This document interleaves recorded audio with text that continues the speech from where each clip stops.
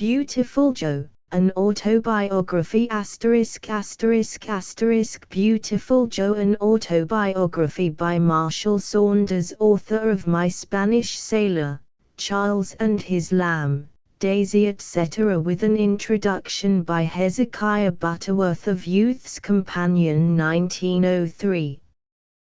Table of Contents. Dedication. Preface. Introduction. Only occur the cruel milkman, my kind deliverer, and Miss Laura the Morris boys add to my name my new home, and a selfish lady the fox terrier Billy training a puppy, a ruined dog the parrot Bella Billy's training continued, goldfish and canaries Malta the cat, the beginning of an adventure, how we caught the burglar, our journey to Riverdale, Dingley Farm, Mr. Wood and his horses, Mrs. Wood's poultry, a band of mercy, stories about animals, Mr. Maxwell and Mr. Harry, what happened at the tea table, trapping wild animals, the rabbit and the hen, a happy horse, the box of money, a neglected stable, the end of the Englishman, a talk about sheep, a jealous ox in the cow stable, our return home, performing animals, a fire in Fairport, Billy and the Italian dandy, the tramp, the end of my story. Dedication to George Thorndike, Angel, President of the American Humane Education Society, the Massachusetts Society for the Prevention of Cruelty to Animals,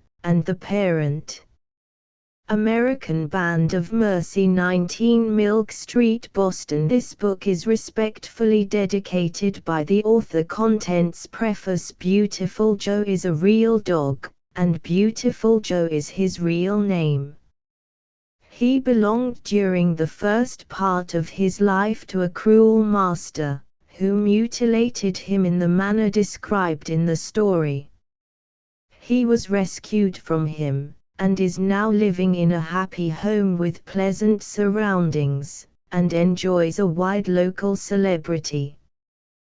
The character of Laura is drawn from life, and to the smallest detail is truthfully depicted.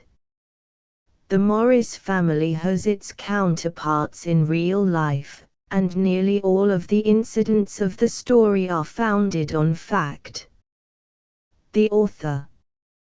Contents. Introduction. The wonderfully successful book, entitled Black Beauty, came like a living voice out of the animal kingdom.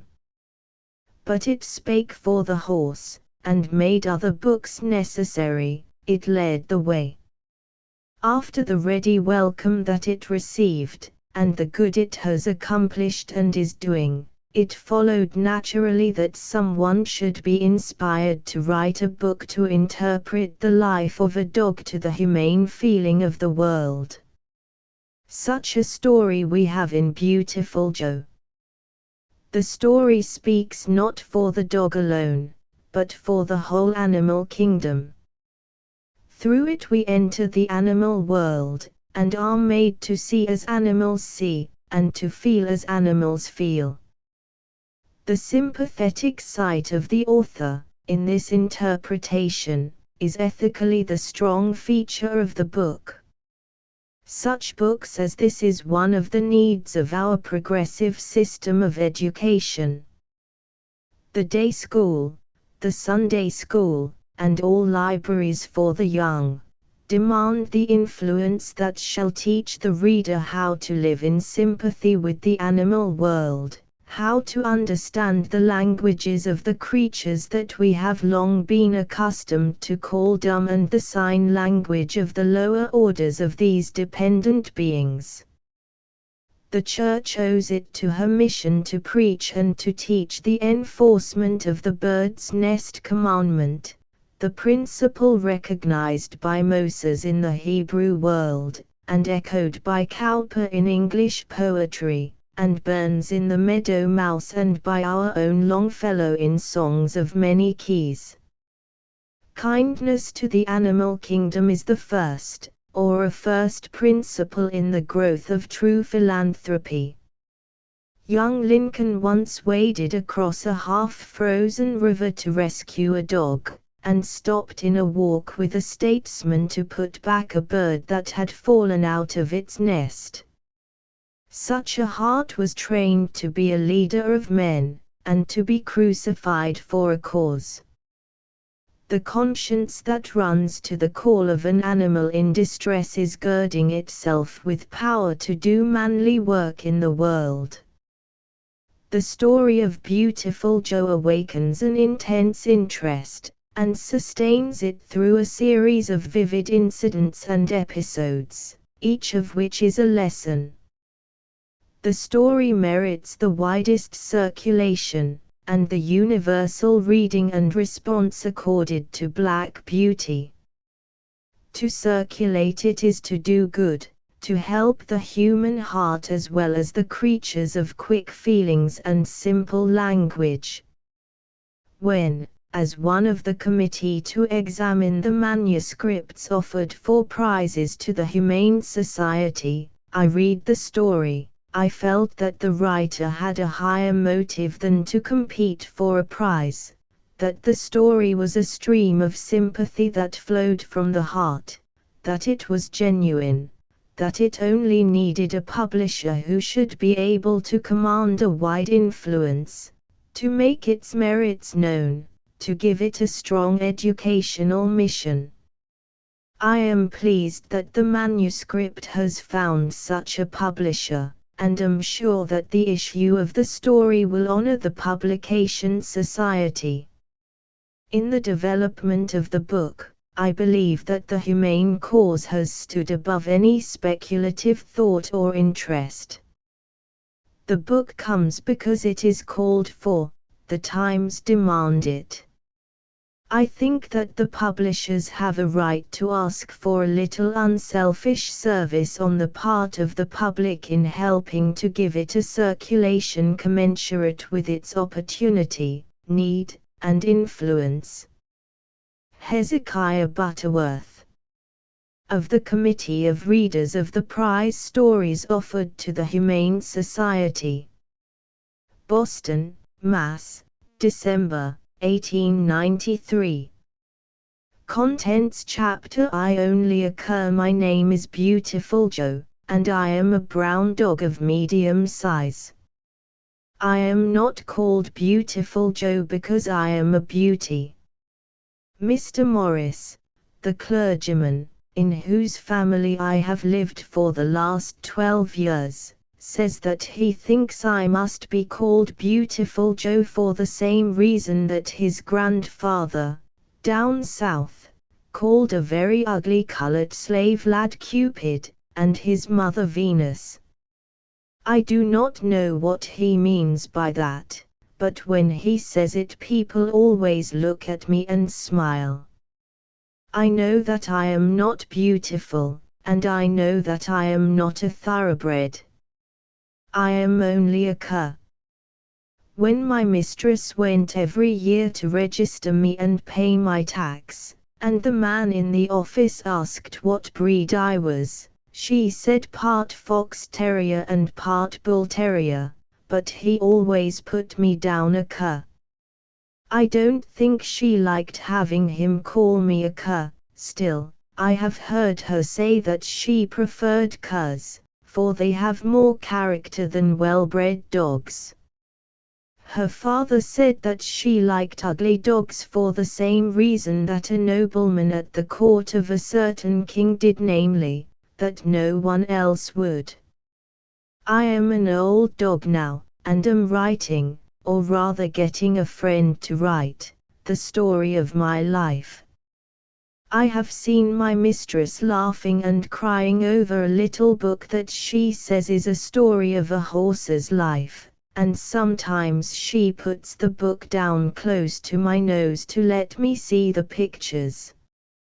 I love my dear mistress, I can say no more than that. I love her better than anyone else in the world, and I think it will please her if I write the story of a dog's life.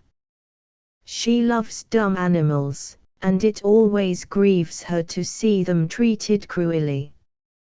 I have heard her say that if all the boys and girls in the world were to rise up and say that there should be no more cruelty to animals, they could put a stop to it.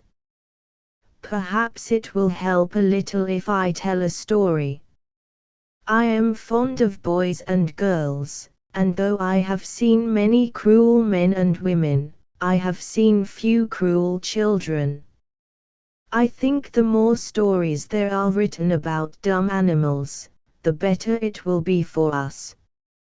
In telling my story, I think I had better begin at the first and come right on to the end.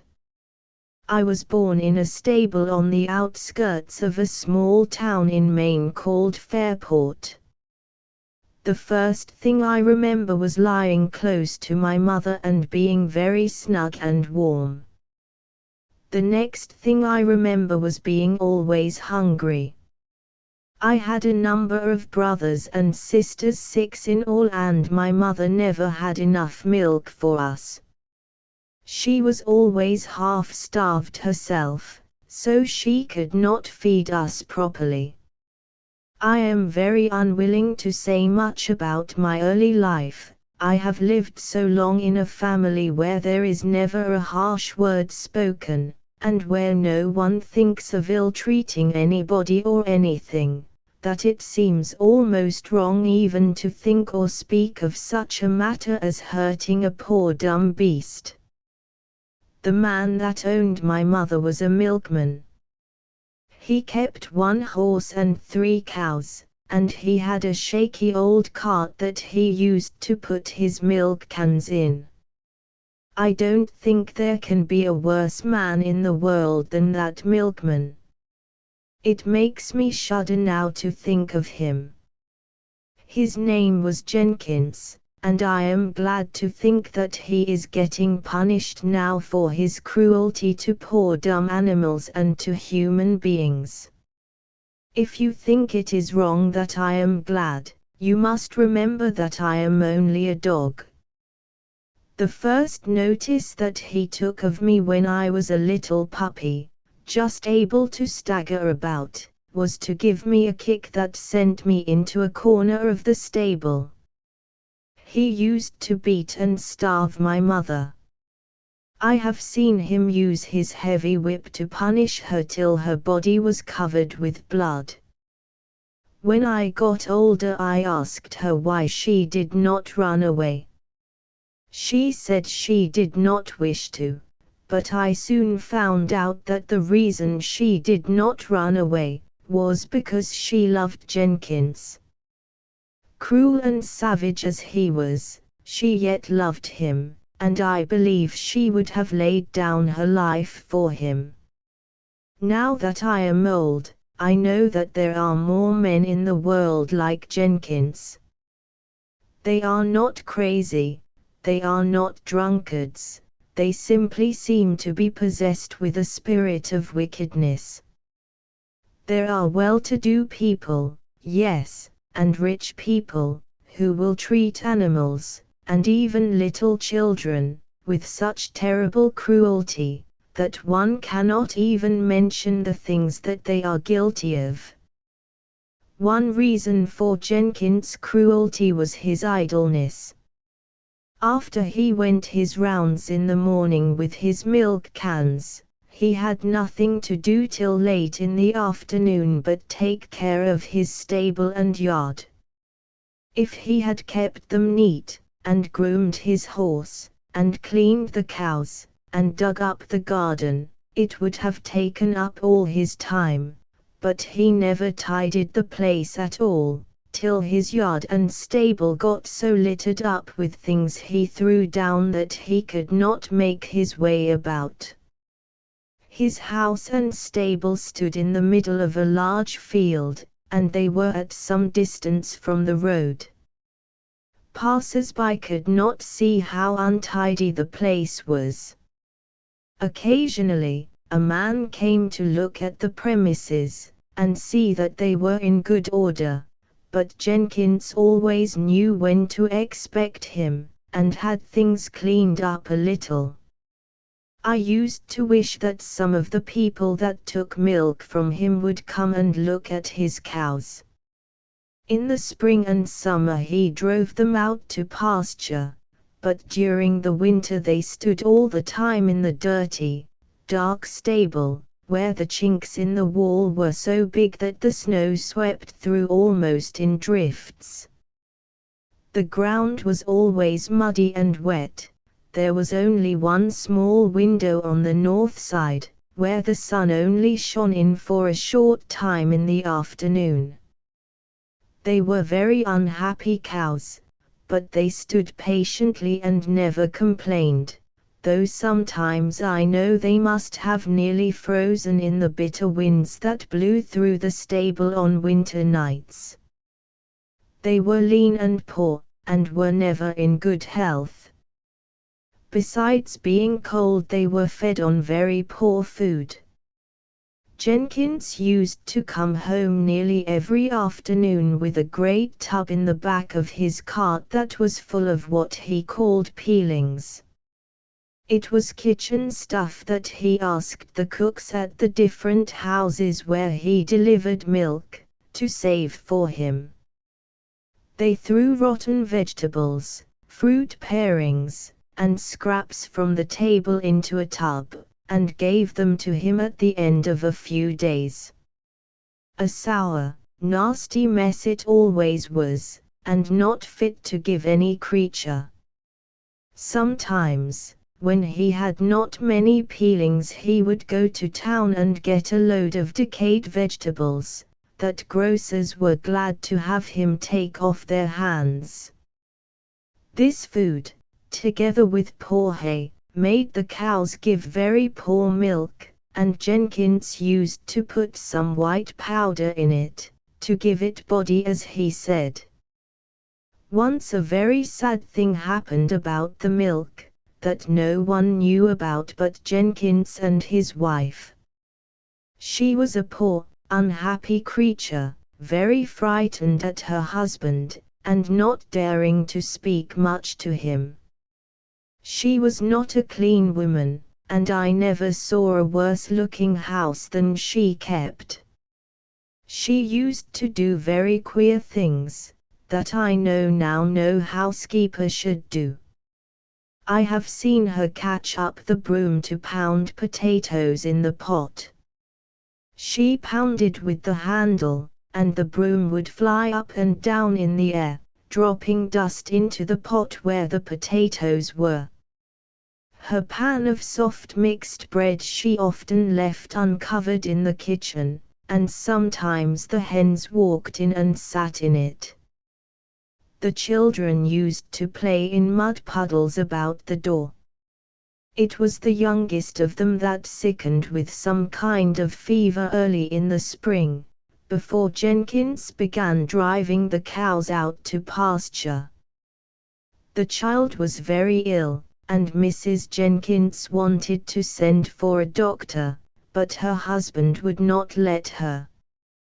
They made a bed in the kitchen, close to the stove, and Mrs. Jenkins nursed the child as best she could. She did all her work nearby, and I saw her several times wiping the child's face with the cloth that she used for washing her milk pans. Nobody knew outside the family that the little girl was ill. Jenkins had such a bad name, that none of the neighbors would visit them. By and by the child got well, and a week or two later Jenkins came home with quite a frightened face, and told his wife that the husband of one of his customers was very ill with typhoid fever. After a time the gentleman died, and the cook told Jenkins that the doctor wondered how he could have taken the fever, for there was not a case in town. There was a widow left with 3 orphans, and they never knew that they had to blame a dirty, careless milkman for taking a kind husband and father from them. Contents Chapter 2 The Cruel Milkman. I have said that Jenkins spent most of his days in idleness. He had to start out very early in the morning, in order to supply his customers with milk for breakfast. Oh, how ugly he used to be, when he came into the stable on cold winter mornings, before the sun was up. He would hang his lantern on a hook, and get his milking stool, and if the cows did not step aside just to suit him, he would seize a broom or fork, and beat them cruelly. My mother and I slept on a heap of straw in the corner of the stable, and when she heard his step in the morning she always roused me, so that we could run outdoors as soon as he opened the stable door. He always aimed a kick at us as we passed, but my mother taught me how to dodge him. After he finished milking, he took the pails of milk up to the house for Mrs. Jenkins to strain and put in the cans, and he came back and harnessed his horse to the cart. His horse was called Toby, and a poor, miserable, broken-down creature he was. He was weak in the knees, and weak in the back, and weak all over, and Jenkins had to beat him all the time, to make him go. He had been a cab horse, and his mouth had been jerked, and twisted, and sawed at, till one would think there could be no feeling left in it. Still I have seen him wince and curl up his lip when Jenkins thrust in the frosty bit on a winter's morning. Poor old Toby! I used to lie on my straw sometimes and wonder he did not cry out with pain. Cold and half-starved he always was in the winter time, and often with raw sores on his body that Jenkins would try to hide by putting bits of cloth under the harness. But Toby never murmured, and he never tried to kick and bite, and he minded the least word from Jenkins, and if he swore at him, Toby would start back, or step up quickly, he was so anxious to please him. After Jenkins put him in the cart, and took in the cans, he set out on his rounds. My mother, whose name was Jess, always went with him. I used to ask her why she followed such a brute of a man, and she would hang her head, and say that sometimes she got a bone from the different houses they stopped at. But that was not the whole reason. She liked Jenkins so much, that she wanted to be with him. I had not her sweet and patient disposition, and I would not go with her. I watched her out of sight, and then ran up to the house to see if Mrs. Jenkins had any scraps for me. I nearly always got something, for she pitied me, and often gave me a kind word or look with the bits of food that she threw to me.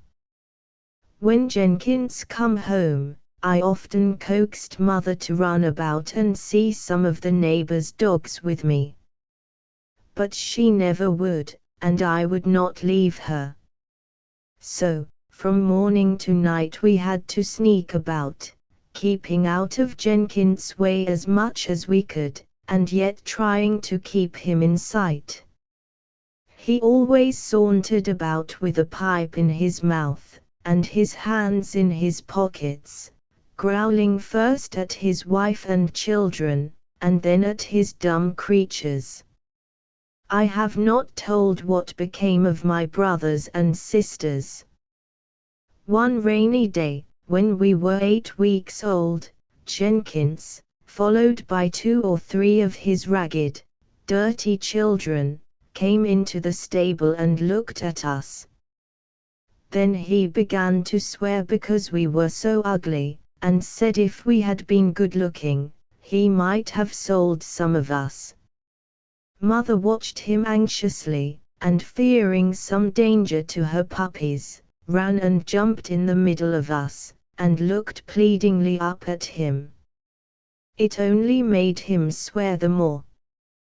He took one pup after another, and right there, before his children and my poor distracted mother, put an end to their lives. Some of them he seized by the legs and knocked against the stalls, till their brains were dashed out, others he killed with a fork. It was very terrible. My mother ran up and down the stable, screaming with pain, and I lay weak and trembling, and expecting every instant that my turn would come next. I don't know why he spared me. I was the only one left. His children cried, and he sent them out of the stable and went out himself. Mother picked up all the puppies and brought them to our nest in the straw and licked them, and tried to bring them back to life, but it was of no use, they were quite dead. We had them in our corner of the stable for some days, till Jenkins discovered them, and swearing horribly at us, he took his stable fork and threw them out in the yard, and put some earth over them. My mother never seemed the same after this.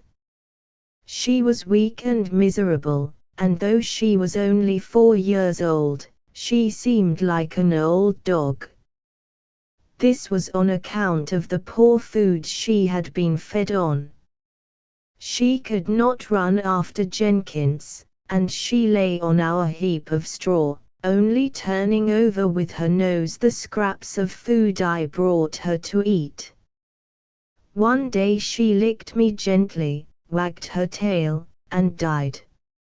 As I sat by her, feeling lonely and miserable, Jenkins came into the stable. I could not bear to look at him. He had killed my mother. There she lay, a little, gaunt, scarred creature, starved and worried to death by him. Her mouth was half open, her eyes were staring. She would never again look kindly at me, or curl up to me at night to keep me warm. Oh, how I hated her murderer! But I sat quietly, even when he went up and turned her over with his foot to see if she was really dead. I think he was a little sorry, for he turned scornfully toward me and said, "She was worth 2 of you, why didn't you go instead?" Still I kept quiet till he walked up to me and kicked at me. My heart was nearly broken, and I could stand no more. I flew at him and gave him a savage bite on the ankle. "Aho," he said, "so you are going to be a fighter, are you? I'll fix you for that." His face was red and furious. He seized me by the back of the neck and carried me out to the yard where a log lay on the ground. "Bill," he called to one of his children, "bring me the hatchet." He laid my head on the log and pressed one hand on my struggling body. I was now a year old and a full-sized dog. There was a quick, dreadful pain, and he had cut off my ear, not in the way they cut puppies' ears, but close to my head, so close that he cut off some of the skin beyond it. Then he cut off the other ear, and, turning me swiftly round, cut off my tail close to my body. Then he let me go and stood looking at me as I rolled on the ground and yelped in agony. He was in such a passion that he did not think that people passing by on the road might hear me. Contents Chapter 3 My kind deliverer and Miss Laura. There was a young man going by on a bicycle. He heard my screams and springing off his bicycle, came hurrying up the path, and stood among us before Jenkins caught sight of him. In the midst of my pain, I heard him say fiercely, "What have you been doing to that dog?" "I've been cutting his ears for fightin', my young gentleman," said Jenkins. "There is no law to prevent that, is there?" "And there is no law to prevent my giving you a beating," said the young man, angrily. In a trice he had seized Jenkins by the throat, and was pounding him with all his might.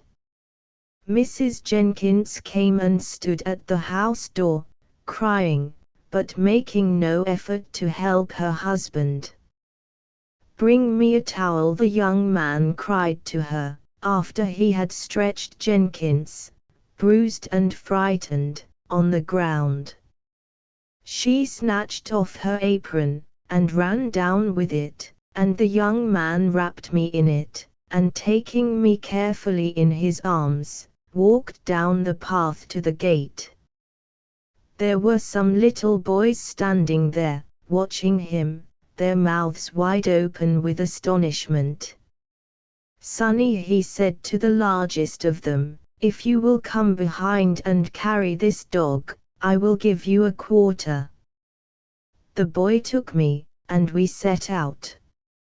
I was all smothered up in a cloth, and moaning with pain, but still I looked out occasionally to see which way we were going. We took the road to the town and stopped in front of a house on Washington Street.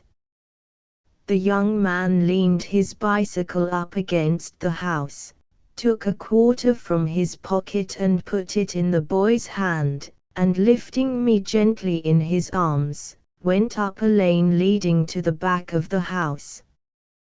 There was a small stable there. He went into it, put me down on the floor and uncovered my body.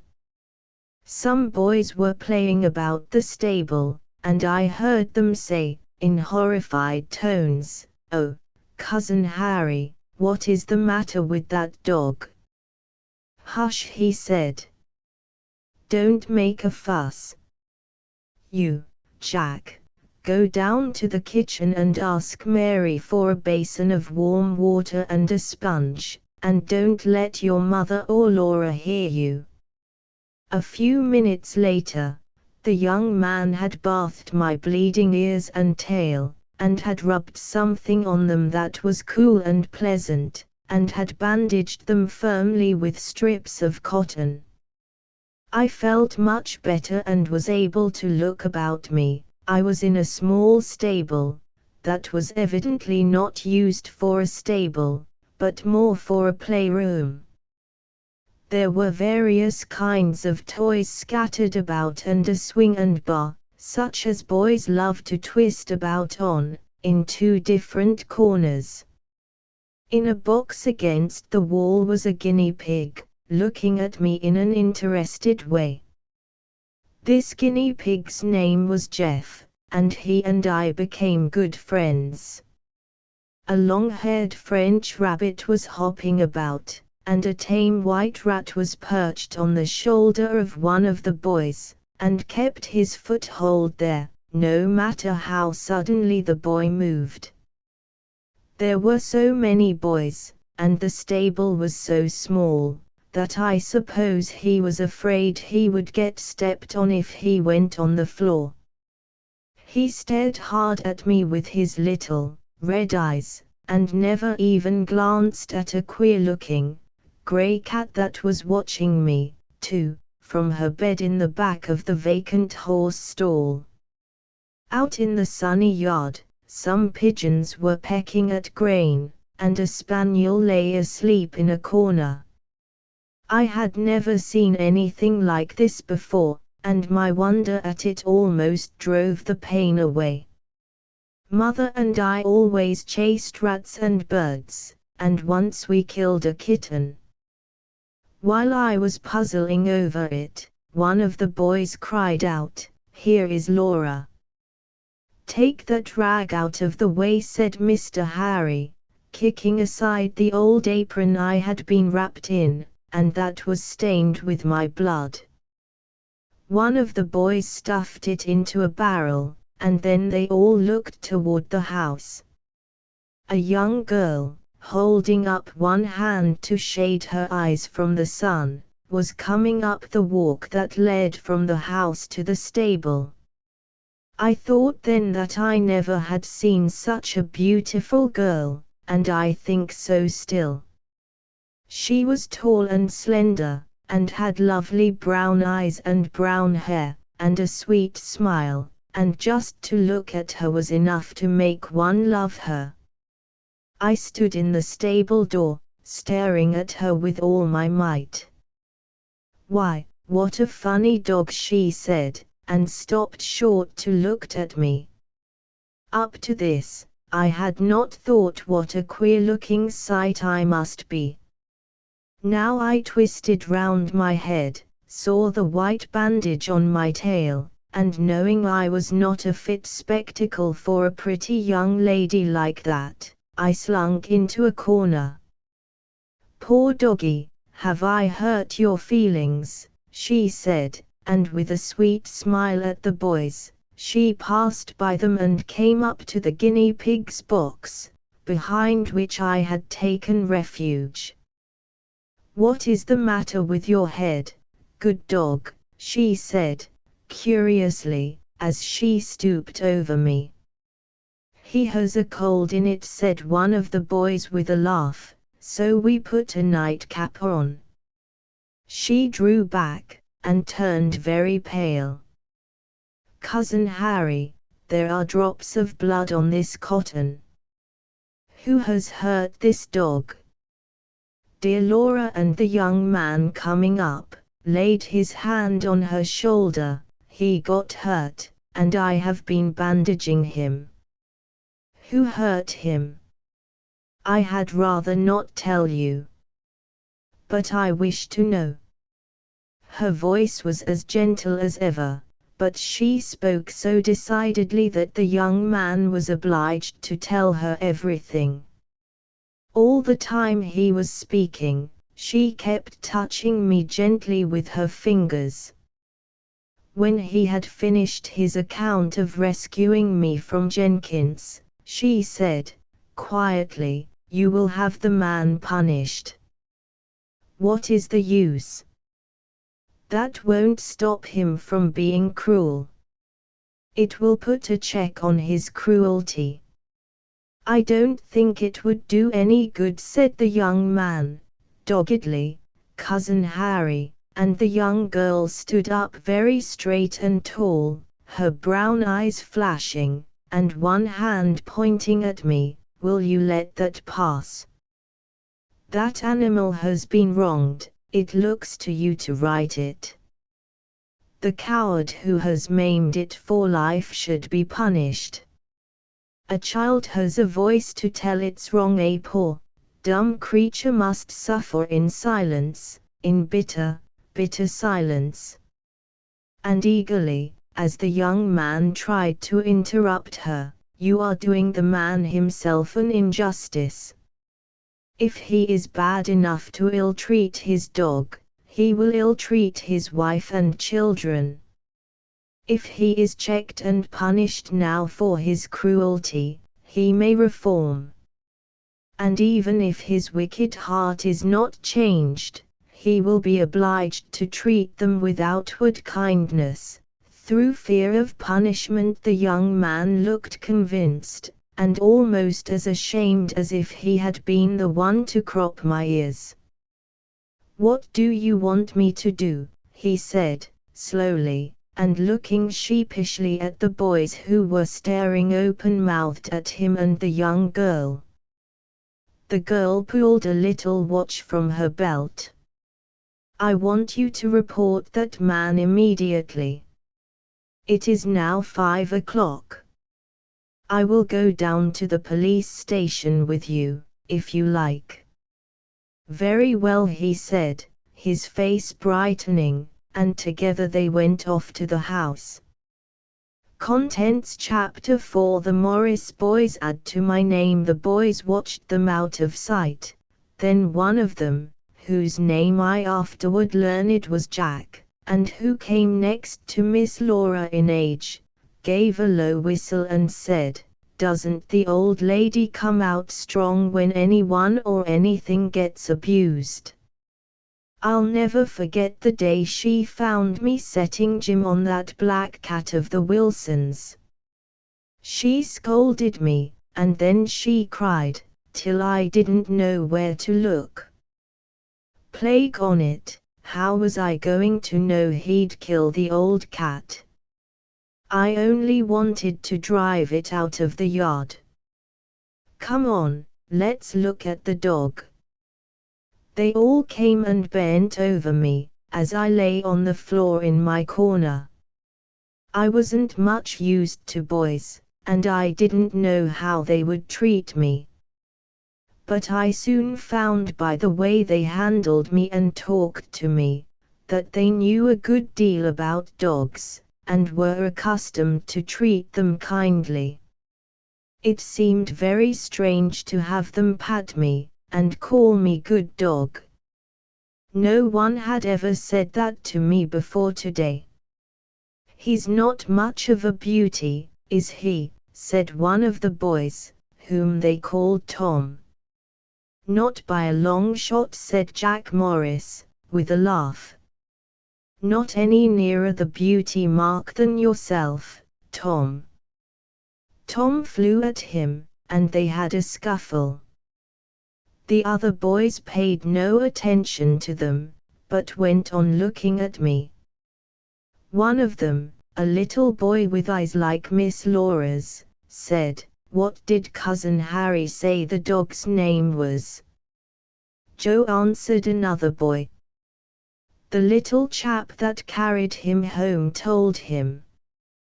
"We might call him Ugly Joe then," said a lad with a round, fat face, and laughing eyes. I wondered very much who this boy was, and, later on, I found out that he was another of Miss Laura's brothers, and his name was Ned. There seemed to be no end to the Morris boys. "I don't think Laura would like that," said Jack Morris, suddenly coming up behind him. He was very hot, and was breathing fast, but his manner was as cool as if he had never left the group about me. He had beaten Tom, who was sitting on a box, ruefully surveying a hole in his jacket. "You see," he went on, gaspingly, "if you call him Ugly Joe, her ladyship will say that you are wounding the dear dog's feelings. Beautiful Joe would be more to her liking." A shout went up from the boys. I didn't wonder that they laughed. Plain-looking I naturally was, but I must have been hideous in those bandages. "Beautiful Joe, then let it be," they cried. "Let us go and tell Mother, and ask her to give us something for our beauty to eat." They all trooped out of the stable, and I was very sorry, for when they were with me, I did not mind so much the tingling in my ears, and the terrible pain in my back. They soon brought me some nice food, but I could not touch it, so they went away to their play, and I lay in the box they put me in, trembling with pain, and wishing that the pretty young lady was there, to stroke me with her gentle fingers. By and by it got dark. The boys finished their play, and went into the house, and I saw lights twinkling in the windows. I felt lonely and miserable in this strange place. I would not have gone back to Jenkins for the world, still it was the only home I had known, and though I felt that I should be happy here, I had not yet gotten used to the change. Then the pain all through my body was dreadful. My head seemed to be on fire, and there were sharp, darting pains up and down my backbone. I did not dare to howl, lest I should make the big dog, Jim, angry. He was sleeping in a kennel, out in the yard. The stable was very quiet. Up in the loft above, some rabbits that I had heard running about had now gone to sleep. The guinea pig was nestling in the corner of his box, and the cat and the tame rat had scampered into the house long ago. At last I could bear the pain no longer. I sat up in my box and looked about me. I felt as if I was going to die, and, though I was very weak, there was something inside me that made me feel as if I wanted to crawl away somewhere out of sight. I slunk out into the yard, and along the stable wall, where there was a thick clump of raspberry bushes. I crept in among them and lay down in the damp earth. I tried to scratch off my bandages, but they were fastened on too firmly, and I could not do it. I thought about my poor mother, and wished she was here to lick my sore ears. Though she was so unhappy herself, she never wanted to see me suffer. If I had not disobeyed her, I would not now be suffering so much pain. She had told me again and again not to snap at Jenkins, for it made him worse. In the midst of my trouble I heard a soft voice calling, "Joe! Joe!" It was Miss Laura's voice, but I felt as if there were weights on my paws, and I could not go to her. "Joe! Joe!" she said, again. She was going up the walk to the stable, holding up a lighted lamp in her hand. She had on a white dress, and I watched her till she disappeared in the stable. She did not stay long in there. She came out and stood on the gravel. "Joe, Joe, beautiful Joe, where are you? You are hiding somewhere, but I shall find you." Then she came right to the spot where I was. "Poor doggy," she said, stooping down and patting me. "Are you very miserable, and did you crawl away to die? I have had dogs to do that before, but I am not going to let you die, Joe." And she set her lamp on the ground, and took me in her arms. I was very thin then, not nearly so fat as I am now, still I was quite an armful for her. But she did not seem to find me heavy. She took me right into the house, through the back door, and down a long flight of steps, across a hall, and into a snug kitchen. "For the land's sakes," Miss Laura said, a woman who was bending over a stove, "what have you got there?" "A poor sick dog," Mary said. Miss Laura, seating herself on a chair. "Will you please warm a little milk for him? And have you a box or a basket down here that he can lie in?" "I guess so," said the woman, "but he's awful dirty. You're not going to let him sleep in the house, are you?" "Only for tonight. He is very ill. A dreadful thing happened to him, Mary." And Miss Laura went on to tell her how my ears had been cut off. "Oh, that's the dog the boys were talking about," said the woman. "Poor creature, he's welcome to all I can do for him." She opened a closet door, and brought out a box, and folded a piece of blanket for me to lie on. Then she heated some milk in a saucepan, and poured it in a saucer, and watched me while Miss Laura went upstairs to get a little bottle of something that would make me sleep. They poured a few drops of this medicine into the milk and offered it to me. I lapped a little, but I could not finish it, even though Miss Laura coaxed me very gently to do so.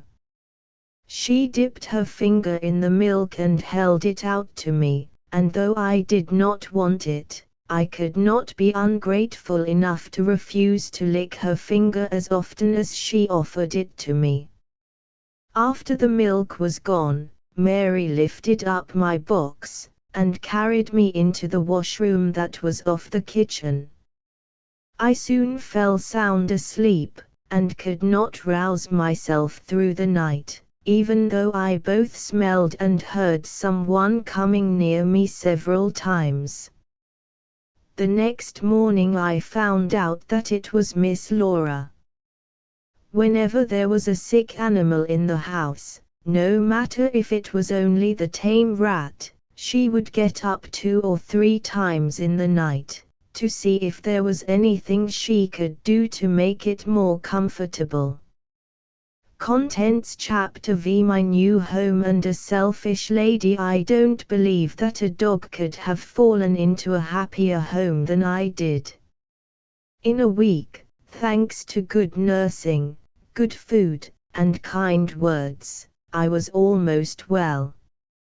Mr. Harry washed and dressed my sore ears and tail every day till he went home, and one day, he and the boys gave me a bath out in the stable. They carried out a tub of warm water and stood me in it. I had never been washed before in my life, and it felt very queer. Miss Laura stood by laughing and encouraging me not to mind the streams of water trickling all over me. I couldn't help wondering what Jenkins would have said if he could have seen me in that tub.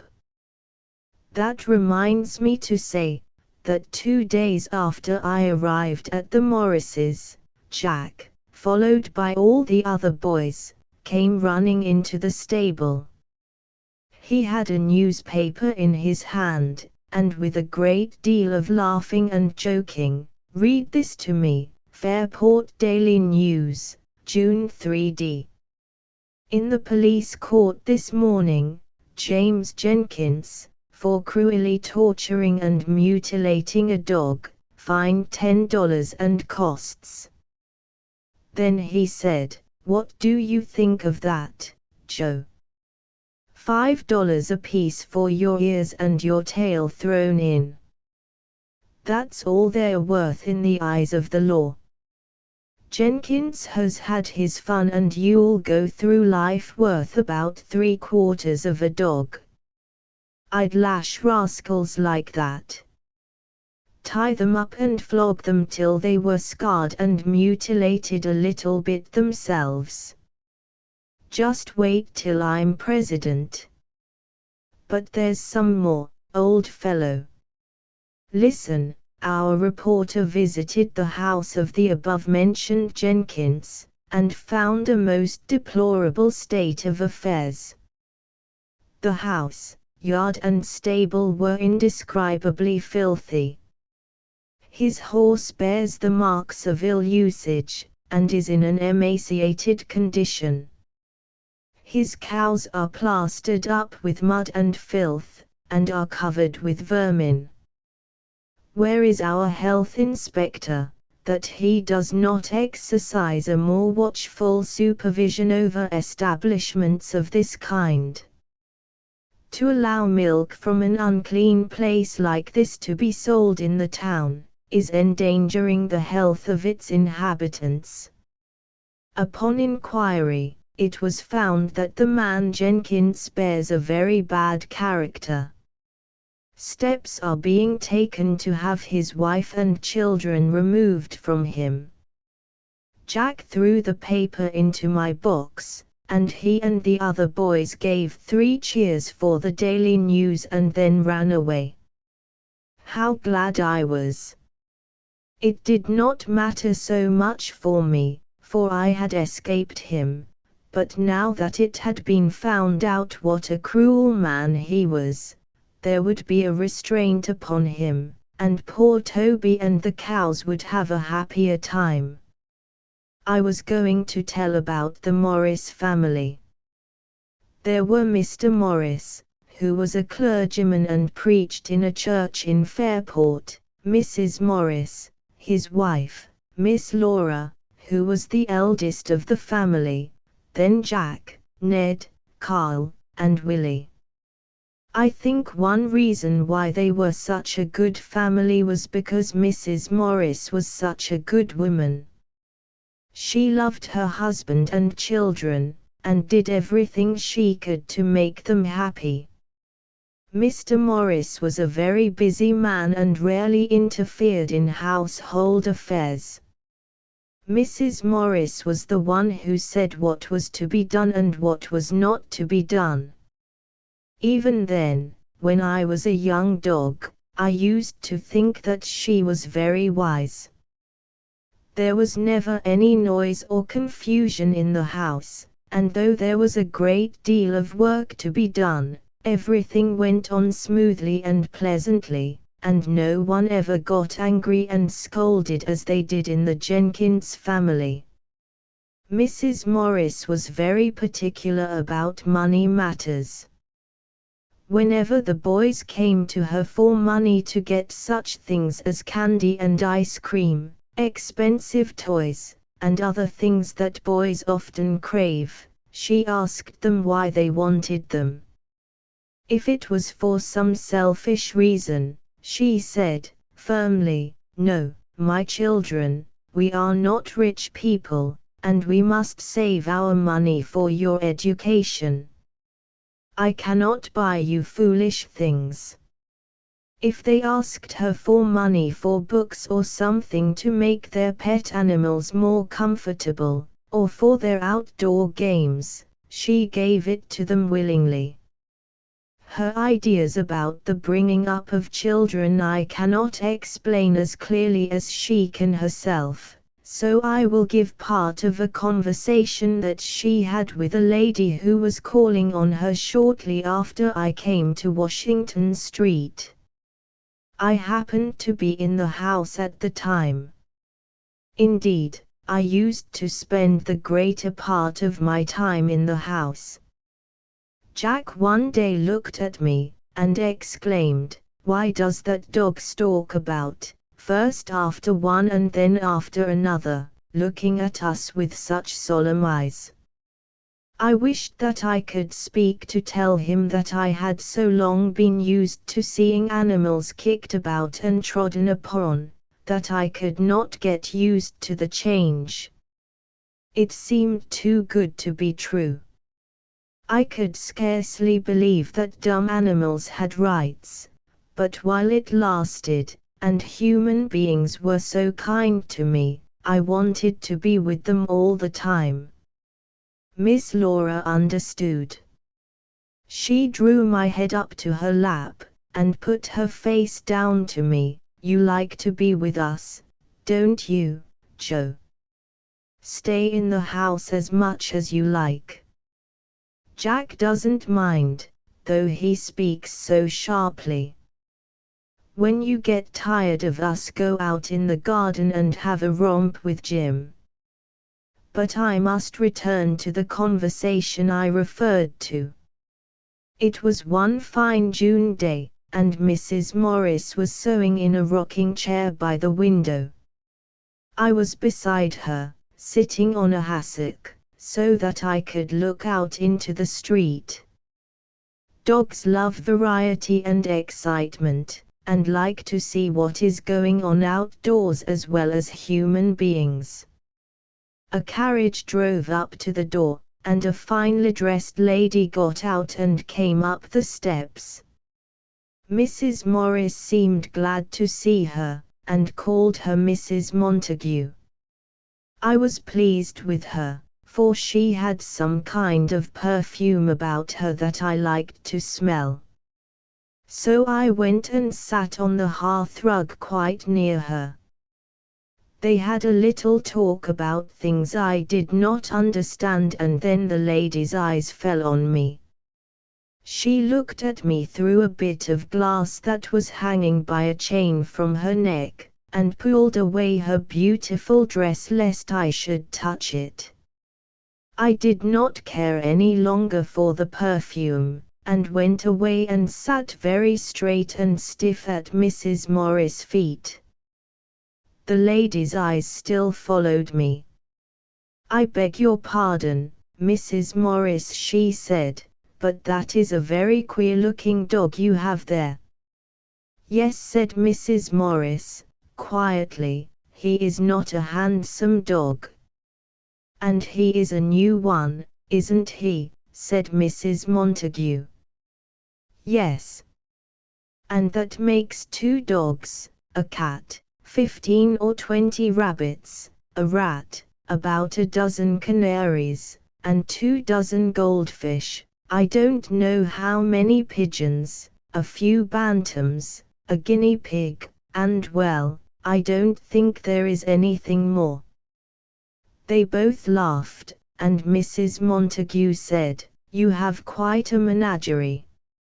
"My father would never allow one of his children to keep a pet animal. He said it would make his girls rough and noisy to romp about the house with cats, and his boys would look like rowdies if they went about with dogs at their heels. I have never found that it made my children more rough to play with their pets," said Mrs. Morris. "No, I should think not," said the lady, languidly. "Your boys are the most gentlemanly lads in Fairport, and as for Laura, she is a perfect little lady. I like so much to have them come and see Charlie. They wake him up, and yet don't make him naughty." "They enjoyed their last visit very much," said Mrs. Morris. "By the way, I have heard them talking about getting Charlie a dog." "Oh," cried the lady, with a little shudder, "beg them not to. I cannot sanction that. I hate dogs." "Why do you hate them?" asked Mrs. Morris, gently. "They are such dirty things, they always smell and have vermin on them." "A dog," said Mrs. Morris, "is something like a child.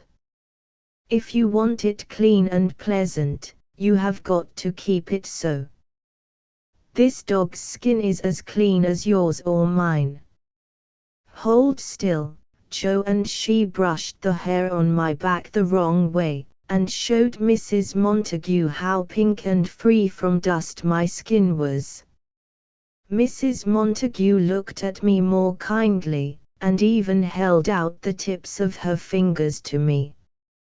I did not lick them.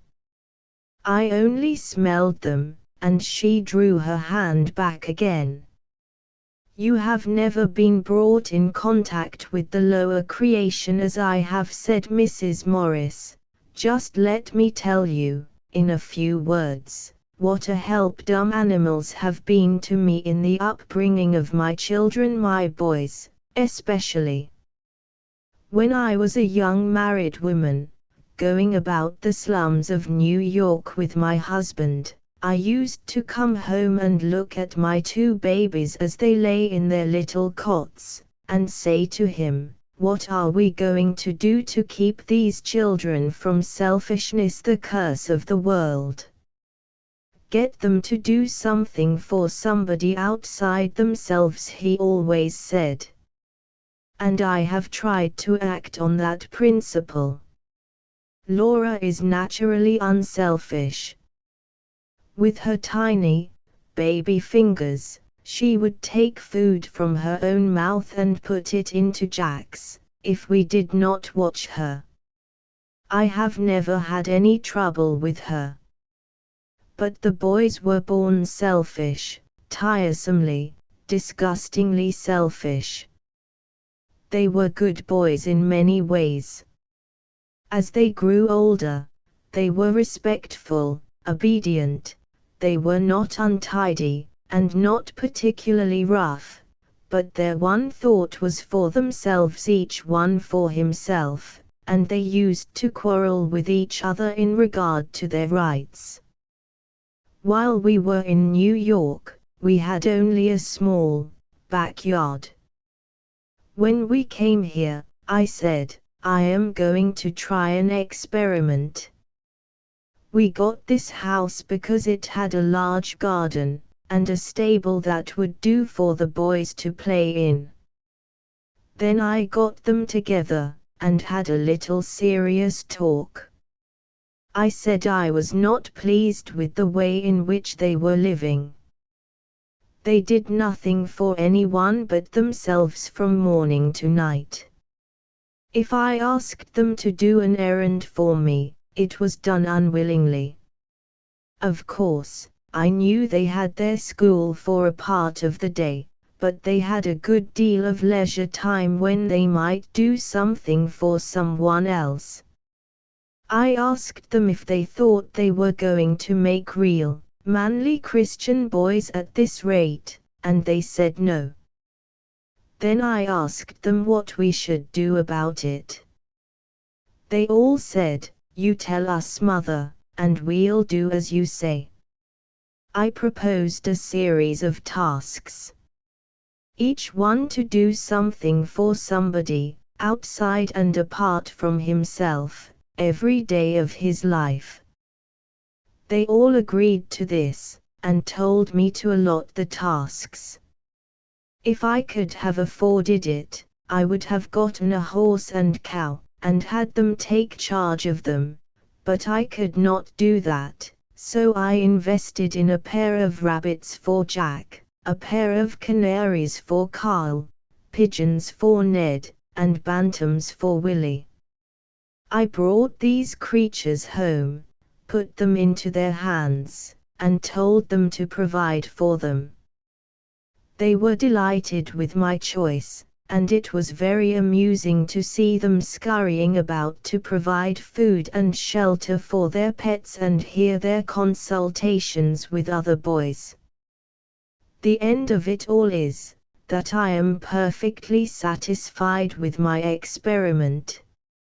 My boys, in caring for these dumb creatures, have become unselfish and thoughtful. They had rather go to school without their own breakfast than have the inmates of the stable go hungry. They are getting a humane education, a heart education, added to the intellectual education of their schools. Then it keeps them at home. I used to be worried with the lingering about street corners, the dawdling around with other boys, and the idle, often worse than idle, talk indulged in. Now they have something to do, they are men of business. They are always hammering and pounding at boxes and partitions out there in the stable, or cleaning up, and if they are sent out on an errand, they do it and come right home. I don't mean to say that we have deprived them of liberty. They have their days for baseball, and football, and excursions to the woods, but they have so much to do at home, that they won't go away unless for a specific purpose. While Mrs. Morris was talking, her visitor leaned forward in her chair, and listened attentively. When she finished, Mrs. Montague said, quietly, "Thank you, I am glad that you told me this. I shall get Charlie a dog." "I am glad to hear you say that," replied Mrs. Morris. "It will be a good thing for your little boy. I should not wish my boys to be without a good, faithful dog. A child can learn many a lesson from a dog. This one," pointing to me, "might be held up as an example to many a human being. He is patient, quiet, and obedient. My husband says that he reminds him of 3 words in the Bible through much tribulation." "Why does he say that?" asked Mrs. Montague, curiously. "Because he came to us from a very unhappy home. And Mrs. Morris went on to tell her friend what she knew of my early days. When she stopped, Mrs. Montague's face was shocked and pained. "How dreadful to think that there are such creatures as that man Jenkins in the world. And you say that he has a wife and children. Mrs. Morris, tell me plainly, are there many such unhappy homes in Fairport?"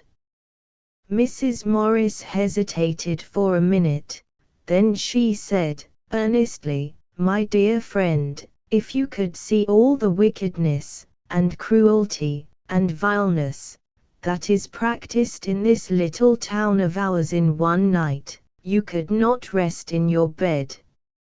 Mrs. Montague looked dazed. "I did not dream that it was as bad as that," she said. "Are we worse than other towns?"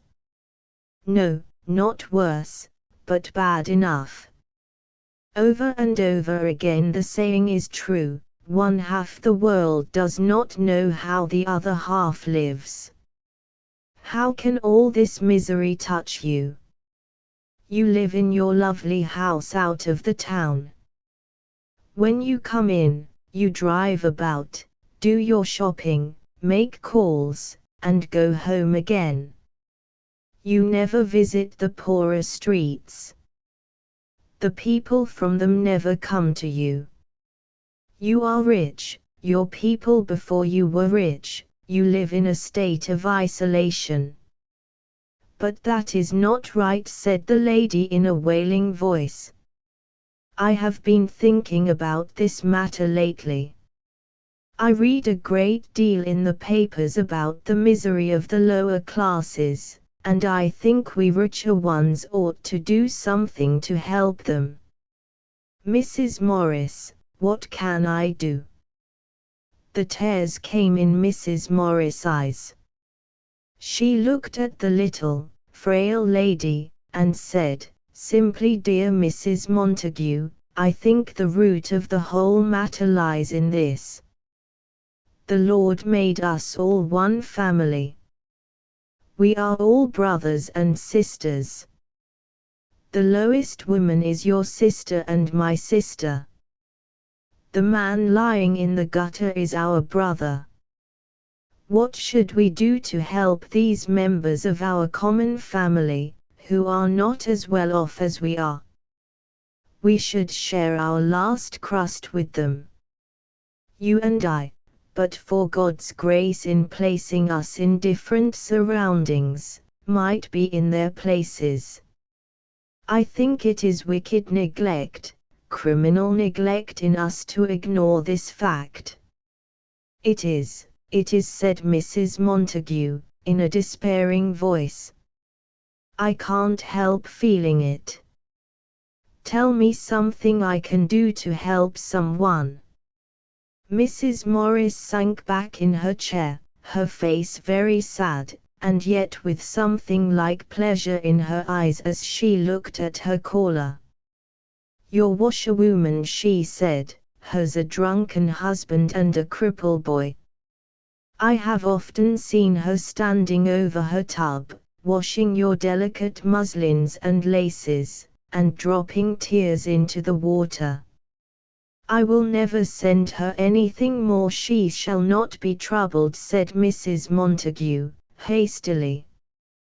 Mrs. Morris could not help smiling. "I have not made myself clear. It is not the washing that troubles her, it is her husband who beats her, and her boy who worries her. If you and I take our work from her, she will have that much less money to depend upon, and will suffer in consequence. She is a hard-working and capable woman, and makes a fair living. I would not advise you to give her money, for her husband would find it out, and take it from her. It is sympathy that she wants. If you could visit her occasionally, and show that you are interested in her, by talking or reading to her poor foolish boy or showing him a picture book. You have no idea how grateful she would be to you, and how it would cheer her on her dreary way. I will go to see her tomorrow, said Mrs. Montague. Can you think of anyone else I could visit? A great many, said Mrs. Morris, but I don't think you had better undertake too much at once.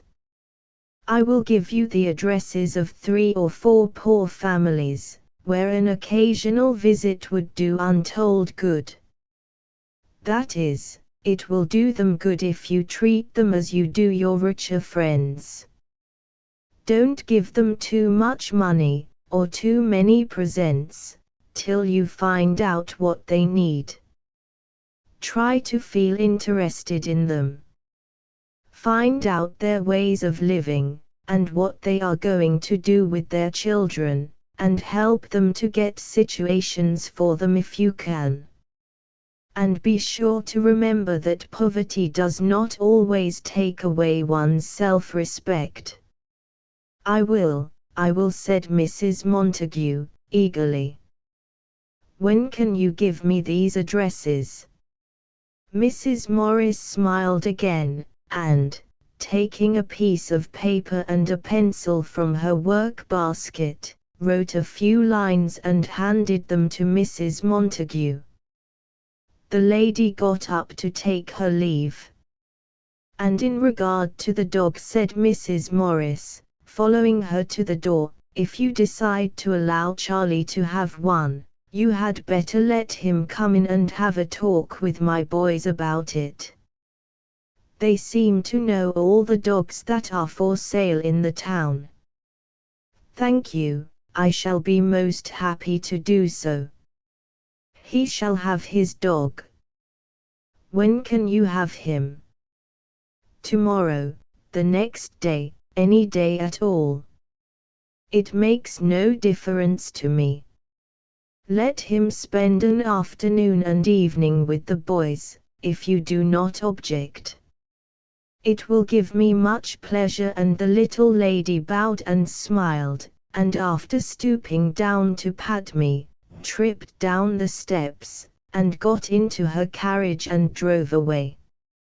Mrs. Morris stood looking after her with a beaming face, and I began to think that I should like Mrs. Montague, too, if I knew her long enough.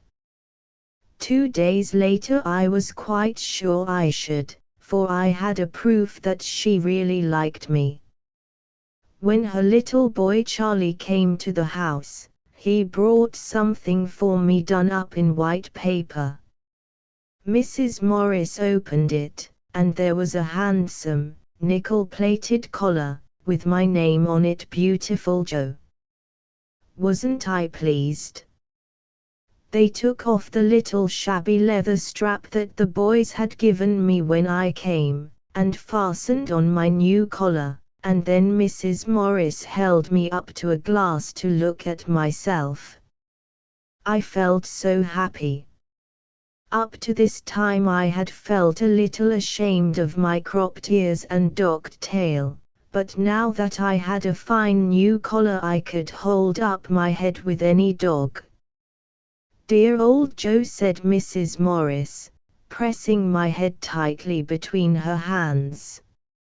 You did a good thing the other day in helping me to start that little woman out of her selfish way of living. I did not know about that, but I knew that I felt very grateful to Mrs. Montague for my new collar, and ever afterward, when I met her in the street, I stopped and looked at her. Sometimes she saw me and stopped her carriage to speak to me, but I always wagged my tail, or rather my body, for I had no tail to wag, whenever I saw her, whether she saw me or not. Her son got a beautiful Irish setter, called Brisk. He had a silky coat and soft brown eyes, and his young master seemed very fond of him. Contents Chapter 6 The Fox Terrier Billy. When I came to the Morrises, I knew nothing about the proper way of bringing up a puppy. I once heard of a little boy whose sister beat him so much that he said he was brought up by hand. So I think as Jenkins kicked me so much, I may say that I was brought up by foot. Shortly after my arrival in my new home, I had a chance of seeing how one should bring up a little puppy. One day I was sitting beside Miss Laura in the parlor, when the door opened and Jack came in. One of his hands was laid over the other, and he said to his sister, "Guess what I've got here?" "A bird," she said. "No." "A rat?" "No." "A mouse?" "No." "A pup?" "Oh, Jack," she said, reprovingly, for she thought he was telling a story. He opened his hands and there lay the tiniest morsel of a fox terrier puppy that I ever saw. He was white, with black and tan markings. His body was pure white, his tail black, with a dash of tan, his ears black, and his face evenly marked with black and tan.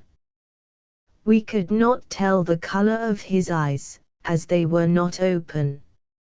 Later on, they turned out to be a pretty brown. His nose was pale pink, and when he got older, it became jet black. "Why, Jack," exclaimed Miss Laura, "his eyes aren't open. Why did you take him from his mother?" "She's dead," said Jack. "Poisoned. Left her pups to run about the yard for a little exercise. Some brute had thrown over a piece of poisoned meat, and she ate it. 4 of the pups died. This is the only one left. Mr. Robinson says his man doesn't understand raising pups without their mothers, and as he is going away, he wants us to have it, for we always had such luck in nursing sick animals." Mr. Robinson I knew was a friend of the Morrises, and a gentleman who was fond of fancy stock, and imported a great deal of it from England. If this puppy came from him, it was sure to be a good one. Miss Laura took the tiny creature, and went upstairs very thoughtfully. I followed her, and watched her get a little basket and line it with cotton wool. She put the puppy in it and looked at him. Though it was midsummer, and the house seemed very warm to me, the little creature was shivering, and making a low murmuring noise. She pulled the wool all over him and put the window down, and set his basket in the sun. Then she went to the kitchen and got some warm milk. She dipped her finger in it, and offered it to the puppy, but he went nosing about it in a stupid way, and wouldn't touch it. Too young, Miss Laura said. She got a little piece of muslin, put some bread in it, tied a string round it, and dipped it in the milk. When she put this to the puppy's mouth, he sucked it greedily. He acted as if he was starving, but Miss Laura only let him have a little. Every few hours for the rest of the day, she gave him some more milk, and I heard the boys say that for many nights she got up once or twice and heated milk over a lamp for him. One night the milk got cold before he took it, and he swelled up and became so ill that Miss Laura had to rouse her mother and get some hot water to plunge him in. That made him well again, and no one seemed to think it was a great deal of trouble to take for a creature that was nothing but a dog. He fully repaid them for all his care, for he turned out to be one of the prettiest and most lovable dogs that I ever saw. They called him Billy, and the two events of his early life were the opening of his eyes and the swallowing of his muslin rag. The rag did not seem to hurt him, but Miss Laura said that, as he had got so strong and so greedy, he must learn to eat like other dogs. He was very amusing when he was a puppy. He was full of tricks, and he crept about in a mischievous way when one did not know he was near. He was a very small puppy and used to climb inside Miss Laura's jersey sleeve up to her shoulder when he was 6 weeks old. One day, when the whole family was in the parlor, Mr. Morris suddenly flung aside his newspaper, and began jumping up and down. Mrs. Morris was very much alarmed, and cried out, "My dear William, what is the matter?" "There's a rat up my leg," he said, shaking it violently. Just then little Billy fell out on the floor and lay on his back looking up at Mr. Morris with a surprised face. He had felt cold and thought it would be warm inside Mr. Morris' trousers leg. However, Billy never did any real mischief, thanks to Miss Laura's training. She began to punish him just as soon as he began to tear and worry things. The first thing he attacked was Mr. Morris' felt hat. The wind blew it down the hall one day, and Billy came along and began to try it with his teeth. I dare say it felt good to them, for a puppy is very like a baby and loves something to bite. Miss Laura found him, and he rolled his eyes at her quite innocently, not knowing that he was doing wrong. She took the hat away, and pointing from it to him, said, "Bad Billy."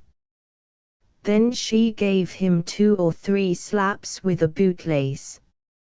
She never struck a little dog with her hand or a stick. She said clubs were for big dogs and switches for little dogs, if one had to use them.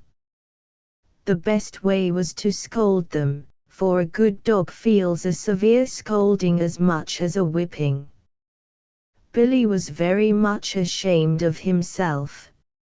Nothing would induce him even to look at a hat again. But he thought it was no harm to worry other things. He attacked one thing after another, the rugs on the floor, curtains, anything flying or fluttering, and Miss Laura patiently scolded him for each one, till at last it dawned upon him that he must not worry anything but a bone. Then he got to be a very good dog. There was one thing that Miss Laura was very particular about, and that was to have him fed regularly. We both got 3 meals a day. We were never allowed to go into the dining room, and while the family was at the table, we lay in the hall outside and watched what was going on. Dogs take a great interest in what anyone gets to eat. It was quite exciting to see the Morrises passing each other different dishes, and to smell the nice, hot food. Billy often wished that he could get up on the table. He said that he would make things fly. When he was growing, he hardly ever got enough to eat. I used to tell him that he would kill himself if he could eat all he wanted to. As soon as meals were over, Billy and I scampered after Miss Laura to the kitchen. We each had our own plate for food. Mary the cook often laughed at Miss Laura, because she would not let her dogs dish together. Miss Laura said that if she did, the larger one would get more than his share, and the little one would starve. It was quite a sight to see Billy eat. He spread his legs apart to steady himself, and gobbled at his food like a duck. When he finished he always looked up for more, and Miss Laura would shake her head and say, "No, Billy, better longing than loathing." I believe that a great many little dogs are killed by overfeeding. I often heard the Morrises speak of the foolish way in which some people stuffed their pets with food, and either kill them by it or keep them in continual ill health. A case occurred in our neighborhood while Billy was a puppy. Some people, called Dobson, who lived only a few doors from the Morrises, had a fine bay mare and a little colt called Sam. They were very proud of this colt, and Mr. Dobson had promised it to his son James. One day Mr. Dobson asked Mr. Morris to come in and see the colt, and I went, too. I watched Mr. Morris while he examined it. It was a pretty little creature, and I did not wonder that they thought so much of it. When Mr. Morris went home his wife asked him what he thought of it. "I think," he said, "that it won't live long." "Why, Papa," exclaimed Jack, who overheard the remark, "it is as fat as a seal." "It would have a better chance for its life if it were lean and scrawny," said Mr. Morris. "They are overfeeding it, and I told Mr. Dobson so, but he wasn't inclined to believe me." Now, Mr. Morris had been brought up in the country, and knew a great deal about animals, so I was inclined to think he was right. And sure enough, in a few days, we heard that the colt was dead. Poor James Dobson felt very badly. A number of the neighbors' boys went in to see him, and there he stood gazing at the dead colt, and looking as if he wanted to cry. Jack was there and I was at his heels, and though he said nothing for a time, I knew he was angry with the Dobsons for sacrificing the colt's life. Presently he said, "You won't need to have that colt stuffed now he's dead, Dobson." "What do you mean?" "Why do you say that?" asked the boy, peevishly. "Because you stuffed him while he was alive," said Jack, saucily. Then we had to run for all we were worth, for the Dobson boy was after us, and as he was a big fellow he would have whipped Jack soundly. I must not forget to say that Billy was washed regularly once a week with nice-smelling soap and once a month with strong-smelling, disagreeable, carbolic soap. He had his own towels and washcloths, and after being rubbed and scrubbed, he was rolled in a blanket and put by the fire to dry. Miss Laura said that a little dog that has been petted and kept in the house, and has become tender, should never be washed and allowed to run about with a wet coat, unless the weather was very warm, for he would be sure to take cold. Jim and I were more hardy than Billy, and we took our baths in the sea. Every few days the boys took us down to the shore and we went in swimming with them. Contents Chapter 7 Training a Puppy. "Ned, dear," said Miss Laura one day, "I wish you would train Billy to follow and retrieve. He is 4 months old now, and I shall soon want to take him out in the street."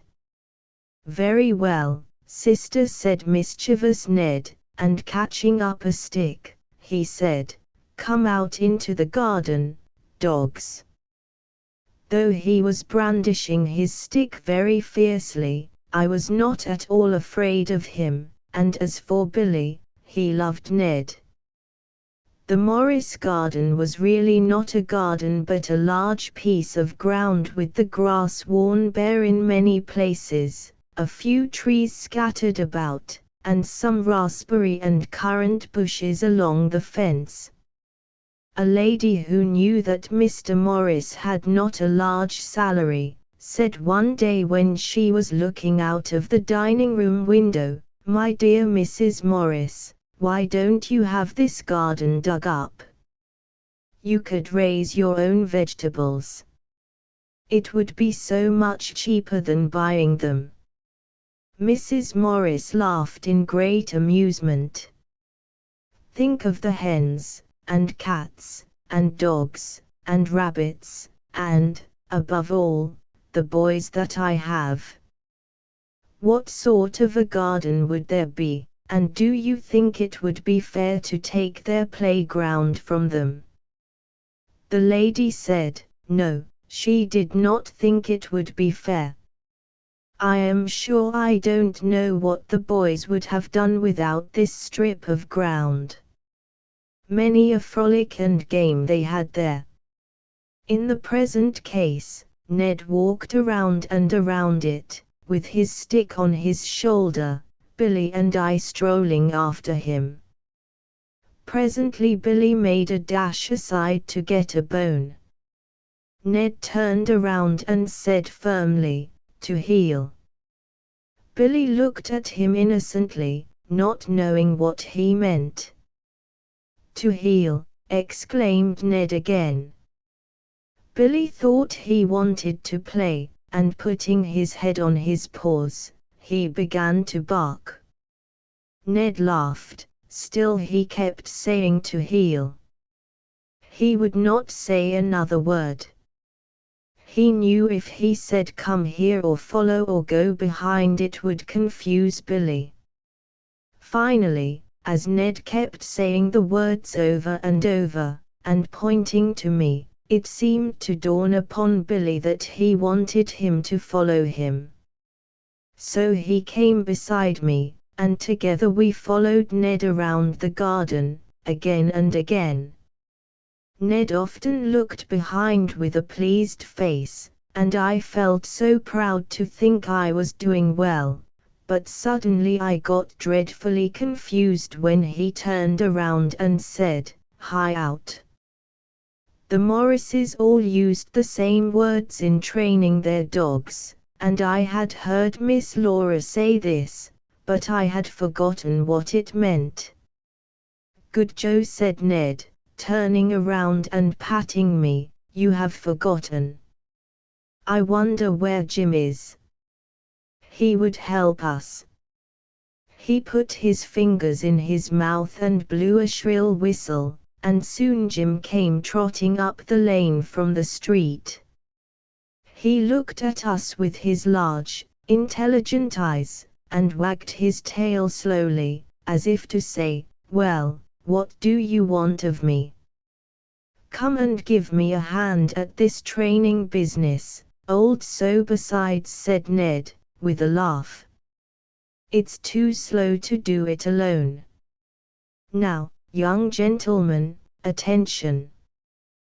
To heel." He began to march around the garden again, and Jim and I followed closely at his heels, while little Billy, seeing that he could not get us to play with him, came lagging behind. Soon Ned turned around and said, "Hi out." Old Jim sprang ahead, and ran off in front as if he was after something. Now I remembered what "hi out" meant. We were to have a lovely race wherever we liked. Little Billy loved this. We ran and scampered hither and thither, and Ned watched us, laughing at our antics.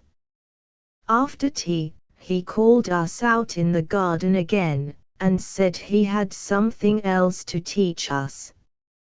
He turned up a tub on the wooden platform at the back door, and sat on it, and then called Jim to him. He took a small leather strap from his pocket.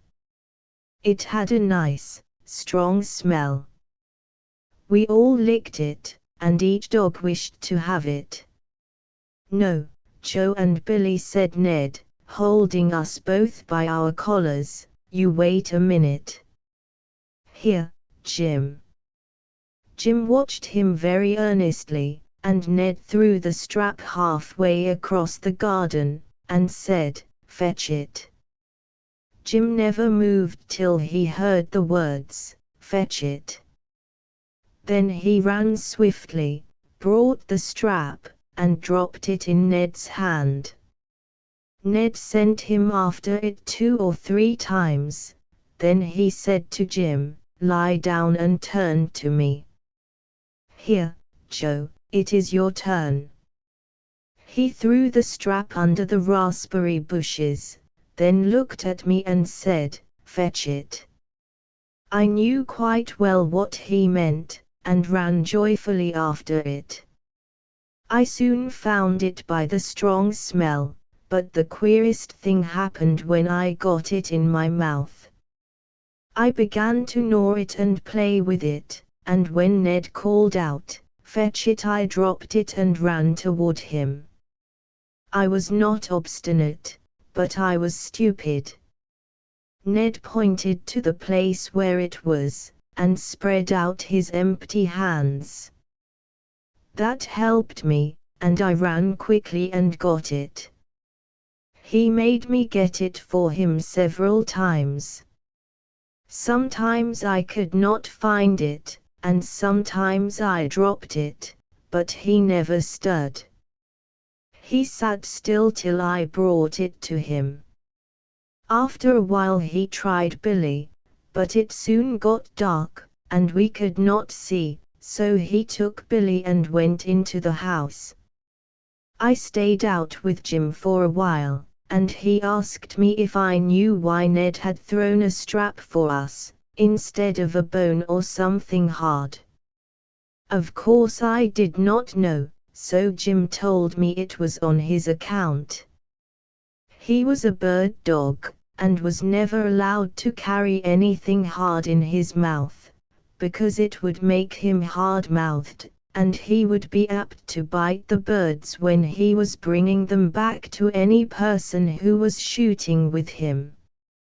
He said that he had been so carefully trained that he could even carry 3 eggs at a time in his mouth. I said to him, Jim, how is it that you never go out shooting? I have always heard that you were a dog for that, and yet you never leave home. He hung his head a little, and said he did not wish to go, and then, for he was an honest dog, he gave me the true reason. Contents Chapter 8. A ruined dog. I was a sporting dog, he said, bitterly, for the first 3 years of my life. I belonged to a man who keeps a livery stable here in Fairport, and he used to hire me out to shooting parties. I was a favorite with all the gentlemen. I was crazy with delight when I saw the guns brought out, and would jump up and bite at them.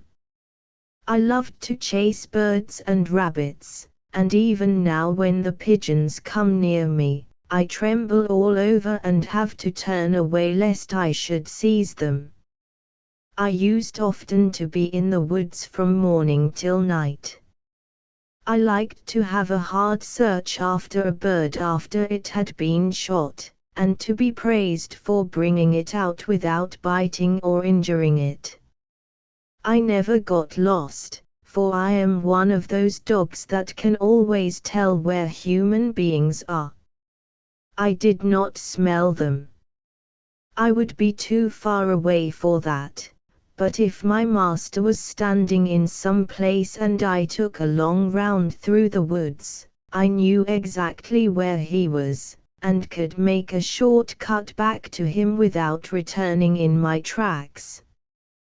But I must tell you about my trouble. One Saturday afternoon a party of young men came to get me. They had a dog with them, a cocker spaniel called Bob, but they wanted another. For some reason or other, my master was very unwilling to have me go.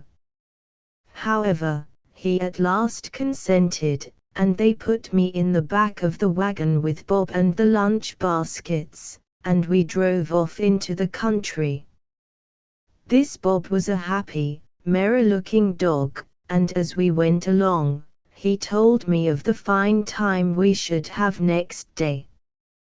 The young men would shoot a little, then they would get out their baskets and have something to eat and drink, and would play cards and go to sleep under the trees, and we would be able to help ourselves to legs and wings of chickens, and anything we liked from the baskets. I did not like this at all. I was used to working hard through the week, and I liked to spend my Sundays quietly at home. However, I said nothing. That night we slept at a country hotel, and drove the next morning to the banks of a small lake where the young men were told there would be plenty of wild ducks. They were in no hurry to begin their sport. They sat down in the sun on some flat rocks at the water's edge, and said they would have something to drink before setting to work. They got out some of the bottles from the wagon, and began to take long drinks from them. Then they got quarrelsome and mischievous, and seemed to forget all about their shooting.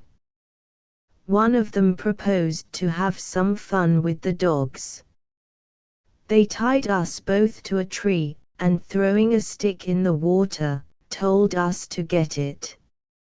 Of course we struggled and tried to get free, and chafed our necks with the rope.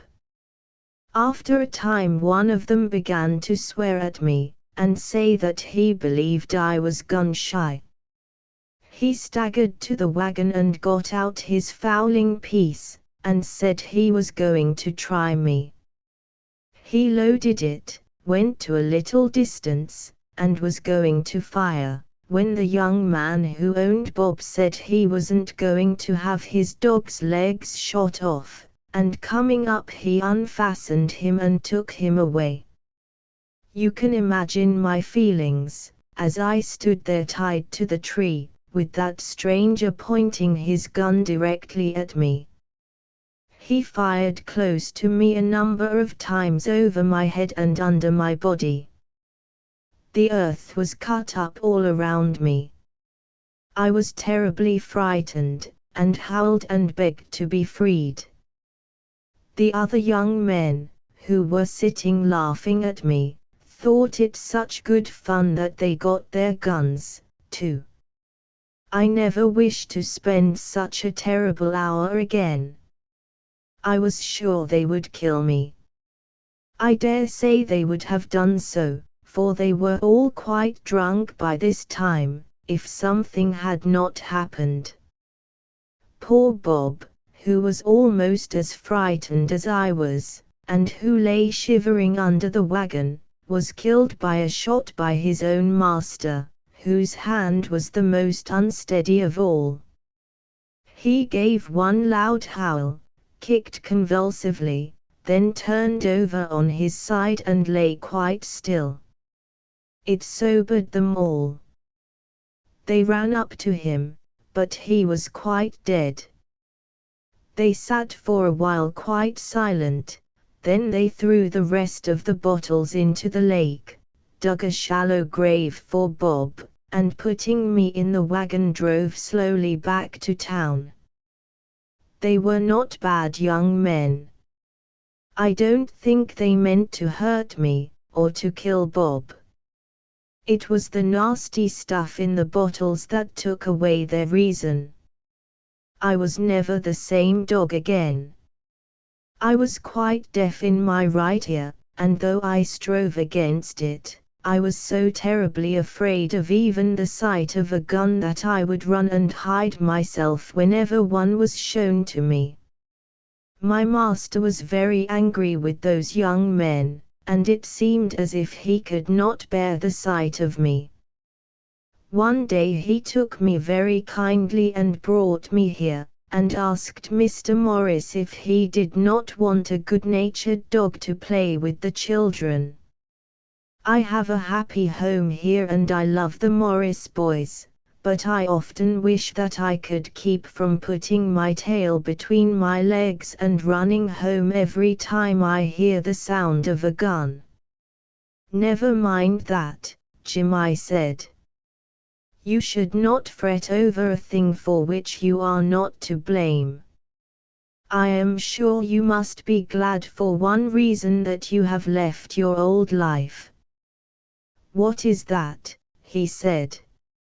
On account of the birds. You know Miss Laura thinks it is wrong to kill the pretty creatures that fly about the woods. So it is, he said, unless one kills them at once. I have often felt angry with men for only half killing a bird.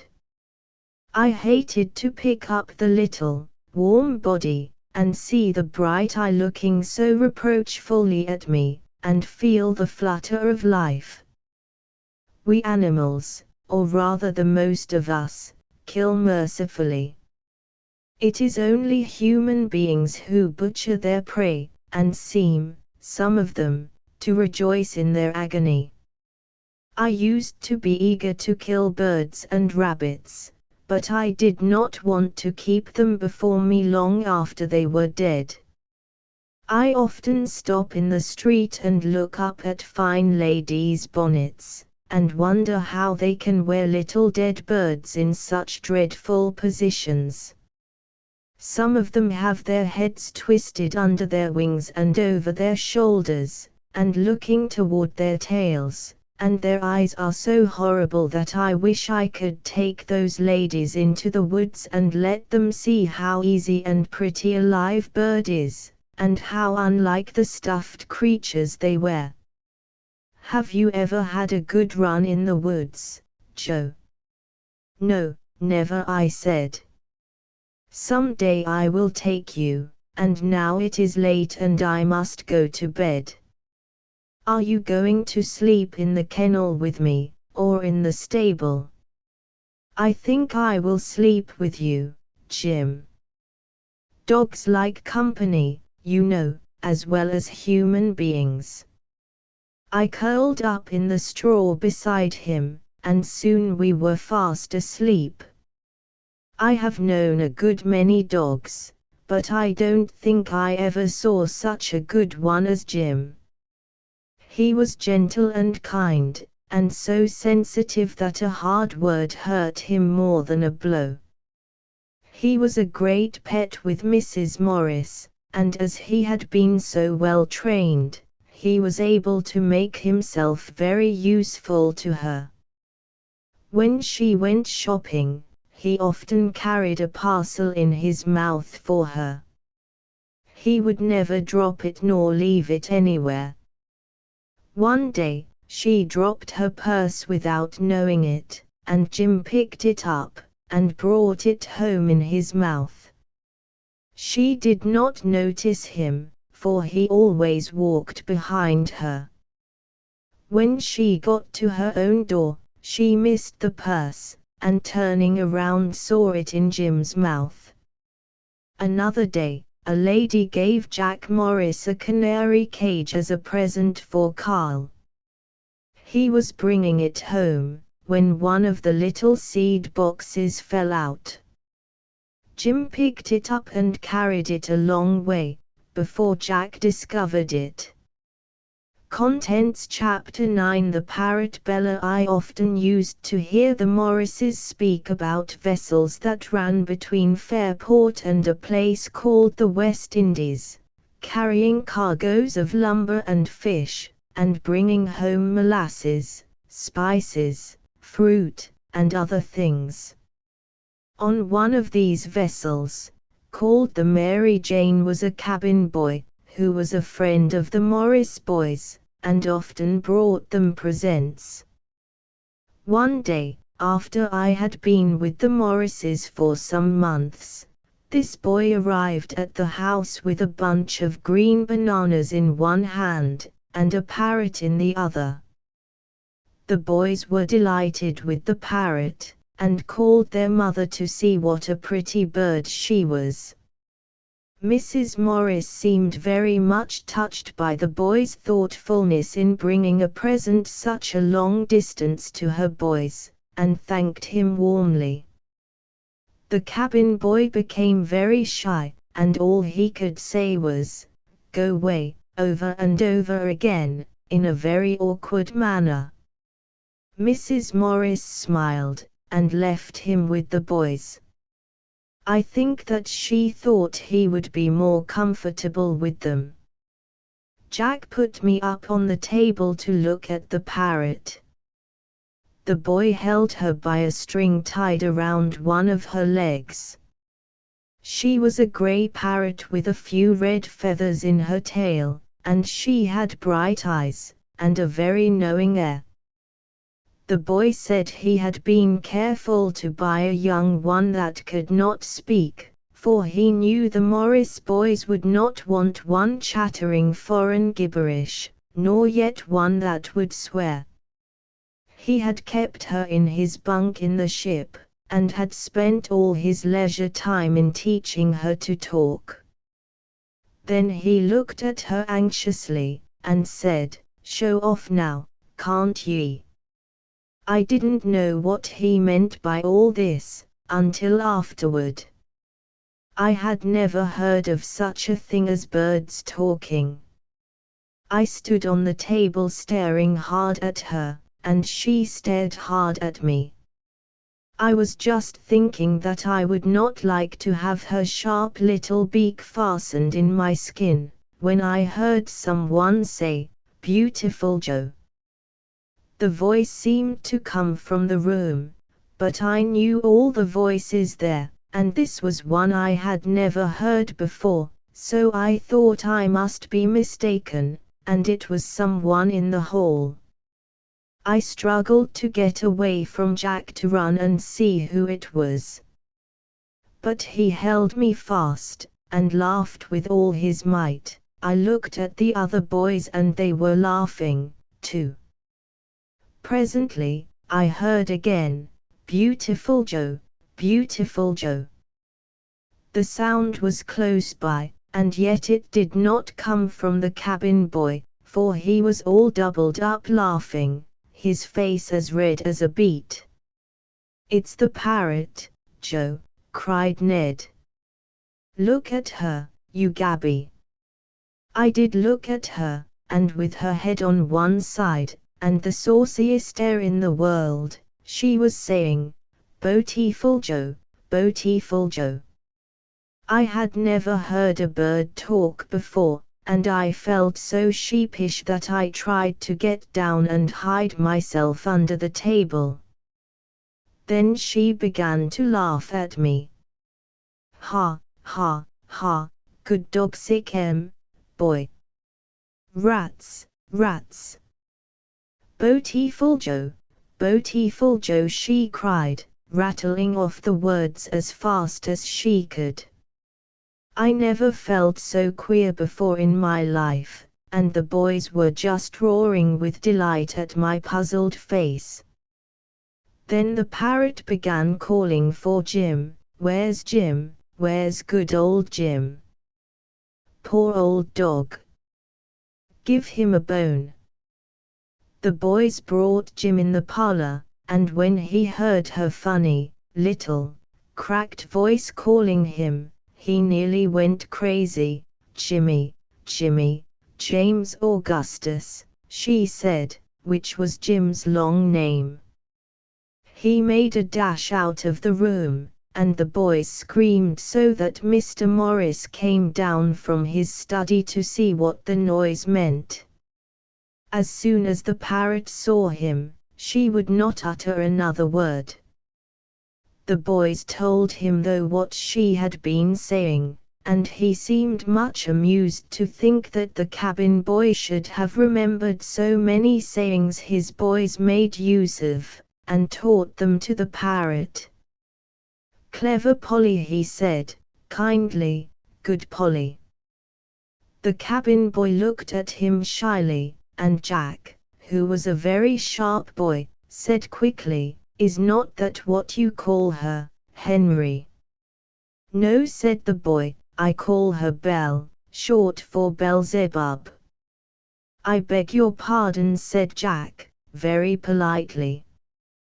"Belle short for Beelzebub," repeated the boy. "Ye see, I thought ye'd like a name from the Bible, being a minister's sons. I hadn't my Bible with me on this cruise, savin' your presence, and I couldn't think of any girls' names out of it, but Eve or Queen of Sheba, and they didn't seem very fit, so I asked one of me mates, and he says, for his part he guessed Beelzebub was as pretty a girl's name as any, so I guv her that.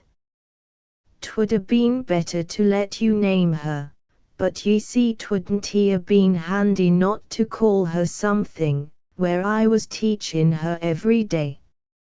Jack turned away and walked to the window, his face a deep scarlet. I heard him mutter, "Beelzebub, prince of devils," so I suppose the cabin boy had given his bird a bad name. Mr. Morris looked kindly at the cabin boy. "Do you ever call the parrot by her whole name?" "No, sir," he replied, "I always give her Belle, but she calls herself Bella." "Bella," repeated Mr. Morris, "that is a very pretty name. If you keep her, boys, I think you had better stick to that." "Yes, father," they all said, and then Mr. Morris started to go back to his study. On the dorsal he paused to ask the cabin boy when his ship sailed. Finding that it was to be in a few days, he took out his pocketbook and wrote something in it. The next day he asked Jack to go to town with him, and when they came home, Jack said that his father had bought an oilskin coat for Henry Smith, and a handsome Bible, in which they were all to write their names. After Mr. Morris left the room, the door opened and Miss Laura came in. She knew nothing about the parrot and was very much surprised to see it. Seating herself at the table, she held out her hands to it. She was so fond of pets of all kinds, that she never thought of being afraid of them. At the same time, she never laid her hand suddenly on any animal. She held out her fingers and talked gently, so that if it wished to come to her it could. She looked at the parrot as if she loved it, and the queer little thing walked right up and nestled its head against the lace in the front of her dress. "Pretty lady," she said, in a cracked whisper, "give Bella a kiss." The boys were so pleased with this and set up such a shout, that their mother came into the room and said they had better take the parrot out to the stable. Bella seemed to enjoy the fun. "Come on, boys," she screamed, as Henry Smith lifted her on his finger. "Ha, ha, ha, come on, let's have some fun. Where's the guinea pig? Where's Davy, the rat? Where's Pussy? Pussy, Pussy, come here. Pussy, Pussy, dear, pretty puss." Her voice was shrill and distinct, and very like the voice of an old woman who came to the house for rags and bones. I followed her out to the stable, and stayed there until she noticed me and screamed out, "Ha, Joe, beautiful Joe. Where's your tail? Who cut your ears off?"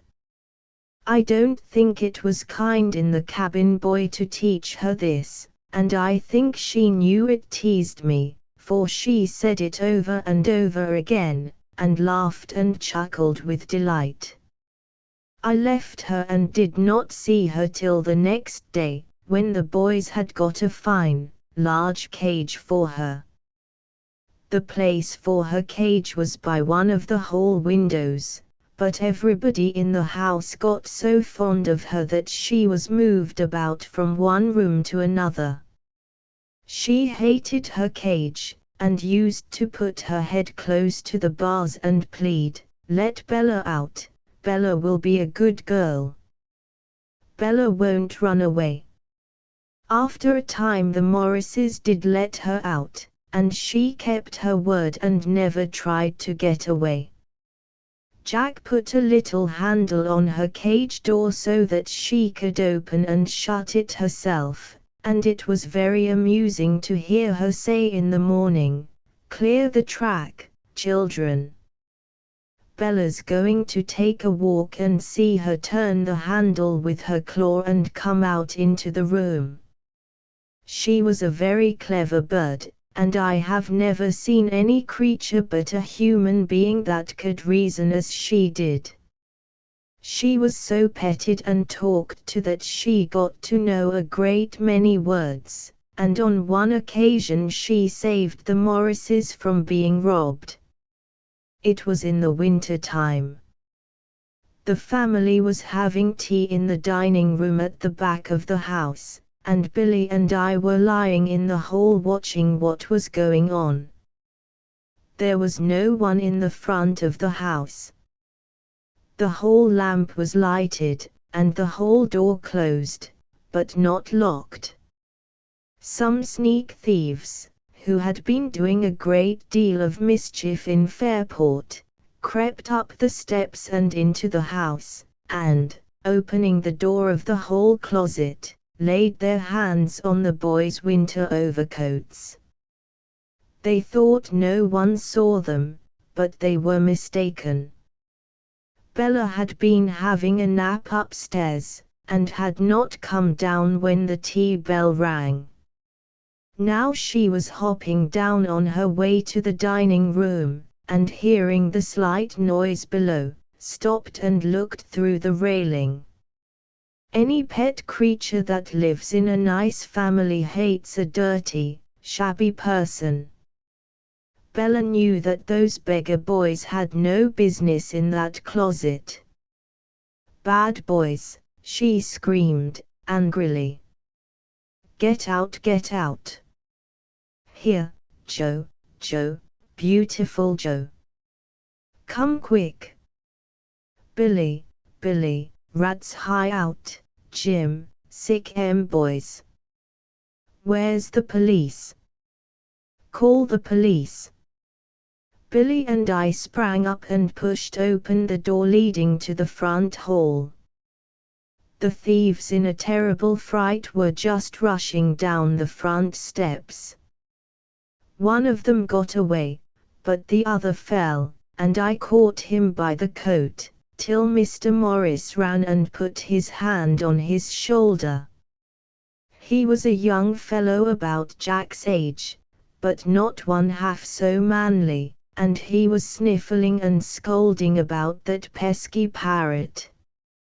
Mr. Morris made him come back into the house, and had a talk with him. He found out that he was a poor, ignorant lad, half-starved by a drunken father.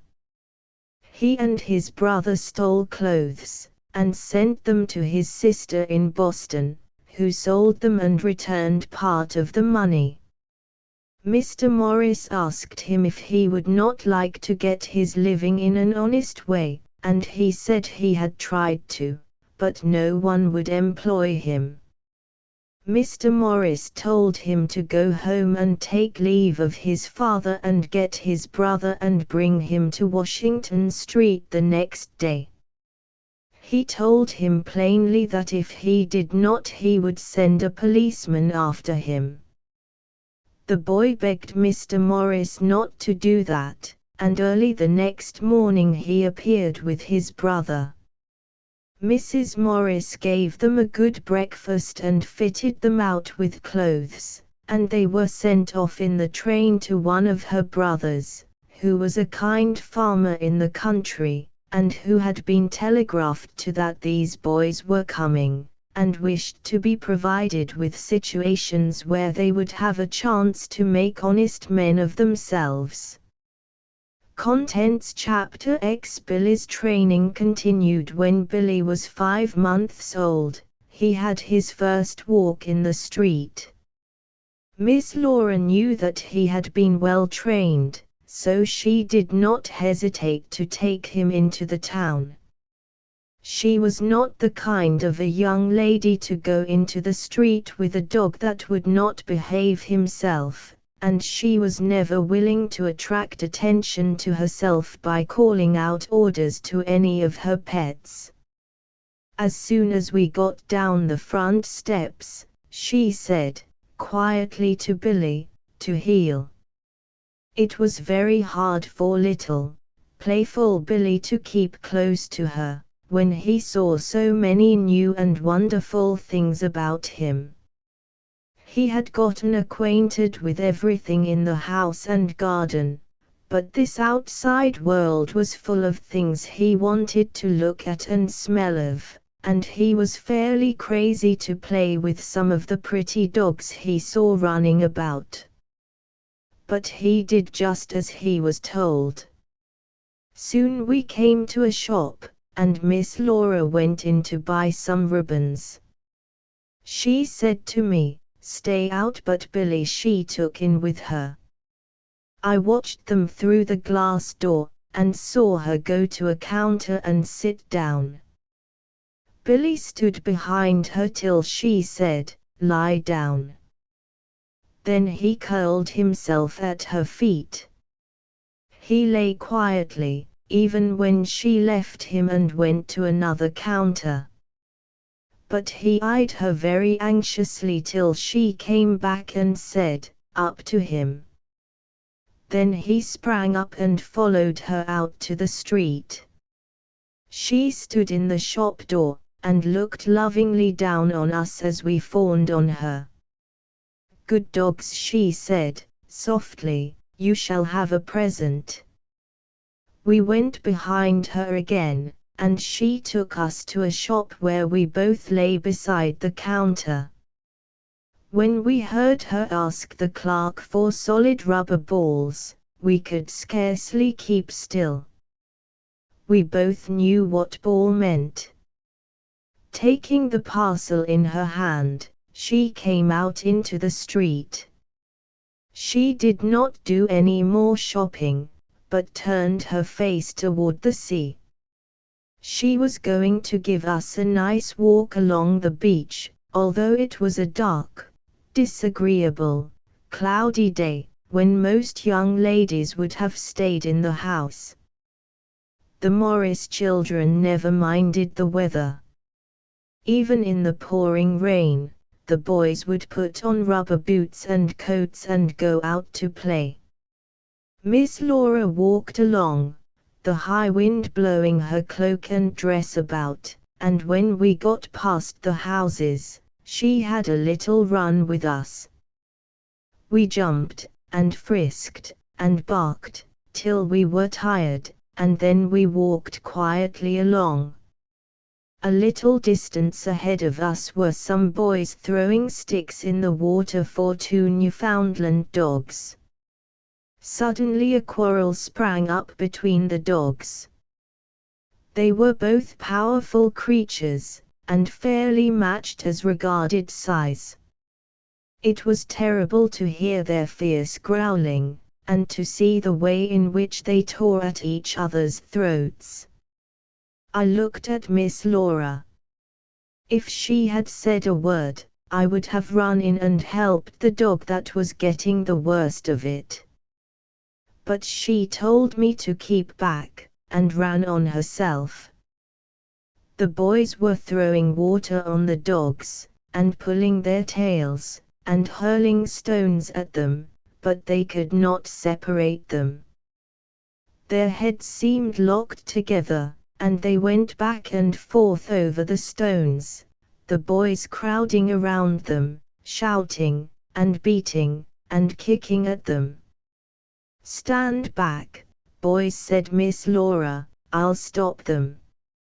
She pulled a little parcel from her purse, bent over the dogs, scattered a powder on their noses, and the next instant the dogs were yards apart, nearly sneezing their heads off. "I say, missus, what did you do?" "What's that stuff?" "Phew, it's pepper," the boys exclaimed. Miss Laura sat down on a flat rock, and looked at them with a very pale face. "Oh, boys," she said, "why did you make those dogs fight? It is so cruel. They were playing happily till you set them on each other. Just see how they have torn their handsome coats, and how the blood is dripping from them." "'Tain't my fault," said one of the lads, sullenly. "Jim Jones there said his dog could lick my dog, and I said he couldn't, and he couldn't, neither." "Yes, he could," cried the other boy, "and if you say he couldn't, I'll smash your head." The two boys began sidling up to each other with clenched fists, and a third boy, who had a mischievous face, seized the paper that had had the pepper in it, and running up to them shook it in their faces. There was enough left to put all thoughts of fighting out of their heads. They began to cough, and choke, and splutter, and finally found themselves beside the dogs, where the four of them had a lively time. The other boys yelled with delight, and pointed their fingers at them, a sneezing concert. "Thank you, gentlemen. Encore, encore." Miss Laura laughed too, she could not help it, and even Billy and I curled up our lips. After a while they sobered down, and then finding that the boys hadn't a handkerchief between them, Miss Laura took her own soft one, and dipping it in a spring of fresh water nearby, wiped the red eyes of the sneezers. Their ill humor had gone, and when she turned to leave them, and said, coaxingly, "You won't make those dogs fight any more, will you?" they said, "No, sirree, Bob." Miss Laura went slowly home, and ever afterward when she met any of those boys, they called her Miss Pepper. When we got home we found Willie curled up by the window in the hall, reading a book. He was too fond of reading, and his mother often told him to put away his book and run about with the other boys. This afternoon Miss Laura laid her hand on his shoulder and said, "I was going to give the dogs a little game of ball, but I'm rather tired." "Gammon and spinach," he replied, shaking off her hand, "you're always tired." She sat down in a hall chair and looked at him. Then she began to tell him about the dog fight. He was much interested, and the book slipped to the floor. When she finished he said, "You're a daisy every day. Go now and rest yourself." Then snatching the balls from her, he called us and ran down to the basement. But he was not quick enough though to escape her arm. She caught him to her and kissed him repeatedly. He was the baby and pet of the family, and he loved her dearly, though he spoke impatiently to her oftener than either of the other boys. We had a grand game with Willie. Miss Laura had trained us to do all kinds of things with balls, jumping for them, playing hide and seek, and catching them. Billy could do more things than I could. One thing he did which I thought was very clever. He played ball by himself. He was so crazy about ball play that he could never get enough of it. Miss Laura played all she could with him, but she had to help her mother with the sewing and the housework, and do lessons with her father, for she was only 17 years old, and had not left off studying. So Billy would take his ball and go off by himself. Sometimes he rolled it over the floor, and sometimes he threw it in the air and pushed it through the staircase railings to the hall below. He always listened till he heard it drop, then he ran down and brought it back and pushed it through again. He did this till he was tired, and then he brought the ball and laid it at Miss Laura's feet. We both had been taught a number of tricks. We could sneeze and cough, and be dead dogs, and say our prayers, and stand on our heads, and mount a ladder and say the alphabet. This was the hardest of all, and it took Miss Laura a long time to teach us. We never began till a book was laid before us. Then we stared at it, and Miss Laura said, "Begin, Joe and Billy say." For we gave a little squeal. B was louder. C was louder still. We barked for some letters, and growled for others. We always turned a somersault for S. When we got to Z, we gave the book a push and had a frolic around the room. When anyone came in, and Miss Laura had us show off any of our tricks, the remark always was, "What clever dogs! They are not like other dogs." That was a mistake. Billy and I were not any brighter than many a miserable cur that skulked about the streets of Fairport. It was kindness and patience that did it all. When I was with Jenkins, he thought I was a very stupid dog. He would have laughed at the idea of anyone teaching me anything. But I was only sullen and obstinate, because I was kicked about so much. If he had been kind to me, I would have done anything for him. I loved to wait on Miss Laura and Mrs. Morris, and they taught both Billy and me to make ourselves useful about the house. Mrs. Morris didn't like going up and down the 3 long staircases, and sometimes we just raced up and down, waiting on her. How often I have heard her go into the hall and say, "Please send me down a clean duster, Laura." "Joe, you get it." I would run gaily up the steps, and then would come Billy's turn. "Billy, I have forgotten my keys." "Go get them." After a time we began to know the names of different articles, and where they were kept, and could get them ourselves. On sweeping days we worked very hard, and enjoyed the fun. If Mrs. Morris was too far away to call to Mary for what she wanted, she wrote the name on a piece of paper, and told us to take it to her.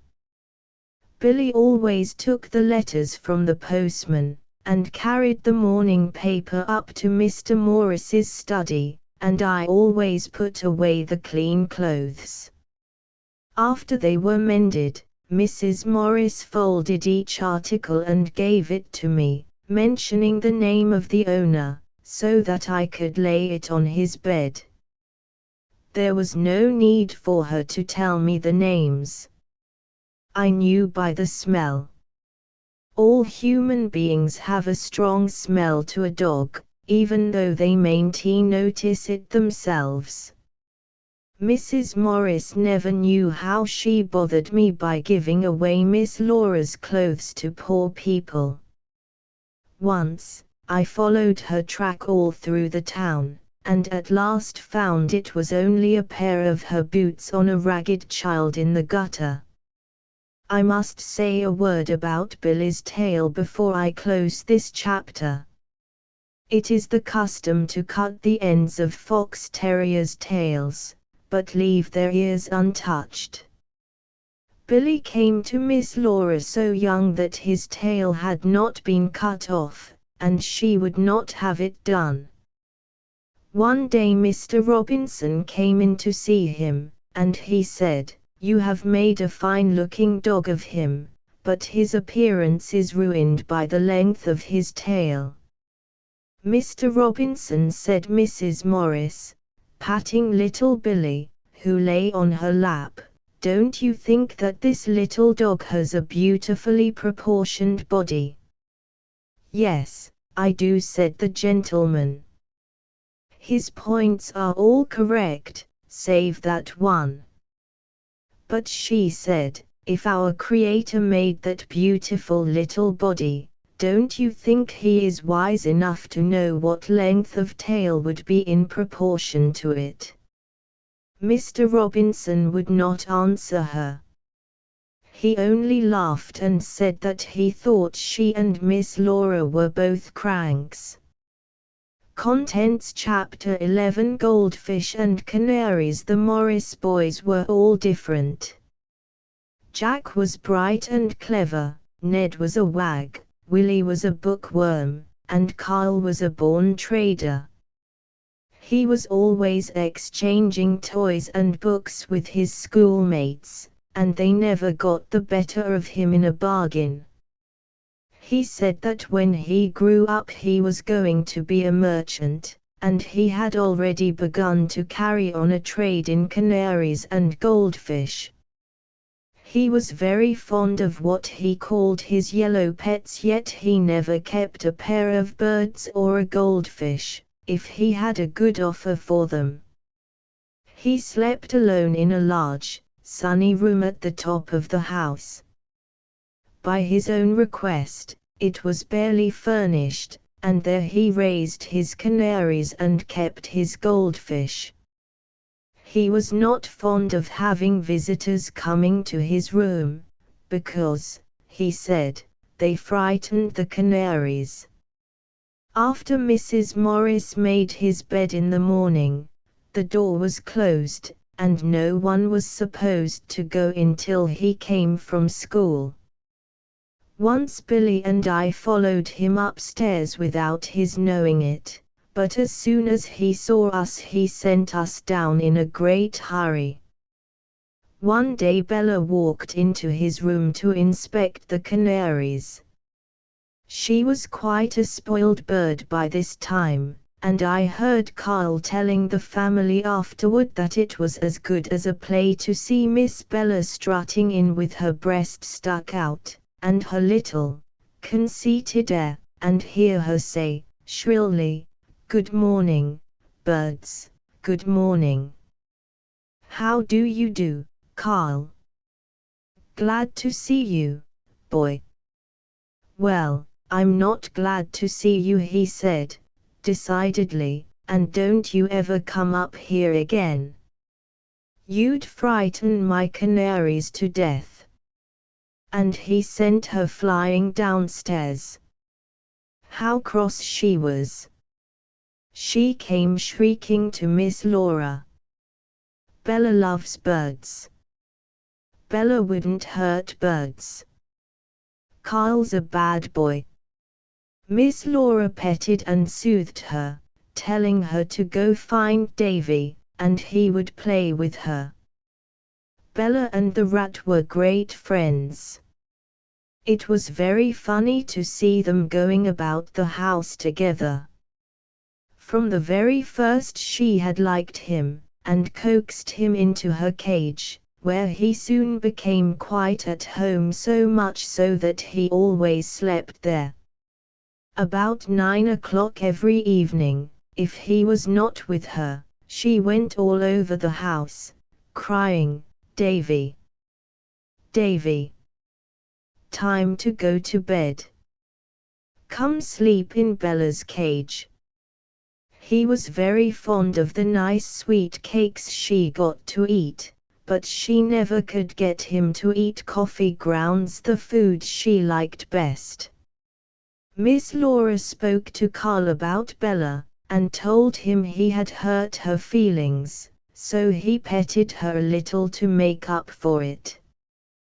Then his mother told him that she thought he was making a mistake in keeping his canaries so much to themselves. They had become so timid, that when she went into the room they were uneasy till she left it. She told him that petted birds or animals are sociable and like company, unless they are kept by themselves, when they become shy. She advised him to let the other boys go into the room, and occasionally to bring some of his pretty singers downstairs, where all the family could enjoy seeing and hearing them, and where they would get used to other people besides himself. Carl looked thoughtful, and his mother went on to say that there was no one in the house, not even the cat, that would harm his birds. "You might even charge admission for a day or two," said Jack, gravely, "and introduce us to them, and make a little money." Carl was rather annoyed at this, but his mother calmed him by showing him a letter she had just gotten from one of her brothers, asking her to let one of her boys spend his Christmas holidays in the country with him. "I want you to go, Carl," she said. He was very much pleased, but looked sober when he thought of his pets. "Laura and I will take care of them," said his mother, "and start the new management of them." "Very well," said Carl, "I will go then. I've no young ones now, so you will not find them much trouble." I thought it was a great deal of trouble to take care of them. The first morning after Carl left, Billy, and Bella, and Davy, and I followed Miss Laura upstairs. She made us sit in a row by the door, lest we should startle the canaries. She had a great many things to do. First, the canaries had their baths. They had to get them at the same time every morning. Miss Laura filled the little white dishes with water and put them in the cages, and then came and sat on a stool by the door. Bella, and Billy, and Davy climbed into her lap, and I stood close by her. It was so funny to watch those canaries. They put their heads on one side and looked first at their little baths and then at us. They knew we were strangers. Finally, as we were all very quiet, they got into the water, and what a good time they had, fluttering their wings and splashing, and cleaning themselves so nicely. Then they got up on their perches and sat in the sun, shaking themselves and picking at their feathers. Miss Laura cleaned each cage, and gave each bird some mixed rape and canary seed. I heard Carl tell her before he left not to give them much hemp seed, for that was too fattening. He was very careful about their food. During the summer I had often seen him taking up nice green things to them, celery, chickweed, tender cabbage, peaches, apples, pears, bananas, and now at Christmas time, he had green stuff growing in pots on the window ledge. Besides that he gave them crumbs of coarse bread, crackers, lumps of sugar, cuttlefish to peck at, and a number of other things. Miss Laura did everything just as he told her, but I think she talked to the birds more than he did. She was very particular about their drinking water, and washed out the little glass cups that held it most carefully. After the canaries were clean and comfortable, Miss Laura set their cages in the sun, and turned to the goldfish. They were in large glass globes on the window seat. She took a long-handled tin cup, and dipped out the fish from one into a basin of water.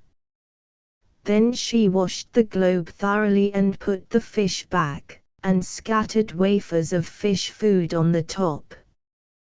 The fish came up and snapped at it, and acted as if they were glad to get it. She did each globe and then her work was over for one morning.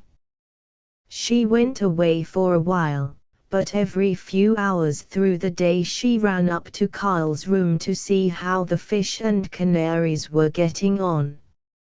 If the room was too chilly she turned on more heat, but she did not keep it too warm, for that would make the birds tender.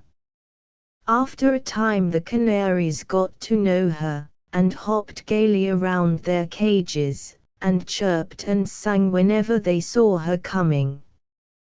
Then she began to take some of them downstairs, and to let them out of their cages for an hour or two every day.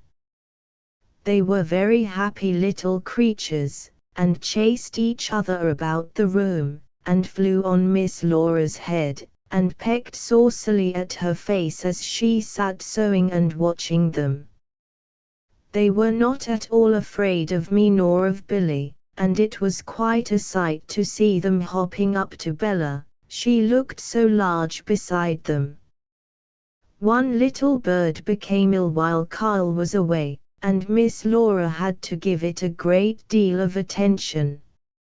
She gave it plenty of hemp seed to make it fat, and very often the yolk of a hard-boiled egg, and kept a nail in its drinking water, and gave it a few drops of alcohol in its bath every morning to keep it from taking cold.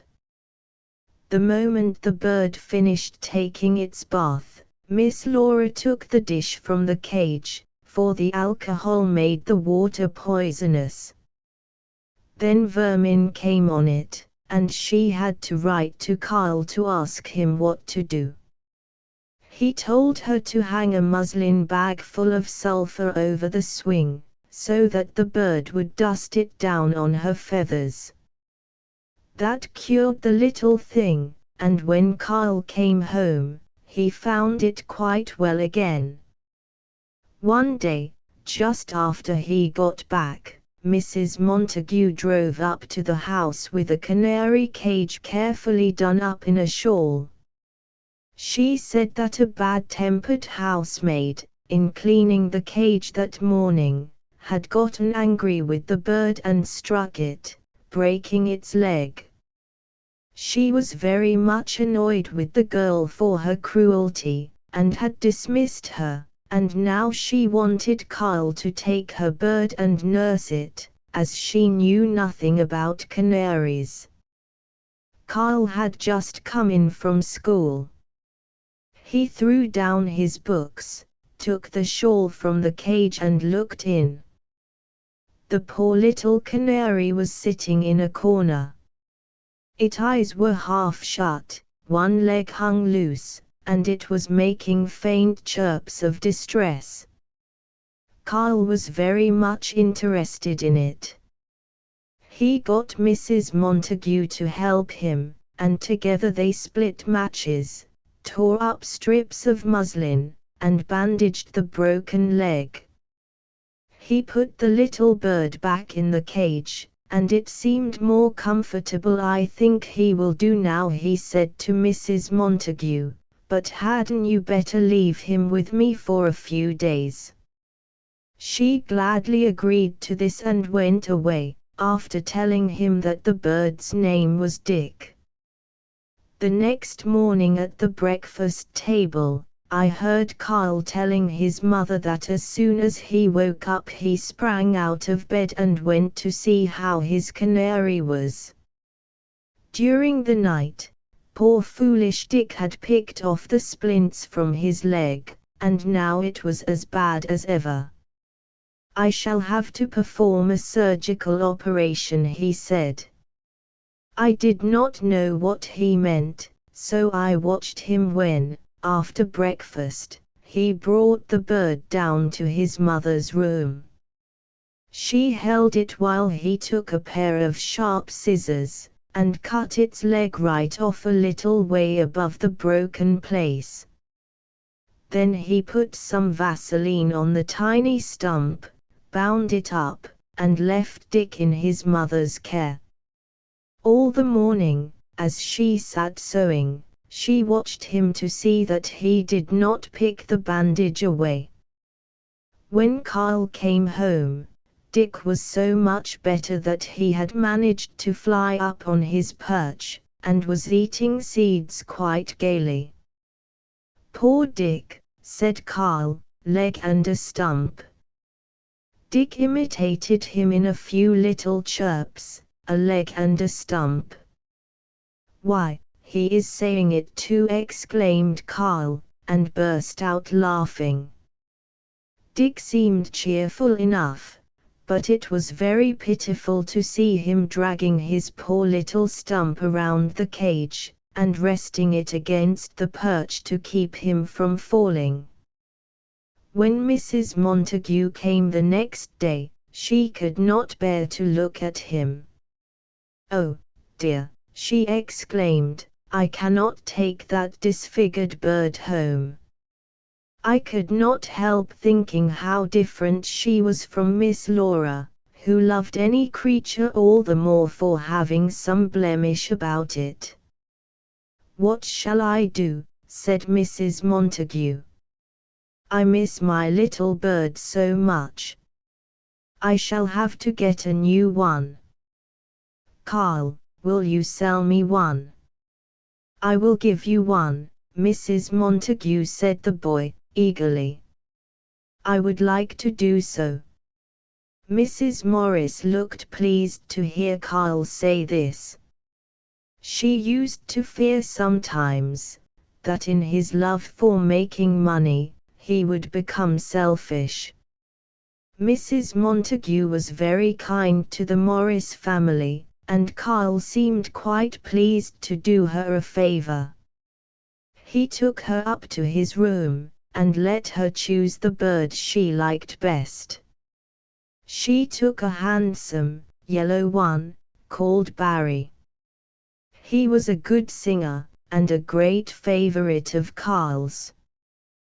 The boy put him in the cage, wrapped it up well, for it was a cold, snowy day, and carried it out to Mrs. Montague's sleigh. She gave him a pleasant smile, and drove away, and Carl ran up the steps into the house. "It's all right, Mother," he said, giving Mrs. Morris a hearty, boyish kiss, as she stood waiting for him. "I don't mind letting her have it." "But you expected to sell that one, didn't you?" she asked. Mrs. Smith said maybe she'd take it when she came home from Boston, but I dare say she'd change her mind and get one there. "How much were you going to ask for him?" "Well, I wouldn't sell Barry for less than $10, or rather, I wouldn't have sold him," and he ran out to the stable. Mrs. Morris sat on the hall chair, patting me as I rubbed against her, in rather an absent-minded way. Then she got up and went into her husband's study, and told him what Carl had done. Mr. Morris seemed very pleased to hear about it, but when his wife asked him to do something to make up the loss to the boy, he said, "I had rather not do that." To encourage a child to do a kind action, and then to reward him for it, is not always a sound principle to go upon. But Kyle did not go without his reward. That evening, Mrs. Montague's coachman brought a note to the house addressed to Mr. Kyle Morris. He read it aloud to the family. "My dear Kyle, I am charmed with my little bird, and he has whispered to me one of the secrets of your room. You want $15 very much to buy something for it. I am sure you won't be offended with an old friend for supplying you the means to get this something. Ada Montague." "Just the thing for my stationery tank for the goldfish," exclaimed Carl. "I've wanted it for a long time. It isn't good to keep them in globes, but how in the world did she find out?" "I've never told anyone." Mrs. Morris smiled, and said, "Barry must have told her as she took the money from Kyle to put away for him." Mrs. Montague got to be very fond of her new pet. She took care of him herself, and I have heard her tell Mrs. Morris most wonderful stories about him, stories so wonderful that I should say they were not true if I did not. How intelligent dumb creatures get to be under kind treatment. She only kept him in his cage at night, and when she began looking for him at bedtime to put him there, he always hid himself. She would search a short time, and then sit down, and he always came out of his hiding place, chirping in a saucy way to make her look at him. She said that he seemed to take delight in teasing her. Once when he was in the drawing room with her, she was called away to speak to someone at the telephone. When she came back, she found that one of the servants had come into the room and left the door open leading to a veranda. The trees outside were full of yellow birds, and she was in despair, thinking that Barry had flown out with them. She looked out, but could not see him. Then, lest he had not left the room, she got a chair and carried it about, standing on it to examine the walls, and see if Barry was hidden among the pictures and bric-a-brac. But no Barry was there. She at last sank down, exhausted, on a sofa. She heard a wicked, little peep, and looking up, saw Barry sitting on one of the rounds of the chair that she had been carrying about to look for him. He had been there all the time. She was so glad to see him, that she never thought of scolding him. He was never allowed to fly about the dining room during meals, and the table maid drove him out before she set the table. It always annoyed him, and he perched on the staircase, watching the door through the railings. If it was left open for an instant, he flew in. One evening, before tea, he did this. There was a chocolate cake on the sideboard, and he liked the look of it so much that he began to peck at it. Mrs. Montague happened to come in, and drove him back to the hall. While she was having tea that evening, with her husband and little boy, Barry flew into the room again. Mrs. Montague told Charlie to send him out, but her husband said, "Wait, he is looking for something." He was on the sideboard, peering into every dish, and trying to look under the covers. "He is after the chocolate cake," exclaimed Mrs. Montague. "Here, Charlie, put this on the staircase for him." She cut off a little scrap, and when Charlie took it to the hall, Barry flew after him, and ate it up, As for poor, little, lame Dick, Carl never sold him, and he became a family pet. His cage hung in the parlor, and from morning till night his cheerful voice was heard, chirping and singing as if he had not a trouble in the world. They took great care of him. He was never allowed to be too hot or too cold. Everybody gave him a cheerful word in passing his cage, and if his singing was too loud, they gave him a little mirror to look at himself in. He loved this mirror, and often stood before it for an hour at a time. Contents Chapter 12 Malta, the cat. The first time I had a good look at the Morris cat, I thought she was the queerest looking animal I had ever seen. She was dark grey, just the color of a mouse. Her eyes were a yellowish green, and for the first few days I was at the Morrises they looked very unkindly at me. Then she got over her dislike and we became very good friends. She was a beautiful cat, and so gentle and affectionate that the whole family loved her. She was 3 years old, and she had come to Fairport in a vessel with some sailors, who had gotten her in a faraway place. Her name was Malta, and she was called a Maltese cat. I have seen a great many cats, but I never saw one as kind as Malta. Once she had some little kittens and they all died. It almost broke her heart. She cried and cried about the house till it made one feel sad to hear her. Then she ran away to the woods. She came back with a little squirrel in her mouth, and putting it in her basket, she nursed it like a mother, till it grew old enough to run away from her. She was a very knowing cat, and always came when she was called. Miss Laura used to wear a little silver whistle that she blew when she wanted any of her pets. It was a shrill whistle, and we could hear it a long way from home.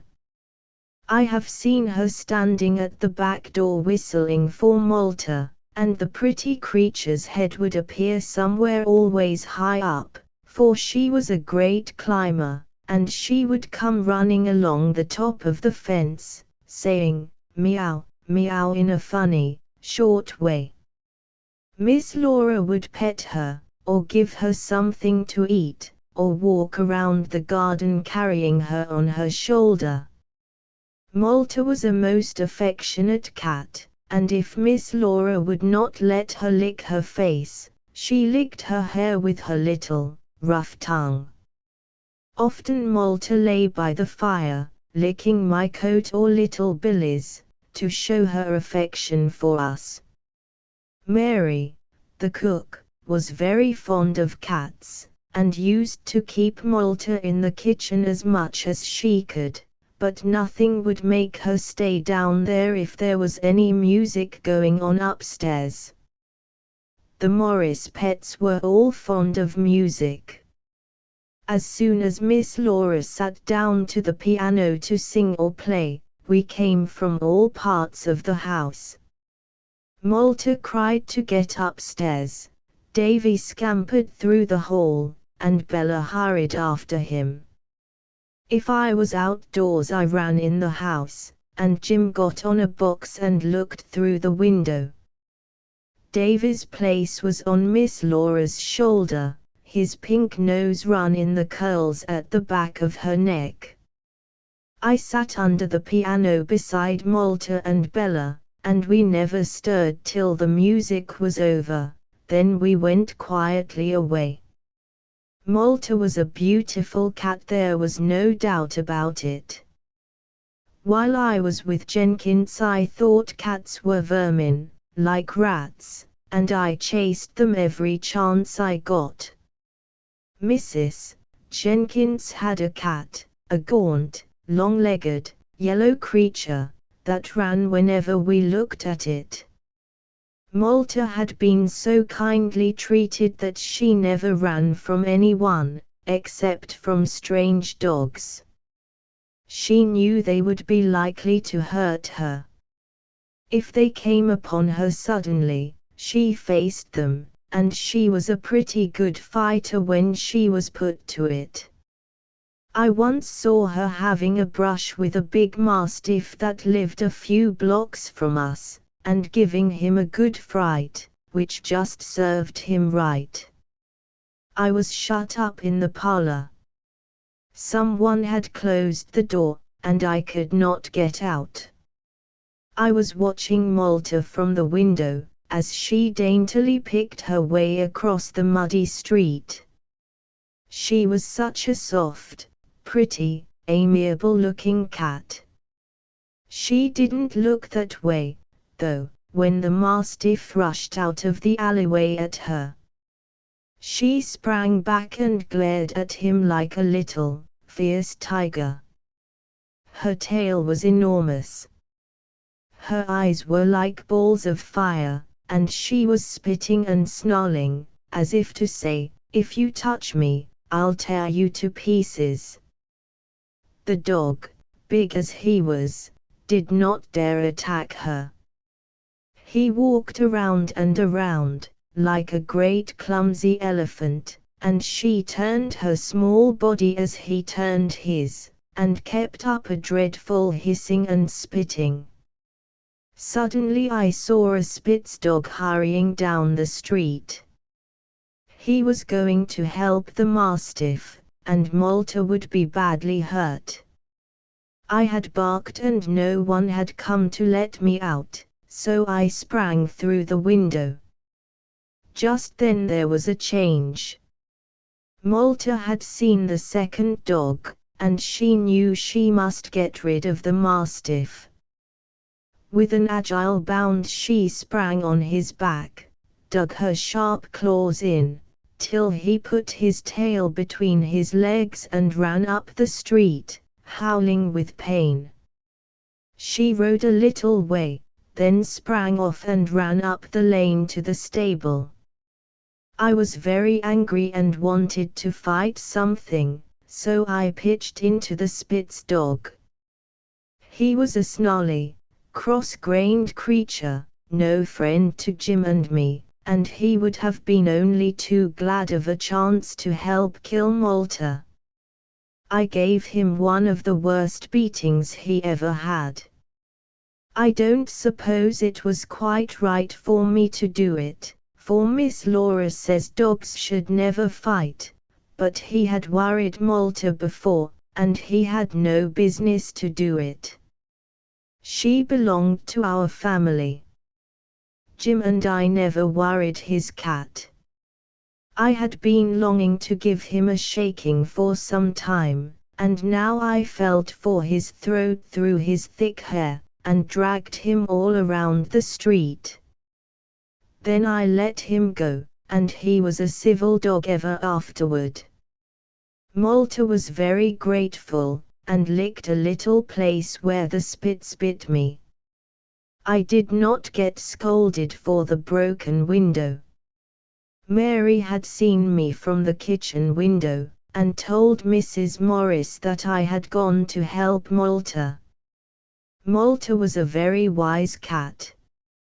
She knew quite well that she must not harm the parrot nor the canaries, and she never tried to catch them, even though she was left alone in the room with them. I have seen her lying in the sun, blinking sleepily, and listening with great pleasure to Dick's singing. Miss Laura even taught her not to hunt the birds outside. For a long time she had tried to get it into Malta's head that it was cruel to catch the little sparrows that came about the door, and just after I came, she succeeded in doing so. Malta was so fond of Miss Laura, that whenever she caught a bird, she came and laid it at her feet. Miss Laura always picked up the little, dead creature, petted it and stroked it, and scolded Malta till she crept into a corner. Then Miss Laura put the bird on a limb of a tree, and Malta watched her attentively from her corner. One day Miss Laura stood at the window, looking out into the garden. Malta was lying on the platform, staring at the sparrows that were picking up crumbs from the ground. She trembled, and half rose every few minutes, as if to go after them. Then she lay down again. She was trying very hard not to creep on them. Presently a neighbor's cat came stealing along the fence, keeping one eye on Malta and the other on the sparrows. Malta was so angry. She sprang up and chased her away, and then came back to the platform, where she lay down again and waited for the sparrows to come back. For a long time she stayed there, and never once tried to catch them. Miss Laura was so pleased.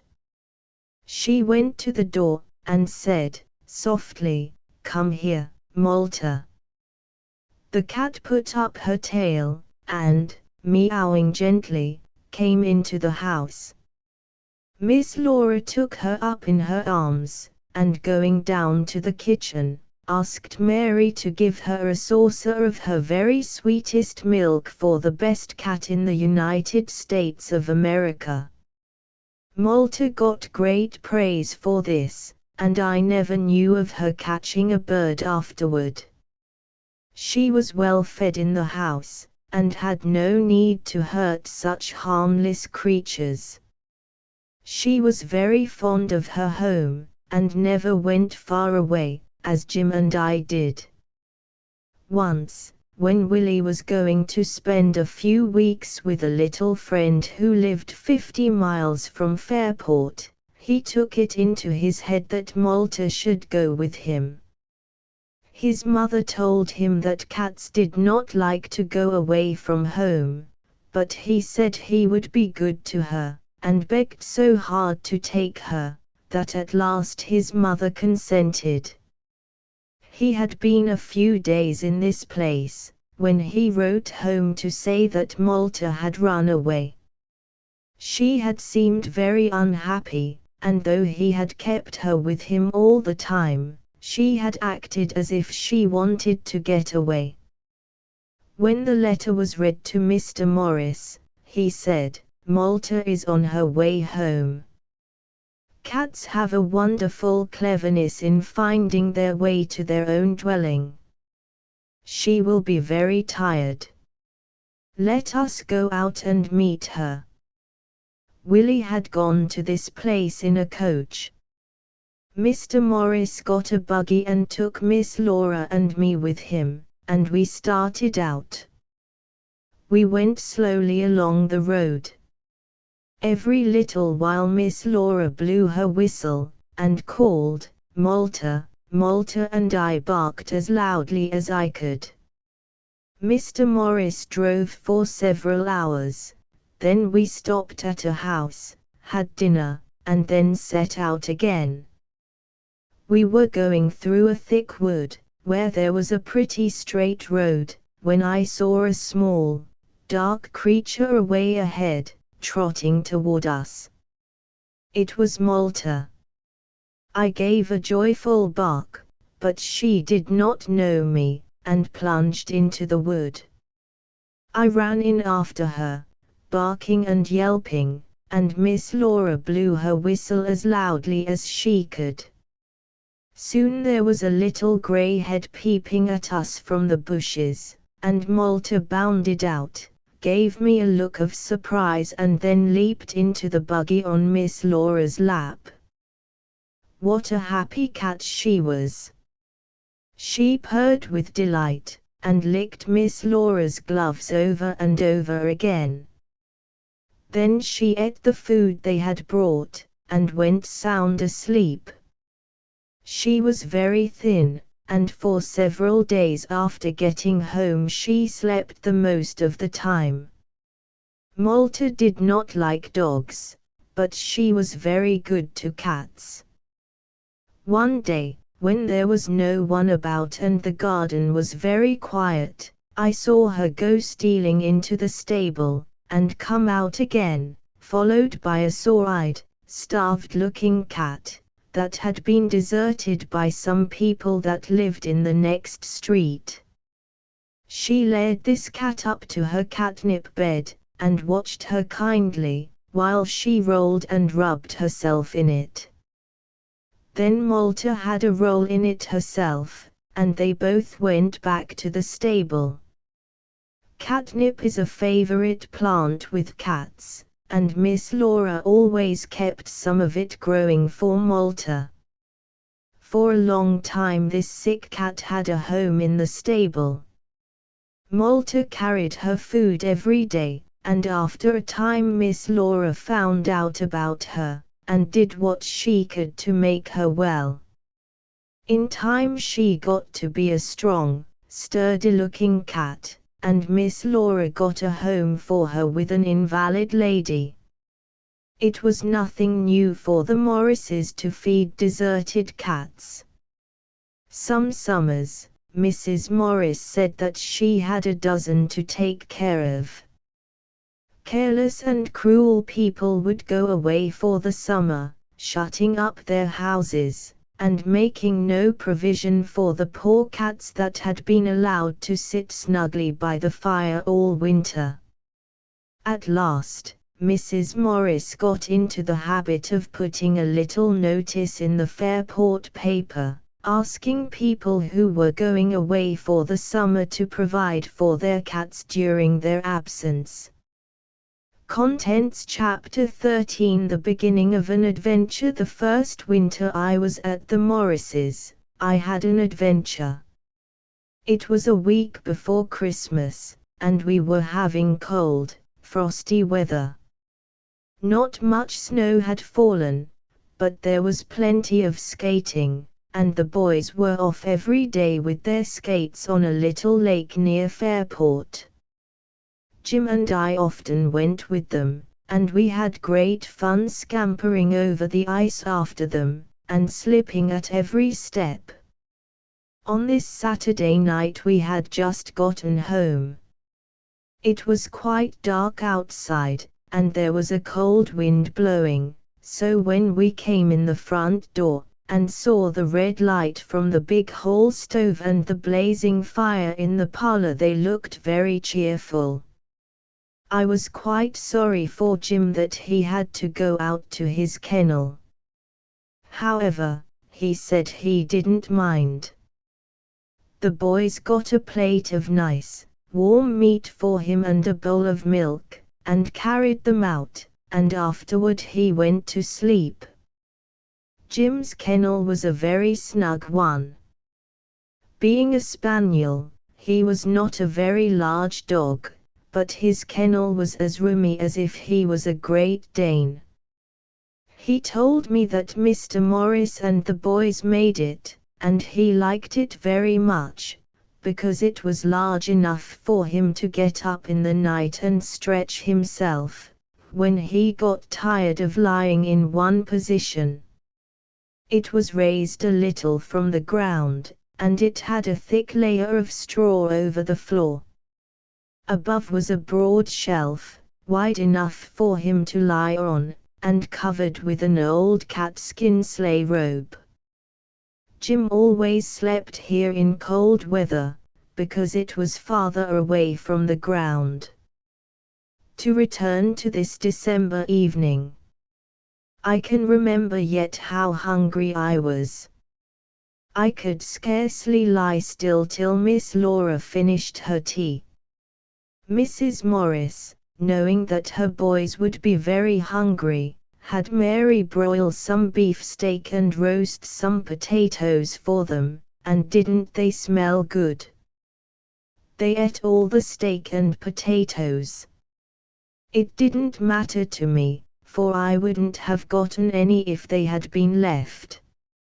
Mrs. Morris could not afford to give to the dogs good meat that she had gotten for her children, so she used to get the butcher to send her liver, and bones, and tough meat, and Mary cooked them, and made soup and broth, and mixed porridge with them for us. We never got meat 3 times a day. Miss Laura said it was all very well to feed hunting dogs on meat, but dogs that are kept about a house get ill if they are fed too well. So we had meat only once a day, and bread and milk, porridge, or dog biscuits, for our other meals. I made a dreadful noise when I was eating. Ever since Jenkins cut my ears off, I had had trouble in breathing. The flaps had kept the wind and dust from the inside of my ears. Now that they were gone, my head was stuffed up all the time. The cold weather made me worse, and sometimes I had such trouble to get my breath that it seemed as if I would choke. If I had opened my mouth, and breathed through it, as I have seen some people doing, I would have been more comfortable, but dogs always like to breathe through their noses. "You have taken more cold," said Miss Laura, this night, as she put my plate of food on the floor for me. "Finish your meat, and then come and sit by the fire with me." "What? Do you want more?" I gave a little bark, so she filled my plate for the second time. Miss Laura never allowed anyone to meddle with us when we were eating. One day she found Willie teasing me by snatching at a bone that I was gnawing. "Willie," she said, "what would you do if you were just sitting down to the table feeling very hungry, and just as you began to eat your meat and potatoes, I would come along and snatch the plate from you?" "I don't know what I'd do," he said, laughingly, "but I'd want to wallop you." "Well," she said, "I'm afraid that Joe will wallop you someday if you worry him about his food, for even a gentle dog will sometimes snap at anyone who disturbs him at his meals, so you had better not try his patience too far." Willie never teased me after that, and I was very glad, for 2 or 3 times I had been tempted to snarl at him. After I finished my tea, I followed Miss Laura upstairs. She took up a book and sat down in a low chair, and I lay down on the hearthrug beside her. "Do you know, Joe," she said with a smile, "why you scratch with your paws when you lie down, as if to make yourself a hollow bed, and turn around a great many times before you lie down?" Of course I did not know, so I only stared at her. "Years and years ago," she went on, gazing down at me, "there weren't any dogs living in people's houses, as you are, Joe. They were all wild creatures running about the woods. They always scratched among the leaves to make a comfortable bed for themselves, and the habit has come down to you, Joe, for you are descended from them." This sounded very interesting, and I think she was going to tell me some more about my wild forefathers, but just then the rest of the family came in. I always thought that this was the snuggest time of the day when the family all sat around the fire, Mrs. Morris sewing, the boys reading or studying, and Mr. Morris with his head buried in a newspaper, and Billy and I on the floor at their feet. This evening I was feeling very drowsy, and had almost dropped asleep, when Ned gave me a push with his foot. He was a great tease, and he delighted in getting me to make a simpleton of myself. I tried to keep my eyes on the fire, but I could not, and just had to turn and look at him. He was holding his book up between himself and his mother, and was opening his mouth as wide as he could and throwing back his head, pretending to howl. For the life of me I could not help giving a loud howl. Mrs. Morris looked up and said, "Bad Joe, keep still." The boys were all laughing behind their books, for they knew what Ned was doing. Presently he started off again, and I was just beginning another howl that might have made Mrs. Morris send me out of the room, when the door opened, and a young girl called Bessie Drury came in. She had a cap on and a shawl thrown over her shoulders, and she had just run across the street from her father's house. "Oh, Mrs. Morris," she said, "will you let Laura come over and stay with me tonight? Mama has just gotten a telegram from Bangor, saying that her aunt, Mrs. Cole, is very ill, and she wants to see her, and Papa is going to take her there by tonight's train, and she is afraid I will be lonely if I don't have Laura." "Can you not come and spend the night here?" said Mrs. Morris. "No, thank you, I think Mama would rather have me stay in our house." "Very well," said Mrs. Morris, "I think Laura would like to go." "Yes, indeed," said Miss Laura, smiling at her friend. "I will come over in half an hour." "Thank you so much," said Miss Bessie. And she hurried away. After she left, Mr. Morris looked up from his paper. "There will be someone in the house besides those two girls." "Oh, yes," said Mrs. Morris, "Mrs. Drury has her old nurse, who has been with her for 20 years, and there are two maids besides, and Donald, the coachman, who sleeps over the stable. So they are well protected." "Very good," said Mr. Morris. And he went back to his paper.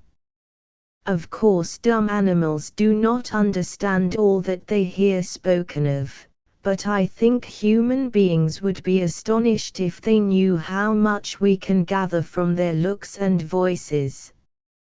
I knew that Mr. Morris did not quite like the idea of having his daughter go to the Drurys when the master and mistress of the house were away, so I made up my mind that I would go with her. When she came downstairs with her little satchel on her arm, I got up and stood beside her. "Dear, old Joe," she said, "you must not come." I pushed myself out the door beside her after she had kissed her mother and father and the boys. "Go back, Joe," she said, firmly. I had to step back then, but I cried and whined, and she looked at me in astonishment. "I will be back in the morning, Joe," she said, gently. "Don't squeal in that way." Then she shut the door and went out. I felt dreadfully. I walked up and down the floor and ran to the window, and howled without having to look at Ned. Mrs. Morris peered over her glasses at me in utter surprise. "Boys," she said, "did you ever see Joe act in that way before?" "No, Mother," they all said. Mr. Morris was looking at me very intently. He had always taken more notice of me than any other creature about the house, and I was very fond of him. Now I ran up and put my paws on his knees. "Mother," he said, turning to his wife, "let the dog go." "Very well," she said, in a puzzled way. "Jack, just run over with him, and tell Mrs. Drury how he is acting, and that I will be very much obliged if she will let him stay all night with Laura." Jack sprang up, seized his cap, and raced down the front steps, across the street, through the gate, and up the gravelled walk, where the little stones were all hard and fast in the frost.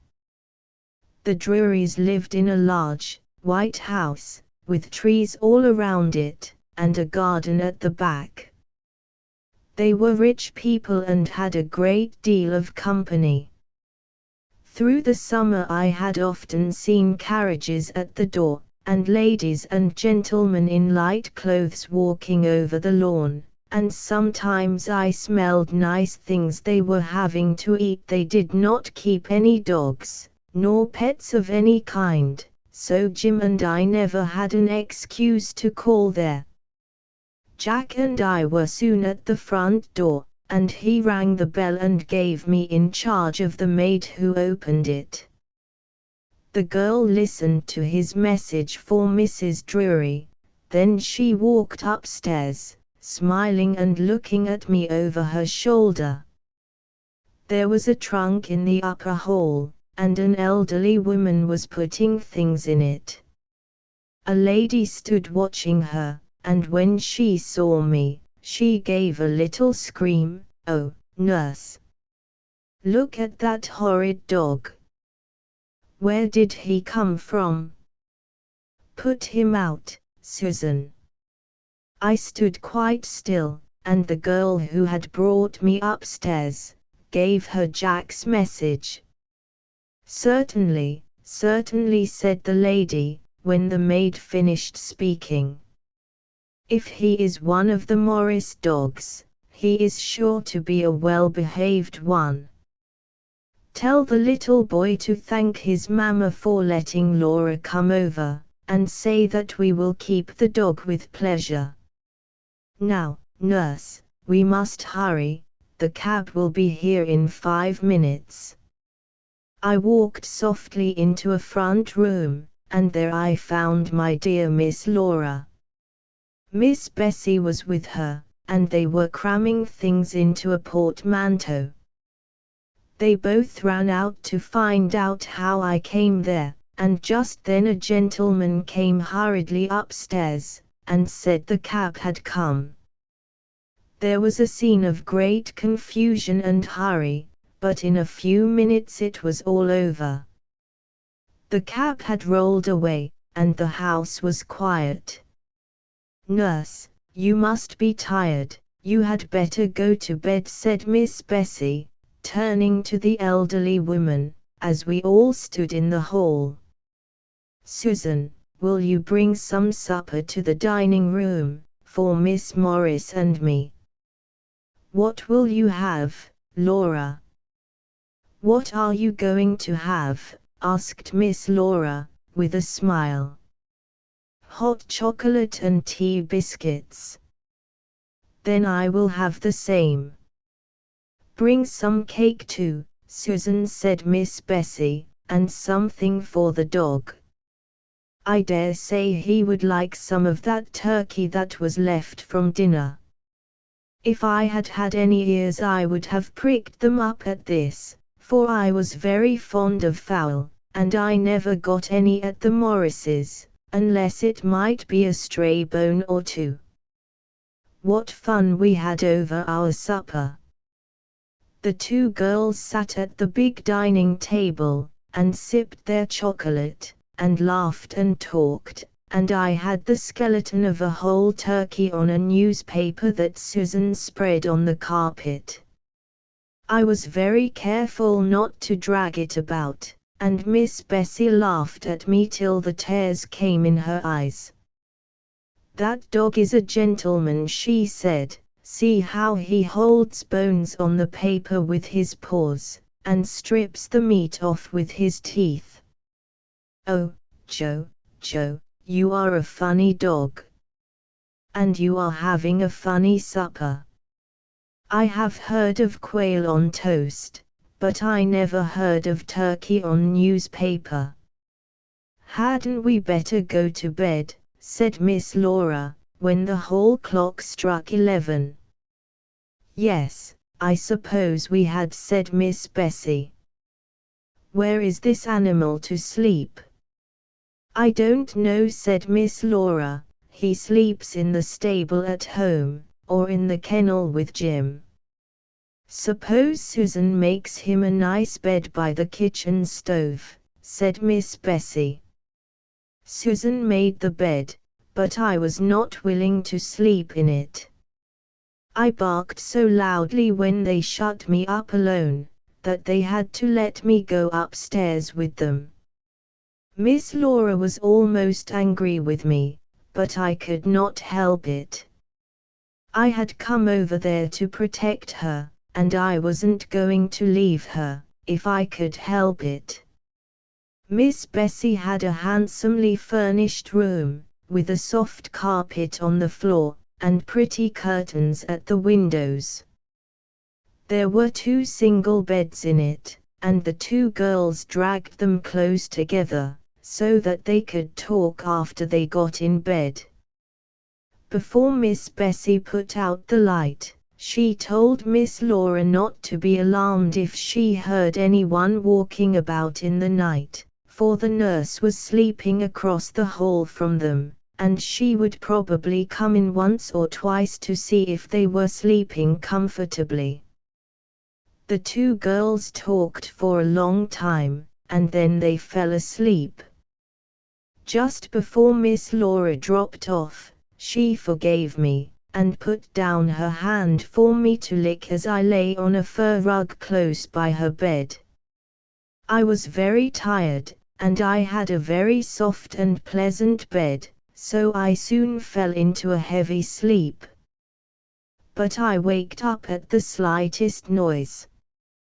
Once Miss Laura turned in bed, and another time Miss Bessie laughed in her sleep, and again, there were queer crackling noises in the frosty limbs of the trees outside, that made me start up quickly out of my sleep. There was a big clock in the hall, and every time it struck I waked up. Once, just after it had struck some hour, I jumped up out of a sound nap.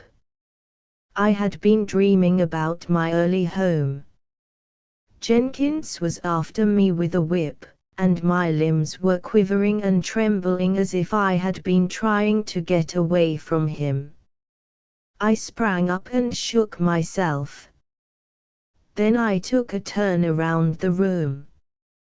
The 2 girls were breathing gently, I could scarcely hear them. I walked to the door and looked out into the hall. There was a dim light burning there.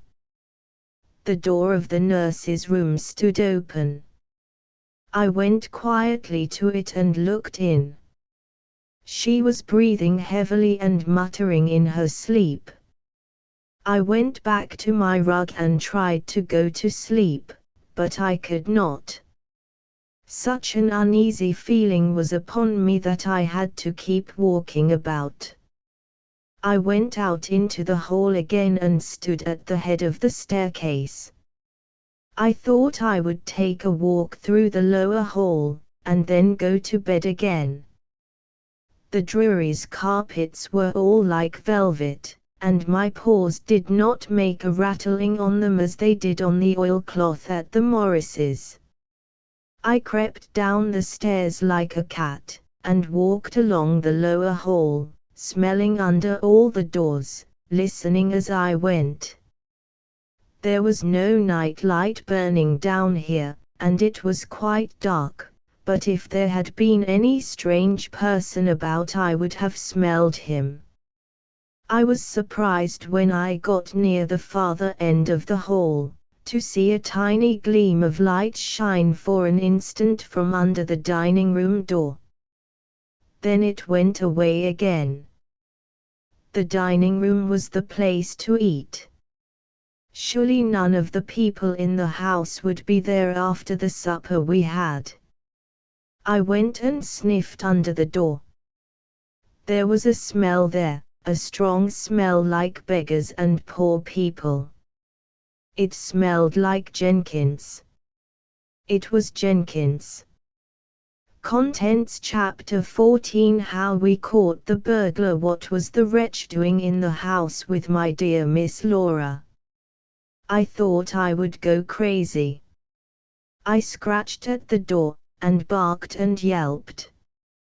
I sprang up on it, and though I was quite a heavy dog by this time, I felt as light as a feather. It seemed to me that I would go mad if I could not get that door open.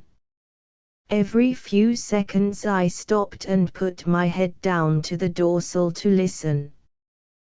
There was a rushing about inside the room, and a chair fell over, and someone seemed to be getting out of the window. This made me worse than ever. I did not stop to think that I was only a medium-sized dog, and that Jenkins would probably kill me, if he got his hands on me. I was so furious that I thought only of getting hold of him. In the midst of the noise that I made, there was a screaming and a rushing to and fro upstairs. I ran up and down the hall, and halfway up the steps and back again. I did not want Miss Laura to come down, but how was I to make her understand? There she was, in her white gown, leaning over the railing, and holding back her long hair, her face a picture of surprise and alarm. "The dog has gone mad," screamed Miss Bessie.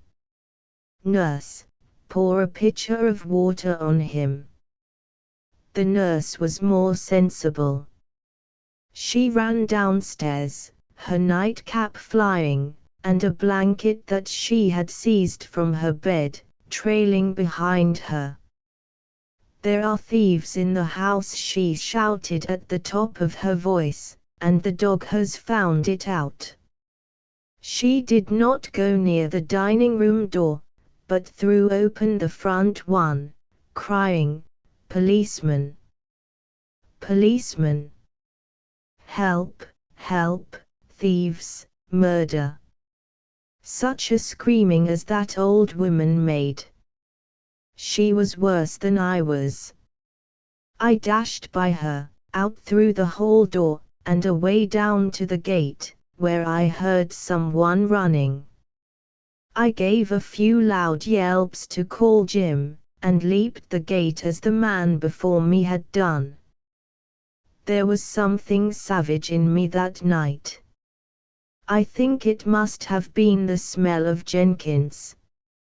I felt as if I could tear him to pieces. I have never felt so wicked since. I was hunting him, as he had hunted me and my mother, and the thought gave me pleasure. Old Jim soon caught up with me, and I gave him a push with my nose, to let him know I was glad he had come. We rushed swiftly on, and at the corner caught up with the miserable man who was running away from us. I gave an angry growl, and jumping up, bit at his leg. He turned around, and though it was not a very bright night, there was light enough for me to see the ugly face of my old master. He seemed so angry to think that Jim and I dared to snap at him. He caught up a handful of stones, and with some bad words threw them at us. Just then, away in front of us, was a queer whistle, and then another one like it behind us. Jenkins made a strange noise in his throat, and started to run down a side street, away from the direction of the two whistles. I was afraid that he was going to get away, and though I could not hold him, I kept springing up on him, and once I tripped him up. Oh, how furious he was! He kicked me against the side of a wall, and gave me 2 or 3 hard blows with a stick that he caught up, and kept throwing stones at me. I would not give up, though I could scarcely see him for the blood that was running over my eyes. Old Jim got so angry whenever Jenkins touched me, that he ran up behind and nipped his calves, to make him turn on him. Soon Jenkins came to a high wall, where he stopped, and with a hurried look behind, began to climb over it. The wall was too high for me to jump. He was going to escape. What shall I do? I barked as loudly as I could for someone to come, and then sprang up and held him by the leg as he was getting over. I had such a grip, that I went over the wall with him, and left Jim on the other side. Jenkins fell on his face in the earth. Then he got up, and with a look of deadly hatred on his face, pounced upon me. If help had not come, I think he would have dashed out my brains against the wall, as he dashed out my poor little brother's against the horse's stall. But just then there was a running sound. 2 men came down the street and sprang upon the wall, just where Jim was leaping up and down and barking in distress. I saw at once by their uniform and the clubs in their hands, that they were policemen. In one short instant they had hold of Jenkins. He gave up then, but he stood snarling at me like an ugly dog. If it hadn't been for that cur, I'd never a been caught. Why, and he staggered back and uttered a bad word. It's me own dog. More shame to you, said one of the policemen, sternly. What have you been up to at this time of night, to have your own dog and a quiet minister's spaniel dog a-chasing you through the street? Jenkins began to swear and would not tell them anything. There was a house in the garden, and just at this minute someone opened a window and called out, "Hello, there, what are you doing?" "We're catching a thief, sir," said one of the policemen, "leastwise I think that's what he's been up to." "Could you throw us down a bit of rope?" "We've no handcuffs here, and one of us has to go to the lock-up and the other to Washington Street, where there's a woman yelling blue murder, and hurry up, please, sir." The gentleman threw down a rope, and in 2 minutes Jenkins' wrists were tied together, and he was walked through the gate, saying bad words as fast as he could to the policeman who was leading him. "Good dogs," said the other policeman to Jim and me. Then he ran up the street and we followed him. As we hurried along Washington Street, and came near our house, we saw lights gleaming through the darkness, and heard people running to and fro. The nurse's shrieking had alarmed the neighborhood. The Morris boys were all out in the street only half clad and shivering with cold, and the Drury's coachman, with no hat on, and his hair sticking up all over his head, was running about with a lantern. The neighbors' houses were all lighted up, and a good many people were hanging out of their windows and opening their doors, and calling to each other to know what all this noise meant. When the policeman appeared with Jim and me at his heels, quite a crowd gathered around him to hear his part of the story. Jim and I dropped on the ground panting as hard as we could, and with little streams of water running from our tongues. We were both pretty well used up. Jim's back was bleeding in several places from the stones that Jenkins had thrown at him, and I was a mass of bruises. Presently we were discovered, and then what a fuss was made over us. Brave dogs! Noble dogs! Everybody said, and patted and praised us. We were very proud and happy, and stood up and wagged our tails, at least Jim did, and I wagged what I could. Then they found what a state we were in. Mrs. Morris cried, and catching me up in her arms, ran in the house with me, and Jack followed with old Jim. We all went into the parlor. There was a good fire there, and Miss Laura and Miss Bessie were sitting over it. They sprang up when they saw us, and right there in the parlor washed our wounds, and made us lie down by the fire. "You saved our silver, brave Joe," said Miss Bessie. "Just wait till my papa and mamma come home, and see what they will say." "Well, Jack, what is the latest?" as the Morris boys came trooping into the room. "The policeman has been questioning your nurse, and examining the dining room, and has gone down to the station to make his report. And do you know what he has found out?" said Jack, excitedly. "Know what?" asked Miss Bessie. "Why, that villain was going to burn your house." Miss Bessie gave a little shriek. "Why, what do you mean?"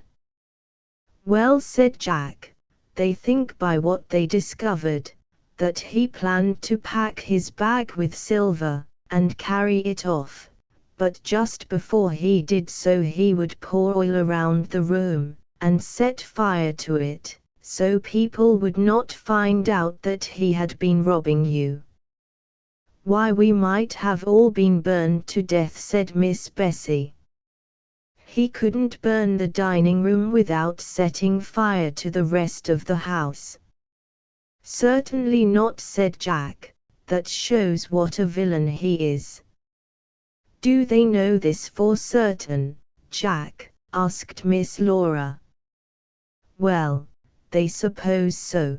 They found some bottles of oil along with the bag he had for the silver." "How horrible! You darling old Joe, perhaps you saved our lives." And pretty Miss Bessie kissed my ugly, swollen head. I could do nothing but lick her little hand, but always after that I thought a great deal of her. It is now some years since all this happened, and I might as well tell the end of it.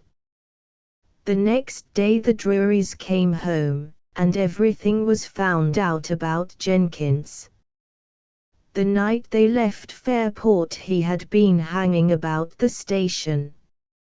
He knew just who were left in the house, for he had once supplied them with milk, and knew all about their family. He had no customers at this time, for after Mr. Harry rescued me, and that piece came out in the paper about him, he found that no one would take milk from him. His wife died, and some kind people put his children in an asylum, and he was obliged to sell Toby and the cows. Instead of learning a lesson from all this, and leading a better life, he kept sinking lower. He was, therefore, ready for any kind of mischief that turned up, and when he saw the Drurys going away in the train, he thought he would steal a bag of silver from their sideboard, then set fire to the house, and run away and hide the silver. After a time he would take it to some city and sell it. He was made to confess all this. Then for his wickedness he was sent to prison for 10 years, and I hope he will get to be a better man there, and be one after he comes out. I was sore and stiff for a long time, and one day Mrs. Drury came over to see me. She did not love dogs as the Morrises did. She tried to, but she could not. Dogs can see fun in things as well as people can, and I buried my muzzle in the hearth rug, so that she would not see how I was curling up my lip and smiling at her. "You are a good dog," she said, slowly. "You are." Then she stopped, and could not think of anything else to say to me. I got up and stood in front of her, for a well-bred dog should not lie down when a lady speaks to him.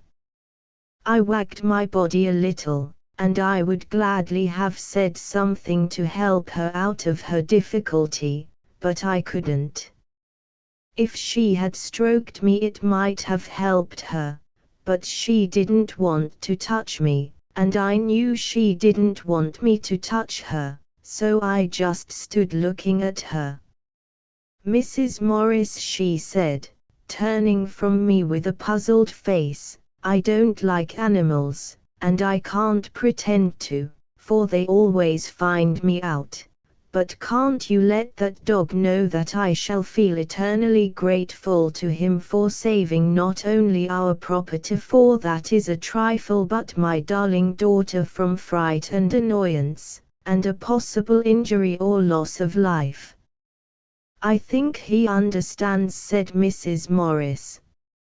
"He is a very wise dog." And smiling in great amusement, she called me to her and put my paws on her lap. "Look at that lady, Joe. She is pleased with you for driving Jenkins away from her house. You remember Jenkins?" I barked angrily and limped to the window. "How intelligent he is," said Mrs. Drury. "My husband has sent to New York for a watchdog, and he says that from this on our house shall never be without one. Now I must go.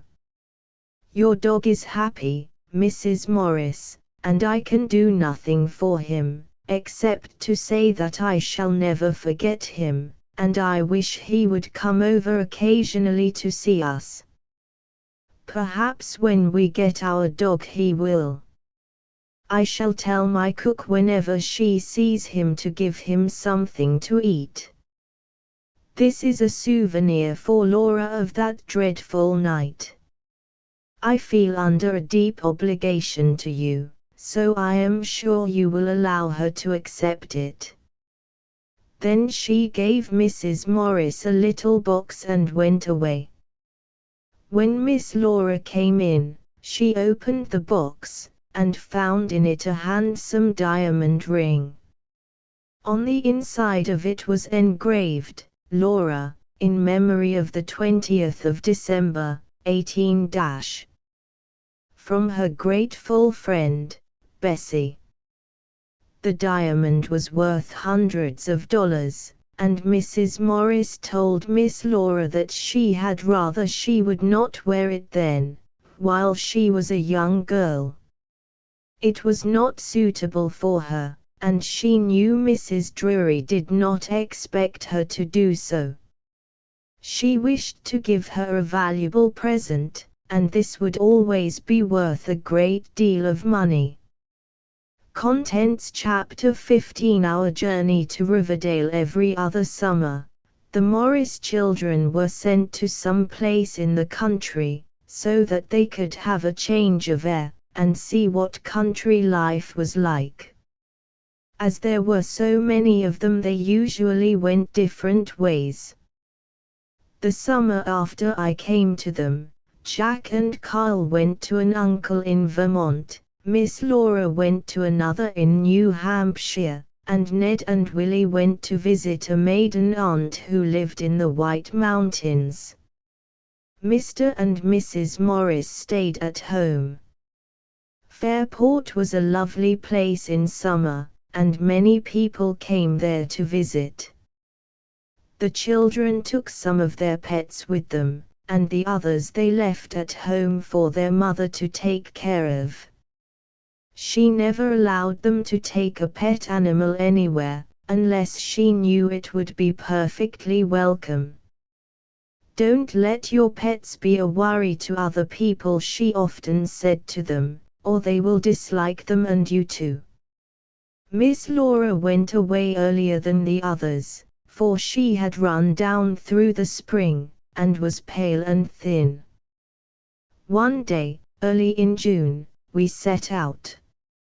I say we, for after my adventure with Jenkins, Miss Laura said that I should never be parted from her. If anyone invited her to come and see them and didn't want me, she would stay at home. The whole family went to the station to see us off. They put a chain on my collar and took me to the baggage office and got 2 tickets for me. One was tied to my collar and the other Miss Laura put in her purse. Then I was put in a baggage car and chained in a corner. I heard Mr. Morris say that as we were only going a short distance, it was not worthwhile to get an express ticket for me. There was a dreadful noise and bustle at the station. Whistles were blowing and people were rushing up and down the platform. Some men were tumbling baggage so fast into the car where I was, that I was afraid some of it would fall on me. For a few minutes Miss Laura stood by the door and looked in, but soon the men had piled up so many boxes and trunks that she could not see me. Then she went away. Mr. Morris asked one of the men to see that I did not get hurt, and I heard some money rattle. Then he went away too. It was the beginning of June and the weather had suddenly become very hot. We had a long, cold spring, and not being used to the heat, it seemed very hard to bear. Before the train started, the doors of the baggage car were closed, and it became quite dark inside. The darkness, and the heat, and the close smell, and the noise, as we went rushing along, made me feel sick and frightened. I did not dare to lie down, but sat up trembling and wishing that we might soon come to Riverdale station. But we did not get there for some time, and I was to have a great fright. I was thinking of all the stories that I knew of animals traveling. In February, the Drury's Newfoundland watchdog, Pluto, had arrived from New York, and he told Jim and me that he had a miserable journey. A gentleman friend of Mr. Drury's had brought him from New York. He saw him chained up in his car, and he went into his Pullman, first tipping the baggage master handsomely to look after him. Pluto said that the baggage master had a very red nose, and he was always getting drinks for himself when they stopped at a station, but he never once gave him a drink or anything to eat, from the time they left New York till they got to Fairport. When the train stopped there, and Pluto's chain was unfastened, he sprang out on the platform and nearly knocked Mr. Drury down. He saw some snow that had sifted through the station roof and he was so thirsty that he began to lick it up. When the snow was all gone, he jumped up and licked the frost on the windows. Mr. Drury's friend was so angry. He found the baggage master, and said to him, "What did you mean, by coming into my car every few hours, to tell me that the dog was fed, and watered, and comfortable? I shall report you." He went into the office at the station, and complained of the man, and was told that he was a drinking man, and was going to be dismissed. I was not afraid of suffering like Pluto, because it was only going to take us a few hours to get to Riverdale. I found that we always went slowly before we came into a station, and one time when we began to slacken speed I thought that surely we must be at our journey's end. However, it was not Riverdale. The car gave a kind of jump, then there was a crashing sound ahead, and we stopped. I heard men shouting and running up and down, and I wondered what had happened. It was all dark and still in the car, and nobody came in, but the noise kept up outside, and I knew something had gone wrong with the train. Perhaps Miss Laura had got hurt. Something must have happened to her or she would come to me. I barked and pulled at my chain till my neck was sore, but for a long, long time I was there alone. The men running about outside must have heard me. If ever I hear a man in trouble and crying for help I go to him and see what he wants. After such a long time that it seemed to me it must be the middle of the night, the door at the end of the car opened, and a man looked in. "This is all through baggage for New York, miss," I heard him say. "They wouldn't put your dog in here." Yes, they did. I am sure this is the car, I heard in the voice I knew so well, "and won't you get him out, please? He must be terribly frightened." The man stooped down and unfastened my chain, grumbling to himself because I had not been put in another car. "Some folks tumble a dog round as if he was a junk of coal," he said, patting me kindly. I was nearly wild with delight to get with Miss Laura again, but I had barked so much, and pressed my neck so hard with my collar that my voice was all gone. I fawned on her, and wagged myself about, and opened and shut my mouth, but no sound came out of it. It made Miss Laura nervous. She tried to laugh and cry at the same time, and then bit her lip hard, and said, "Oh, Joe, don't. He's lost his bark, hasn't he?" said the man, looking at me curiously. "It is a wicked thing to confine an animal in a dark and closed car," said Miss Laura, trying to see her way down the steps through her tears. The man put out his hand and helped her. "He's not suffered much, miss," he said. "Don't you distress yourself. Now if you'd been a brakesman on a Chicago train, as I was a few years ago, and seen the animals run in for the stockyards, you might talk about cruelty. Cars that ought to hold a certain number of pigs, or sheep, or cattle, jammed full with twice as many, and half of them thrown out choked and smothered to death.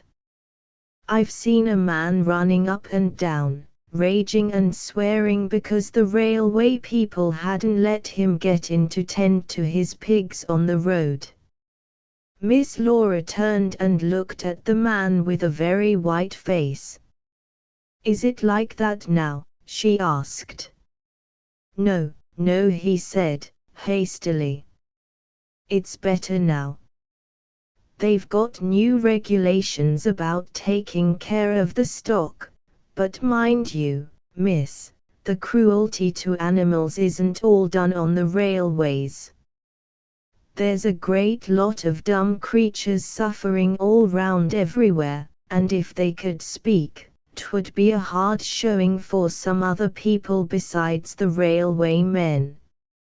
He lifted his cap and hurried down the platform, and Miss Laura, her face very much troubled, picked her way among the bits of coal and wood scattered about the platform, and went into the waiting room of the little station. She took me up to the filter and let some water run in her hand, and gave it to me to lap. Then she sat down and I leaned my head against her knees, and she stroked my throat gently. There were some people sitting about the room, and, from their talk, I found out what had taken place. There had been a freight train on a side track at this station, waiting for us to get by. The switchman had carelessly left the switch open after this train went by, and when we came along afterward, our train, instead of running in by the platform, went crashing into the freight train. If we had been going fast, great damage might have been done. As it was, our engine was smashed so badly that it could not take us on. The passengers were frightened, and we were having a tedious time waiting for another engine to come and take us to Riverdale. After the accident, the trainmen were so busy that Miss Laura could get no one to release me. While I sat by her, I noticed an old gentleman staring at us. He was such a queer-looking old gentleman. He looked like a poodle. He had bright brown eyes, and a pointed face, and a shock of white hair that he shook every few minutes. He sat with his hands clasped on the top of his cane, and he scarcely took his eyes from Miss Laura's face. Suddenly he jumped up and came and sat down beside her. "An ugly dog," that he said, pointing to me. Most young ladies would have resented this, but Miss Laura only looked amused. "He seems beautiful to me," she said, gently. Because he's your dog," said the old man, darting a sharp look at me. "What's the matter with him?" "This is his first journey by rail, and he's a little frightened." "No wonder. The Lord only knows the suffering of animals in transportation," said the old gentleman. "My dear young lady, if you could see what I have seen, you'd never eat another bit of meat all the days of your life." Miss Laura wrinkled her forehead. "I know I have heard," she faltered. "It must be terrible." "Terrible, it's awful," said the gentleman. "Think of the cattle on the western plains. Choked with thirst in summer, and starved and frozen in winter. Dehorned and goaded onto trains and steamers. Tossed about and wounded and suffering on voyages. Many of them dying and being thrown into the sea. Others landed sick and frightened. Some of them slaughtered on docks and wharves to keep them from dropping dead in their tracks. What kind of food does their flesh make? It's rank poison. 3 of my family have died of cancer. I am a vegetarian." The strange old gentleman darted from his seat, and began to pace up and down the room. I was very glad he had gone, for Miss Laura hated to hear of cruelty of any kind, and her tears were dropping thick and fast on my brown coat. The gentleman had spoken very loudly, and everyone in the room had listened to what he said. Among them was a very young man, with a cold, handsome face. He looked as if he was annoyed that the older man should have made Miss Laura cry. "Don't you think, sir," he said, as the old gentleman passed near him in walking up and down the floor, "that there is a great deal of mock sentiment about this business of taking care of the dumb creation? They were made for us. They've got to suffer and be killed to supply our wants. The cattle and sheep, and other animals would overrun the earth, if we didn't kill them. Granted, said the old man, stopping right in front of him. Granted, young man, if you take out that word suffer. The Lord made the sheep, and the cattle, and the pigs. They are His creatures just as much as we are. We can kill them, but we've no right to make them suffer. But we can't help it, sir. Yes, we can, my young man. It's a possible thing to raise healthy stock, treat it kindly, kill it mercifully, eat it decently. When men do that, I, for one, will cease to be a vegetarian. You're only a boy. You haven't traveled as I have. I've been from one end of this country to the other. Up north, down south, and out west, I've seen sights that made me shudder, and I tell you the Lord will punish this great American nation if it doesn't change its treatment of the dumb animals committed to its care. The young man looked thoughtful, and did not reply. A very sweet-faced old lady sitting near him answered the old gentleman. I don't think I have ever seen such a fine-looking old lady as she was.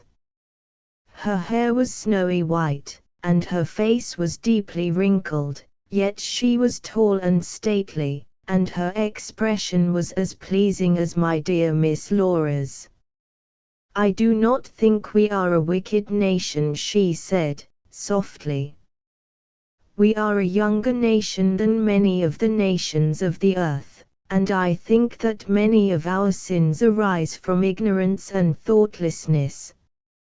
Yes, madam, said the fiery old gentleman, staring hard at her. I agree with you there. She smiled very pleasantly at him and went on. I, too, have been a traveler, and I have talked to a great many wise and good people on the subject of the cruel treatment of animals, and I find that many of them have never thought about it. They, themselves, never knowingly ill-treat a dumb creature, and when they are told stories of inhuman conduct, they say in surprise, "Why, these things surely can't exist." You see, they have never been brought in contact with them. As soon as they learn about them, they begin to agitate and say, "We must have this thing stopped." Where is the remedy? And what is it, madam, in your opinion, said the old gentleman, pawing the floor with impatience. Just the remedy that I would propose for the great evil of intemperance, said the old lady, smiling at him. Legislation and education. Legislation for the old and hardened, and education for the young and tender. I would tell the schoolboys and schoolgirls that alcohol will destroy the framework of their beautiful bodies, and that cruelty to any of God's living creatures will blight and destroy their innocent young souls. The young man spoke again. Don't you think, he said, that you temperance and humane people lay too much stress upon the education of our youth in all lofty and noble sentiments? The human heart will always be wicked. Your Bible tells you that, doesn't it? You can't educate all the badness out of children. We don't expect to do that, said the old lady, turning her pleasant face toward him, but even if the human heart is desperately wicked, shouldn't that make us much more eager to try to educate, to ennoble, and restrain? However, as far as my experience goes, and I have lived in this wicked world for 75 years, I find that the human heart, though wicked and cruel, as you say, has yet some soft and tender spots, and the impressions made upon it in youth are never, never effaced. Do you not remember better than anything else, standing at your mother's knee, the pressure of her hand, her kiss on your forehead? By this time our engine had arrived. A whistle was blowing, and nearly everyone was rushing from the room, the impatient old gentleman among the first. Miss Laura was hurriedly trying to do up her shawl strap, and I was standing by, wishing that I could help her. The old lady and the young man were the only other people in the room, and we could not help hearing what they said. "Yes, I do," he said in a thick voice, and his face got very red. "She is dead now. I have no mother." Poor boy, and the old lady laid her hand on his shoulder. They were standing up, and she was taller than he was. "May God bless you. I know you have a kind heart. I have 4 stalwart boys, and you remind me of the youngest. If you are ever in Washington, come to see me." She gave him some name, and he lifted his hat and looked as if he was astonished to find out who she was. Then he, too, went away, and she turned to Miss Laura. "Shall I help you, my dear?" "If you please," said my young mistress. "I can't fasten this strap." In a few seconds the bundle was done up, and we were joyfully hastening to the train. It was only a few miles to Riverdale, so the conductor let me stay in the car with Miss Laura. She spread her coat out on the seat in front of her, and I sat on it and looked out of the car window as we sped along through a lovely country, all green and fresh in the June sunlight. How light and pleasant this car was, so different from the baggage car. What frightens an animal most of all things, is not to see where it is going, not to know what is going to happen to it. I think that they are very like human beings in this respect. The lady had taken a seat beside Miss Laura, and as we went along, she too looked out of the window and said in a low voice, "What is so rare as a day in June? Then, if ever, come perfect days." "That is very true," said Miss Laura. "How sad that the autumn must come, and the cold winter." "No, my dear, not sad. It is but a preparation for another summer." "Yes, I suppose it is," said Miss Laura. Then she continued a little shyly, as her companion leaned over to stroke my cropped ears, "You seem very fond of animals." "I am, my dear. I have 4 horses, 2 cows, a tame squirrel, 3 dogs, and a cat." "You should be a happy woman," said Miss Laura, with a smile. "I think I am. I must not forget my horned toad, Diego, that I got in California. I keep him in the greenhouse, and he is very happy catching flies and holding his horny head to be scratched whenever anyone comes near." "I don't see how anyone can be unkind to animals," said Miss Laura, thoughtfully. "Nor I, my dear child. It has always caused me intense pain to witness the torture of dumb animals.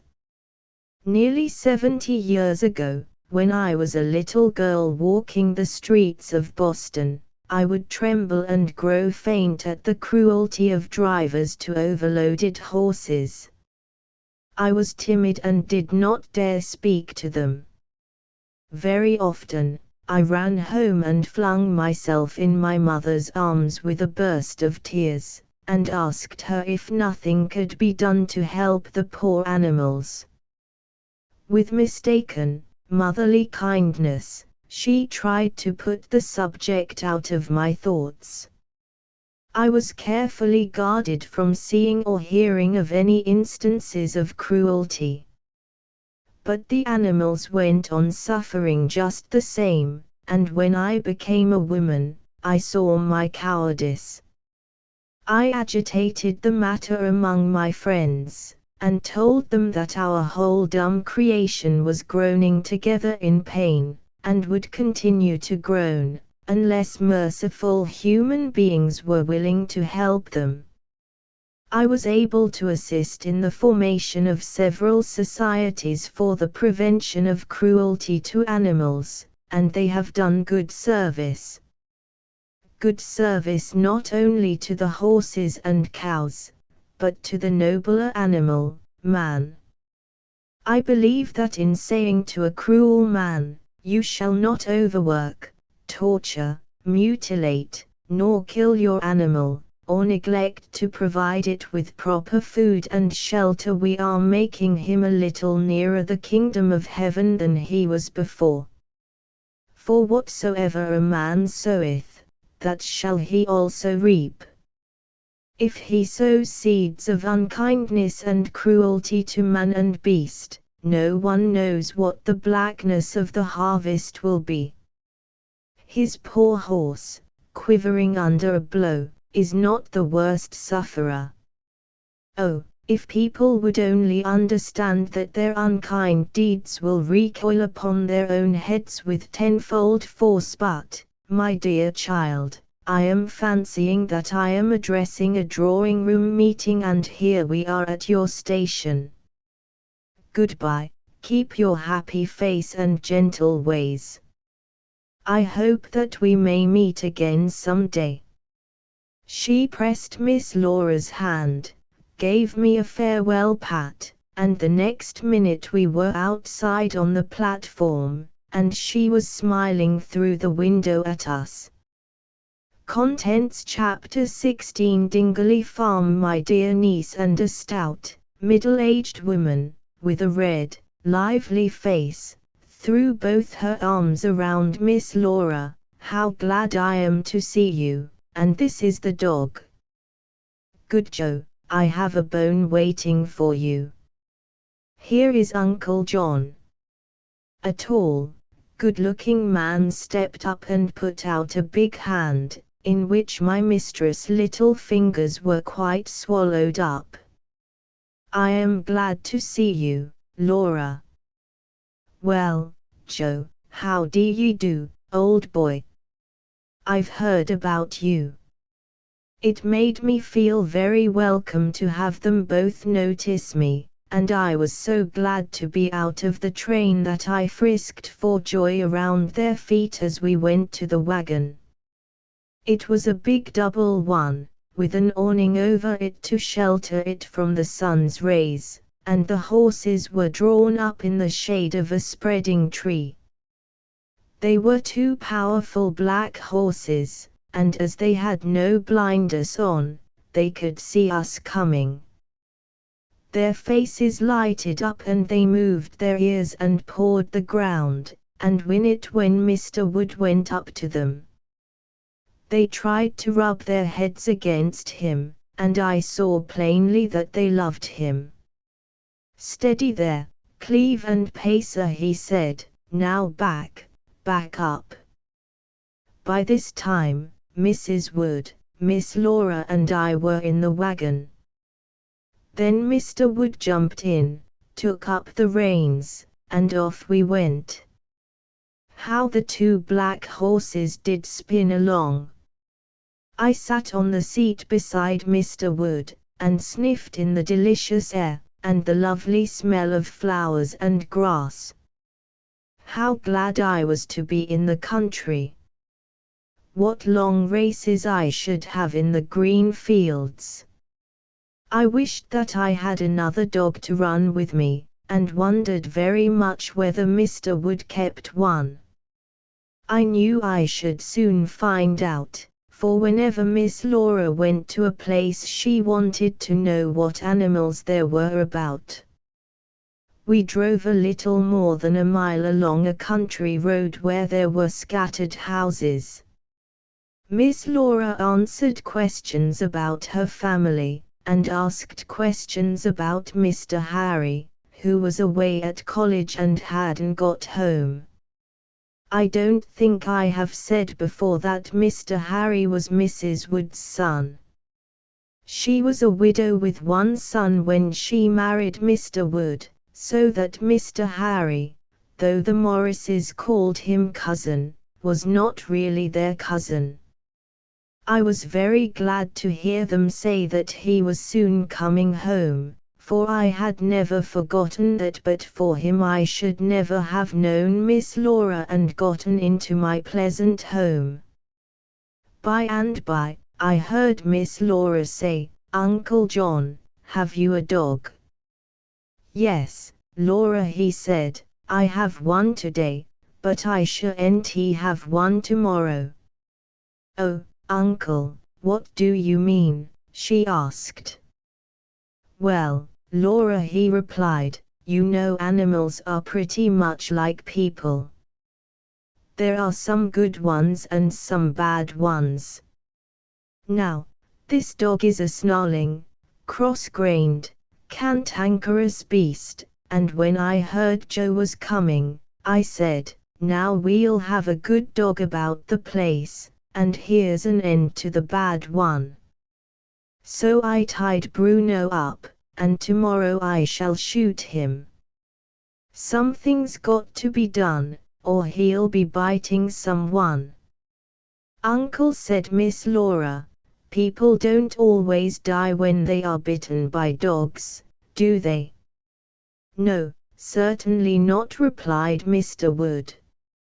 "In my humble opinion there's a great lot of nonsense talked about the poison of a dog's bite and people dying of hydrophobia. Ever since I was born I've had dogs snap at me and stick their teeth in my flesh, and I've never had a symptom of hydrophobia, and never intend to have. I believe half the people that are bitten by dogs frighten themselves into thinking they are fatally poisoned. I was reading the other day about the policemen in a big city in England that have to catch stray dogs, and dogs supposed to be mad, and all kinds of dogs, and they get bitten over and over again, and never think anything about it. But let a lady or a gentleman walking along the street have a dog bite them, and they worry themselves till their blood is in a fever, and they have to hurry across to France to get past here to cure them. They imagine they've got hydrophobia, and they've got it because they imagine it. I believe if I fixed my attention on that right thumb of mine, and thought I had a sore there, and picked at it and worried it, in a short time a sore would come, and I'd be off to the doctor to have it cured. At the same time dogs have no business to bite, and I don't recommend anyone to get bitten." "But, Uncle," said Miss Laura, "isn't there such a thing as hydrophobia?" "Oh, yes, I dare say there is. I believe that a careful examination of the records of death reported in Boston from hydrophobia for the space of 32 years, shows that 2 people actually died from it. Dogs are like all other animals. They're liable to sickness, and they've got to be watched. I think my horses would go mad if I starved them, or overfed them, or overworked them, or let them stand in laziness, or kept them dirty, or didn't give them water enough. They'd get some disease, anyway. If a person owns an animal, let him take care of it, and it's all right. If it shows signs of sickness, shut it up and watch it. If the sickness is incurable, kill it. Here's a sure way to prevent hydrophobia. Kill off all ownerless and vicious dogs. If you can't do that, have plenty of water where they can get at it. A dog that has all the water he wants will never go mad. This dog of mine has not one single thing the matter with him but pure ugliness. Yet, if I let him loose, and he ran through the village with his tongue out, I'll warrant you there'd be a cry of mad dog. However, I'm going to kill him. I've no use for a bad dog. Have plenty of animals, I say, and treat them kindly, but if there's a vicious one among them, put it out of the way, for it is a constant danger to man and beast. It's queer how ugly some people are about their dogs. They'll keep them no matter how they worry other people, and even when they are snatching the bread out of their neighbors' mouths. But I say that is not the fault of the four-legged dog. A human dog is the worst of all. There's a band of sheep-killing dogs here in Riverdale, that their owners can't, or won't, keep out of mischief. Meek-looking fellows some of them are. The owners go to bed at night, and the dogs pretend to go, too, but when the house is quiet and the family asleep, off goes Rover or Fido to worry poor, defenseless creatures that can't defend themselves. Their taste for sheep's blood is like the taste for liquor in men, and the dogs will travel as far to get their fun, as the men will travel for theirs. They've got it in them, and you can't get it out. Mr. Vinton cured his dog, said Mrs. Wood.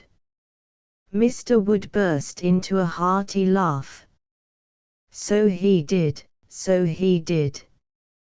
I must tell Laura about that. Vinton is a neighbor of ours, and last summer I kept telling him that his collie was worrying my Shropshires. He wouldn't believe me, but I knew I was right, and one night when Harry was home, he lay in wait for the dog and lassoed him. I tied him up and sent for Vinton. You should have seen his face, and the dog's face. He said 2 words, "You scoundrel," and the dog cowered at his feet as if he had been shot. He was a fine dog, but he'd got corrupted by evil companions. Then Vinton asked me where my sheep were. I told him in the pasture. He asked me if I still had my old ram Bolton. I said yes, and then he wanted 8 or 10 feet of rope. I gave it to him, and wondered what on earth he was going to do with it. He tied one end of it to the dog's collar, and holding the other in his hand, set out for the pasture. He asked us to go with him, and when he got there, he told Harry he'd like to see him catch Bolton. There wasn't any need to catch him, he'd come to us like a dog. Harry whistled, and when Bolton came up, Vinton fastened the rope's end to his horns, and let him go. The ram was frightened and ran, dragging the dog with him. We let them out of the pasture into an open field, and for a few minutes there was such a racing and chasing over that field as I never saw before. Harry leaned up against the bars and laughed till the tears rolled down his cheeks. Then Bolton got mad, and began to make battle with the dog, pitching into him with his horns. We soon stopped that, for the spirit had all gone out of Dash. Vinton unfastened the rope, and told him to get home, and if ever I saw a dog run, that one did. Mrs. Vinton set great store by him, and her husband didn't want to kill him. But he said Dash had got to give up his sheep killing, if he wanted to live. That cured him. He's never worried a sheep from that day to this, and if you offer him a bit of sheep's wool now, he tucks his tail between his legs, and runs for home. Now, I must stop my talk, for we're in sight of the farm. Yonder's our boundary line, and there's the house. You'll see a difference in the trees since you were here before. We had come to a turn in the road where the ground sloped gently upward. We turned in at the gate, and drove between rows of trees up to a long, low, red house, with a veranda all round it. There was a wide lawn in front, and away on our right were the farm buildings. They too were painted red, and there were some trees by them that Mr. Wood called his windbreak, because they kept the snow from drifting in the winter time. I thought it was a beautiful place. Miss Laura had been here before, but not for some years, so she, too, was looking about quite eagerly. "Welcome to Dingley Farm," Joe said Mrs. Wood, with her jolly laugh, as she watched me jump from the carriage seat to the ground. "Come in, and I'll introduce you to Pussy." "Aunt Hattie, why is the farm called Dingley Farm?" said Miss Laura, as we went into the house. "It ought to be Wood Farm. Dingley is made out of dingle, Laura. You know that pretty hollow back of the pasture? It is what they call a dingle. So this farm was called Dingle Farm till the people around about got saying Dingley instead. I suppose they found it easier. Why, here is Lollo coming to see Joe." Walking along the wide hall that ran through the house was a large tortoise-shell cat. She had a prettily marked face, and she was waving her large tail like a flag, and mewing kindly to greet her mistress. But when she saw me, what a face she made! She flew on the whole table, and putting up her back till it almost lifted her feet from the ground, began to spit at me and bristle with rage. "Poor Lollo," said Mrs. Wood, going up to her. "Joe is a good dog, and not like Bruno. He won't hurt you." I wagged myself about a little, and looked kindly at her, but she did nothing but say bad words to me. It was weeks and weeks before I made friends with that cat. She was a young thing, and had known only one dog, and he was a bad one, so she supposed all dogs were like him. There was a number of rooms opening off the hall, and one of them was the dining room where they had tea. I lay on a rug outside the door and watched them. There was a small table spread with a white cloth, and it had pretty dishes and glassware on it, and a good many different kinds of things to eat. A little French girl, called Adele, kept coming and going from the kitchen to give them hot cakes, and fried eggs, and hot coffee. As soon as they finished their tea, Mrs. Wood gave me one of the best meals that I ever had in my life.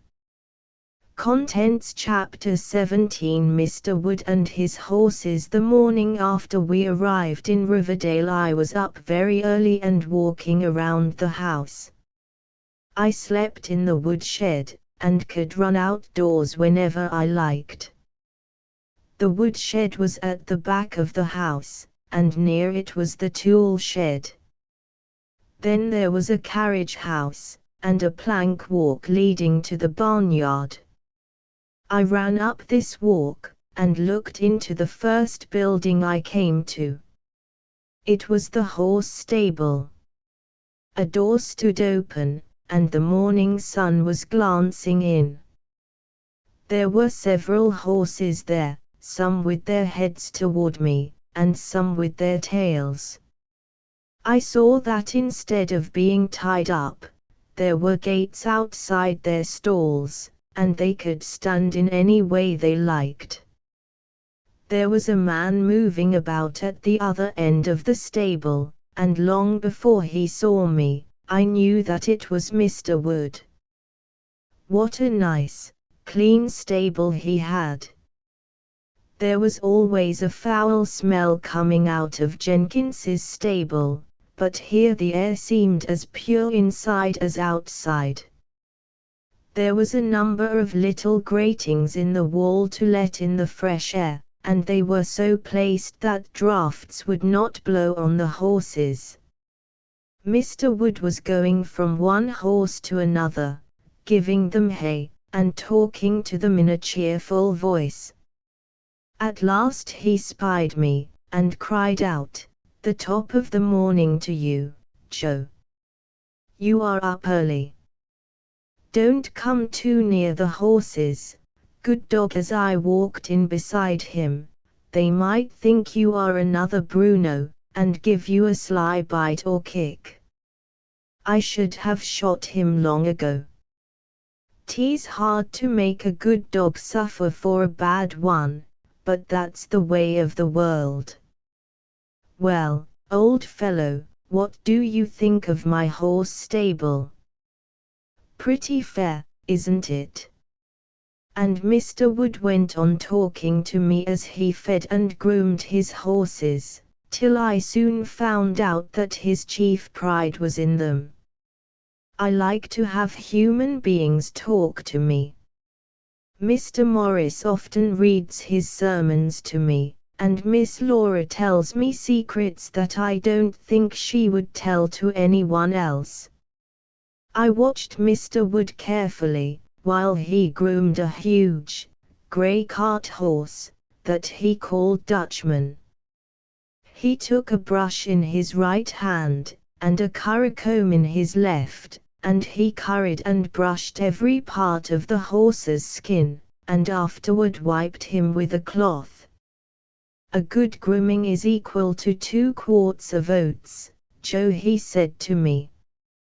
Then he stooped down and examined the horse's hoofs. "Your shoes are too heavy, Dutchman," he said, "but that pig-headed blacksmith thinks he knows more about horses than I do. Don't cut the sole nor the frog," I say to him.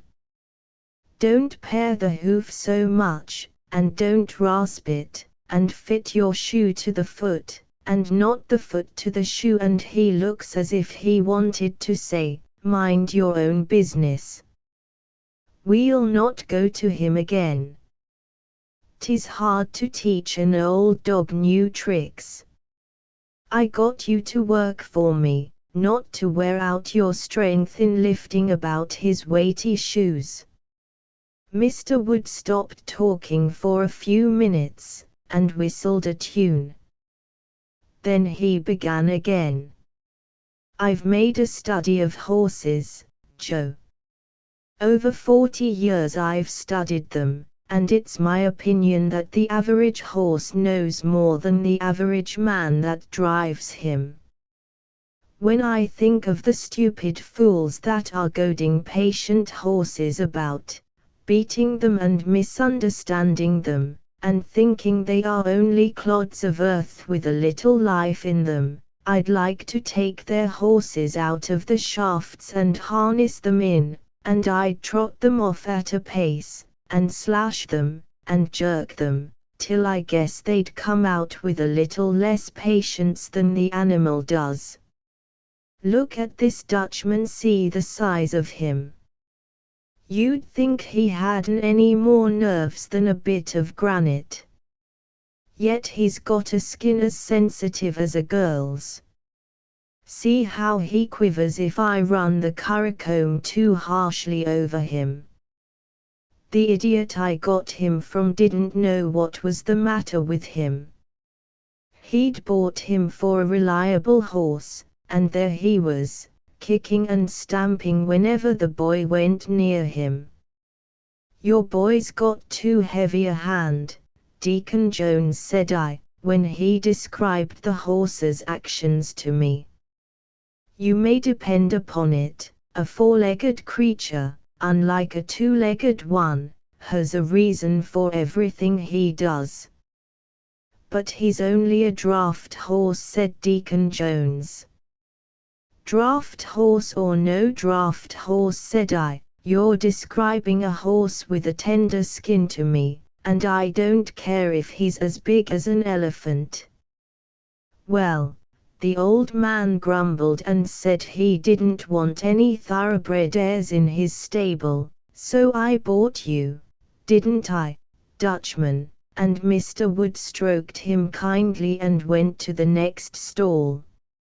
In each stall was a small tank of water with a sliding cover, and I found out afterward that these covers were put on when a horse came in too heated to have a drink.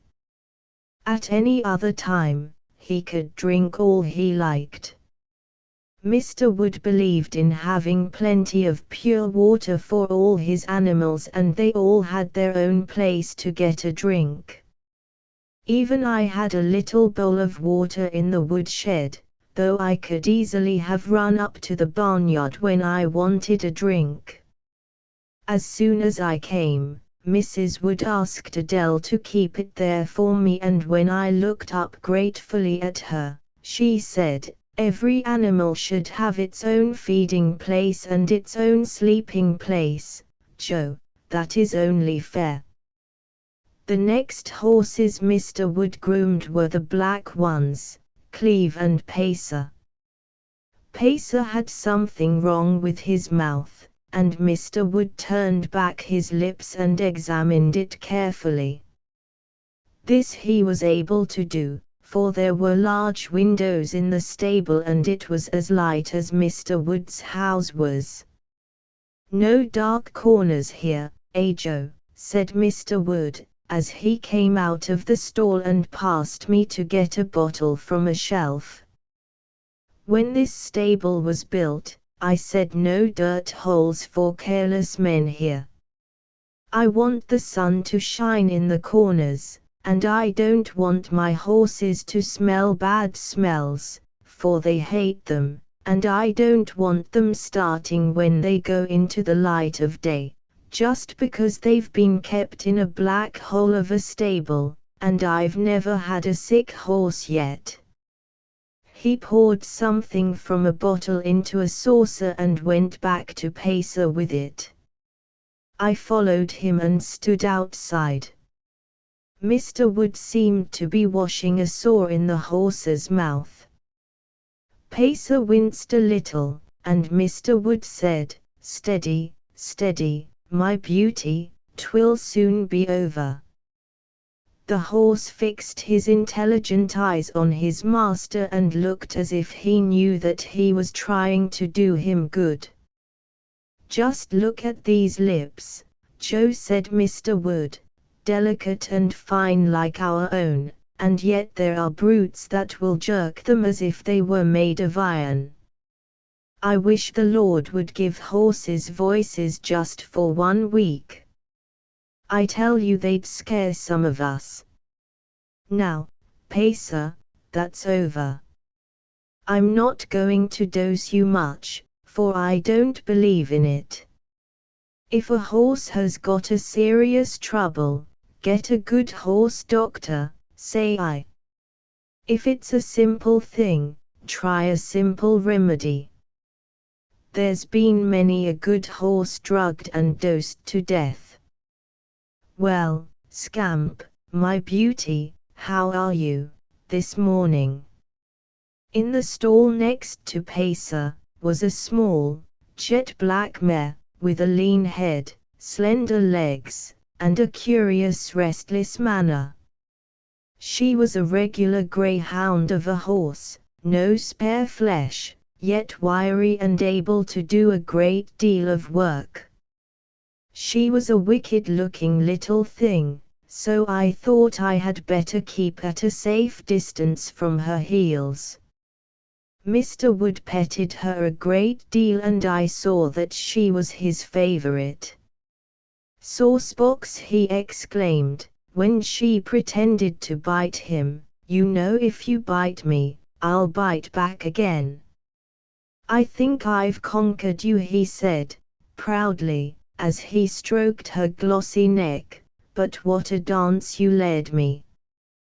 Do you remember how I bought you for a mere song, because you had a bad habit of turning around like a flash in front of anything that frightened you, and bolting off the other way?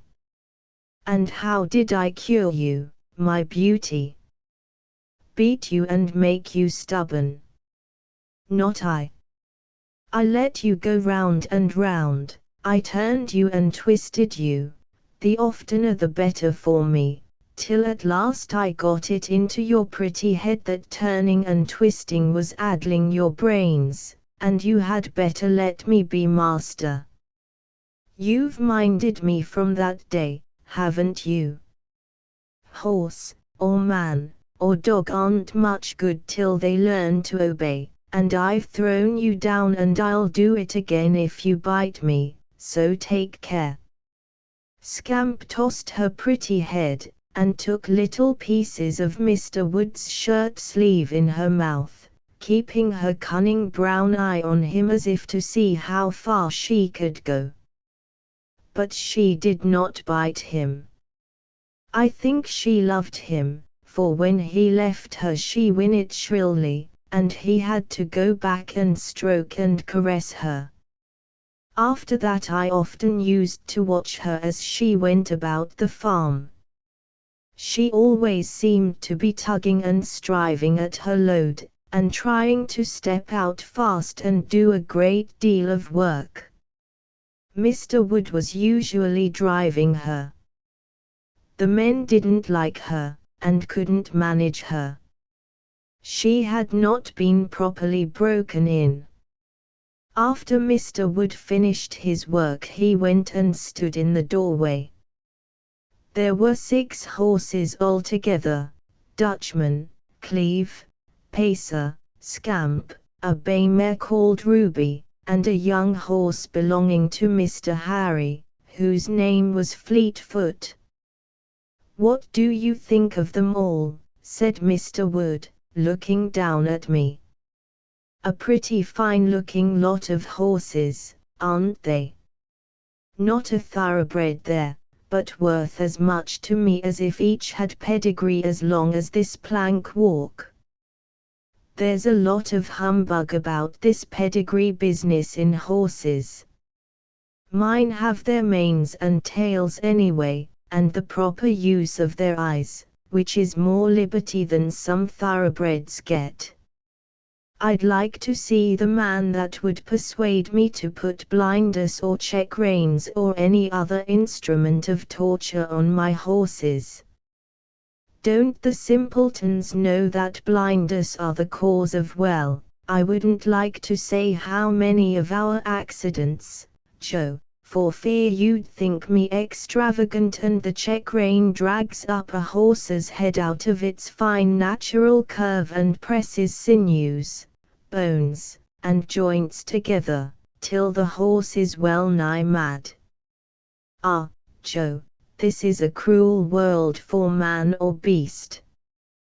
You're a standing token of that, with your missing ears and tail. And now I've got to go and be cruel, and shoot that dog. He must be disposed of before anyone else is astir. How I hate to take life." He sauntered down the walk to the tool shed, went in and soon came out leading a large, brown dog by a chain. This was Bruno. He was snapping and snarling and biting at his chain as he went along, though Mr. Wood led him very kindly, and when he saw me he acted as if he could have torn me to pieces. After Mr. Wood took him behind the barn, he came back and got his gun. I ran away so that I would not hear the sound of it, for I could not help feeling sorry for Bruno. Miss Laura's room was on one side of the house, and in the second story.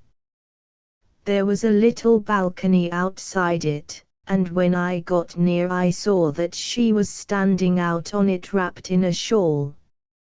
Her hair was streaming over her shoulders, and she was looking down into the garden where there were a great many white and yellow flowers in bloom. I barked, and she looked at me. "Dear old Joe, I will get dressed and come down." She hurried into her room, and I lay on the veranda till I heard her step. Then I jumped up. She unlocked the front door, and we went for a walk down the lane to the road until we heard the breakfast bell. As soon as we heard it we ran back to the house, and Miss Laura had such an appetite for her breakfast that her aunt said the country had done her good already. Contents Chapter 18 Mrs. Wood's poultry. After breakfast, Mrs. Wood put on a large apron, and going into the kitchen, said, "Have you any scraps for the hens, Adele? Be sure and not give me anything salty." The French girl gave her a dish of food. Then Mrs. Wood asked Miss Laura to go and see her chickens, and away we went to the poultry house. On the way we saw Mr. Wood. He was sitting on the step of the tool shed cleaning his gun. "Is the dog dead?" asked Miss Laura. "Yes," he said. She sighed and said, "Poor creature, I am sorry he had to be killed."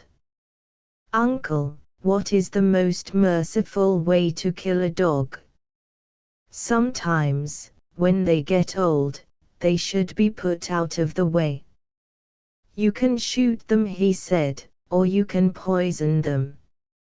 I shot Bruno through his head into his neck. There's a right place to aim at.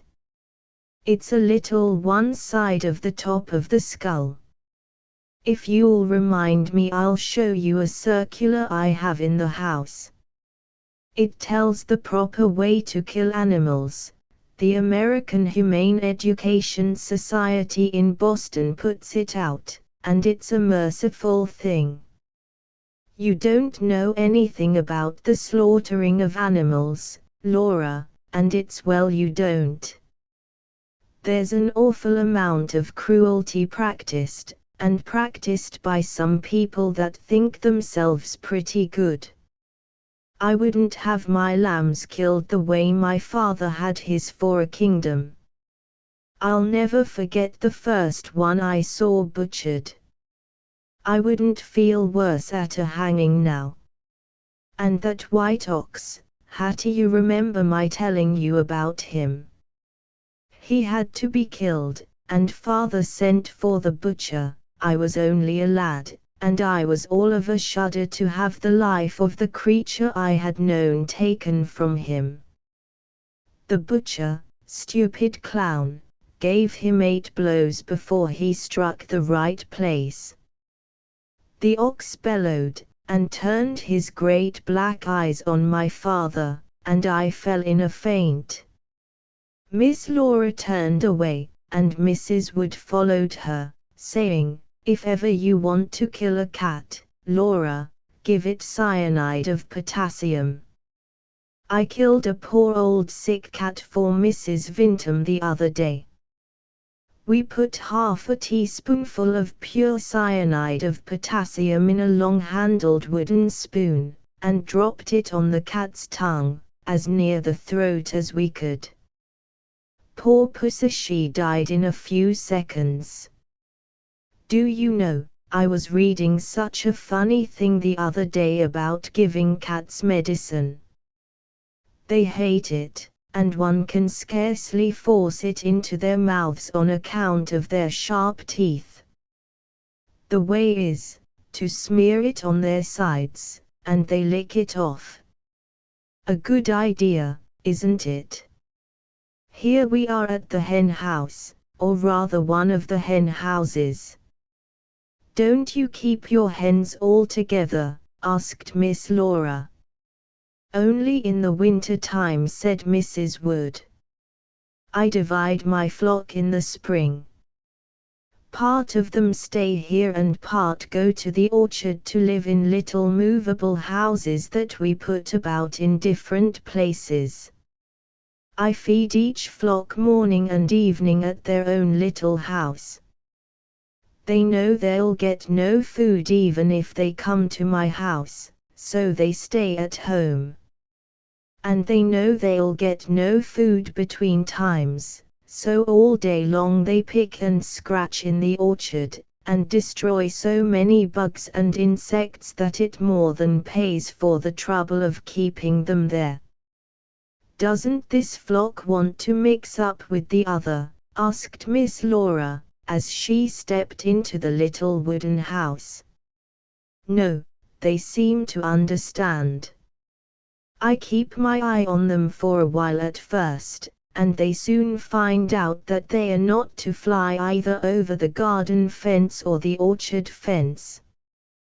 They roam over the farm and pick up what they can get. There's a good deal of sense in hens, if one manages them properly. I love them because they are such good mothers. We were in the little wooden house by this time, and I looked around it with surprise. It was better than some of the poor people's houses in Fairport. The walls were white and clean, so were the little ladders that led up to different kinds of roosts, where the fowls sat at night. Some roosts were thin and round, and some were broad and flat. Mrs. Wood said that the broad ones were for a heavy fowl called the Brahma. Every part of the little house was almost as light as it was outdoors, on account of the large windows. Miss Laura spoke of it. Why, Auntie, I never saw such a light hen house. Mrs. Wood was diving into a partly shut-in place, where it was not so light, and where the nests were. She straightened herself up, her face redder than ever, and looked at the windows with a pleased smile. Yes, there's not a hen house in New Hampshire with such big windows. Whenever I look at them, I think of my mother's hens, and wish that they could have had a place like this. They would have thought themselves in a hen's paradise. When I was a girl we didn't know that hens loved light and heat, and all winter they used to sit in a dark hen coop, and the cold was so bad that their combs would freeze stiff, and the tops of them would drop off. We never thought about it. If we'd had any sense, we might have watched them on a fine day go and sit on the compost heap and sun themselves, and then have concluded that if they liked light and heat outside, they'd like it inside. Poor biddies, they were so cold that they wouldn't lay us any eggs in winter. You take a great interest in your poultry, don't you, Auntie? Said Miss Laura. Yes, indeed, and well I may. I'll show you my brown Leghorn, Jenny, that lay eggs enough in a year to pay for the newspapers I take to keep myself posted in poultry matters. I buy all my own clothes with my hen money, and lately I've started a bank account, for I want to save up enough to start a few stands of bees. Even if I didn't want to be kind to my hens, it would pay me to be so forsake of the profit they yield. Of course they're quite a lot of trouble.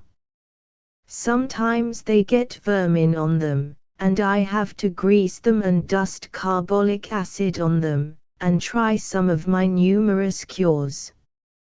Then I must keep ashes and dust wallows for them and be very particular about my eggs when hens are sitting, and see that the hens come off regularly for food and exercise. Oh, there are 100 things I have to think of, but I always say to anyone that thinks of raising poultry, if you are going into the business for the purpose of making money, it pays to take care of them. There's one thing I notice, said Miss Laura, and that is that your drinking fountains must be a great deal better than the shallow pans that I have seen some people give their hens water in. Dirty things they are, said Mrs. Wood. I wouldn't use one of them. I don't think there is anything worse for hens than drinking dirty water. My hens must have as clean water as I drink myself, and in winter I heat it for them.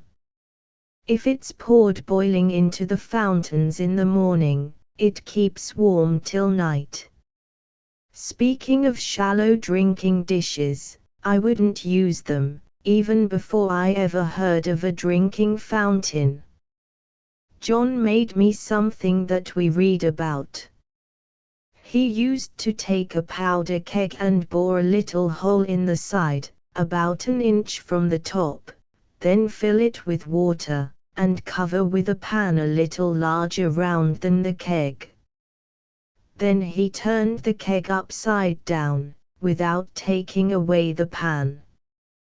The water ran into the pan only as far as the hole in the keg, and it would have to be used before more would flow in. Now let us go and see my beautiful, bronze turkeys. They don't need any houses, for they roost in the trees the year round. We found the flock of turkeys, and Miss Laura admired their changeable colors very much. Some of them were very large, and I did not like them, for the gobblers ran at me, and made a dreadful noise in their throats. Afterward, Mrs. Wood showed us some ducks that she had shut up in a yard. She said that she was feeding them on vegetable food, to give their flesh a pure flavor, and by she would send them to market and get a high price for them. Every place she took us to was as clean as possible. No one can be successful in raising poultry in large numbers, she said, unless they keep their quarters clean and comfortable. As yet we had seen no hens, except a few on the nests, and Miss Laura said, "Where are they? I should like to see them." "They are coming," said Mrs. Wood. "It is just their breakfast time, and they are as punctual as clockwork. They go off early in the morning, to scratch about a little for themselves first." As she spoke she stepped off the plank walk, and looked off towards the fields. Miss Laura burst out laughing. Away beyond the barns the hens were coming. Seeing Mrs. Wood standing there, they thought they were late, and began to run and fly, jumping over each other's backs, and stretching out their necks, in a state of great excitement. Some of their legs seemed sticking straight out behind. It was very funny to see them. They were a fine-looking lot of poultry, mostly white, with glossy feathers and bright eyes. They greedily ate the food scattered to them, and Mrs. Wood said, "They think I've changed their breakfast time, and tomorrow they'll come a good bit earlier." and yet some people say hens have no sense. Contents Chapter 19 A Band of Mercy. A few evenings after we came to Dingley Farm, Mrs. Wood and Miss Laura were sitting out on the veranda, and I was lying at their feet.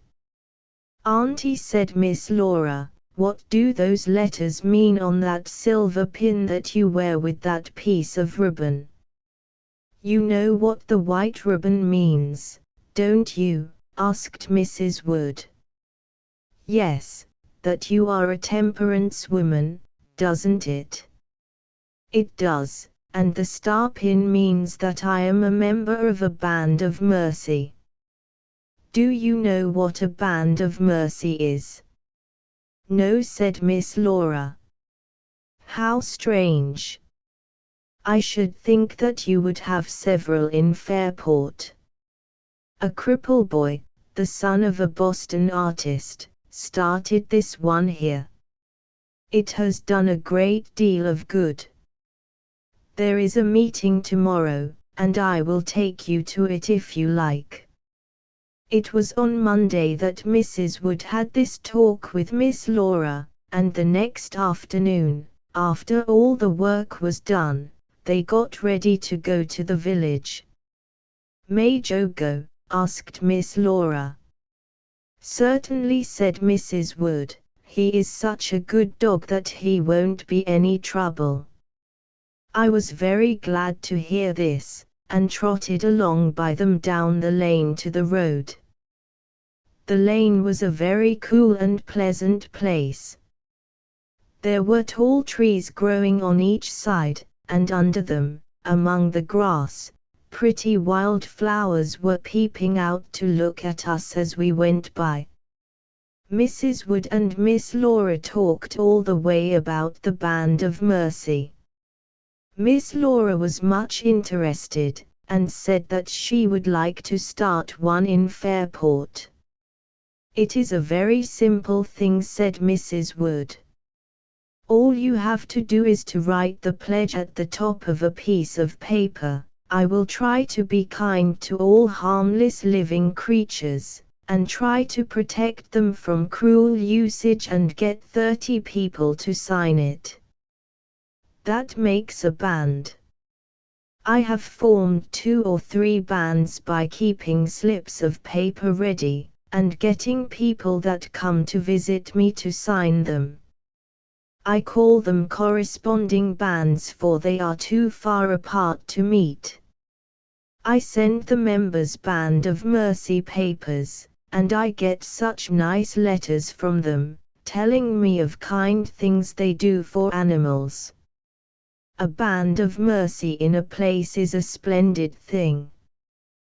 There's the greatest difference in Riverdale since this one was started. A few years ago, when a man beat or raced his horse, and anyone interfered, he said, 'This horse is mine, I'll do what I like with him.' Most people thought he was right, but now they are all for the poor horse, and there isn't a man anywhere around who would dare to abuse any animal. It's all the children. They're doing a grand work, and I say it's a good thing for them. Since we've studied this subject, it's enough to frighten one to read what is sent us about our American boys and girls. Do you know, Laura, that with all our brag about our schools and colleges, that really are wonderful, we're turning out more criminals than any other civilized country in the world, except Spain and Italy. The cause of it is said to be lack of proper training for the youth of our land. Immigration has something to do with it, too. We're thinking too much about educating the mind, and forgetting about the heart and soul. So I say now, while we've got all our future population in our schools, saints and sinners, good people and bad people, let us try to slip in something between the geography and history and grammar that will go a little deeper, and touch them so much, that when they are grown up and go out in the world, they will carry with them lessons of love and goodwill to men. A little child is such a tender thing. You can bend it any way you like.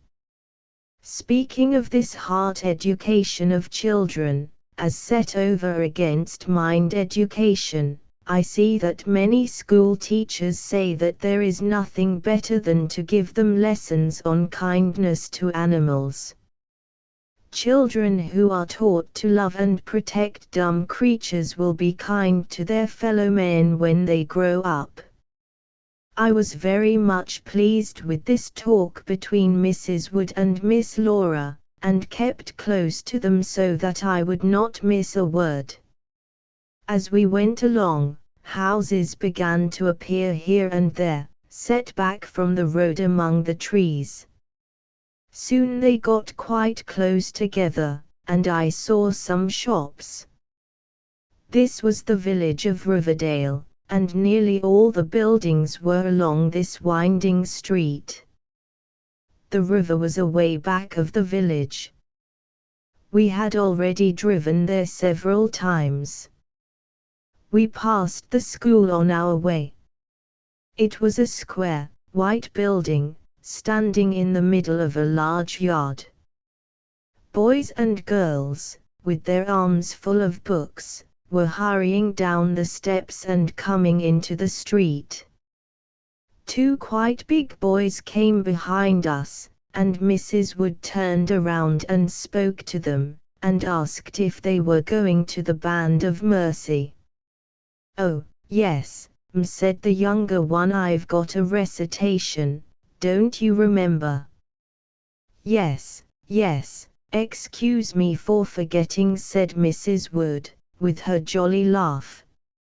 "And here are Dolly, and Jenny, and Martha," she went on, as some little girls came running out of a house that we were passing. The little girls joined us and looked so hard at my head and stump of a tail, and my fine collar, that I felt quite shy, and walked with my head against Miss Laura's dress. She stooped down and patted me, and then I felt as if I didn't care how much they stared. Miss Laura never forgot me. No matter how earnestly she was talking, or playing a game, or doing anything, she always stopped occasionally to give me a word or look, to show that she knew I was near. Mrs. Wood paused in front of a building on the main street. A great many boys and girls were going in, and we went with them. We found ourselves in a large room, with a platform at one end of it. There were some chairs on this platform and a small table. A boy stood by this table with his hand on a bell. Presently he rang it, and then everyone kept still. Mrs. Wood whispered to Miss Laura that this boy was the president of the band, and the young man with the pale face and curly hair who sat in front of him was Mr. Maxwell, the artist's son, who had formed this Band of Mercy. The lad who presided had a ringing, pleasant voice. He said they would begin their meeting by singing a hymn. There was an organ near the platform, and a young girl played on it, while all the other boys and girls stood up, and sang very sweetly and clearly. After they had sung the hymn, the president asked for the report of their last meeting. A little girl, blushing and hanging her head, came forward, and read what was written on a paper that she held in her hand. The president made some remarks after she had finished, and then everyone had to vote. It was just like a meeting of grown people, and I was surprised to see how good those children were. They did not frolic nor laugh, but all seemed sober and listened attentively. After the voting was over, the president called upon John Turner to give a recitation. This was the boy whom we saw on the way there. He walked up to the platform, made a bow, and said that he had learned 2 stories for his recitation, out of the paper, Dumb Animals. One story was about a horse, and the other was about a dog, and he thought that they were 2 of the best animal stories on record. He would tell the horse story first. A man in Missouri had to go to Nebraska to see about some land. He went on horseback, on a horse that he had trained himself, and that came at his whistle like a dog. On getting into Nebraska, he came to a place where there were 2 roads. One went by a river, and the other went over the hill. The man saw that the travel went over the hill, but thought he'd take the river road. He didn't know that there was a quicksand across it, and that people couldn't use it in spring and summer.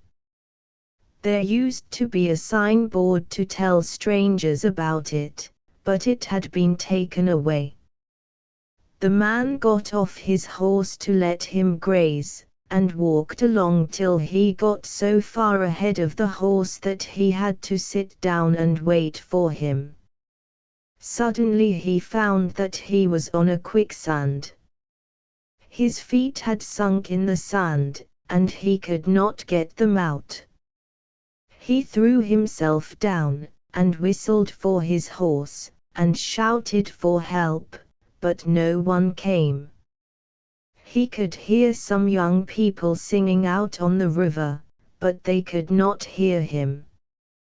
The terrible sand drew him in almost to his shoulders, and he thought he was lost. At that moment the horse came running up, and stood by his master. The man was too low down to get hold of the saddle or bridle, so he took hold of the horse's tail, and told him to go. The horse gave an awful pull, and landed his master on safe ground. Everybody clapped his hands, and stamped when this story was finished, and called out, "The dog story, the dog story." The boy bowed and smiled, and began again. You all know what a roundup of cattle is, so I need not explain. Once a man down south was going to have one, and he and his boys and friends were talking it over. There was an ugly, black steer in the herd, and they were wondering whether their old yellow dog would be able to manage him. The dog's name was Tige, and he lay and listened wisely to their talk. The next day there was a scene of great confusion. The steer raged and tore about, and would allow no one to come within whip touch of him. Tige, who had always been brave, skulked about for a while, and then, as if he had got up a little spirit, he made a run at the steer.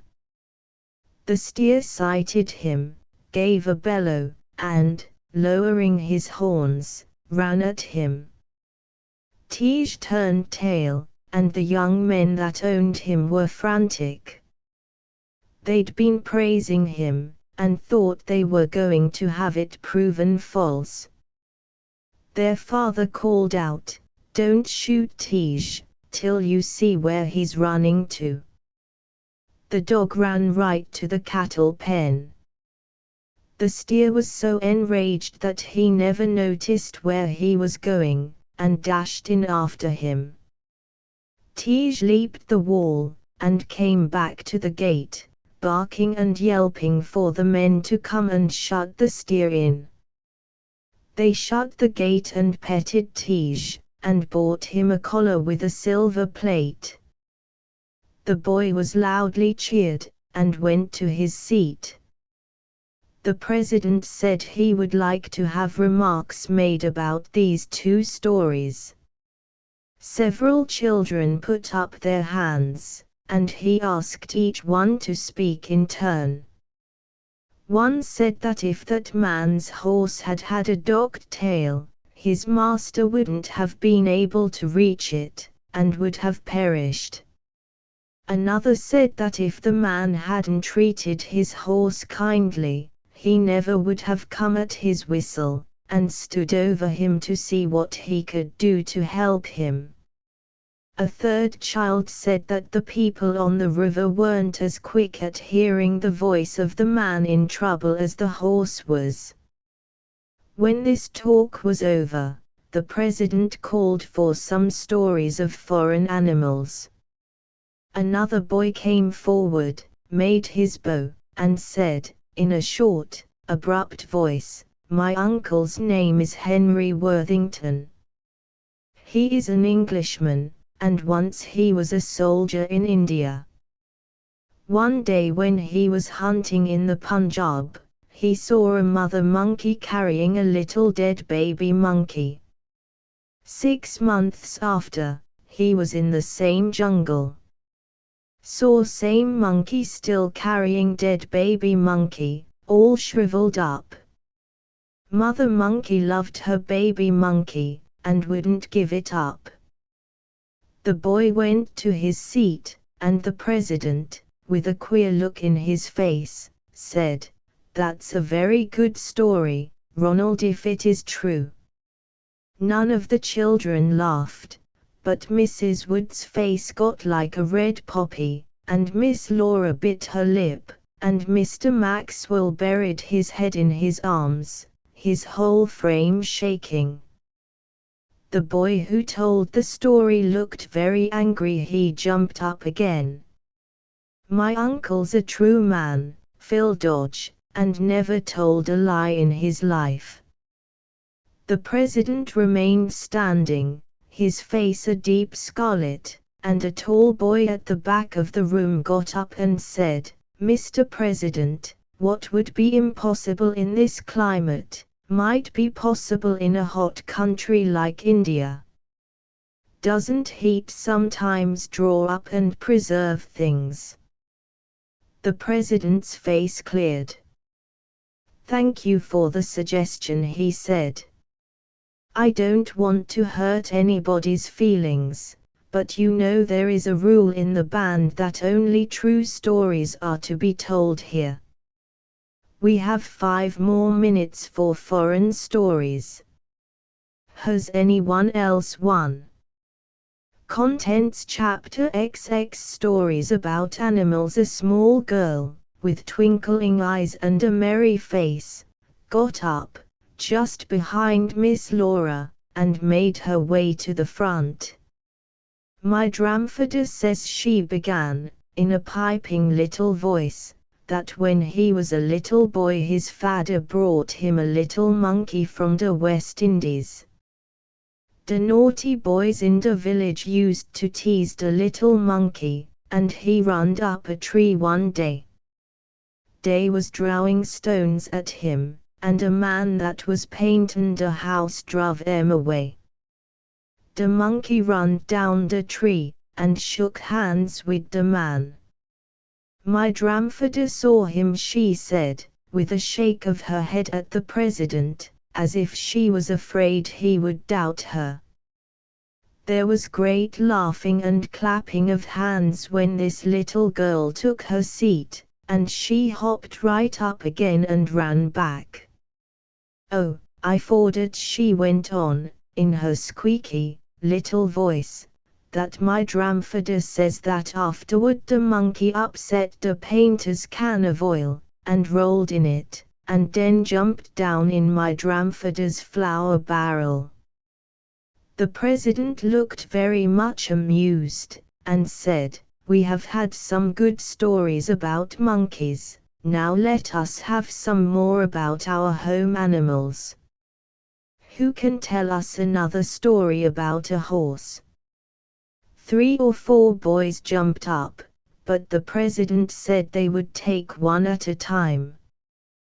The first one was this: a Riverdale boy was walking along the bank of a canal in Hoytville.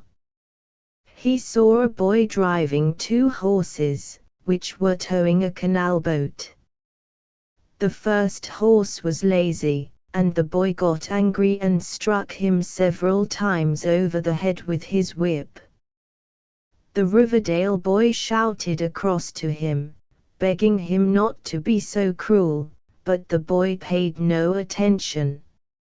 Suddenly the horse turned, seized his tormentor by the shoulder, and pushed him into the canal.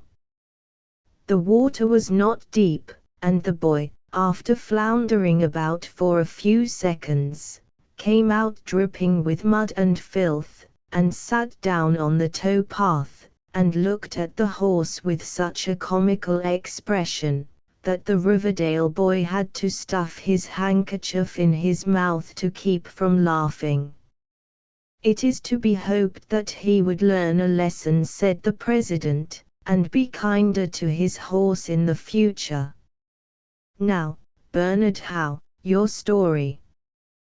The boy was a brother to the little girl who had told the monkey story, and he, too, had evidently been talking to his grandfather.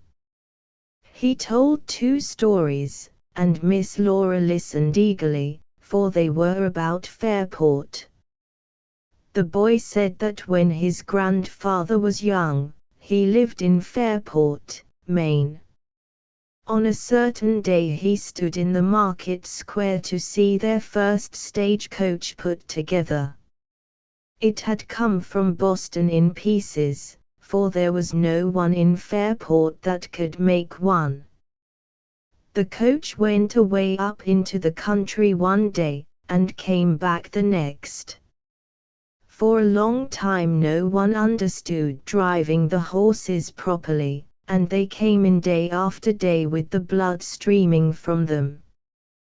The whiffletree would swing round and hit them, and when their collars were taken off, their necks would be raw and bloody. After a time, the men got to understand how to drive a coach, and the horses did not suffer so much. The other story was about a teamboat, not a steamboat. More than 70 years ago, they had no steamers running between Fairport and the island opposite where people went for the summer, but they had what they called a teamboat, that is, a boat with machinery to make it go, that could be worked by horses. There were 8 horses that went around and around, and made the boat go.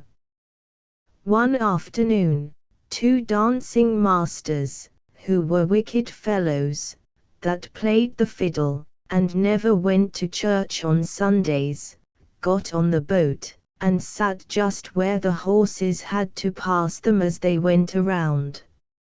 Every time the horses went by, they jabbed them with their penknives. The man who was driving the horses at last saw the blood dripping from them, and the dancing masters were found out. Some young men on the boat were so angry that they caught up a rope's end, and gave the dancing masters a lashing, and then threw them into the water and made them swim to the island. When this boy took a seat, a young girl read some verses that she had clipped from a newspaper.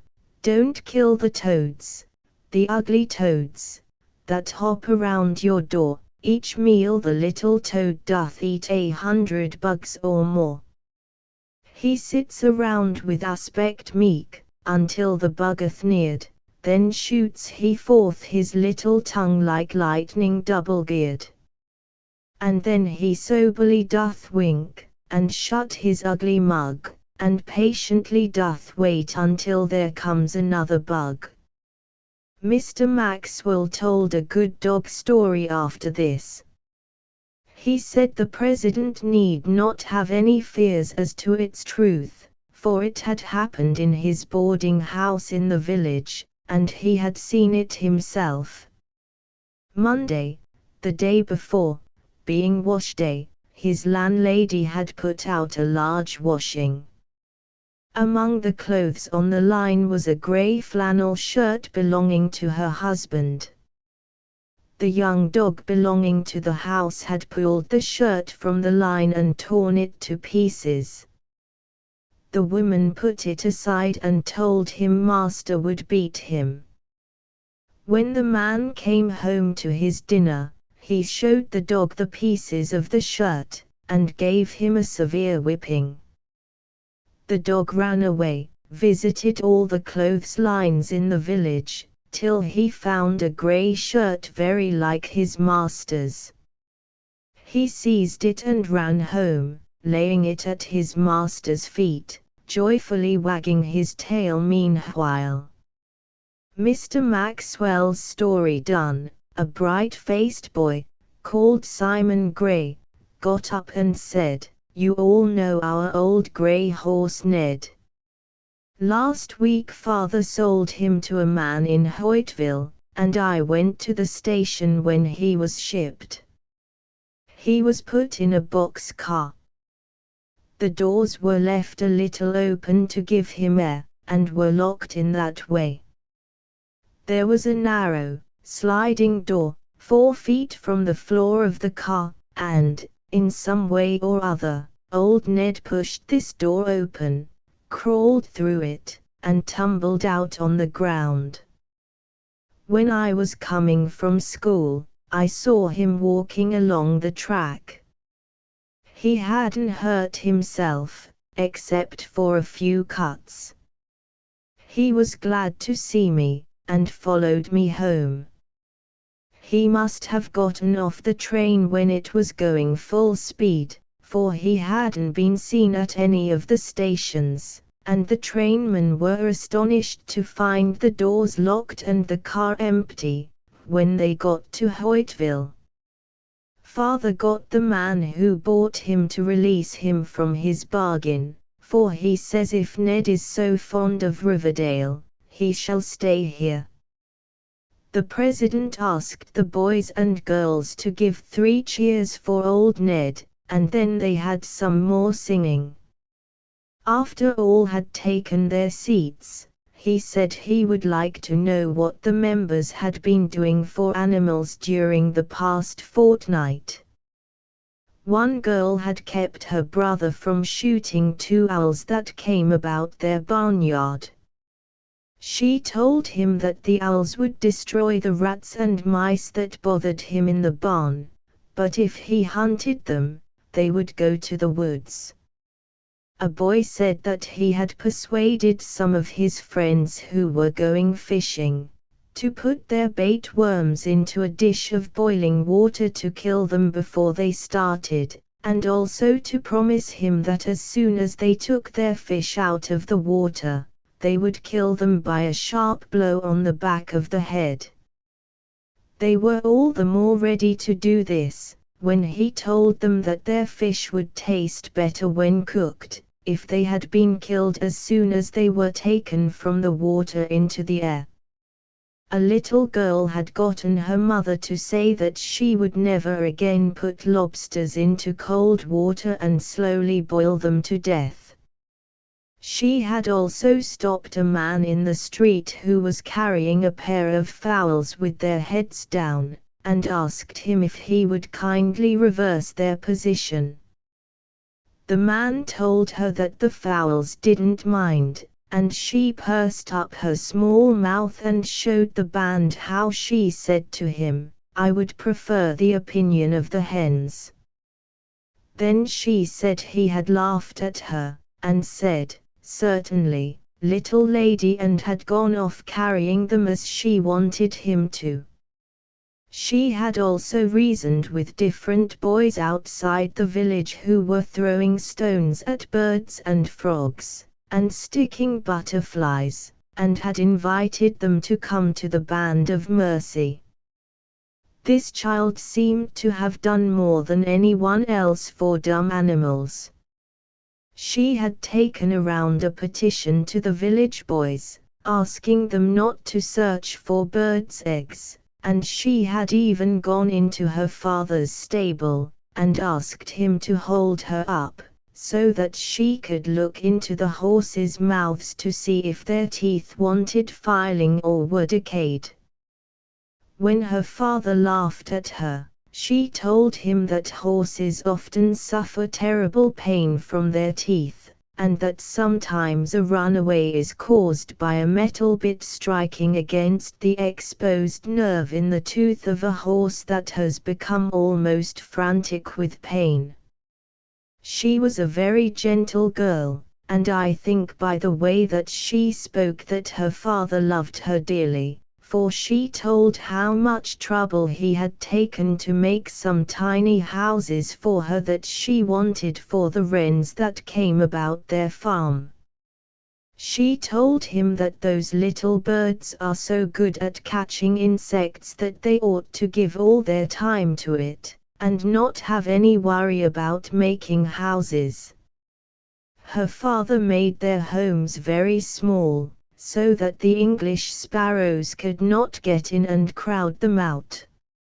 A boy said that he had gotten a pot of paint, and painted in large letters on the fences around his father's farm, "Spare the toads, don't kill the birds. Every bird killed is a loss to the country." "That reminds me," said the president, "to ask the girls what they have done about the millinery business." "I have told my mother," said a tall, serious-faced girl, "that I think it is wrong to wear bird feathers, and she has promised to give up wearing any of them except ostrich plumes." Mrs. Wood asked permission to say a few words just here, and the president said, "Certainly, we are always glad to hear from you." She went up on the platform, and faced the roomful of children. "Dear boys and girls," she began, "I have had some papers sent me from Boston, giving some facts about the killing of our birds, and I want to state a few of them to you. You all know that nearly every tree and plant that grows swarms with insect life, and that they couldn't grow if the birds didn't eat the insects that would devour their foliage. All day long, the little beaks of the birds are busy. The dear little rose-breasted grosbeak carefully examines the potato plants, and picks off the beetles. The martins destroy weevil. The quail and grouse family eats the chinch bug. The woodpeckers dig the worms from the trees, and many other birds eat the flies and gnats and mosquitoes that torment us so. No flying or crawling creature escapes their sharp little eyes. A great Frenchman says that if it weren't for the birds, human beings would perish from the face of the earth. They are doing all this for us, and how are we rewarding them? All over America they are hunted and killed. 5 million birds must be caught every year for American women to wear in their hats and bonnets. Just think of it, girls. Isn't it dreadful? 5 million innocent, hard-working, beautiful birds killed, that thoughtless girls and women may ornament themselves with their little dead bodies. 1 million bobolinks have been killed in 1 month near Philadelphia.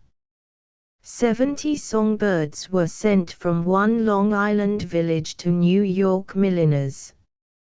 In Florida, cruel men shoot the mother birds on their nests while they are rearing their young, because their plumage is prettiest at that time. The little ones cry pitifully, and starve to death.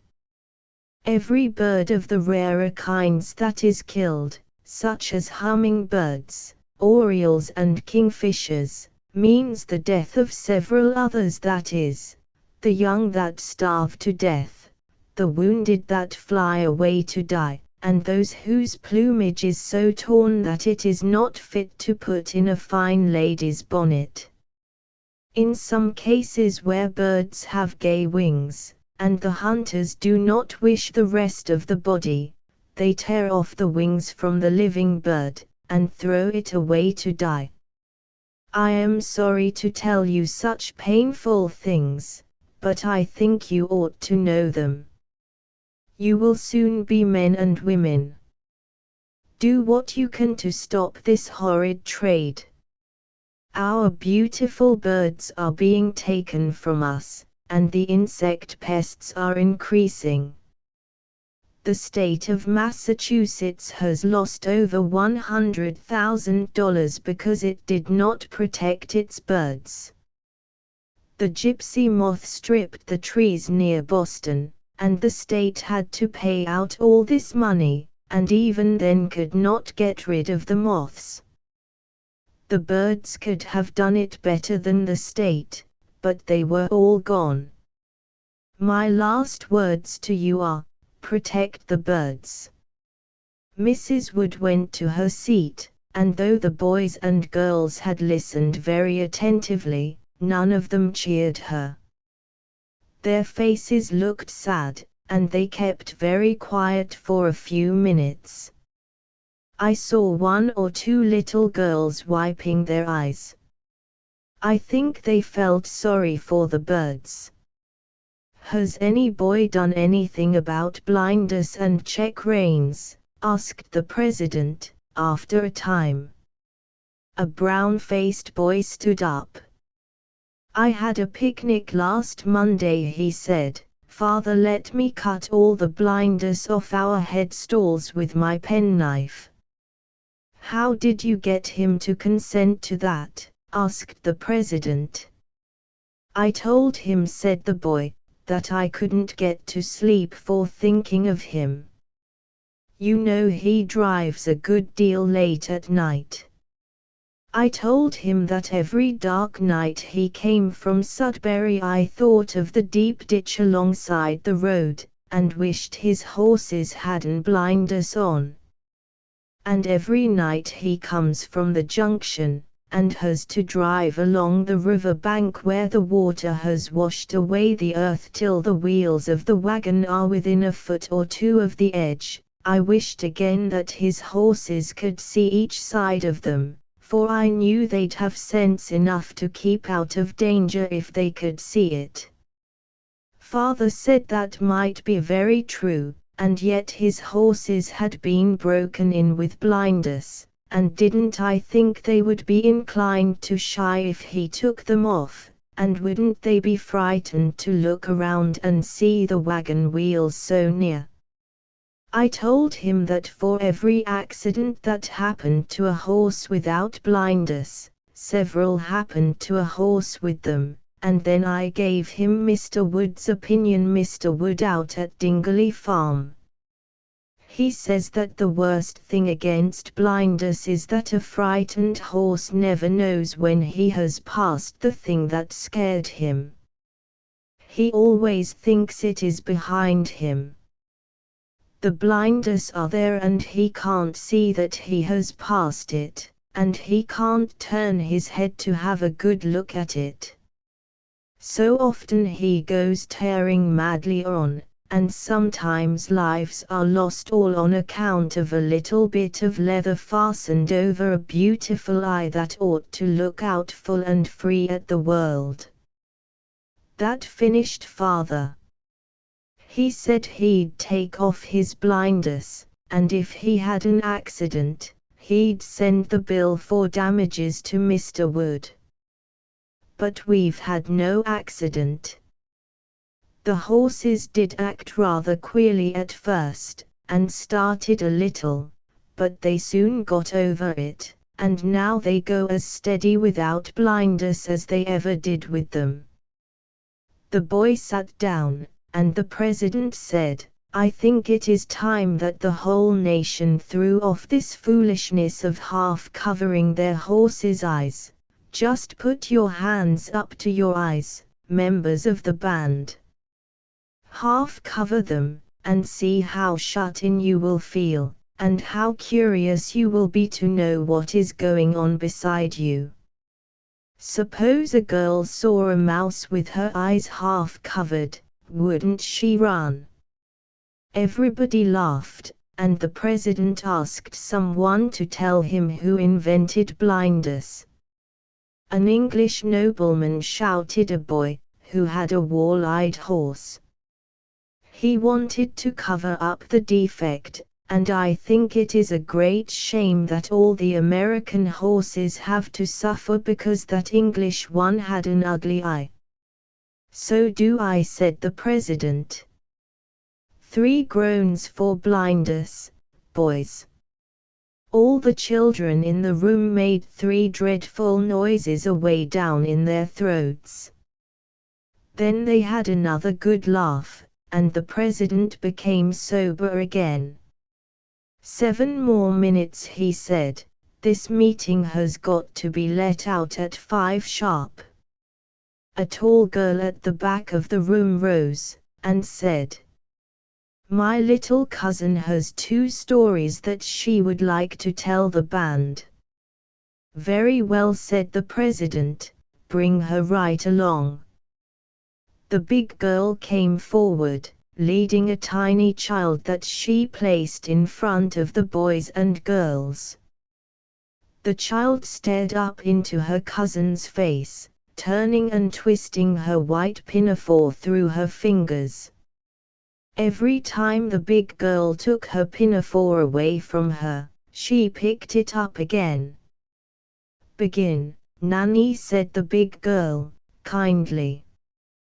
Well, Cousin Eleanor, said the child, you know Topsy, Graham's pony. Well, Topsy would run away, and a big man came out to Papa and said he would train Topsy. So he drove her every day, and beat her, till he was tired, but still Topsy would run away. Then Papa said he would not have the poor pony whipped so much, and he took her out a piece of bread every day, and he petted her, and now Topsy is very gentle, and never runs away. Tell about Tiger, said the girl.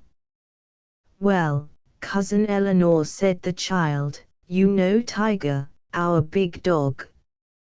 He used to be a bad dog, and when Dr. Fairchild drove up to the house he jumped up and bit at him. Dr. Fairchild used to speak kindly to him, and throw out bits of meat, and now when he comes, Tiger follows behind and wags his tail. Now, give me a kiss.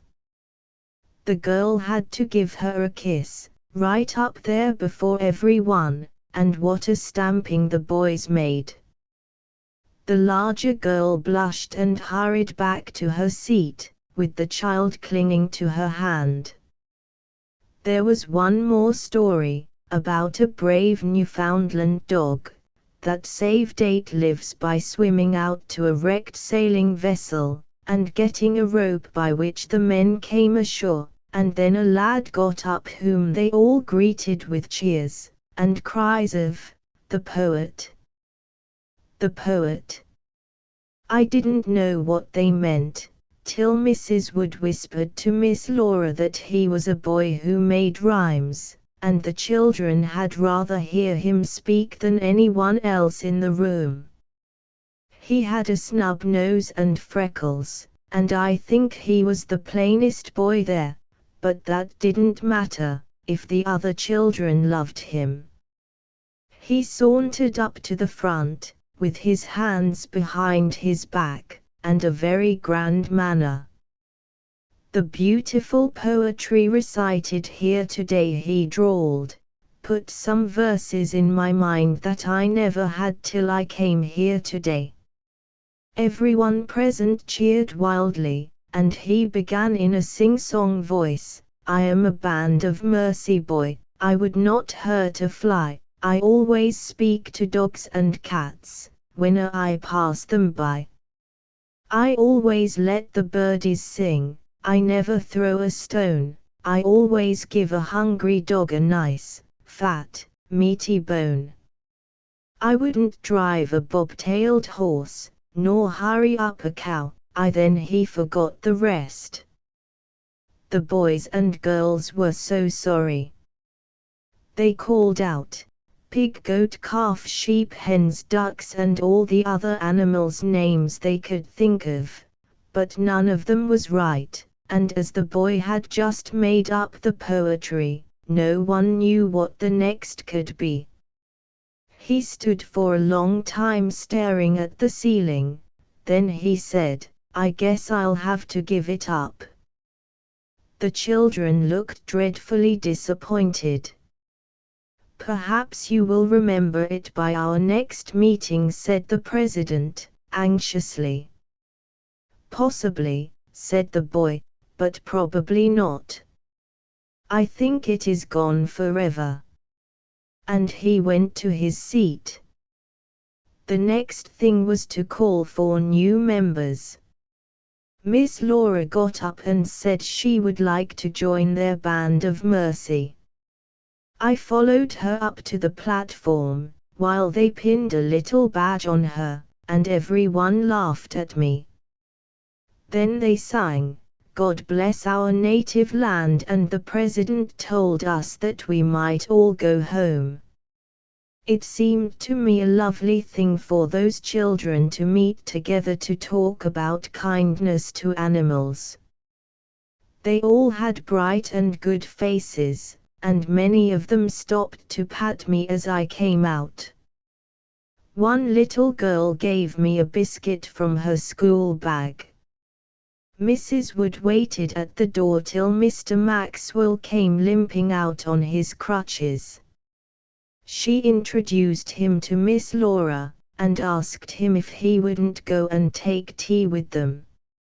He said he would be very happy to do so, and then Mrs. Wood laughed, and asked him if he hadn't better empty his pockets first. She didn't want a little toad jumping over her tea table, as one did the last time he was there.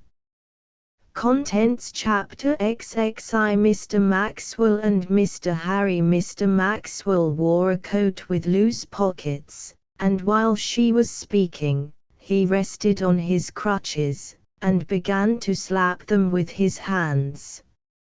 "No, there's nothing here today," he said. "I think I emptied my pockets before I went to the meeting." Just as he said that there was a loud squeal. "Oh, my guinea pig!" he exclaimed. "I forgot him," and he pulled out a little spotted creature a few inches long. "Poor Derry, did I hurt you?" and he soothed it very tenderly.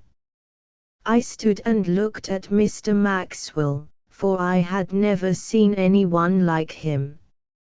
He had thick curly hair and a white face, and he looked just like a girl.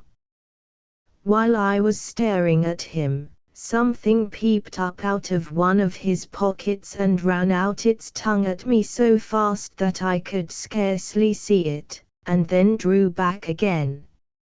I was thunderstruck. I had never seen such a creature before.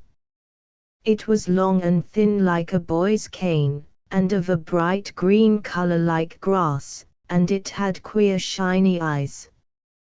But its tongue was the strangest part of it. It came and went like lightning. I was uneasy about it, and began to bark. "What's the matter, Joe?" said Mrs. Wood. "The pig won't hurt you."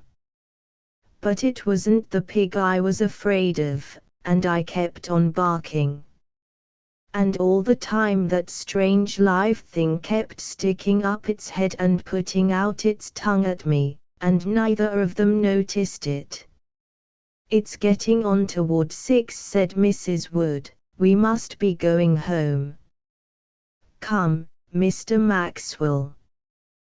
The young man put the guinea pig in his pocket, picked up his crutches, and we started down the sunny village street.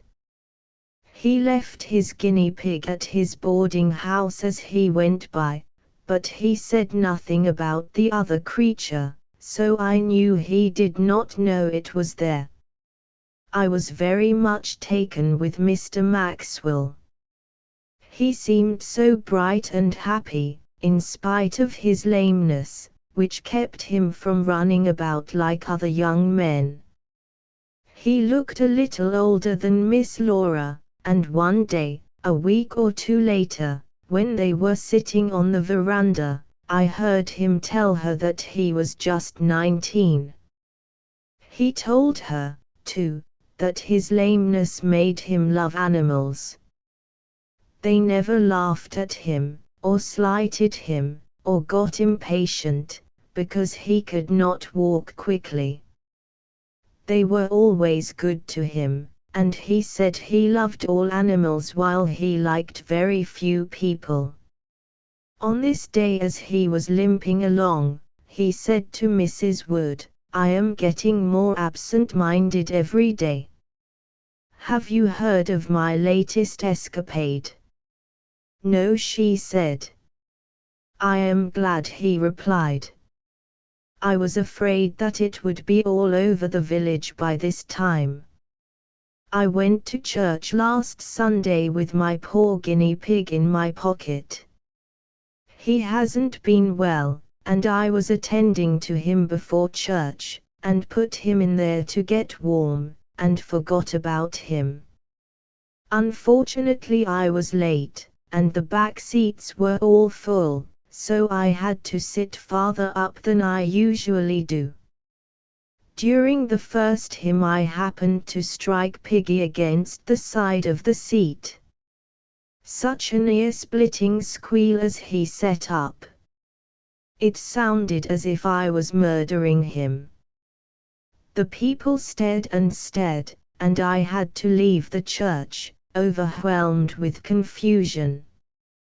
Mrs. Wood and Miss Laura laughed, and then they got talking about other matters that were not interesting to me, so I did not listen.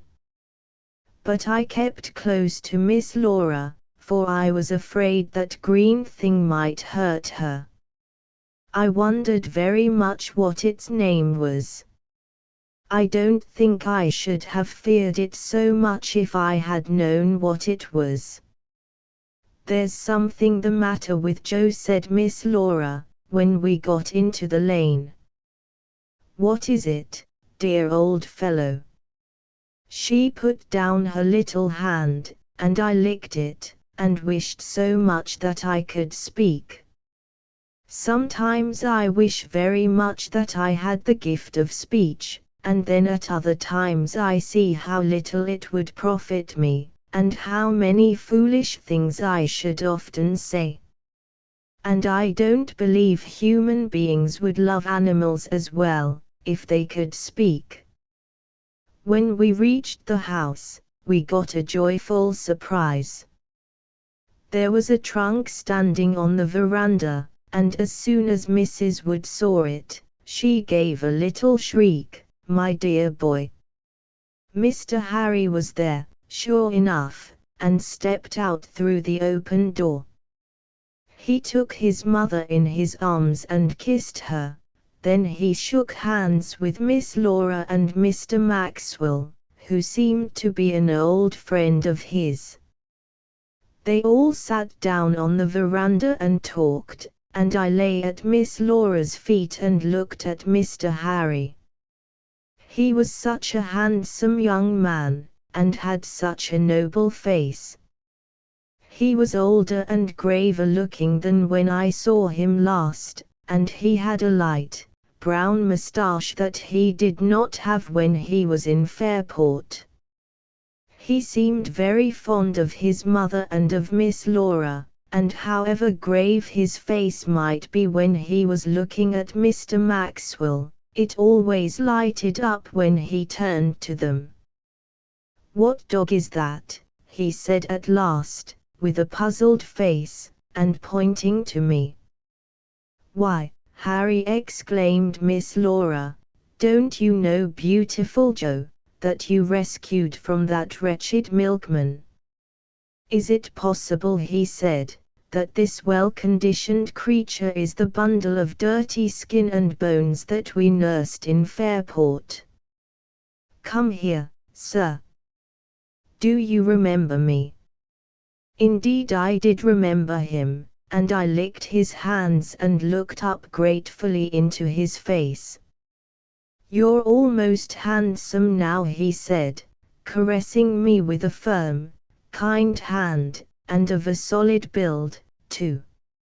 "You look like a fighter, but I suppose you wouldn't let him fight, even if he wanted to, Laura," and he smiled and glanced at her. "No," she said, "I don't think I should, but he can fight when the occasion requires it." And she told him about our night with Jenkins. All the time she was speaking, Mr. Harry held me by the paws, and stroked my body over and over again. When she finished, he put his head down to me, and murmured, "Good dog," and I saw that his eyes were red and shining. "That's a capital story, we must have it at the Band of Mercy," said Mr. Maxwell. Mrs. Wood had gone to help prepare the tea, so the two young men were alone with Miss Laura. When they had done talking about me, she asked Mr. Harry a number of questions about his college life, and his trip to New York, for he had not been studying all the time that he was away. "What are you going to do with yourself, Gray, when your college course is ended?" asked Mr. Maxwell. "I am going to settle right down here," said Mr. Harry. "What, be a farmer?" asked his friend. "Yes, why not?" "Nothing, only I imagined that you would take a profession. The professions are overstocked, and we have not farmers enough for the good of the country. There is nothing like farming, to my mind. In no other employment have you a surer living. I do not like the cities. The heat and dust, and crowds of people, and buildings overtopping one another, and the rush of living, take my breath away. Suppose I did go to a city. I would sell out my share of the farm, and have a few $1,000s. You know I am not an intellectual giant. I would never distinguish myself in any profession. I would be a poor lawyer or doctor, living in a back street all the days of my life, and never watch a tree or flower grow, or tend an animal, or have a drive unless I paid for it. No, thank you. I agree with President Eliot, of Harvard. He says scarcely one person in 10,000 betters himself permanently by leaving his rural home and settling in a city. If one is a millionaire, city life is agreeable enough, for one can always get away from it, but I am beginning to think that it is a dangerous thing, in more ways than one, to be a millionaire. I believe the safety of the country lies in the hands of the farmers, for they are seldom very poor or very rich. We stand between the two dangerous classes, the wealthy and the paupers. But most farmers lead such a dog's life, said Mr. Maxwell. So they do. Farming isn't made one half as attractive as it should be, said Mr. Harry. Mr. Maxwell smiled. Attractive farming. Just sketch an outline of that, will you, Gray? In the first place, said Mr. Harry, I would like to tear out of the heart of the farmer the thing that is as firmly implanted in him as it is in the heart of his city brother, the thing that is doing more to harm our nation than anything else under the sun. What is that? Asked Mr. Maxwell, curiously. The thirst for gold. The farmer wants to get rich, and he works so hard to do it that he wears himself out soul and body, and the young people around him get so disgusted with that way of getting rich, that they go off to the cities to find out some other way, or at least to enjoy themselves, for I don't think many young people are animated by a desire to heap up money. Mr. Maxwell looked amused. There is certainly a great exodus from country places cityward, he said. What would be your plan for checking it? I would make the farm so pleasant that you couldn't hire the boys and girls to leave it. I would have them work, and work hard, too, but when their work was over, I would let them have some fun. That is what they go to the city for.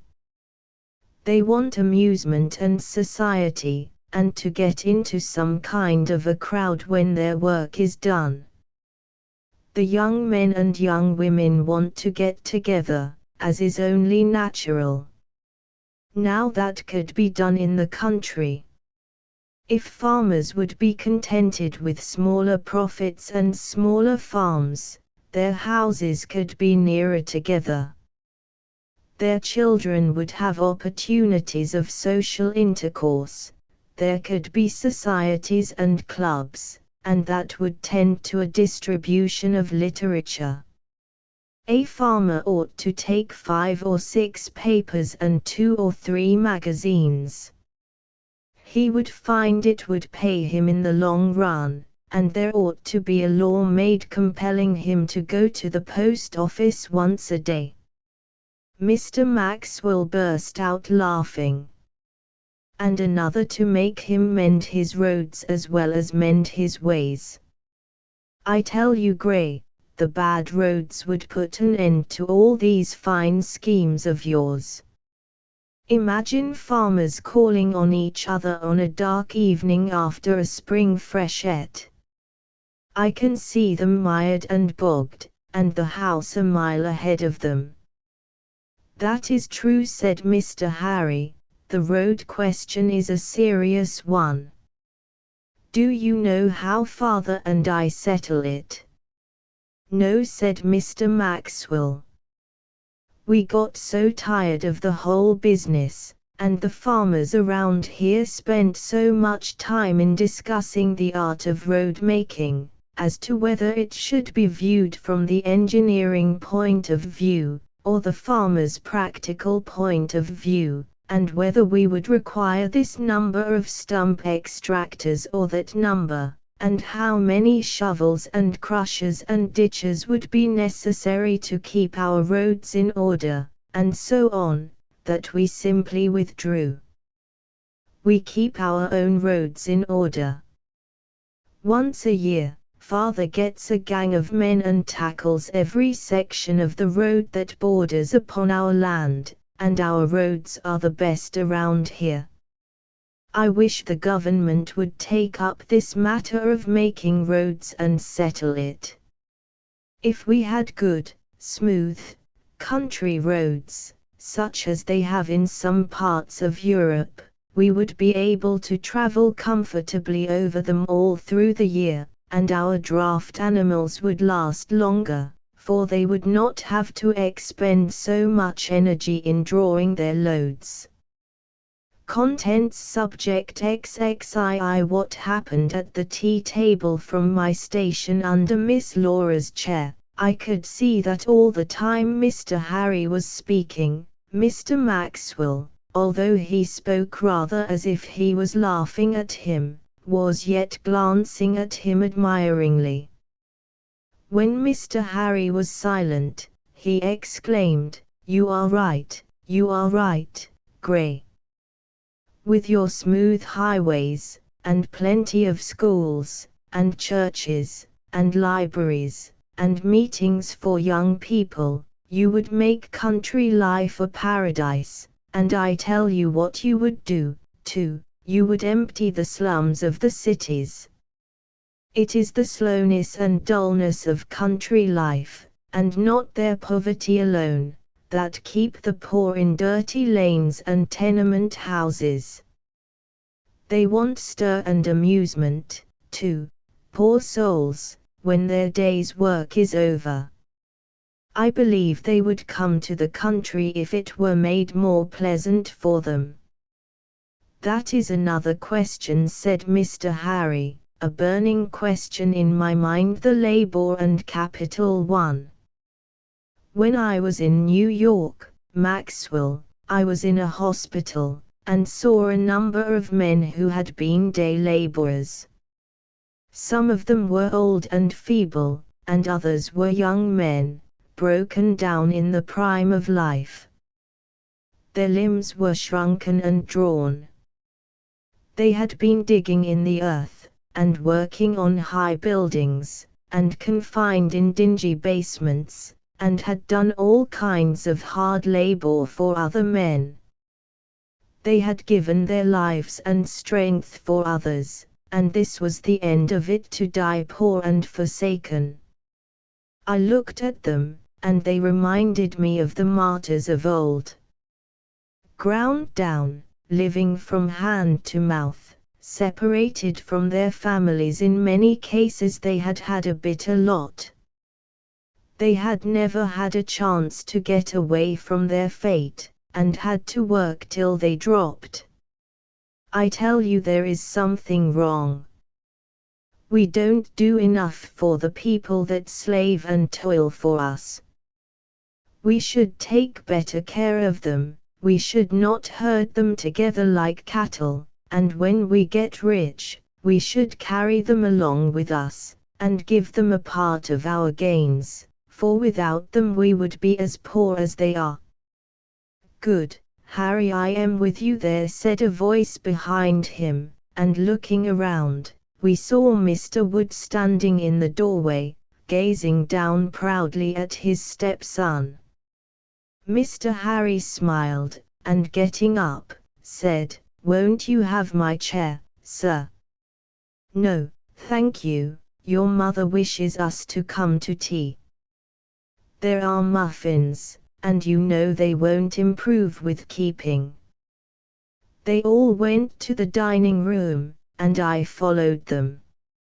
On the way, Mr. Wood said, "Right on top of that talk of yours, Harry, I've got to tell you of another person who is going to Boston to live." "Who is it?" said Mr. Harry. "Lazy Dan Wilson.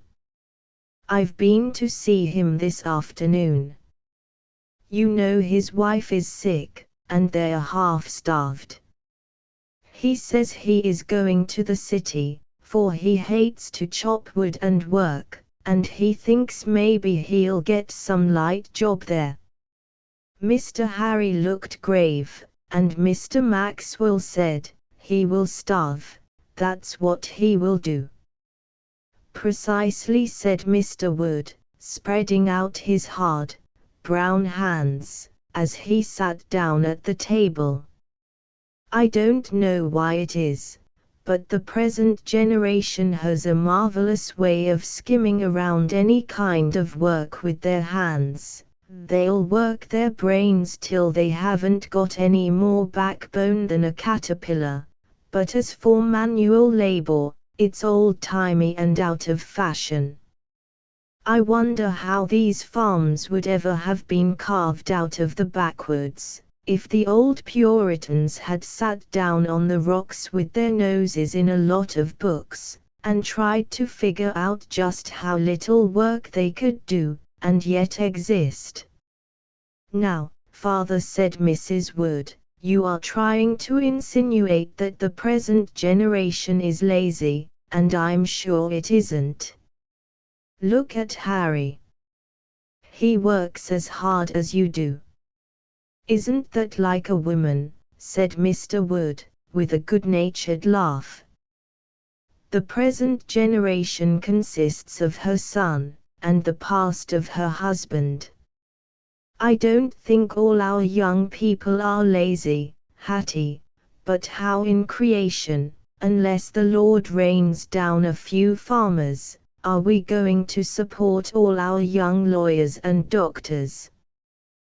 They say the world is getting healthier and better, but we've got to fight a little more, and raise some more criminals, and we've got to take to eating pies and donuts for breakfast again, or some of our young sprouts from the colleges will go a-begging. You don't mean to undervalue the advantages of a good education, do you, Mr. Wood? Said Mr. Maxwell. No, no, look at Harry there. Isn't he pegging away at his studies with my hearty approval?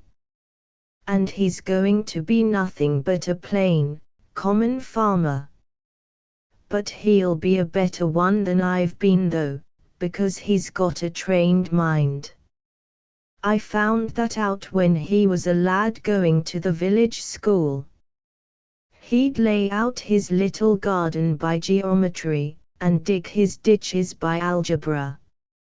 Education's a help to any man.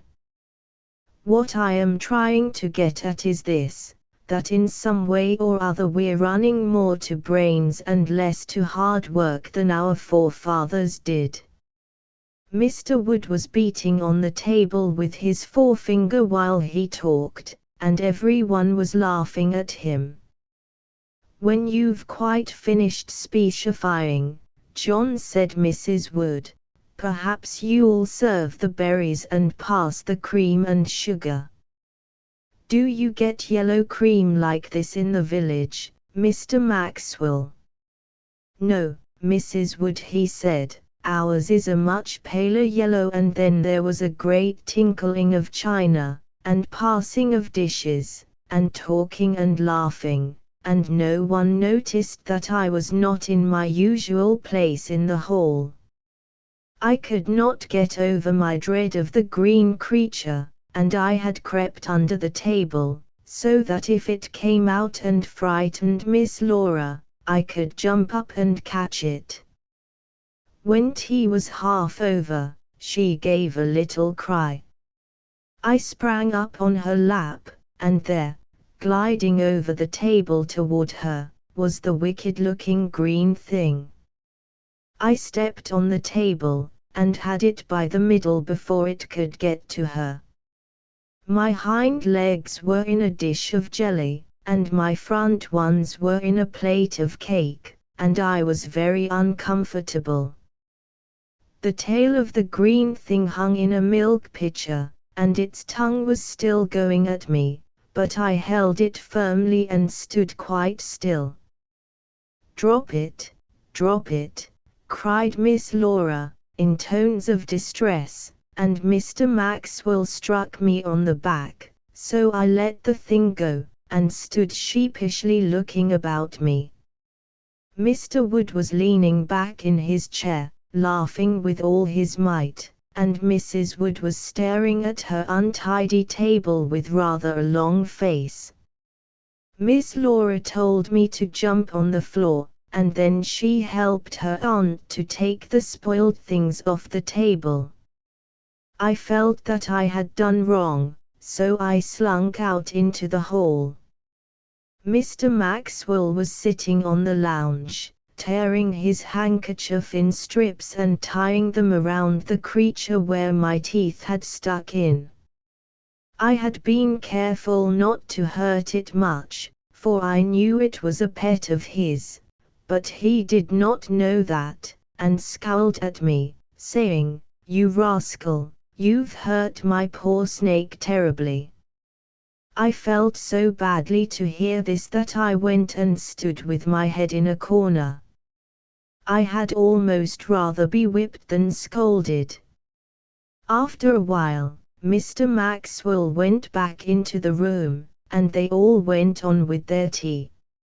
I could hear Mr. Wood's loud, cheery voice, "The dog did quite right. A snake is mostly a poisonous creature, and his instinct told him to protect his mistress. Where is he? Joe.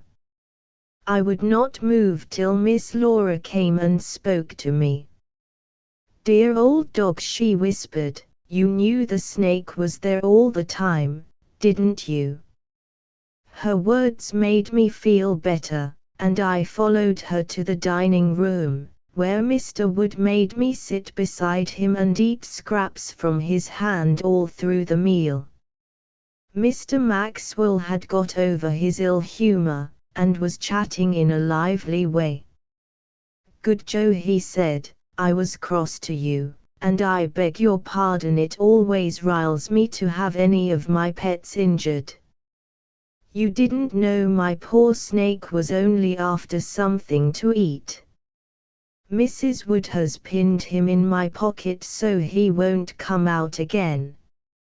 Do you know where I got that snake, Mrs. Wood? No, she said, you never told me. It was across the river by Blue Ridge, he said. One day last summer I was out rowing, and, getting very hot, tied my boat in the shade of a big tree. Some village boys were in the woods, and, hearing a great noise, I went to see what it was all about. They were Band of Mercy boys, and finding a country boy beating a snake to death, they were remonstrating with him for his cruelty, telling him that some kinds of snakes were a help to the farmer, and destroyed large numbers of field mice and other vermin. The boy was obstinate. He had found the snake, and he insisted upon his right to kill it, and they were having rather a lively time when I appeared. I persuaded them to make the snake over to me. Apparently it was already dead. Thinking it might revive, I put it on some grass in the bow of the boat. It lay there motionless for a long time, and I picked up my oars and started for home. I had got halfway across the river, when I turned around and saw that the snake was gone. It had just dropped into the water, and was swimming toward the bank we had left. I turned and followed it. It swam slowly and with evident pain, lifting its head every few seconds high above the water, to see which way it was going. On reaching the bank it coiled itself up, throwing up blood and water. I took it up carefully, carried it home, and nursed it. It soon got better, and has been a pet of mine ever since. After tea was over, and Mrs. Wood and Miss Laura had helped Adele finish the work, they all gathered in the parlor. The day had been quite warm, but now a cool wind had sprung up, and Mr. Wood said that it was blowing up rain. Mrs. Wood said that she thought a fire would be pleasant, so they lighted the sticks of wood in the open grate, and all sat round the blazing fire. Mr. Maxwell tried to get me to make friends with the little snake that he held in his hands toward the blaze, and now that I knew that it was harmless I was not afraid of it, but it did not like me, and put out its funny little tongue whenever I looked at it. By and by the rain began to strike against the windows, and Mr. Maxwell said, "This is just the night for a story. Tell us something out of your experience, won't you, Mr. Wood?" "What shall I tell you?" he said, good-humoredly. He was sitting between his wife and Mr. Harry, and had his hand on Mr. Harry's knee. "Something about animals," said Mr. Maxwell. "We seem to be on that subject today." "Well," said Mr. Wood, "I'll talk about something that has been running in my head for many a day. There is a good deal of talk nowadays about kindness to domestic animals, but I do not hear much about kindness to wild ones. The same Creator formed them both. I do not see why you should not protect one as well as the other. I have no more right to torture a bear than a cow. Our wild animals around here are getting pretty well killed off, but there are lots in other places. I used to be fond of hunting when I was a boy, but I have got rather disgusted with killing these late years, and unless the wild creatures ran in our streets, I would lift no hand to them. Shall I tell you some of the sport we had when I was a youngster? Yes, yes, they all exclaimed. Contents Chapter 23 Trapping Wild Animals. Well, Mr. Wood began. I was brought up, as you all know, in the eastern part of Maine, and we often used to go over into New Brunswick for our sport. Moose were our best game. Did you ever see one, Laura? No, Uncle, she said. Well, when I was a boy there was no more beautiful sight to me in the world than a moose with his dusky hide, and long legs, and branching antlers, and shoulders standing higher than a horse's. Their legs are so long that they can't eat close to the ground. They browse on the tops of plants, and the tender shoots and leaves of trees.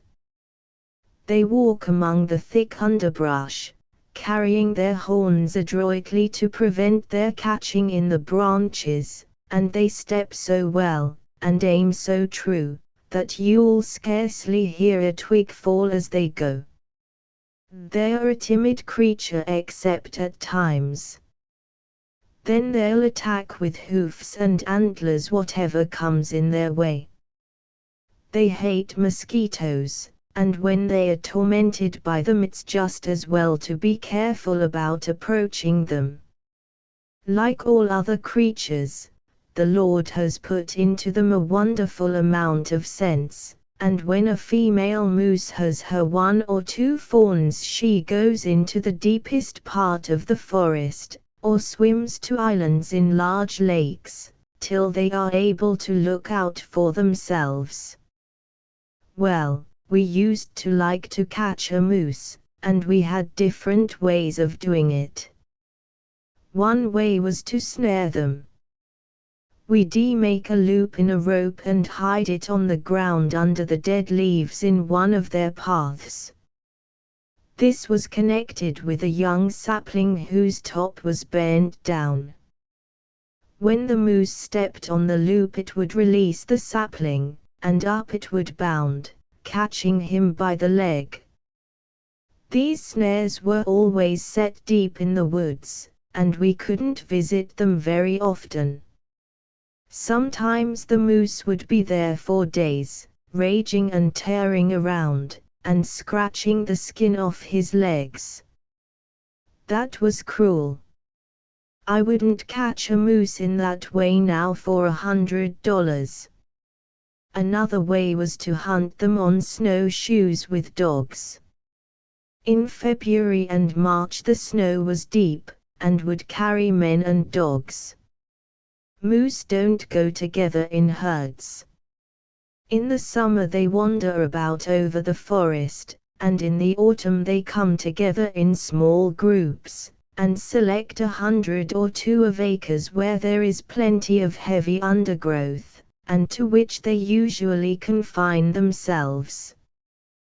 They do this so that their tracks won't tell their enemies where they are. Any of these places where there were several moose we called a moose yard. We went through the woods till we got onto the tracks of some of the animals belonging to it, then the dogs smelled them and went ahead to start them.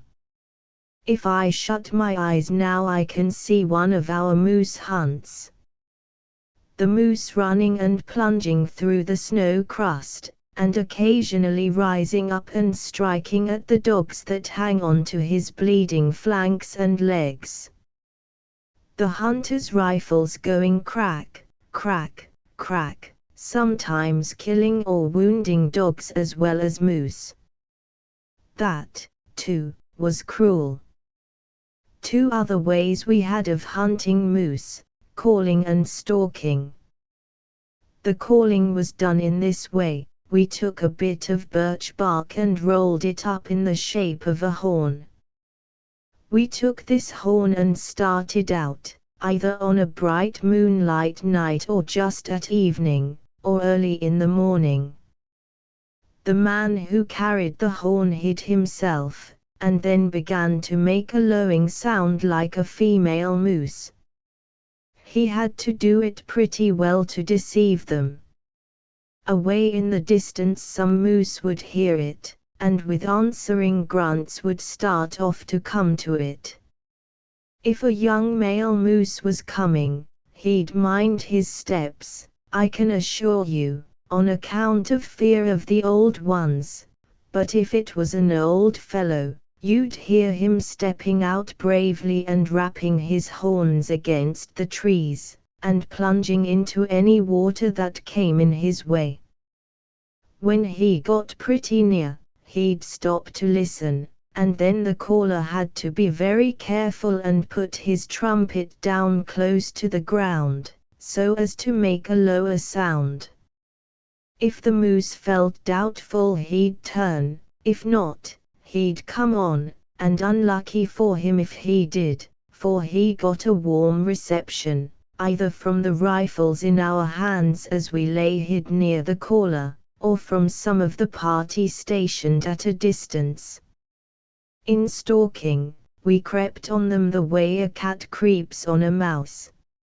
In the daytime a moose is usually lying down. We'd find their tracks and places where they'd been nipping off the ends of branches and twigs, and follow them up. They easily take the scent of men, and we'd have to keep well to the leeward. Sometimes we'd come upon them lying down, but, if in walking along, we'd broken a twig, or made the slightest noise, they'd think it was one of their mortal enemies, a bear creeping on them, and they'd be up and away. Their sense of hearing is very keen, but they're not so quick to see. A fox is like that, too. His eyes aren't equal to his nose. Stalking is the most merciful way to kill a moose. Then they haven't the fright and suffering of the chase. I don't see why they need to be killed at all, said Mrs. Wood. If I knew that forest back of the mountains was full of wild creatures, I think I'd be glad of it, and not want to hunt them, that is, if they were harmless and beautiful creatures like the deer. You're a woman, said Mr. Wood, and women are more merciful than men. Men want to kill and slay.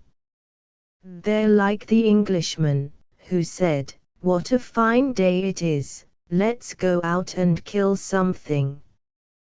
Please tell us some more about the dogs that helped you catch the moose, Uncle, said Miss Laura. I was sitting up very straight beside her, listening to every word Mr. Wood said, and she was fondling my head. Well, Laura, when we camped out on the snow and slept on spruce boughs while we were after the moose, the dogs used to be a great comfort to us. They slept at our feet and kept us warm. Poor brutes, they mostly had a rough time of it. They enjoyed the running and chasing as much as we did, but when it came to broken ribs and sore heads, it was another matter. Then the porcupines bothered them. Our dogs would never learn to let them alone. If they were going through the woods where there were no signs of moose and found a porcupine, they'd kill it. The quills would get in their mouths and necks and chests, and we'd have to gag them and take bullet molds or nippers, or whatever we had, sometimes our jackknives, and pull out the nasty things. If we got hold of the dogs at once, we could pull out the quills with our fingers.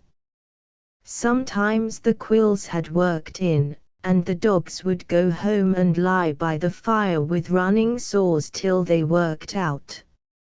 I've seen quills work right through dogs. Go in on one side and come out on the other. Poor brutes, said Mrs. Wood. I wonder you took them. We once lost a valuable hound while moose hunting, said Mr. Wood.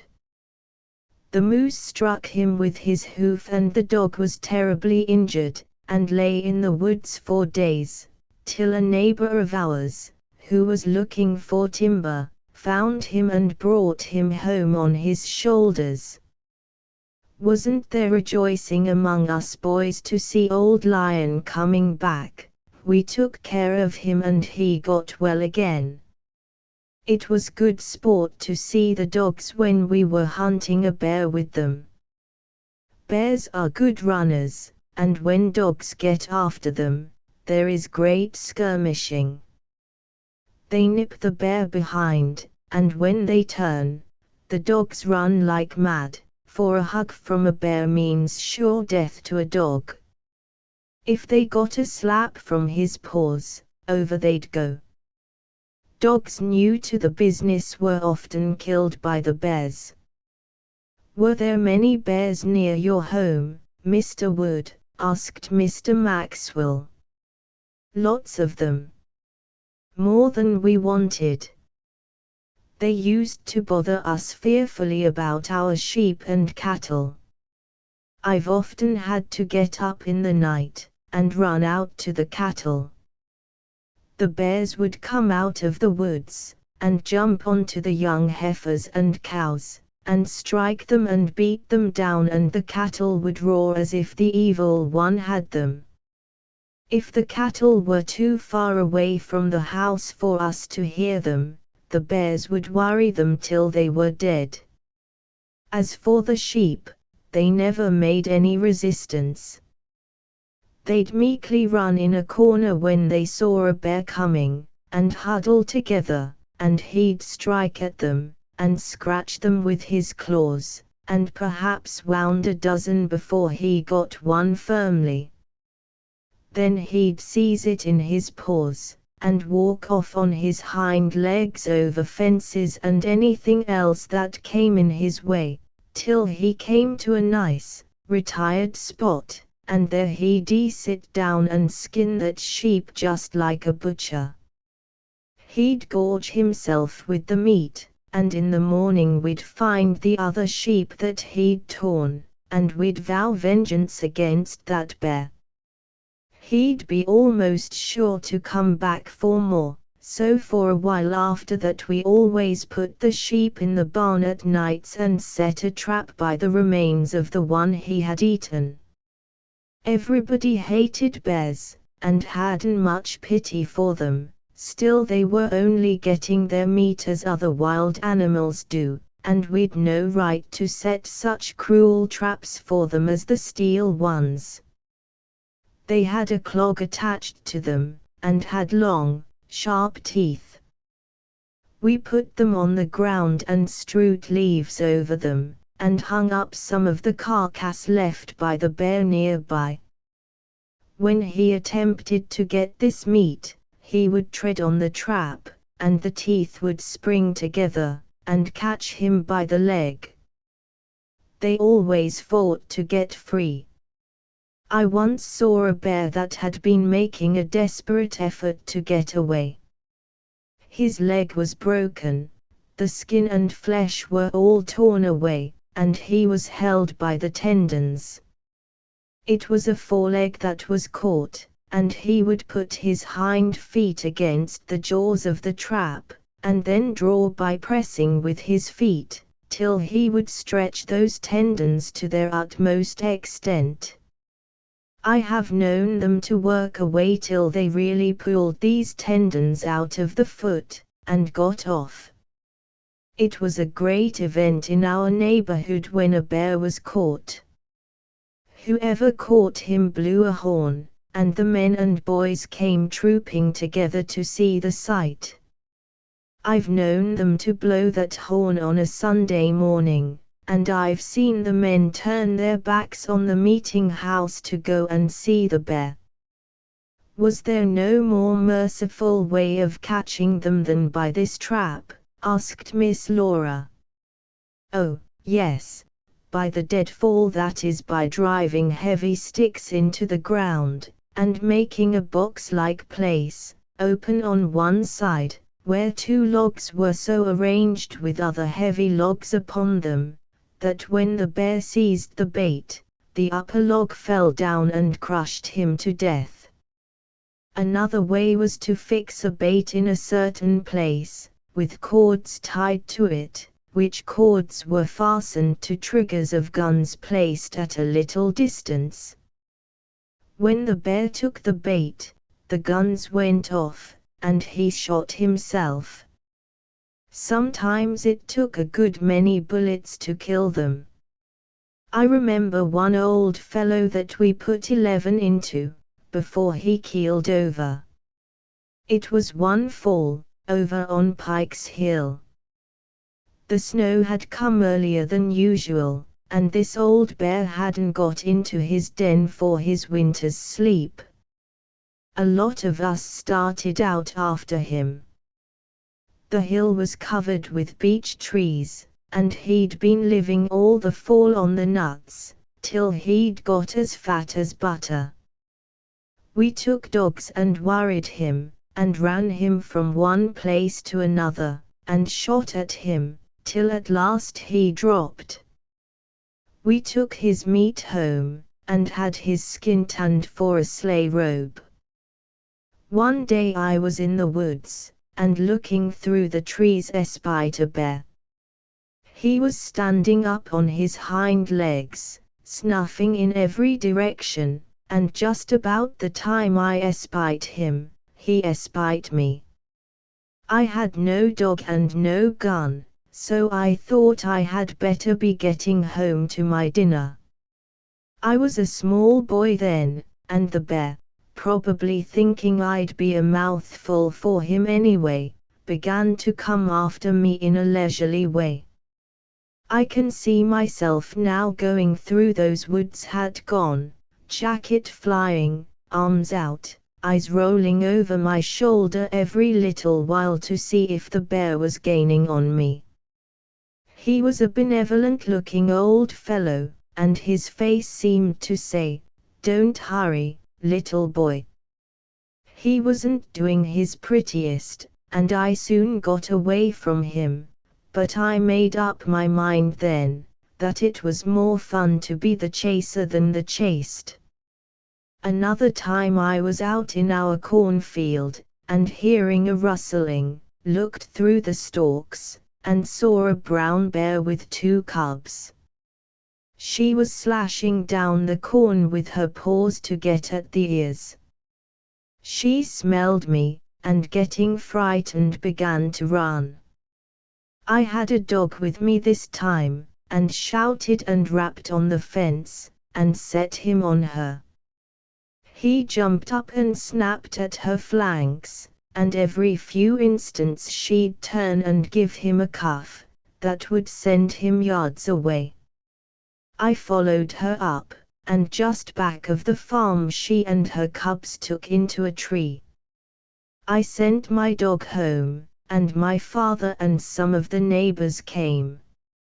It had gotten dark by this time, so we built a fire under the tree, and watched all night, and told stories to keep each other awake. Toward morning we got sleepy, and the fire burned low, and didn't that old bear and 1 cub drop right down among us and start off to the woods. That waked us up.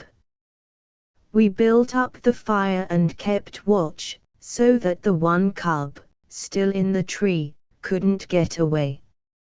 Until daylight the mother bear hung around, calling to the cub to come down. "Did you let it go, Uncle?" asked Miss Laura. "No, my dear," we shot it." "How cruel!" cried Mrs. Wood. "Yes, weren't we brutes?" said her husband, "but there was some excuse for us, Hattie. The bears ruined our farms." This kind of hunting that hunts and kills for the mere sake of slaughter is very different from that. I'll tell you what I've no patience with, and that's with these English folks that dress themselves up, and take fine horses and packs of dogs, and tear over the country after one little fox or rabbit. Bah, it's contemptible. Now if they were hunting cruel, man-eating tigers, or animals that destroy property, it would be a different thing. Contents Chapter 6. If the rabbit and the hen, you had foxes up in Maine, I suppose, Mr. Wood, hadn't you? Asked Mr. Maxwell. Heaps of them. I always want to laugh when I think of our foxes, for they were so cute. Never a fox did I catch in a trap, though I'd set many a one. I'd take the carcass of some creature that had died, a sheep, for instance, and put it in a field near the woods, and the foxes would come and eat it. After they got accustomed to come and eat and no harm befell them, they would be unsuspecting. So just before a snowstorm, I'd take a trap and put it in this spot. I'd handle it with gloves, and I'd smoke it, and rub fir boughs on it to take away the human smell, and then the snow would come and cover it up, and yet those foxes would know it was a trap and walk all around it.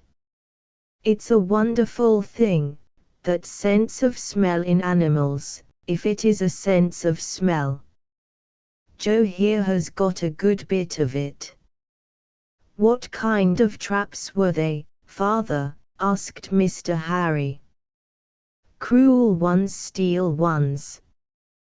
They'd catch an animal by the leg and sometimes break the bone, the leg would bleed, and below the jaws of the trap it would freeze, there being no circulation of the blood. Those steel traps are an abomination. The people around here use one made on the same principle for catching rats. I wouldn't have them on my place for any money. I believe we've got to give an account for all the unnecessary suffering we put on animals. You'll have some to answer for, John, according to your own story, said Mrs. Wood. I have suffered already, he said. Many a night I've lain on my bed and groaned, when I thought of needless cruelties I'd put upon animals when I was a young, unthinking boy, and I was pretty carefully brought up, too, according to our light in those days. I often think that if I was cruel, with all the instruction I had to be merciful, what can be expected of the children that get no good teaching at all when they're young? Tell us some more about the foxes, Mr. Wood, said Mr. Maxwell. Well, we used to have rare sport hunting them with foxhounds. I'd often go off for the day with my hounds. Sometimes in the early morning they'd find a track in the snow. The leader for scent would go back and forth, to find out which way the fox was going. I can see him now. All the time that he ran, now one way and now another on the track of the fox, he was silent, but kept his tail aloft, wagging it as a signal to the hounds behind. He was leader in scent, but he did not like bloody, dangerous fights. By and by, he would decide which way the fox had gone. Then his tail, still kept high in the air, would wag more violently. The rest followed him in single file, going pretty slow, so as to enable us to keep up to them.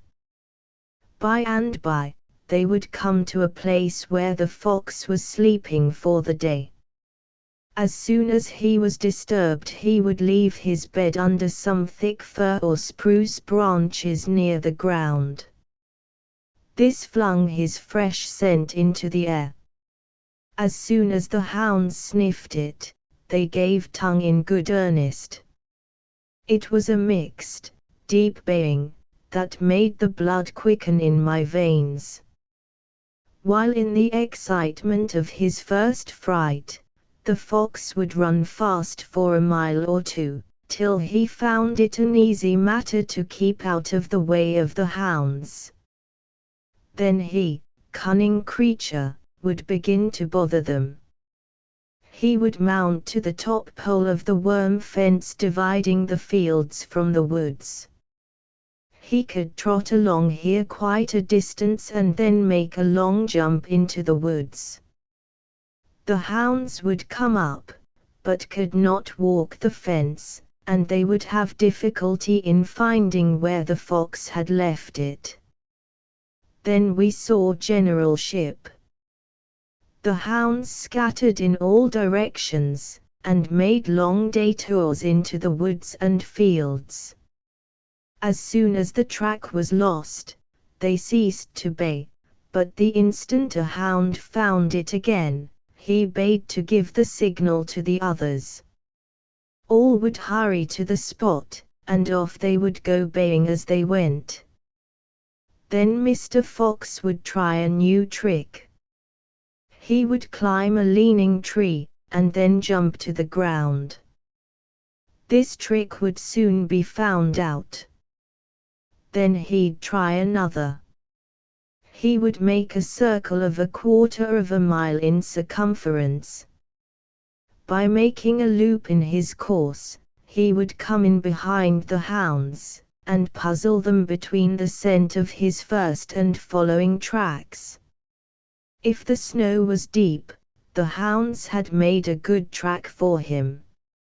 Over this he could run easily, and they would have to feel their way along, for after he had gone around the circle a few times, he would jump from the beaten path as far as he could, and make off to other cover in a straight line.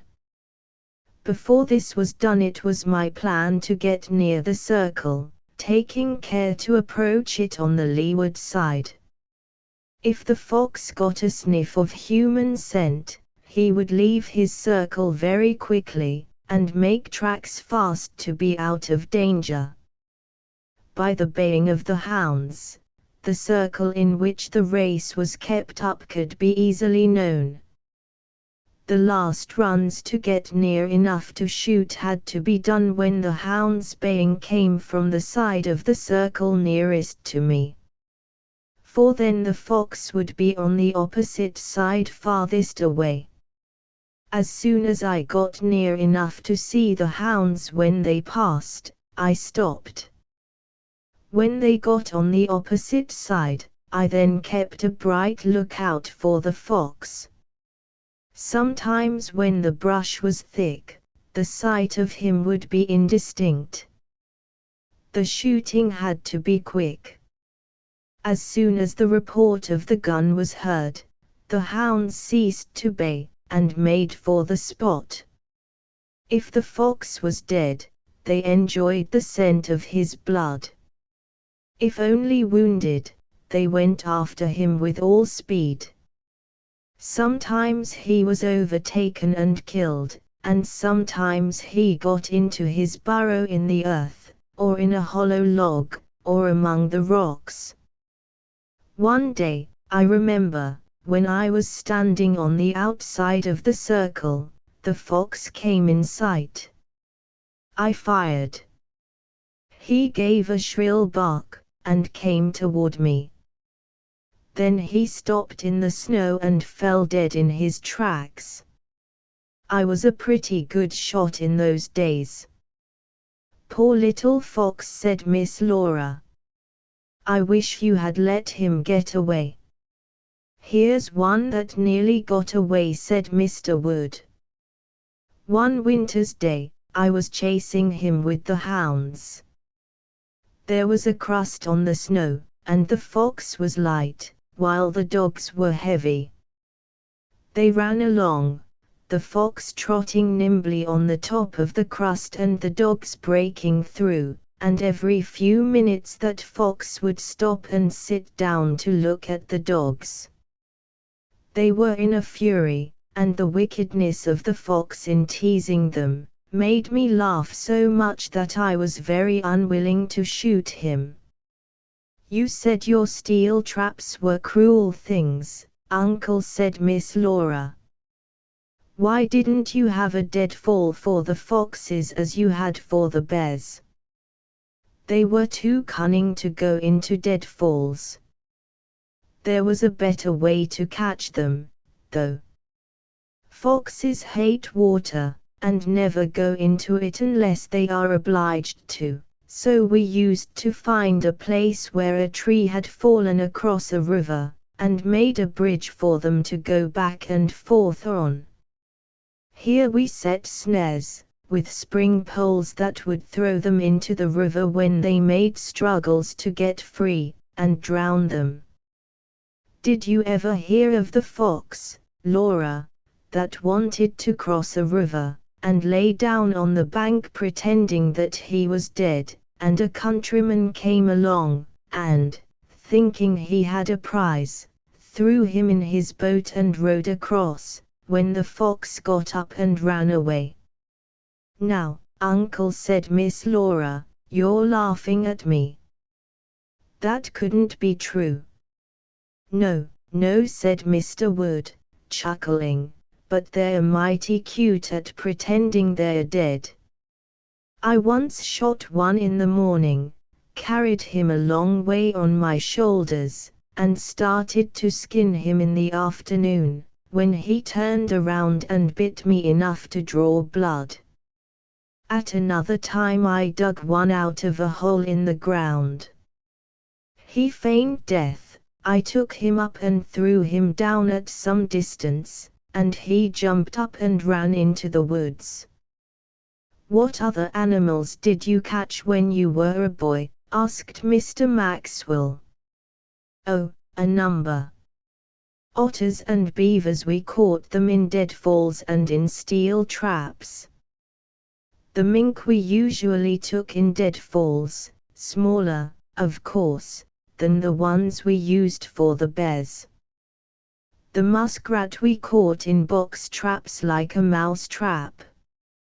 The wildcat we ran down like the loop cervier." "What kind of an animal is that?" asked Mr. Maxwell.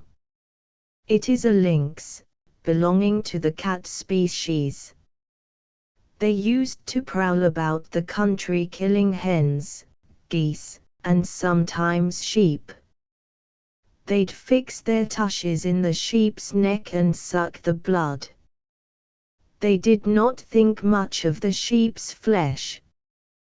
We ran them down with dogs. They'd often run up trees, and we'd shoot them.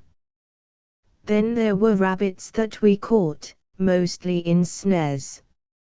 For muskrats, we'd put a parsnip or an apple on the spindle of a box trap.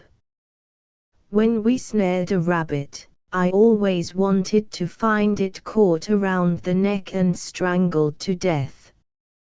If they got half through the snare and were caught around the body, or by the hind legs, they'd live for some time, and they'd cry just like a child. I like shooting them better, just because I hated to hear their pitiful cries. It's a bad business this of killing dumb creatures, and the older I get, the more chicken-hearted I am about it." "Chicken-hearted I should think you are," said Mrs. Wood. "Do you know, Laura, he won't even kill a fowl for dinner. He gives it to one of the men to do." "Blessed are the merciful," said Miss Laura, throwing her arm over her uncle's shoulder. I love you, dear Uncle John, because you are so kind to every living thing. I'm going to be kind to you now, said her uncle, and send you to bed. You look tired. Very well, she said, with a smile. Then bidding them all good night, she went upstairs. Mr. Wood turned to Mr. Maxwell. You're going to stay all night with us, aren't you? So Mrs. Wood says, replied the young man, with a smile. Of course, she said. I couldn't think of letting you go back to the village such a night as this. It's raining cats and dogs, but I mustn't say that, or there'll be no getting you to stay. I'll go and prepare your old room next to Harry's. And she bustled away. The two young men went to the pantry for doughnuts and milk, and Mr. Wood stood gazing down at me. Good dog, he said, you look as if you sensed that talk tonight. Come, get a bone, and then away to bed.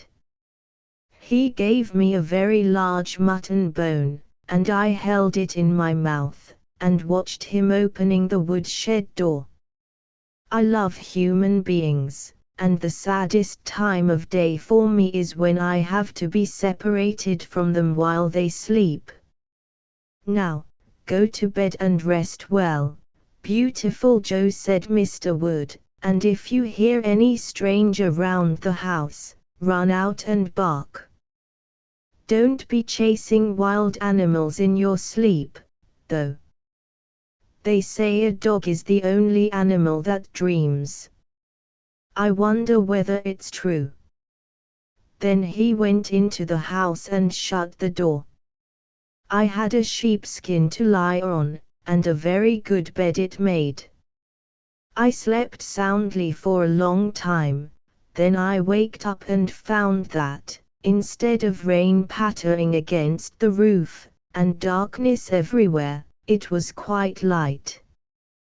The rain was over, and the moon was shining beautifully. I ran to the door and looked out. It was almost as light as day. The moon made it very bright all around the house and farm buildings, and I could look all about and see that there was no one stirring. I took a turn around the yard, and walked around to the side of the house, to glance up at Miss Laura's window. I always did this several times through the night, just to see if she was quite safe. I was on my way back to my bed, when I saw two small, white things moving away down the lane. I stood on the veranda and watched them. When they got nearer, I saw that there was a white rabbit hopping up the road, followed by a white hen. It seemed to me a very strange thing for these creatures to be out this time of night. And why were they coming to Dingley Farm? This wasn't their home.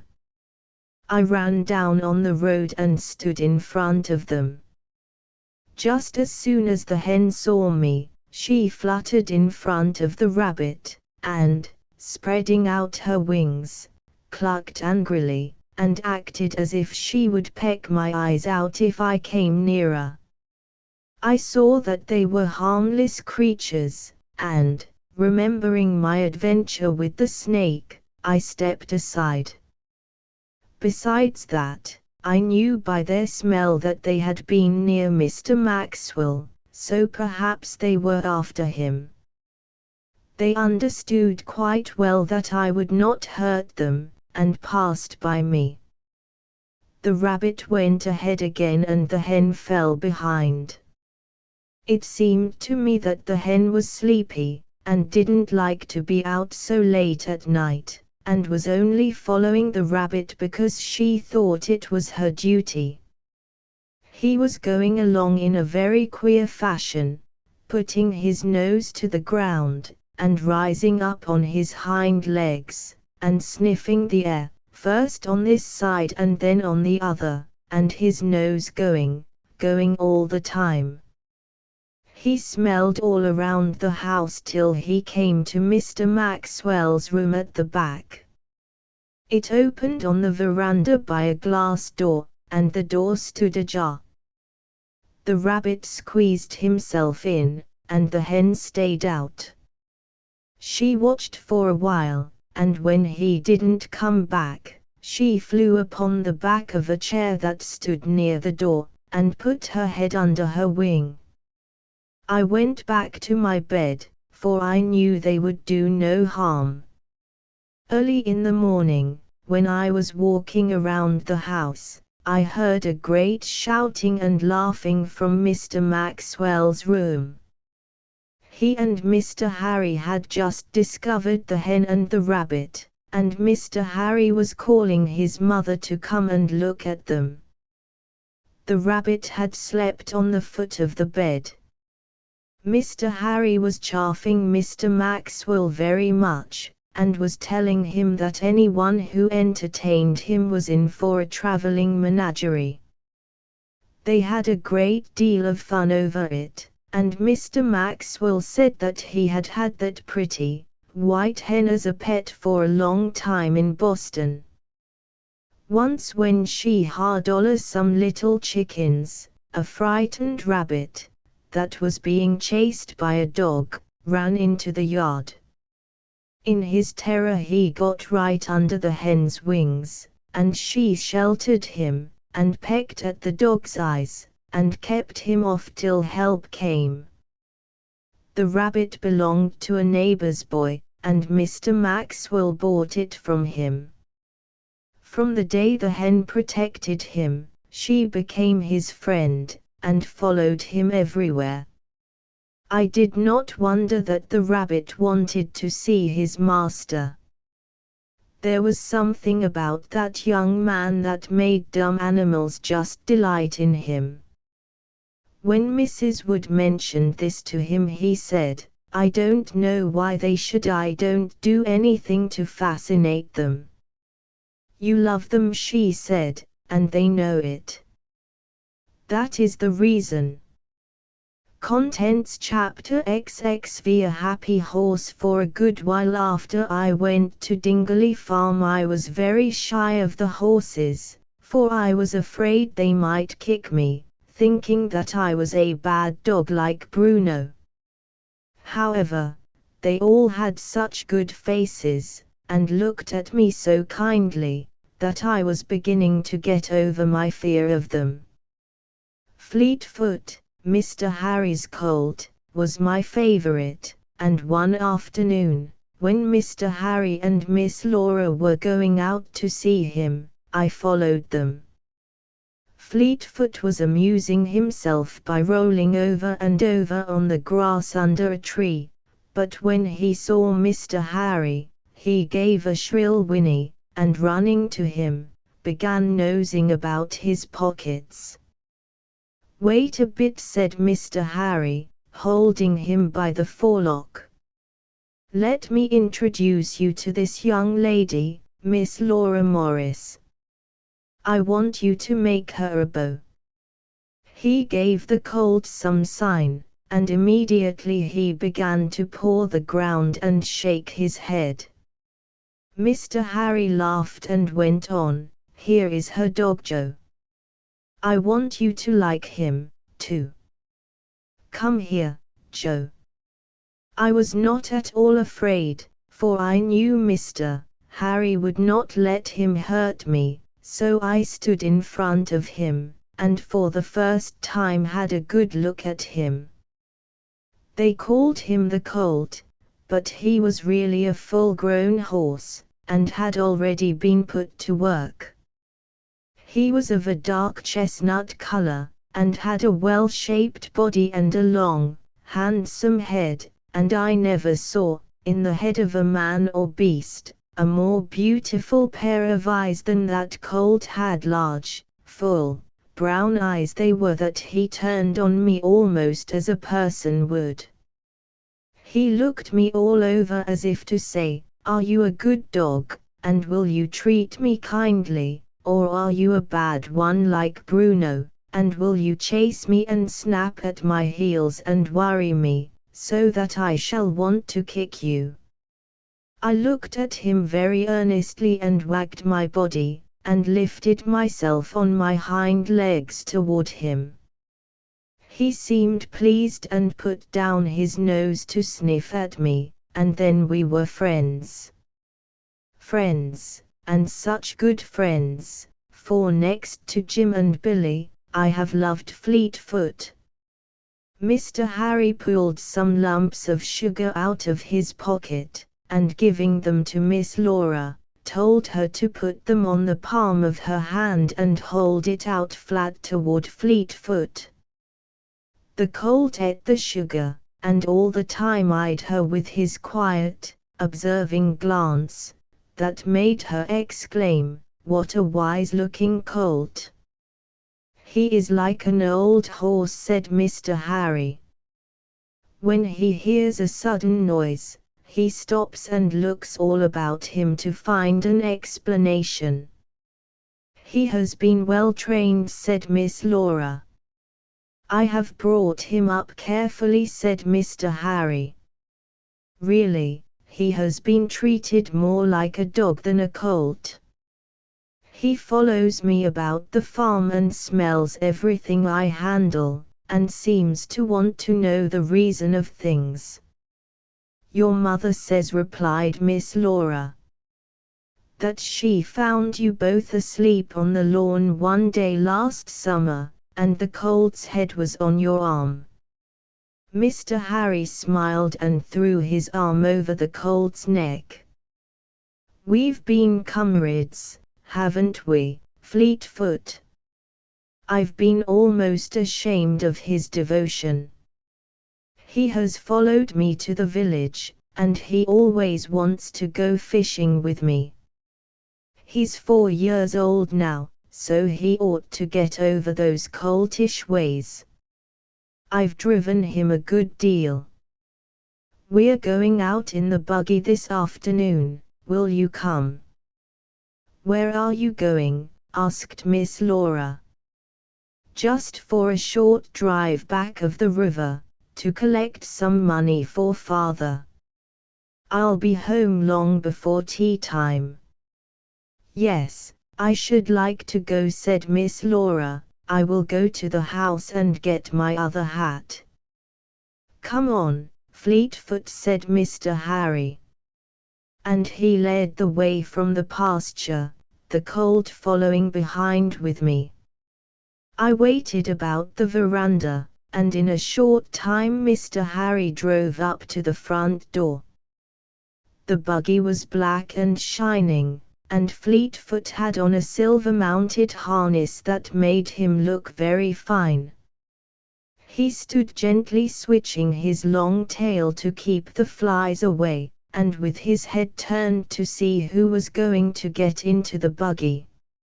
I stood by him, and as soon as he saw that Miss Laura and Mr. Harry had seated themselves, he acted as if he wanted to be off. Mr. Harry spoke to him and away he went, I racing down the lane by his side, so happy to think he was my friend.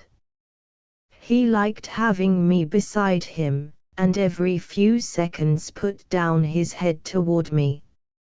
Animals can tell each other things without saying a word. When Fleetfoot gave his head a little toss in a certain way, I knew that he wanted to have a race. He had a beautiful even gait, and went very swiftly. Mr. Harry kept speaking to him to check him.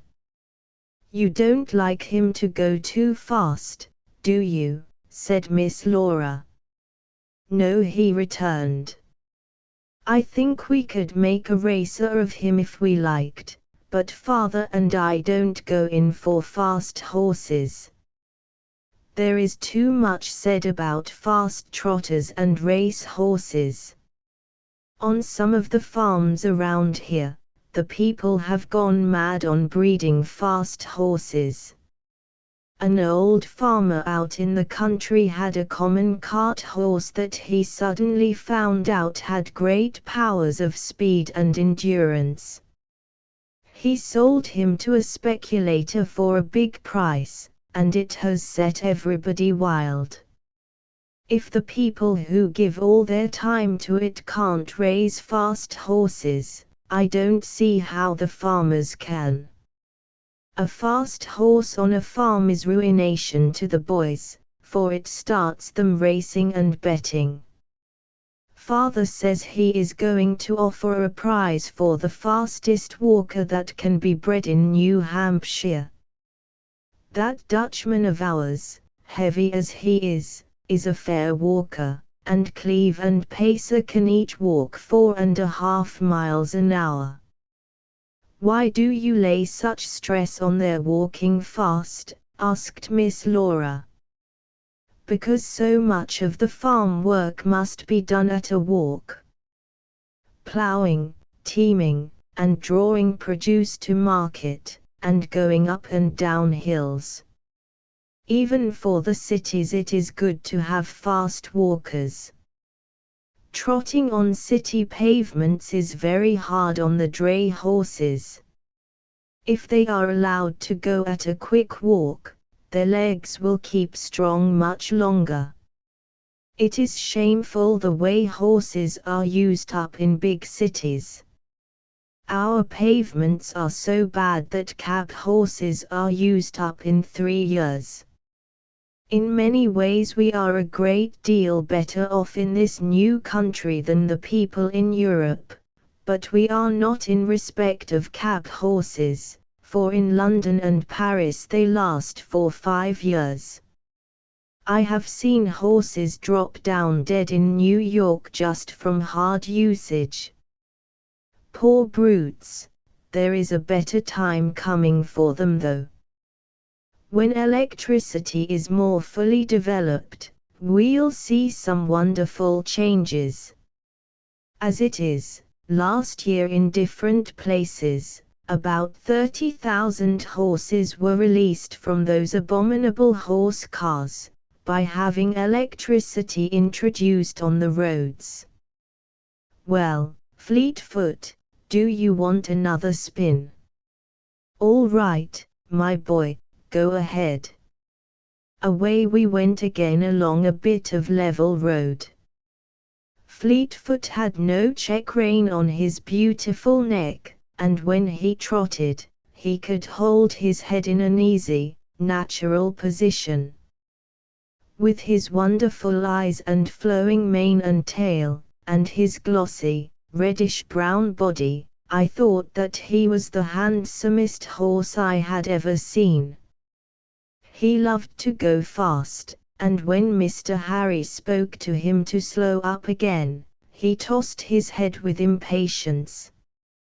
But he was too sweet-tempered to disobey. In all the years that I have known Fleetfoot, I have never once seen him refuse to do as his master told him. You have forgotten your whip, haven't you, Harry? I heard Miss Laura say, as we jogged slowly along, and I ran by the buggy panting and with my tongue hanging out. I never use one, said Mr. Harry. If I saw any man lay one on Fleetfoot, I'd knock him down. His voice was so severe that I glanced up into the buggy. He looked just as he did the day that he stretched Jenkins on the ground, and gave him a beating. I am so glad you don't, said Miss Laura. You are like the Russians. Many of them control their horses by their voices, and call them such pretty names. But you have to use a whip for some horses, don't you, Cousin Harry? Yes, Laura.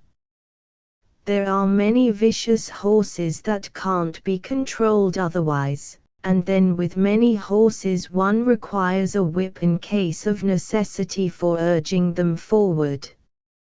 I suppose Fleetfoot never balks, said Miss Laura. No, replied Mr. Harry, Dutchman sometimes does, and we have 2 cures for him, both equally good. We take up a forefoot and strike his shoe 2 or 3 times with a stone. The operation always interests him greatly, and he usually starts. If he doesn't go for that, we pass a line round his forelegs, at the knee joint, then go in front of him and draw on the line. Father won't let the men use a whip, unless they are driven to it. Fleetfoot has had a happy life, hasn't he? Said Miss Laura, looking admiringly at him. How did he get to like you so much, Harry? I broke him in after a fashion of my own. Father gave him to me, and the first time I saw him on his feet, I went up carefully and put my hand on him. His mother was rather shy of me, for we hadn't had her long, and it made him shy too, so I soon left him. The next time I stroked him, the next time I put my arm around him. Soon he acted like a big dog. I could lead him about by a strap, and I made a little halter and a bridle for him. I didn't see why I shouldn't train him a little while he was young and manageable. I think it is cruel to let colts run till one has to employ severity in mastering them. Of course, I did not let him do much work. Colts are like boys. A boy shouldn't do a man's work, but he had exercise every day, and I trained him to draw a light cart behind him. I used to do all kinds of things to accustom him to unusual sounds. Father talked a good deal to me about Rary, the great horse tamer, and it put ideas into my head. He said he once saw Rary come on a stage in Boston with a timid horse that he was going to accustom to a loud noise. First a bugle was blown, then some louder instrument, and so on, till there was a whole brass band going. Rary reassured the animal, and it was not afraid. You like horses better than any other animals, don't you, Harry? Asked Miss Laura. I believe I do, though I am very fond of that dog of yours. I think I know more about horses than dogs. Have you noticed Scamp very much? Oh, yes, I often watched her. She is such an amusing little creature. She's the most interesting one we've got, that is, after Fleetfoot. Father got her from a man who couldn't manage her, and she came to us with a legion of bad tricks. Father has taken solid comfort though, in breaking her of them. She is his pet among our stock. I suppose you know that horses, more than any other animals, are creatures of habit. If they do a thing once, they will do it again. When she came to us, she had a trick of biting at a person who gave her oats. She would do it without fail, so Father put a little stick under his arm, and every time she would bite, he would give her a rap over the nose. She soon got tired of biting, and gave it up. Sometimes now, you'll see her make a snap at Father as if she was going to bite, and then look under his arm to see if the stick is there. He cured some of her tricks in one way, and some in another. One bad one she had was to start for the stable the minute one of the traces was unfastened when we were unharnessing. She pulled Father over once, and another time she ran the shaft of the sulky clean through the barn door. The next time father brought her in, he got ready for her. He twisted the lines around his hands, and the minute she began to bolt, he gave a tremendous jerk that pulled her back upon her haunches, and shouted, "Whoa!" It cured her, and she never started again, till he gave her the word. Often now, you'll see her throw her head back when she is being unhitched. He only did it once, yet she remembers. If we'd had the training of Scamp, she'd be a very different animal. It's nearly all in the bringing up of a colt, whether it will turn out vicious or gentle. If anyone were to strike Fleetfoot, he would not know what it meant. He has been brought up differently from Scamp. She was probably trained by some brutal man who inspired her with distrust of the human species. She never bites an animal, and seems attached to all the other horses. She loves Fleetfoot and Cleve and Pacer. Those three are her favorites. I love to go for drives with Cleve and Pacer, said Miss Laura. They are so steady and good. Uncle says they are the most trusty horses he has.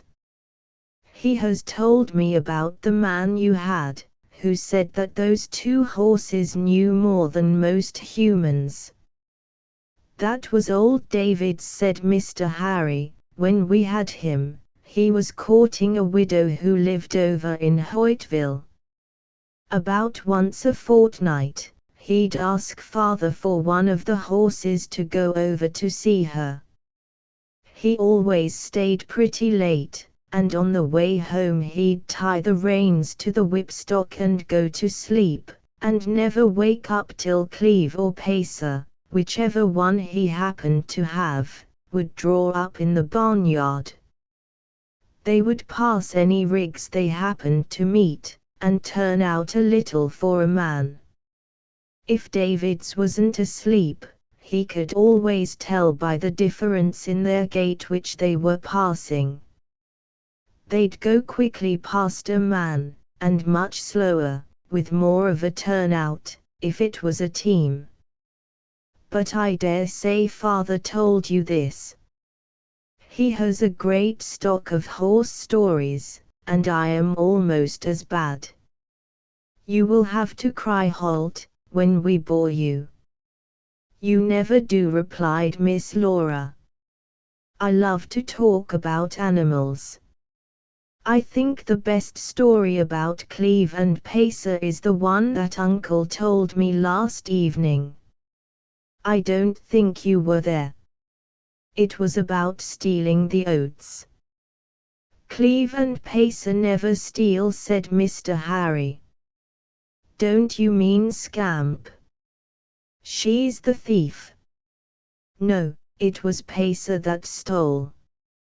He got out of his box, Uncle says, and found 2 bags of oats, and he took one in his teeth and dropped it before Cleve, and ate the other himself, and Uncle was so amused that he let them eat a long time, and stood and watched them.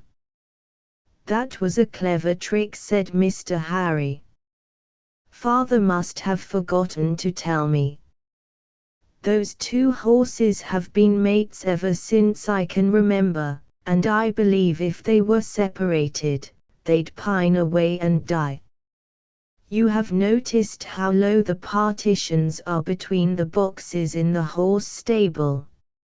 Father says you wouldn't put a lot of people in separate boxes in a room, where they couldn't see each other, and horses are just as fond of company as we are. Cleve and Pacer are always nosing each other. A horse has a long memory. Father has had horses recognize him, that he has been parted from for 20 years. Speaking of their memories reminds me of another good story about Pacer that I never heard till yesterday, and that I would not talk about to anyone but you and Mother. Father wouldn't write me about it, for he never will put a line on paper where anyone's reputation is concerned.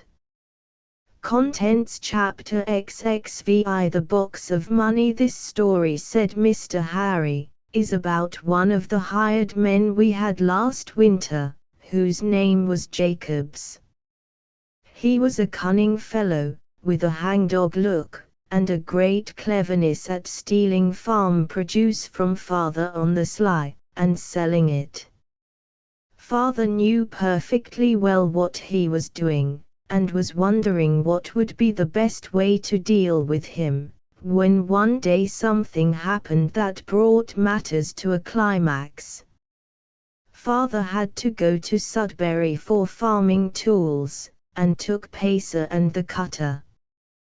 There are two ways of going there, one the Sudbury road, and the other the old post road, which is longer and seldom used. On this occasion Father took the post road. The snow wasn't deep, and he wanted to inquire after an old man who had been robbed and half frightened to death, a few days before. He was a miserable old creature, known as Miser Gerald, and he lived alone with his daughter. He had saved a little money that he kept in a box under his bed. When Father got near the place, he was astonished to see by Pacer's actions that he had been on this road before, and recently, too. Father is so sharp about horses, that they never do a thing that he doesn't attach a meaning to. So he let the reins hang a little loose, and kept his eye on Pacer.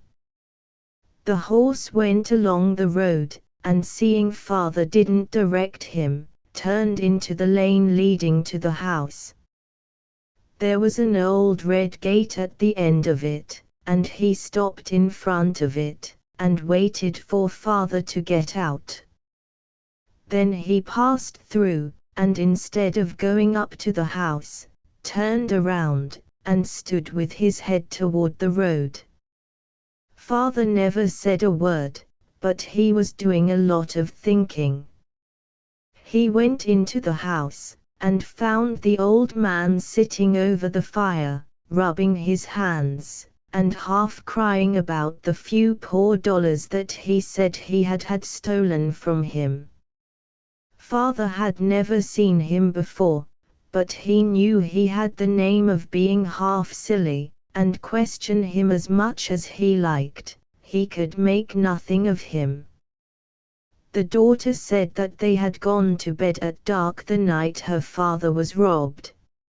She slept upstairs, and he down below. About 10 o'clock she heard him scream, and running downstairs, she found him sitting up in bed, and the window wide open. He said a man had sprung in upon him, stuffed the bedclothes into his mouth, and dragging his box from under the bed, had made off with it. She ran to the door and looked out, but there was no one to be seen. It was dark, and snowing a little, so no traces of footsteps were to be perceived in the morning. Father found that the neighbors were dropping in to bear the old man company, so he drove on to Sudbury, and then returned home. When he got back, he said Jacobs was hanging about the stable in a nervous kind of a way, and said he wanted to speak to him. Father said very good, but put the horse in first. Jacobs unhitched, and Father sat on one of the stable benches and watched him till he came lounging along with a straw in his mouth, and said he'd made up his mind to go west, and he'd like to set off at once. Father said again, very good, but first he had a little account to settle with him, and he took out of his pocket a paper, where he had jotted down, as far as he could, every quart of oats, and every bag of grain, and every quarter of $1 of market money that Jacobs had defrauded him of. Father said the fellow turned all the colors of the rainbow, for he thought he had covered up his tracks so cleverly that he would never be found out. Then Father said, "Sit down, Jacobs, for I have got to have a long talk with you." He had him there about an hour, and when he finished, the fellow was completely broken down. Father told him that there were just 2 courses in life for a young man to take, and he had gotten on the wrong one. He was a young, smart fellow, and if he turned right around now, there was a chance for him. If he didn't, there was nothing but the state's prison ahead of him, for he needn't think he was going to gull and cheat all the world, and never be found out. Father said he'd give him all the help in his power, if he had his word that he'd try to be an honest man. Then he tore up the paper, and said there was an end of his indebtedness to him. Jacobs is only a young fellow, 23 or thereabout, and Father says he sobbed like a baby. Then, without looking at him, Father gave an account of his afternoon's drive, just as if he was talking to himself. He said that Pacer never to his knowledge had been on that road before, and yet he seemed perfectly familiar with it, and that he stopped and turned all ready to leave again quickly, instead of going up to the door, and how he looked over his shoulder and started on a run down the lane, the minute Father's foot was in the gutter again. In the course of his remarks, Father mentioned the fact that on Monday, the evening that the robbery was committed, Jacobs had borrowed Pacer to go to the junction, but had come in with the horse steaming, and looking as if he had been driven a much longer distance than that. Father said that when he got done, Jacobs had sunk down all in a heap on the stable floor, with his hands over his face. Father left him to have it out with himself, and went to the house. The next morning, Jacobs looked just the same as usual, and went about with the other men doing his work, but saying nothing about going west. Late in the afternoon, a farmer going by hailed Father, and asked if he'd heard the news. Old Miser Gerald's box had been left on his doorstep some time through the night, and he'd found it in the morning. The money was all there, but the old fellow was so cute that he wouldn't tell anyone how much it was. The neighbors had persuaded him to bank it, and he was coming to town the next morning with it, and that night some of them were going to help him mount guard over it. Father told the men at milking time, and he said Jacobs looked as unconscious as possible. However, from that day there was a change in him. He never told Father in so many words that he'd resolved to be an honest man, but his actions spoke for him. He had been a kind of sullen, unwilling fellow, but now he turned handy and obliging, and it was a real trial to Father to part with him. Miss Laura was intensely interested in this story. "Where is he now, Cousin Harry?" she asked, eagerly. "What became of him?"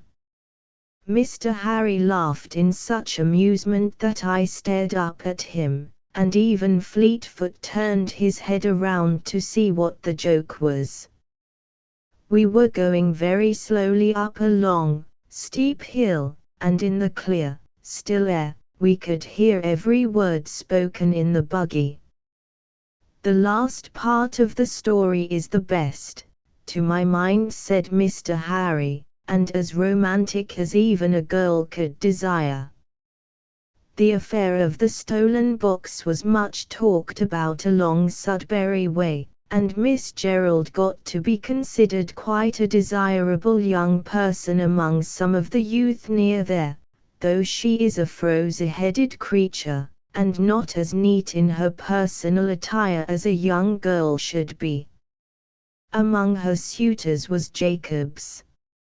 He cut out a blacksmith, and a painter, and several young farmers, and father said he never in his life had such a time to keep a straight face, as when Jacobs came to him this spring, and said he was going to marry old miser Gerald's daughter.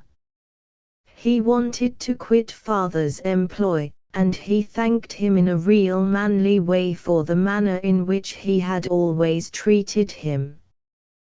Well, Jacobs left, and mother says that father would sit and speculate about him, as to whether he had fallen in love with Eliza Gerald, or whether he was determined to regain possession of the box, and was going to do it honestly, or whether he was sorry for having frightened the old man into a greater degree of imbecility, and was marrying the girl so that he could take care of him, or whether it was something else, and so on, and so on. He had a dozen theories, and then mother says he would burst out laughing, and say it was one of the cutest tricks that he had ever heard of. In the end, Jacobs got married, and father and mother went to the wedding. Father gave the bridegroom a yoke of oxen, and mother gave the bride a lot of household linen, and I believe they are as happy as the day is long. Jacobs makes his wife comb her hair, and he waits on the old man as if he was his son, and he is improving the farm that was going to rack and ruin, and I hear he is going to build a new house. "Harry," exclaimed Miss Laura, "can't you take me to see them?" "Yes, indeed, mother often drives over to take them little things, and we'll go, too, sometime. I'd like to see Jacobs myself, now that he is a decent fellow. Strange to say, though he hadn't the best of character, no one has ever suspected him of the robbery, and he's been cunning enough never to say a word about it. Father says Jacobs is like all the rest of us. There's mixture of good and evil in him, and sometimes one predominates, and sometimes the other. But we must get on and not talk here all day. Get up, Fleetfoot." "Where did you say we were going?" asked Miss Laura, as we crossed the bridge over the river. "A little way back here in the woods," he replied. "There's an Englishman on a small clearing that he calls Pengholo. Father loaned him some money 3 years ago, and he won't pay either interest or principal." "I think I've heard of him," said Miss Laura. "Isn't he the man whom the boys call Lord Chesterfield?" "The same one. He's a queer specimen of a man. Father has always stood up for him. He has a great liking for the English. He says we ought to be as ready to help an Englishman as an American, for we spring from common stock." "Oh, not Englishmen only," said Miss Laura, warmly, "Chinamen, and Negroes, and everybody. There ought to be a brotherhood of nations, Harry." "Yes, Miss Enthusiasm, I suppose there ought to be." And looking up, I could see that Mr. Harry was gazing admiringly into his cousin's face. Please tell me some more about the Englishman, said Miss Laura. There isn't much to tell. He lives alone, only coming occasionally to the village for supplies, and though he is poorer than poverty, he despises every soul within a 10-mile radius of him, and looks upon us as no better than an order of thrifty, well-trained lower animals. Why is that? Asked Miss Laura, in surprise. He is a gentleman, Laura, and we are only common people. My father can't hand a lady in and out of a carriage as Lord Chesterfield can, nor can he make so grand a bow, nor does he put on evening dress for a late dinner, and we never go to the opera nor to the theatre, and know nothing of polite society, nor can we tell exactly whom our great-great-grandfather sprang from. I tell you, there is a gulf between us and that Englishman, wider than the one young courtier leaped into. Miss Laura was laughing merrily. How funny that sounds, Harry. So he despises you, and she glanced at her good-looking cousin, and his handsome buggy and well-kept horse, and then burst into another merry peal of laughter. Mr. Harry laughed, too. It does seem absurd. Sometimes when I pass him jogging along to town in his rickety old cart, and look at his pale, cruel face, and know that he is a broken-down gambler and man of the world, and yet considers himself infinitely superior to me, a young man in the prime of life, with a good constitution and happy prospects, it makes me turn away to hide a smile. By this time we had left the river and the meadows far behind us, and were passing through a thick wood.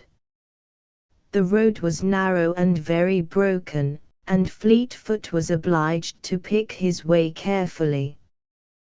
Why does the Englishman live in this out-of-the-way place, if he is so fond of city life? Said Miss Laura. I don't know, said Mr. Harry.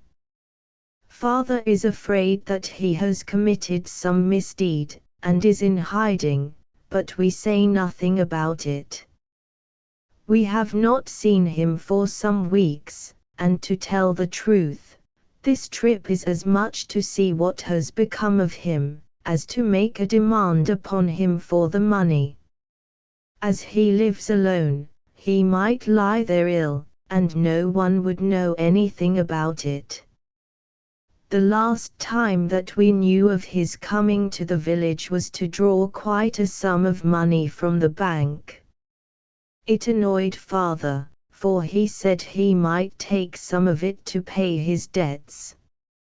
I think his relatives in England supply him with funds. Here we are at the entrance to the mansion of Pengholo.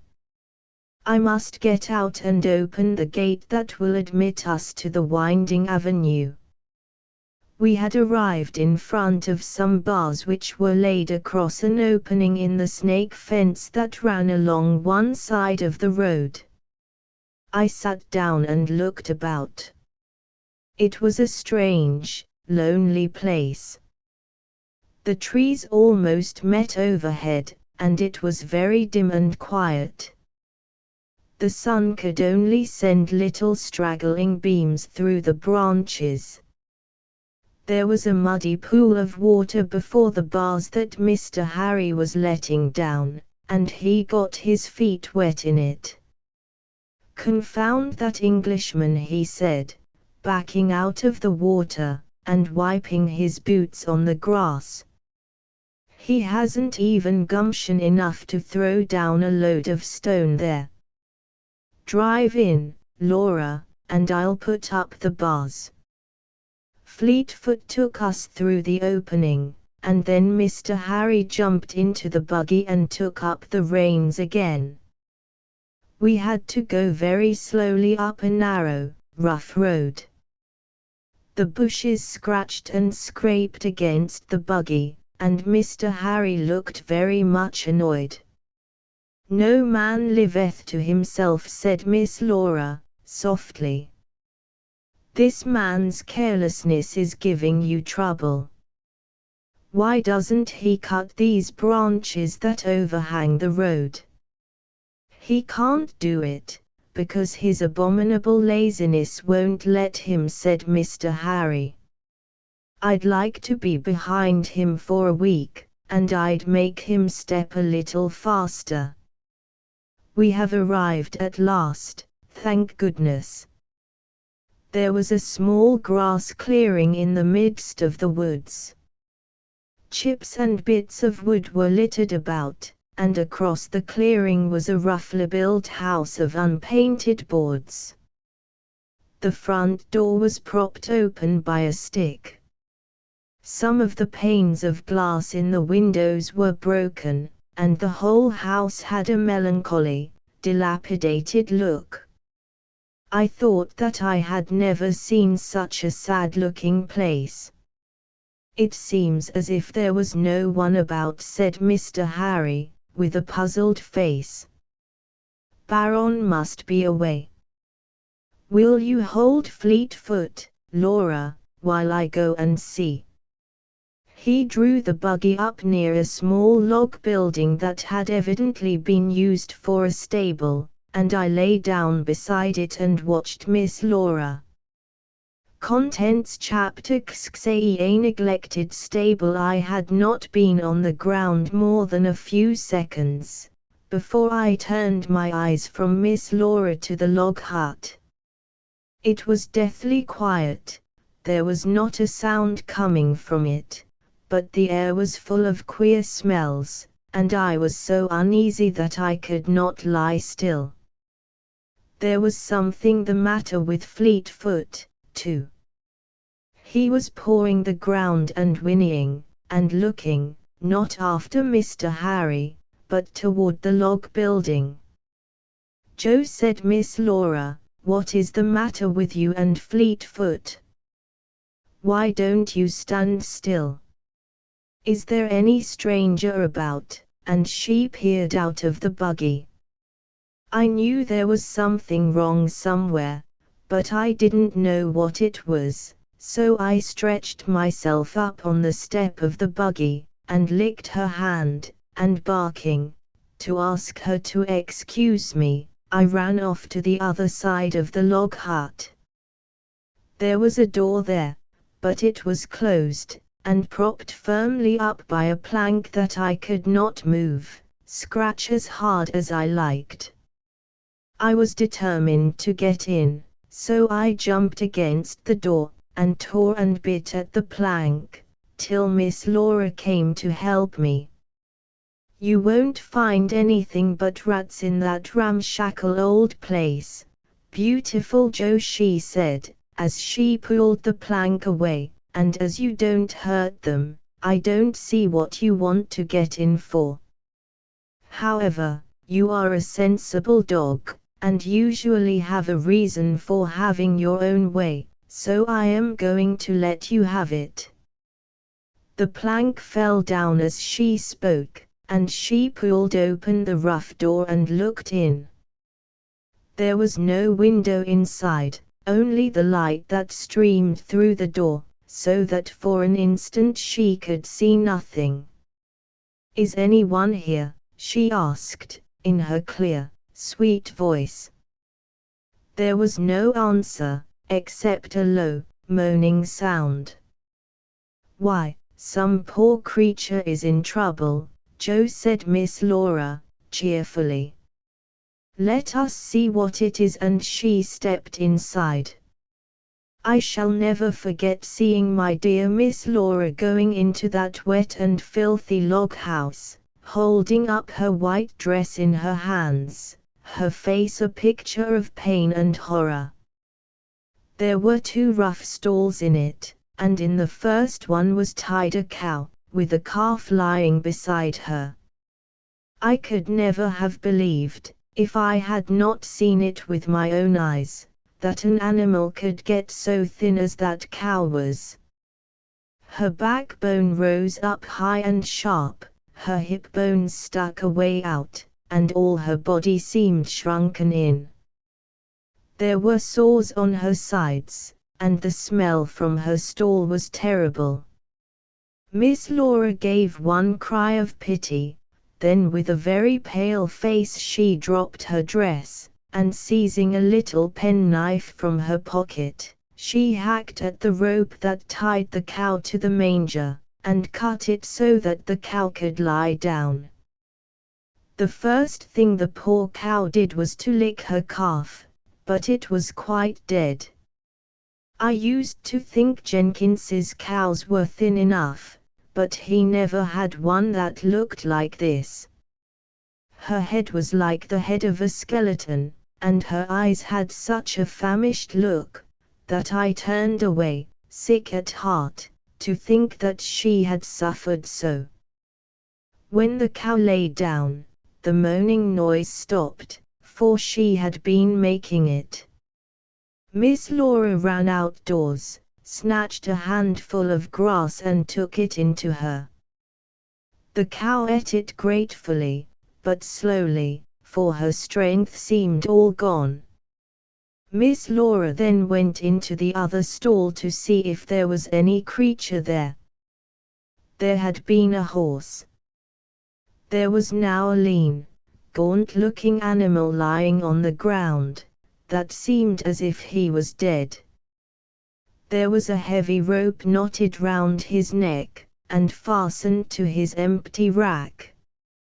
Miss Laura stepped carefully between his feet, cut the rope and going outside the stall spoke kindly to him. He moved his ears slightly, raised his head, tried to get up, fell back again, tried again, and succeeded in staggering outdoors after Miss Laura, who kept encouraging him, and then he fell down on the grass. Fleetfoot stared at the miserable-looking creature as if he did not know what it was. The horse had no sores on his body, as the cow had, nor was he quite so lean, but he was the weakest, most distressed-looking animal that I ever saw.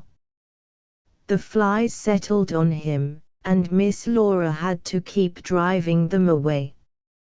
He was a white horse, with some kind of pale-colored eyes, and whenever he turned them on Miss Laura, she would look away. She did not cry, as she often did over the sick and suffering animals. This seemed too bad for tears. She just hovered over that poor horse with her face as white as her dress, and an expression of fright in her eyes. Oh, how dirty he was! I would never have imagined that a horse could get in such a condition. All this had only taken a few minutes, and just after she got the horse out, Mr. Harry appeared. He came out of the house with a slow step, that quickened to a run when he saw Miss Laura. "Laura," he exclaimed, "what are you doing?"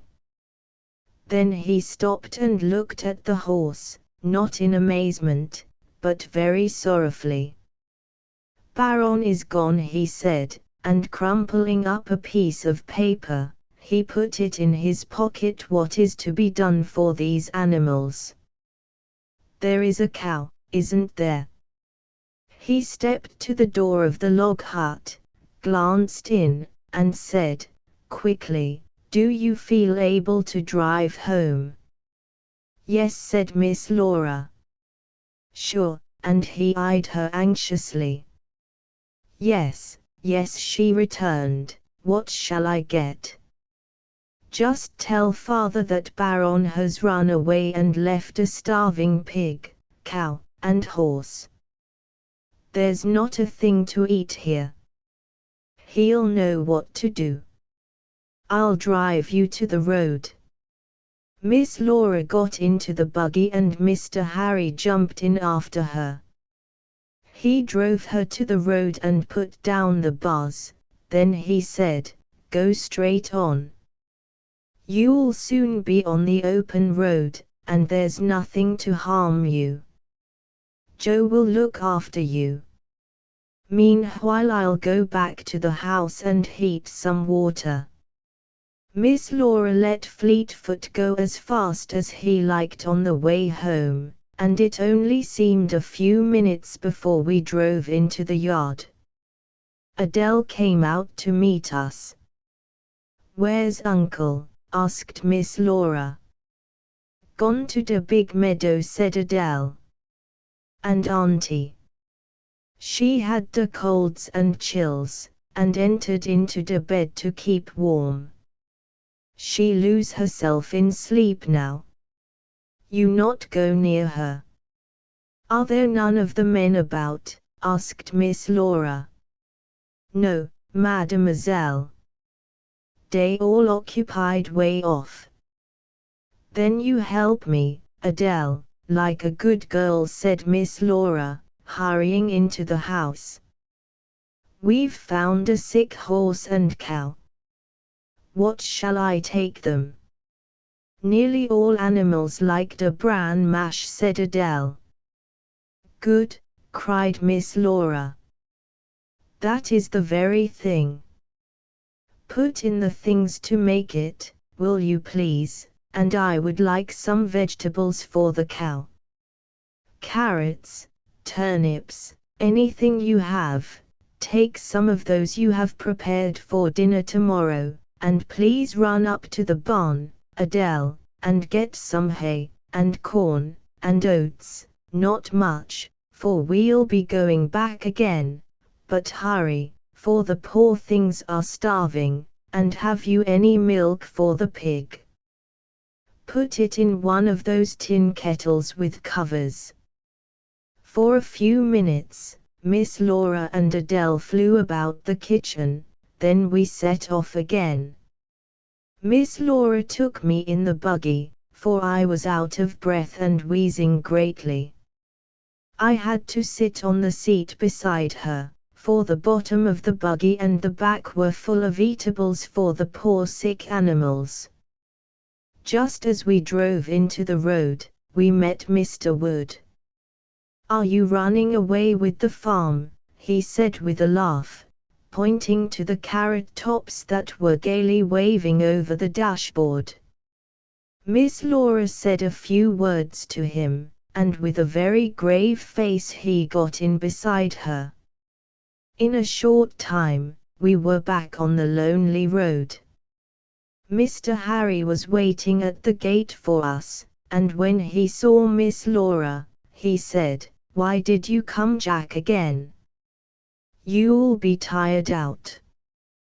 This isn't a place for a sensitive girl like you." "I thought I might be of some use," said she, gently. "So you can," said Mr. Wood. "You go into the house and sit down, and Harry and I will come to you when we want cheering up. What have you been doing, Harry?" "I've watered them a little, and got a good fire going. I scarcely think the cow will pull through. I think we'll save the horse. I tried to get the cow outdoors, but she can't move." "Let her alone," said Mr. Wood. "Give her some food and her strength will come to her. What have you got here?" and he began to take the things out of the buggy. "Bless the child, she's thought of everything, even the salt. Bring those things into the house, Harry, and we'll make a bran mash." For more than an hour they were fussing over the animals. Then they came in and sat down. The inside of the Englishman's house was as untidy as the outside. There was no upstairs to it, only one large room with a dirty curtain stretched across it. On one side was a low bed with a heap of clothes on it, a chair and a washstand. On the other was a stove, a table, a shaky rocking chair that Miss Laura was sitting in, a few hanging shelves with some dishes and books on them, and 2 or 3 small boxes that had evidently been used for seats. On the walls were tacked some pictures of grand houses and ladies and gentlemen in fine clothes, and Miss Laura said that some of them were noble people. "Well, I'm glad this particular nobleman has left us," said Mr. Wood, seating himself on one of the boxes, "if nobleman he is. I should call him in plain English, a scoundrel." "Did Harry show you his note?" "No, uncle," said Miss Laura. "Read it aloud," said Mr. Wood. "I'd like to hear it again." Miss Laura read, "J. Wood, Esquire. Dear Sir, it is a matter of great regret to me that I am suddenly called away from my place at Pengholo, and will, therefore, not be able to do myself the pleasure of calling on you and settling my little account. I sincerely hope that the possession of my livestock, which I make entirely over to you, will more than reimburse you for any trifling expense which you may have incurred on my account. If it is any gratification to you to know that you have rendered a slight assistance to the son of one of England's noblest noblemen, you have it. With expressions of the deepest respect, and hoping that my stock may be in good condition when you take possession, I am, dear Sir, ever devotedly yours, Howard Algernon Leduc Baron." Miss Laura dropped the paper. "Uncle, did he leave those animals to starve?" "Didn't you notice," said Mr. Wood, grimly, "that there wasn't a wisp of hay inside that shanty, and that where the poor beasts were tied up the wood was gnawed and bitten by them in their torture for food? Wouldn't he have sent me that note, instead of leaving it here on the table, if he'd wanted me to know? The note isn't dated, but I judge he's been gone 5 or 6 days. He has had a spite against me ever since I lent him that $100. I don't know why, for I've stood up for him when others would have run him out of the place. He intended me to come here and find every animal lying dead. He even had a rope around the pig's neck. Harry, my boy, let us go and look after them again. I love a dumb brute too well to let it suffer, but in this case I'd give $200 more if I could make them live and have Baron know it."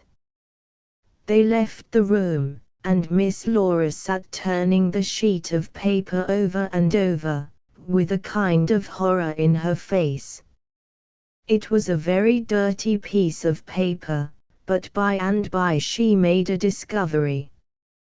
She took it in her hand and went outdoors. I am sure that the poor horse lying on the grass knew her. He lifted his head, and what a different expression he had now that his hunger had been partly satisfied. Miss Laura stroked and patted him, then she called to her cousin, "Harry, will you look at this?" He took the paper from her, and said, "That is a crest shining through the different strata of dust and grime, probably that of his own family. We'll have it cleaned, and it will enable us to track the villain." "You want him punished, don't you?" he said, with a little, sly laugh at Miss Laura. She made a gesture in the direction of the suffering horse, and said, frankly, "Yes, I do." "Well, my dear girl," he said, "Father and I are with you. If we can hunt Baron down, we'll do it. Then he muttered to himself as she turned away, "She is a real Puritan, gentle, and sweet, and good, and yet severe.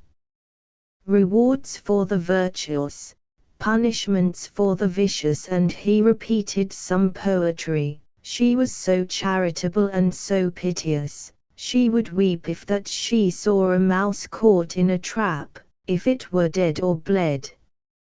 Miss Laura saw that Mr. Wood and Mr. Harry were doing all that could be done for the cow and horse, so she wandered down to a hollow at the back of the house, where the Englishman had kept his pig. Just now, he looked more like a greyhound than a pig. His legs were so long, his nose so sharp, and hunger, instead of making him stupid like the horse and cow, had made him more lively. I think he had probably not suffered so much as they had, or perhaps he had had a greater store of fat to nourish him. Mr. Harry said that if he had been a girl, he would have laughed and cried at the same time when he discovered that pig. He must have been asleep or exhausted when we arrived, for there was not a sound out of him, but shortly afterward he had set up a yelling that attracted Mr. Harry's attention, and made him run down to him.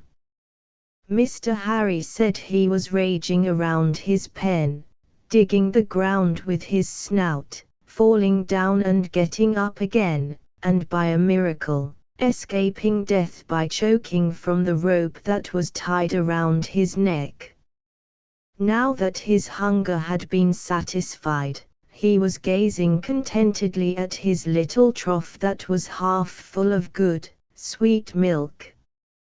Mr. Harry said that a starving animal, like a starving person, should only be fed a little at a time, but the Englishman's animals had always been fed poorly, and their stomachs had contracted so that they could not eat much at one time. Miss Laura got a stick and scratched poor Piggy's back a little, and then she went back to the house. In a short time we went home with Mr. Wood. Mr. Harry was going to stay all night with the sick animals, and his mother would send him things to make him comfortable. She was better by the time we got home, and was horrified to hear the tale of Mr. Baron's neglect. Later in the evening, she sent one of the men over with a whole box full of things for her darling boy, and a nice, hot tea, done up for him in a covered dish. When the man came home, he said that Mr. Harry would not sleep in the Englishman's dirty house, but had slung a hammock out under the trees. However, he would not be able to sleep much, for he had his lantern by his side, all ready to jump up and attend to the horse and cow. It was a very lonely place for him out there in the woods, and his mother said that she would be glad when the sick animals could be driven to their own farm. Contents 2p Chapter 8 The end of the Englishman. In a few days, thanks to Mr. Harry's constant care, the horse and cow were able to walk. It was a mournful procession that came into the yard at Dingley Farm. The hollow-eyed horse, and lean cow, and funny, little thin pig, staggering along in such a shaky fashion. Their hoofs were diseased, and had partly rotted away, so that they could not walk straight. Though it was only a mile or two from Pengholo to Dingley Farm, they were tired out, and dropped down exhausted on their comfortable beds. Miss Laura was so delighted to think that they had all lived, that she did not know what to do. Her eyes were bright and shining, and she went from one to another with such a happy face. The queer little pig that Mr. Harry had christened Daddy Longlegs had been washed, and he lay on his heap of straw in the corner of his neat little pen, and surveyed his clean trough and abundance of food with the air of a prince. Why, he would be clean and dry here, and all his life he had been used to dirty, damp Pengholo, with the trees hanging over him, and his little feet in a mass of filth and dead leaves. Happy little pig! His ugly eyes seemed to blink and gleam with gratitude, and he knew Miss Laura and Mr. Harry as well as I did.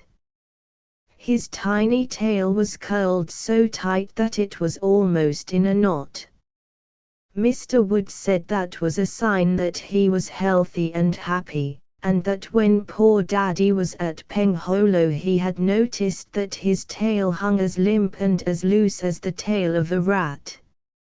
He came and leaned over the pen with Miss Laura, and had a little talk with her about pigs.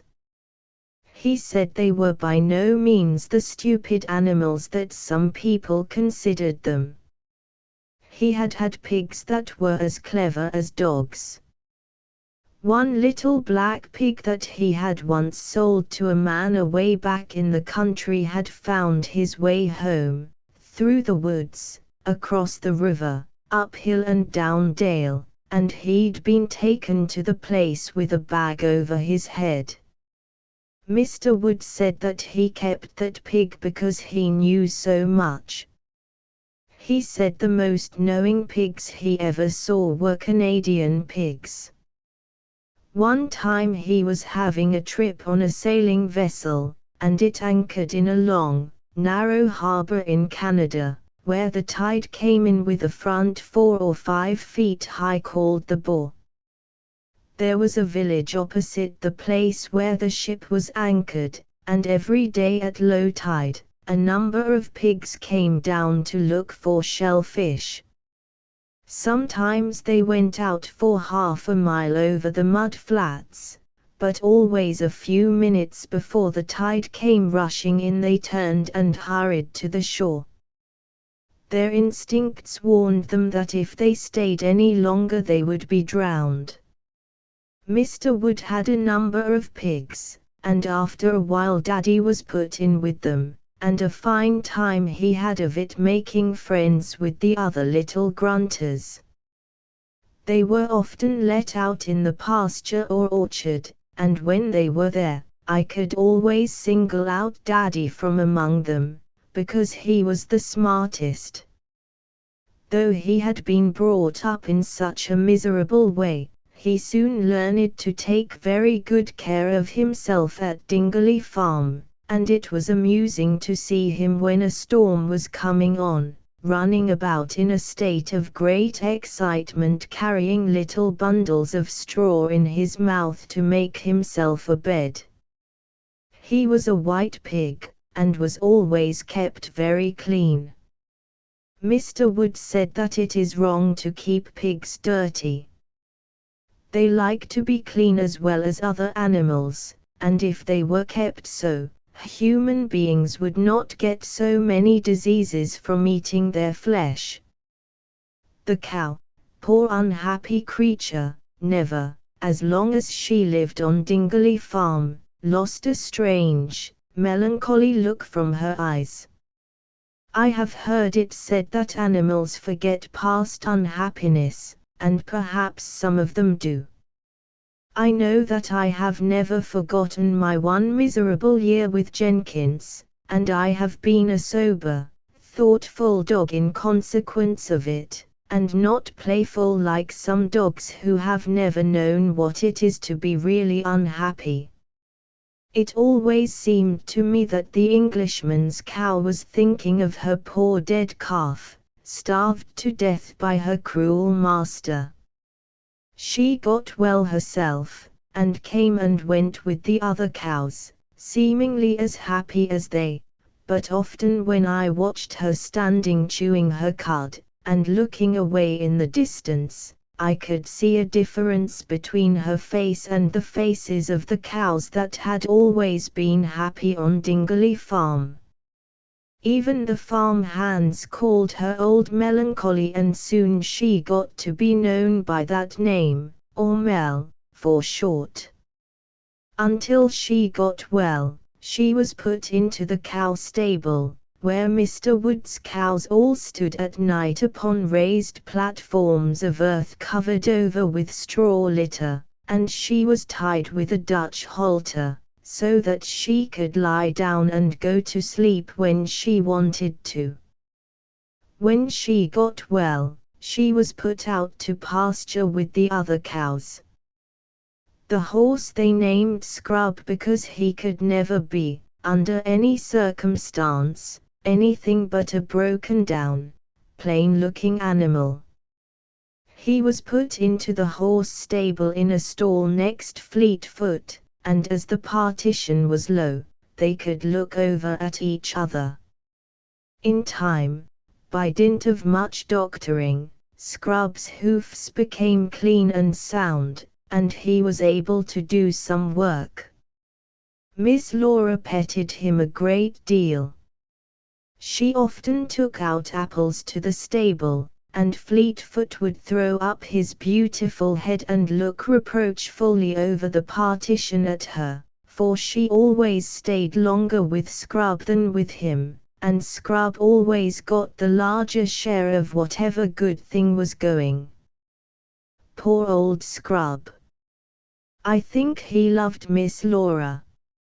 He was a stupid sort of a horse, and always acted as if he was blind. He would run his nose up and down the front of her dress, nip at the buttons, and be very happy if he could get a bit of her watch chain between his strong teeth. If he was in the field he never seemed to know her till she was right under his pale-colored eyes. Then he would be delighted to see her. He was not blind though, for Mr. Wood said he was not. He said he had probably not been an overbright horse to start with, and had been made more dull by cruel usage. As for the Englishman, the master of these animals, a very strange thing happened to him. He came to a terrible end, but for a long time no one knew anything about it. Mr. Wood and Mr. Harry were so very angry with him that they said they would leave no stone unturned to have him punished, or at least to have it known what a villain he was. They sent the paper with the crest on it to Boston. Some people there wrote to England, and found out that it was the crest of a noble and highly esteemed family, and some earl was at the head of it. They were all honorable people in this family except one man, a nephew, not a son, of the late earl. He was the black sheep of them all. As a young man, he had led a wild and wicked life, and had ended by forging the name of one of his friends, so that he was obliged to leave England and take refuge in America. By the description of this man, Mr. Wood knew that he must be Mr. Baron, so he wrote to these English people, and told them what a wicked thing their relative had done in leaving his animals to starve. In a short time, he got an answer from them, which was, at the same time, very proud and very touching. It came from Mr. Baron's cousin, and he said quite frankly that he knew his relative was a man of evil habits, but it seemed as if nothing could be done to reform him. His family was accustomed to send a quarterly allowance to him, on condition that he led a quiet life in some retired place, but their last remittance to him was lying unclaimed in Boston, and they thought he must be dead. Could Mr. Wood tell them anything about him? Mr. Wood looked very thoughtful when he got this letter. Then he said, "Harry, how long is it since Baron ran away?" "About 8 weeks," said Mr. Harry. "That's strange," said Mr. Wood. "The money these English people sent him would get to Boston just a few days after he left here. He is not the man to leave it long unclaimed. Something must have happened to him. Where do you suppose he would go from Pengholo?" "I have no idea, sir," said Mr. Harry. "And how would he go?" said Mr. Wood. "He did not leave Riverdale Station, because he would have been spotted by some of his creditors." "Perhaps he would cut through the woods to the junction," said Mr. Harry. "Just what he would do," said Mr. Wood, slapping his knee. "I'll be driving over there tomorrow to see Thompson, and I'll make inquiries." Mr. Harry spoke to his father the next night when he came home, and asked him if he had found out anything. "Only this," said Mr. Wood. "There's no one answering to Baron's description who has left Riverdale Junction within a 12-month. He must have struck some other station. We'll let him go. The Lord looks out for fellows like that. We will look out for him if he ever comes back to Riverdale," said Mr. Harry, quietly. All through the village, and in the country, it was known what a dastardly trick the Englishman had played, and he would have been roughly handled if he had dared return. Months passed away, and nothing was heard of him. Late in the autumn, after Miss Laura and I had gone back to Fairport, Mrs. Wood wrote her about the end of the Englishman. Some Riverdale lads were beating about the woods, looking for lost cattle, and in their wanderings came to an old stone quarry that had been disused for years. On one side there was a smooth wall of rock, many feet deep. On the other the ground and rock were broken away, and it was quite easy to get into it. They found that by some means or other, one of their cows had fallen into this deep pit, over the steep side of the quarry. Of course, the poor creature was dead, but the boys, out of curiosity, resolved to go down and look at her.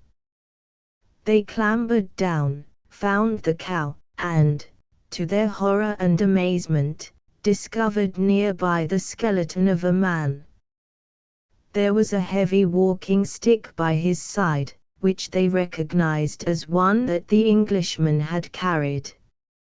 He was a drinking man, and perhaps he had taken something that he thought would strengthen him for his morning's walk, but which had, on the contrary, bewildered him, and made him lose his way and fall into the quarry.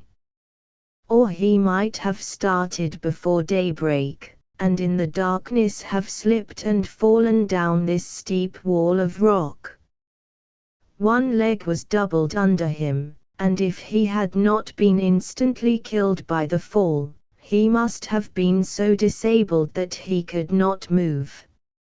In that lonely place, he would call for help in vain, so he may have perished by the terrible death of starvation, the death he had thought to mete out to his suffering animals.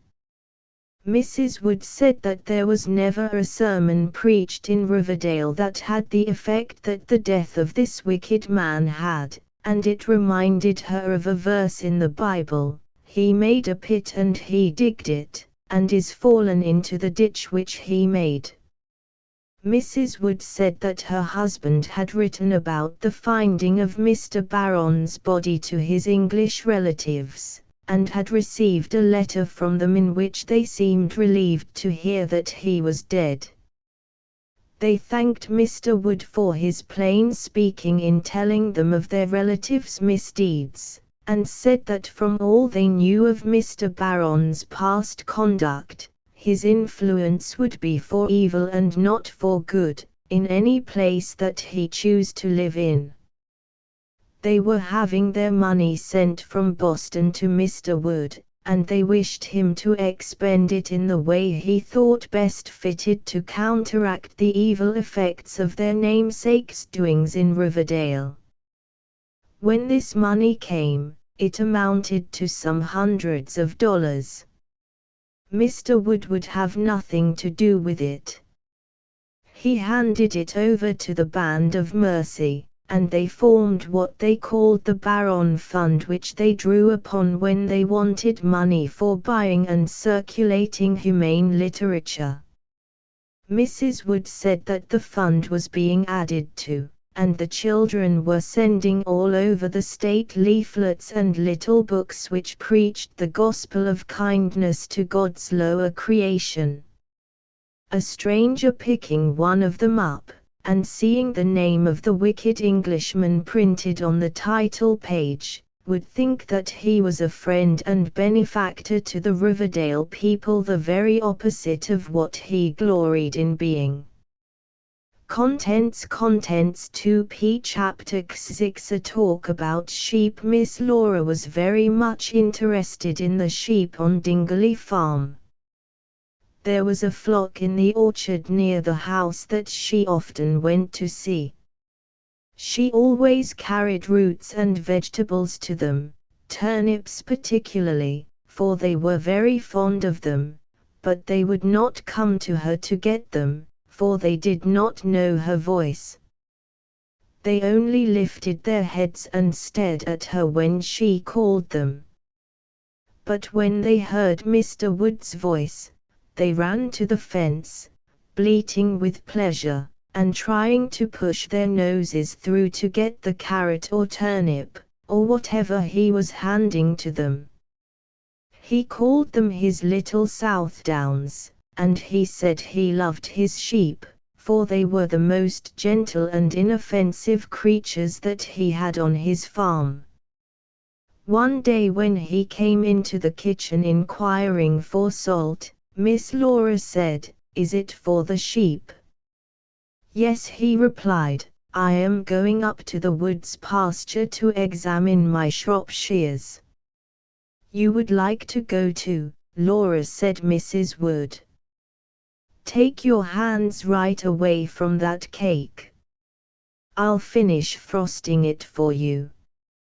Run along and get your broad-brimmed hat. It's very hot." Miss Laura danced out into the hall and back again, and soon we were walking up, back of the house, along a path that led us through the fields to the pasture. "What are you going to do, Uncle?" she said, "and what are those funny things in your hands?" "Toe clippers," he replied, "and I am going to examine the sheep's hoofs. You know we've had warm, moist weather all through July, and I'm afraid of foot rot. Then they're sometimes troubled with overgrown hoofs." "What do you do if they get foot rot?" asked Miss Laura. "I've various cures," he said.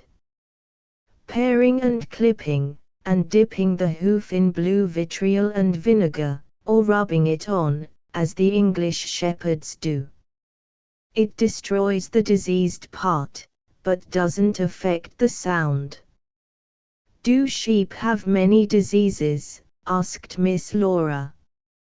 "I know one of them myself, that is the scab." "A nasty thing that," said Mr. Wood, vigorously, "and a man that builds up a flock from a stockyard often finds it out to his cost." "What is it like?" asked Miss Laura. "The sheep get scabby from a microbe under the skin, which causes them to itch fearfully, and they lose their wool." "And can't it be cured?" "Oh, yes. with time and attention. There are different remedies. I believe petroleum is the best. By this time we had got to a wide gate that opened into the pasture. As Mr. Wood let Miss Laura go through and then closed it behind her, he said, "You are looking at that gate. You want to know why it is so long, don't you?" "Yes, Uncle," she said, "but I can't bear to ask so many questions." "Ask as many as you like," he said, good-naturedly. "I don't mind answering them." "Have you ever seen sheep pass through a gate or door?" "Oh, yes, often." "And how do they act?" "Oh, so silly, Uncle. They hang back, and one waits for another, and, finally, they all try to go at once." "Precisely, when one goes they all want to go, if it was to jump into a bottomless pit. Many sheep are injured by overcrowding, so I have my gates and doors very wide. Now, let us call them up." There wasn't one in sight, but when Mr. Wood lifted up his voice and cried, "See, Nan, Nan, Nan," black faces began to peer out from among the bushes, and little black legs, carrying white bodies, came hurrying up the stony paths from the cooler parts of the pasture. Oh, how glad they were to get the salt! Mr. Wood let Miss Laura spread it on some flat rocks, then they sat down on a log under a tree and watched them eating it and licking the rocks when it was all gone. Miss Laura sat fanning herself with her hat and smiling at them. "You funny, woolly things," she said, "you're not so stupid as some people think you are. Lie still, Joe. If you show yourself, they may run away." I crouched behind the log, and only lifted my head occasionally to see what the sheep were doing. Some of them went back into the woods, for it was very hot in this bare part of the pasture, but the most of them would not leave Mr. Wood, and stood staring at him. "That's a fine sheep, isn't it?" said Miss Laura, pointing to one with the blackest face, and the blackest legs, and largest body of those near us. "Yes, that's old Jessica. Do you notice how she's holding her head close to the ground?" "Yes, is there any reason for it?" "There is. She's afraid of the grub fly. You often see sheep holding their noses in that way in the summertime. It is to prevent the fly from going into their nostrils, and depositing an egg, which will turn into a grub and annoy and worry them. When the fly comes near, they give a sniff and run as if they were crazy, still holding their noses close to the ground. When I was a boy, and the sheep did that, we thought that they had colds in their heads, and used to rub tar on their noses.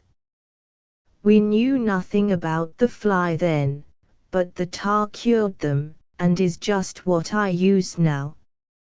2 or 3 times a month during hot weather, we put a few drops of it on the nose of every sheep in the flock. I suppose farmers are like other people, and are always finding out better ways of doing their work, aren't they, Uncle?" said Miss Laura. "Yes, my child. The older I grow, the more I find out, and the better care I take of my stock." My grandfather would open his eyes in amazement, and ask me if I was an old woman petting her cats, if he were alive, and could know the care I give my sheep. He used to let his flock run till the fields were covered with snow, and bite as close as they liked, till there wasn't a scrap of feed left. Then he would give them an open shed to run under, and throw down their hay outside. Grain they scarcely knew the taste of. That they would fall off in flesh, and half of them lose their lambs in the spring, was an expected thing. He would say I had them kennelled, if he could see my big, closed sheds, with the sunny windows that my flock spend the winter in. I even house them during the bad fall storms. They can run out again. Indeed, I like to get them in, and have a snack of dry food, to break them into it. They are in and out of those sheds all winter. You must go in, Laura, and see the self-feeding racks. On bright, winter days they get a run in the cornfields. Cold doesn't hurt sheep. It's the heavy rain that soaks their fleeces. With my way I seldom lose a sheep, and they're the most profitable stock I have.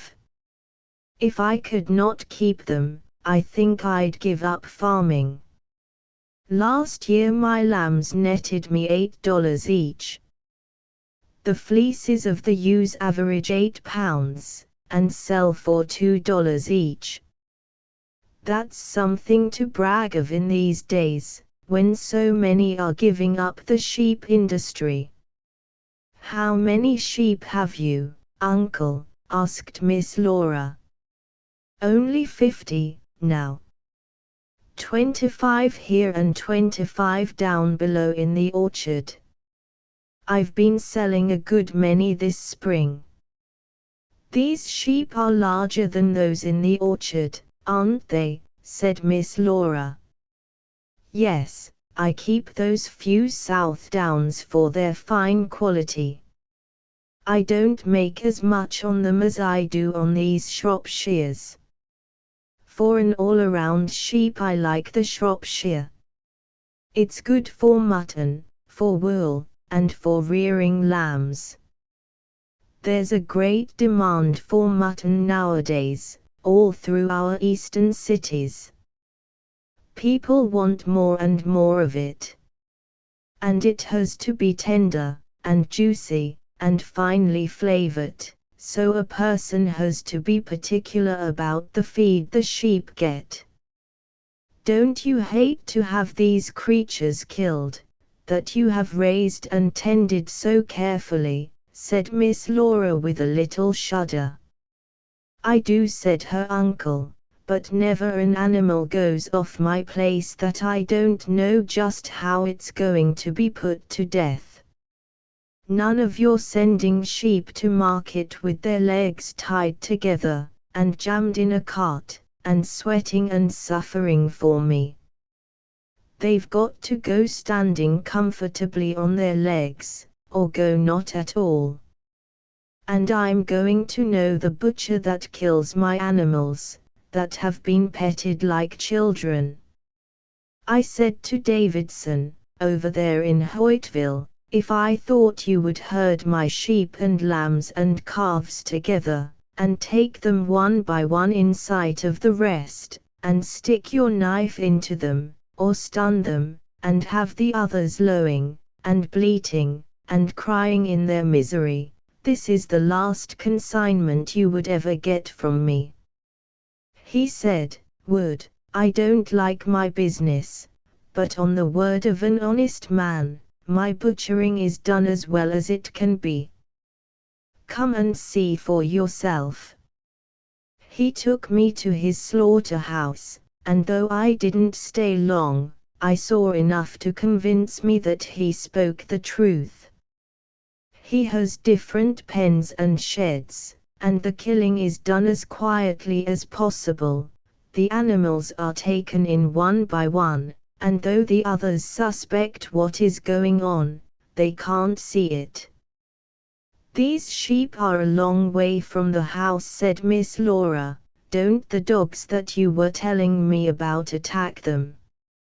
"No, for since I had that brush with Vintum's dog, I've trained them to go and come with the cows. It's a queer thing, but cows that will run from a dog when they are alone will fight him if he meddles with their calves or the sheep. There's not a dog around that would dare to come into this pasture, for he knows the cows would be after him with lowered horns, and a business look in their eyes. The sheep in the orchard are safe enough, for they are near the house, and if a strange dog came around, Joe would settle him, wouldn't you, Joe?" And Mr. Wood looked behind the log at me. I got up and put my head on his arm, and he went on, "By and by, the South Downs will be changed up here, and the Shropshires will go down to the orchard. I like to keep one flock under my fruit trees. You know there is an old proverb, 'The sheep has a golden hoof.' They save me the trouble of plowing. I haven't plowed my orchard for 10 years, and don't expect to plow it for 10 years more. Then your Aunt Hattie's hens are so obliging that they keep me from the worry of finding ticks at shearing time. All the year round, I let them run among the sheep, and they nab every tick they see." "How closely sheep bite!" exclaimed Miss Laura, pointing to one that was nibbling almost at his master's feet. "Very close. And they eat a good many things that cows don't relish: bitter weeds, and briars, and shrubs, and the young ferns that come up in the spring. I wish I could get hold of one of those dear little lambs," said Miss Laura. "See that sweet little Blackie back in the alders. Could you not coax him up?" "He wouldn't come here," said her uncle, kindly, "but I'll try and get him for you." He rose, and after several efforts succeeded in capturing the black-faced creature, and bringing him up to the log. He was very shy of Miss Laura, but Mr. Wood held him firmly, and let her stroke his head as much as she liked. "You call him little," said Mr. Wood. "If you put your arm around him, you'll find he's a pretty substantial lamb. He was born in March. This is the last of July, he'll be shorn the middle of next month, and think he's quite grown up. Poor little animal. He had quite a struggle for life." The sheep were turned out to pasture in April. They can't bear confinement as well as the cows, and as they bite closer they can be turned out earlier, and get on well by having good rations of corn in addition to the grass, which is thin and poor so early in the spring. This young creature was running by his mother's side, rather a weak-legged, poor specimen of a lamb. Every night the flock was put under shelter, for the ground was cold, and though the sheep might not suffer from lying outdoors, the lambs would get chilled. One night this fellow's mother got astray, and as Ben neglected to make the count, she wasn't missed. I'm always anxious about my lambs in the spring, and often get up in the night to look after them. That night I went out about 2 o'clock. I took it into my head, for some reason or other, to count them. I found a sheep and lamb missing, took my lantern and Bruno, who was some good at tracking sheep, and started out. Bruno barked and I called, and the foolish creature came to me, the little lamb staggering after her. I wrapped the lamb in my coat, took it to the house, made a fire, and heated some milk. Your Aunt Hattie heard me and got up.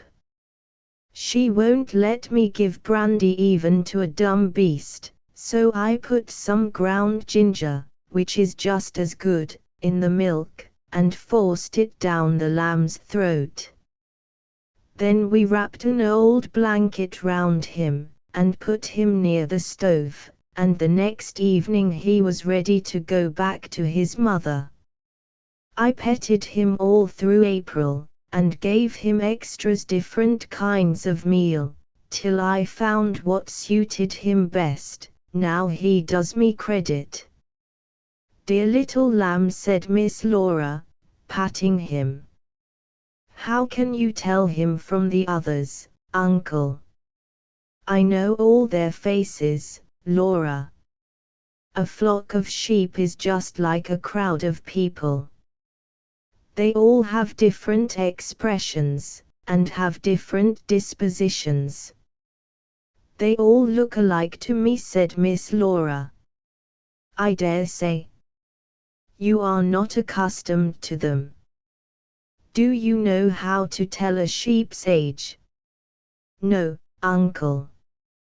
Here, open your mouth, Cosset, he said to the lamb that he still held. At 1 year they have 2 teeth in the center of the jaw. They get 2 teeth more every year up to 5 years. Then we say they have a full mouth. After that you can't tell their age exactly by the teeth. Now, run back to your mother, and he let the lamb go. Do they always know their own mothers? Asked Miss Laura. Usually. Sometimes a ewe will not own her lamb. In that case we tie them up in a separate stall till she recognizes it. Do you see that sheep over there by the blueberry bushes, the one with the very pointed ears? Yes, uncle, said Miss Laura. That lamb by her side is not her own. Hers died, and we took its fleece and wrapped it around a twin lamb that we took from another ewe, and gave to her. She soon adopted it. Now, come this way, and I'll show you our movable feeding troughs. He got up from the log, and Miss Laura followed him to the fence. These big troughs are for the sheep, said Mr. Wood, and those shallow ones in the enclosure are for the lambs. See, there is just room enough for them to get under the fence. You should see the small creatures rush to them whenever we appear with their oats, and wheat, or bran, or whatever we are going to give them. If they are going to the butcher, they get corn meal and oil meal. Whatever it is, they eat it up clean. I don't believe in cramming animals. I feed them as much as is good for them, and not any more. Now, you go sit down over there behind those bushes with Joe, and I'll attend to business. Miss Laura found a shady place, and I curled myself up beside her. We sat there a long time, but we did not get tired, for it was amusing to watch the sheep and lambs. After a while, Mr. Wood came and sat down beside us. He talked some more about sheep raising, then he said, "You may stay here longer if you like, but I must get down to the house. The work must be done, if the weather is hot." "What are you going to do now?" asked Miss Laura, jumping up. "Oh, more sheep business. I've set out some young trees in the orchard, and unless I get chicken wire around them, my sheep will be barking them for me." "I've seen them," said Miss Laura, standing up on their hind legs and nibbling at the trees, taking off every shoot they can reach. "They don't hurt the old trees," said Mr. Wood, but the young ones have to be protected. It pays me to take care of my fruit trees, for I get a splendid crop from them, thanks to the sheep. Goodbye, little lambs and dear old sheep, said Miss Laura, as her uncle opened the gate for her to leave the pasture. I'll come and see you again sometime. Now, you had better go down to the brook in the dingle and have a drink. You look hot in your warm coats. You've mastered one detail of sheep keeping, said Mr. Wood, as he slowly walked along beside his niece. To raise healthy sheep one must have pure water where they can get to it whenever they like.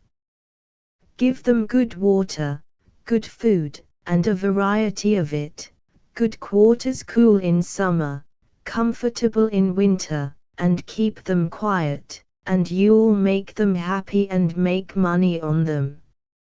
I think I'd like sheep raising, said Miss Laura. Won't you have me for your flock mistress, uncle? He laughed, and said he thought not, for she would cry every time any of her charge were sent to the butcher. After this Miss Laura and I often went up to the pasture to see the sheep and the lambs. We used to get into a shady place where they could not see us, and watch them. One day I got a great surprise about the sheep. I had heard so much about their meekness that I never dreamed that they would fight, but it turned out that they did, and they went about it in such a businesslike way, that I could not help smiling at them. I suppose that like most other animals they had a spice of wickedness in them. On this day a quarrel arose between two sheep, but instead of running at each other like two dogs they went a long distance apart, and then came rushing at each other with lowered heads. Their object seemed to be to break each other's skull, but Miss Laura soon stopped them by calling out and frightening them apart. I thought that the lambs were more interesting than the sheep. Sometimes they fed quietly by their mothers' sides, and at other times they all huddled together on the top of some flat rock or in a bare place, and seemed to be talking to each other with their heads close together. Suddenly one would jump down, and start for the bushes or the other side of the pasture.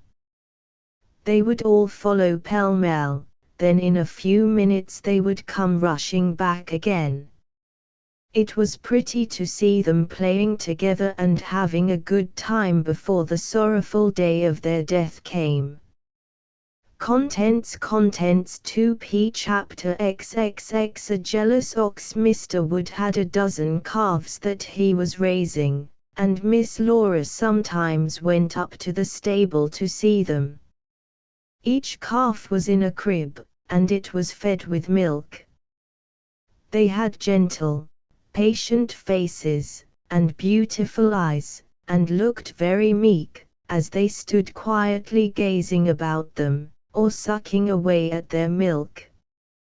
They reminded me of big, gentle dogs. I never got a very good look at them in their cribs, but one day when they were old enough to be let out, I went up with Miss Laura to the yard where they were kept. Such queer, ungainly, large-boned creatures they were, and such a good time they were having, running and jumping and throwing up their heels. Mrs. Wood was with us, and she said that it was not good for calves to be closely penned after they got to be a few weeks old. They were better for getting out and having a frolic. She stood beside Miss Laura for a long time, watching the calves, and laughing a great deal at their awkward gambols. They wanted to play, but they did not seem to know how to use their limbs. They were lean calves, and Miss Laura asked her aunt why all the nice milk they had taken had not made them fat. "The fat will come all in good time," said Mrs. Wood. "A fat calf makes a poor cow, and a fat, small calf isn't profitable to fit for sending to the butcher. It's better to have a bony one and fatten it. If you come here next summer, you'll see a fine show of young cattle, with fat sides, and big, open horns, and a good coat of hair." "Can you imagine," she went on, indignantly, "that anyone could be cruel enough to torture such a harmless creature as a calf?" "No, indeed," replied Miss Laura. "Who has been doing it?" "Who has been doing it?" repeated Mrs. Wood, bitterly. "They are doing it all the time. Do you know what makes the nice, white veal one gets in big cities? The calves are bled to death. They linger for hours, and moan their lives away. The first time I heard it, I was so angry that I cried for a day, and made John promise that he'd never send another animal of his to a big city to be killed. That's why all of our stock goes to Hoytville, and small country places." "Oh, those big cities are awful places, Laura. It seems to me that it makes people wicked to huddle them together. I'd rather live in a desert than a city. There's Cho. Every night since I've been there I pray to the Lord either to change the hearts of some of the wicked people in it, or to destroy them off the face of the earth. You know, 3 years ago I got run down, and your uncle said I'd got to have a change, so he sent me off to my brother's in Cho. I stayed and enjoyed myself pretty well, for it is a wonderful city, till one day some Western men came in, who had been visiting the slaughterhouses outside the city. I sat and listened to their talk, and it seemed to me that I was hearing the description of a great battle. These men were cattle dealers, and had been sending stock to Cho, and they were furious that men, in their rage for wealth, would so utterly ignore and trample on all decent and humane feelings as to torture animals as the Cho men were doing. It is too dreadful to repeat the sights they saw. I listened till they were describing Texan steers kicking in agony under the torture that was practiced, and then I gave a loud scream, and fainted dead away. They had to send for your uncle, and he brought me home, and for days and days I heard nothing but shouting and swearing, and saw animals dripping with blood, and crying and moaning in their anguish, and now, Laura, if you'd lay down a bit of Cho meat, and cover it with gold, I'd spurn it from me. But what am I saying?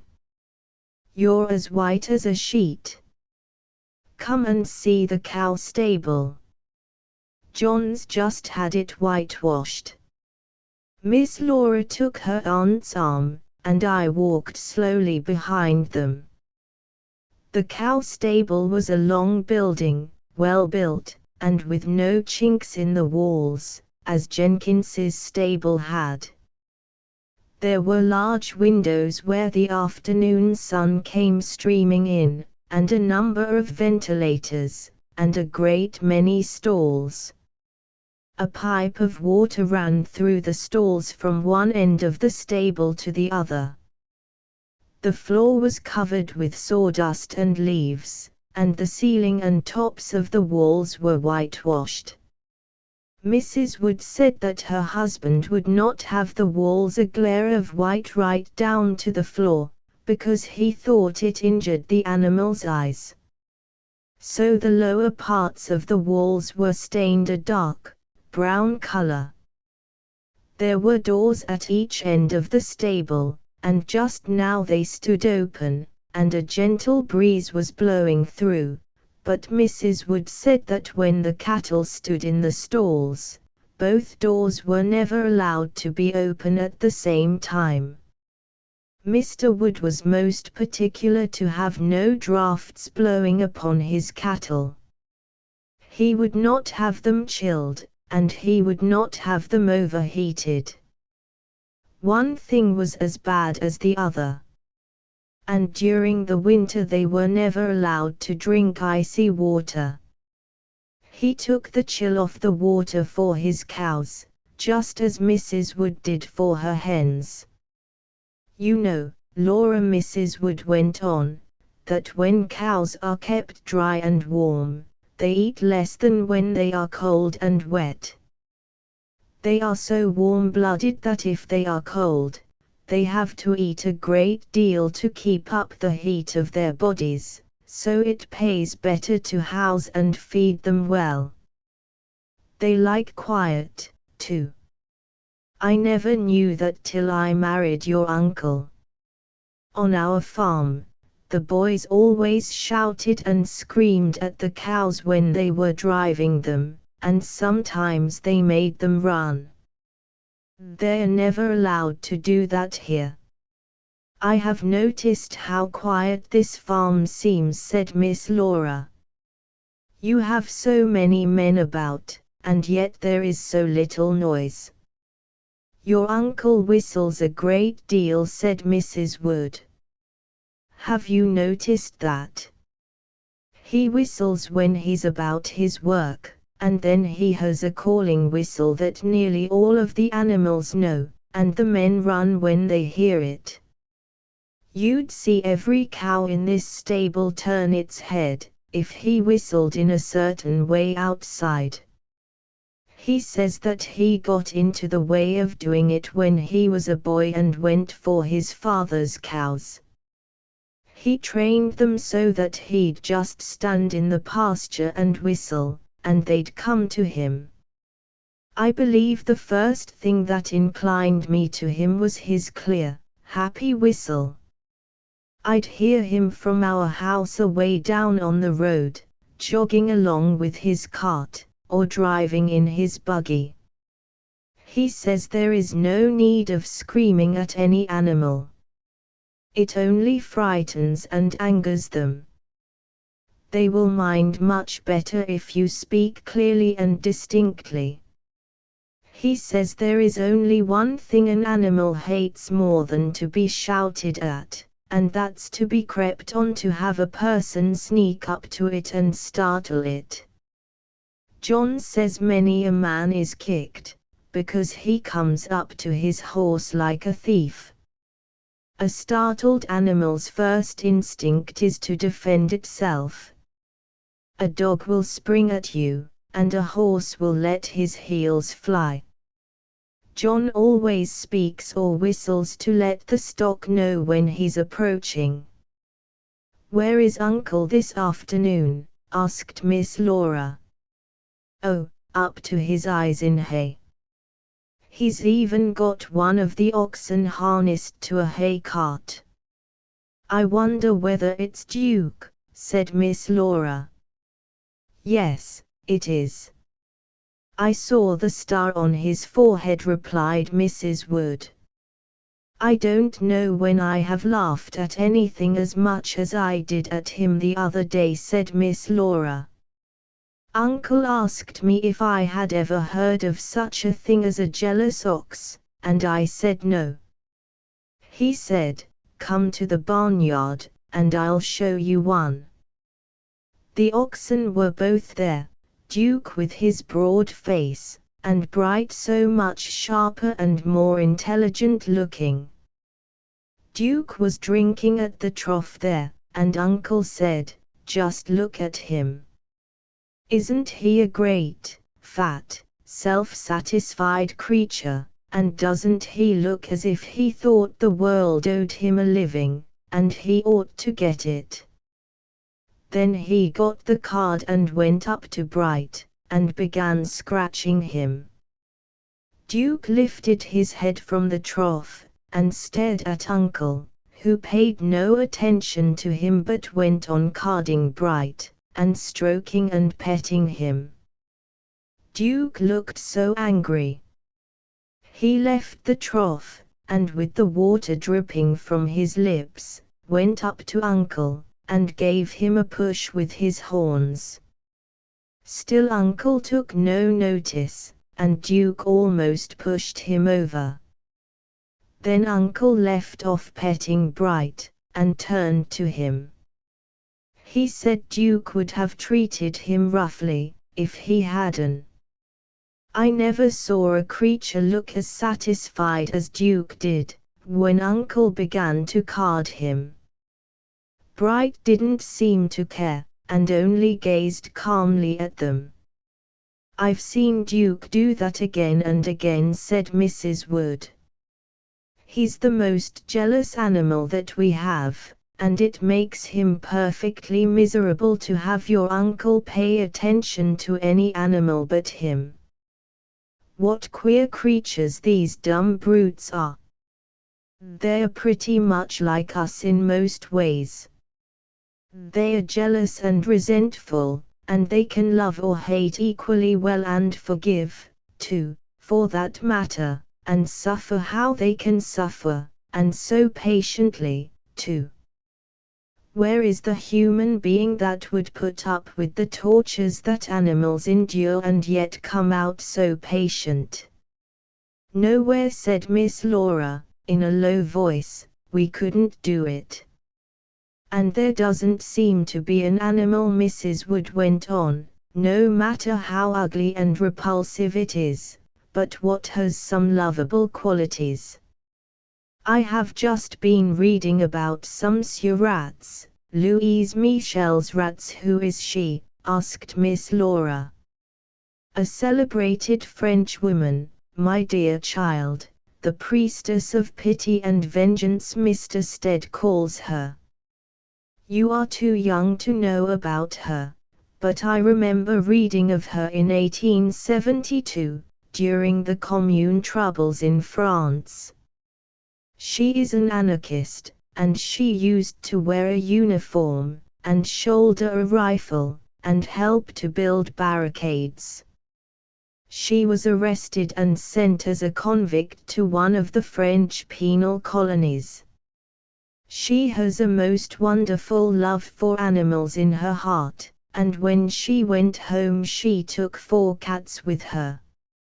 She was put into prison again in France and took the cats with her. Rats came about her cell and she petted them and taught her cats to be kind to them. Before she got the cats thoroughly drilled, one of them bit a rat's paw. Louise nursed the rat till it got well, then let it down by a string from her window.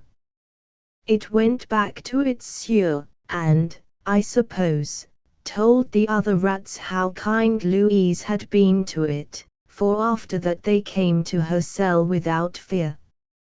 Mother rats brought their young ones and placed them at her feet, as if to ask her protection for them.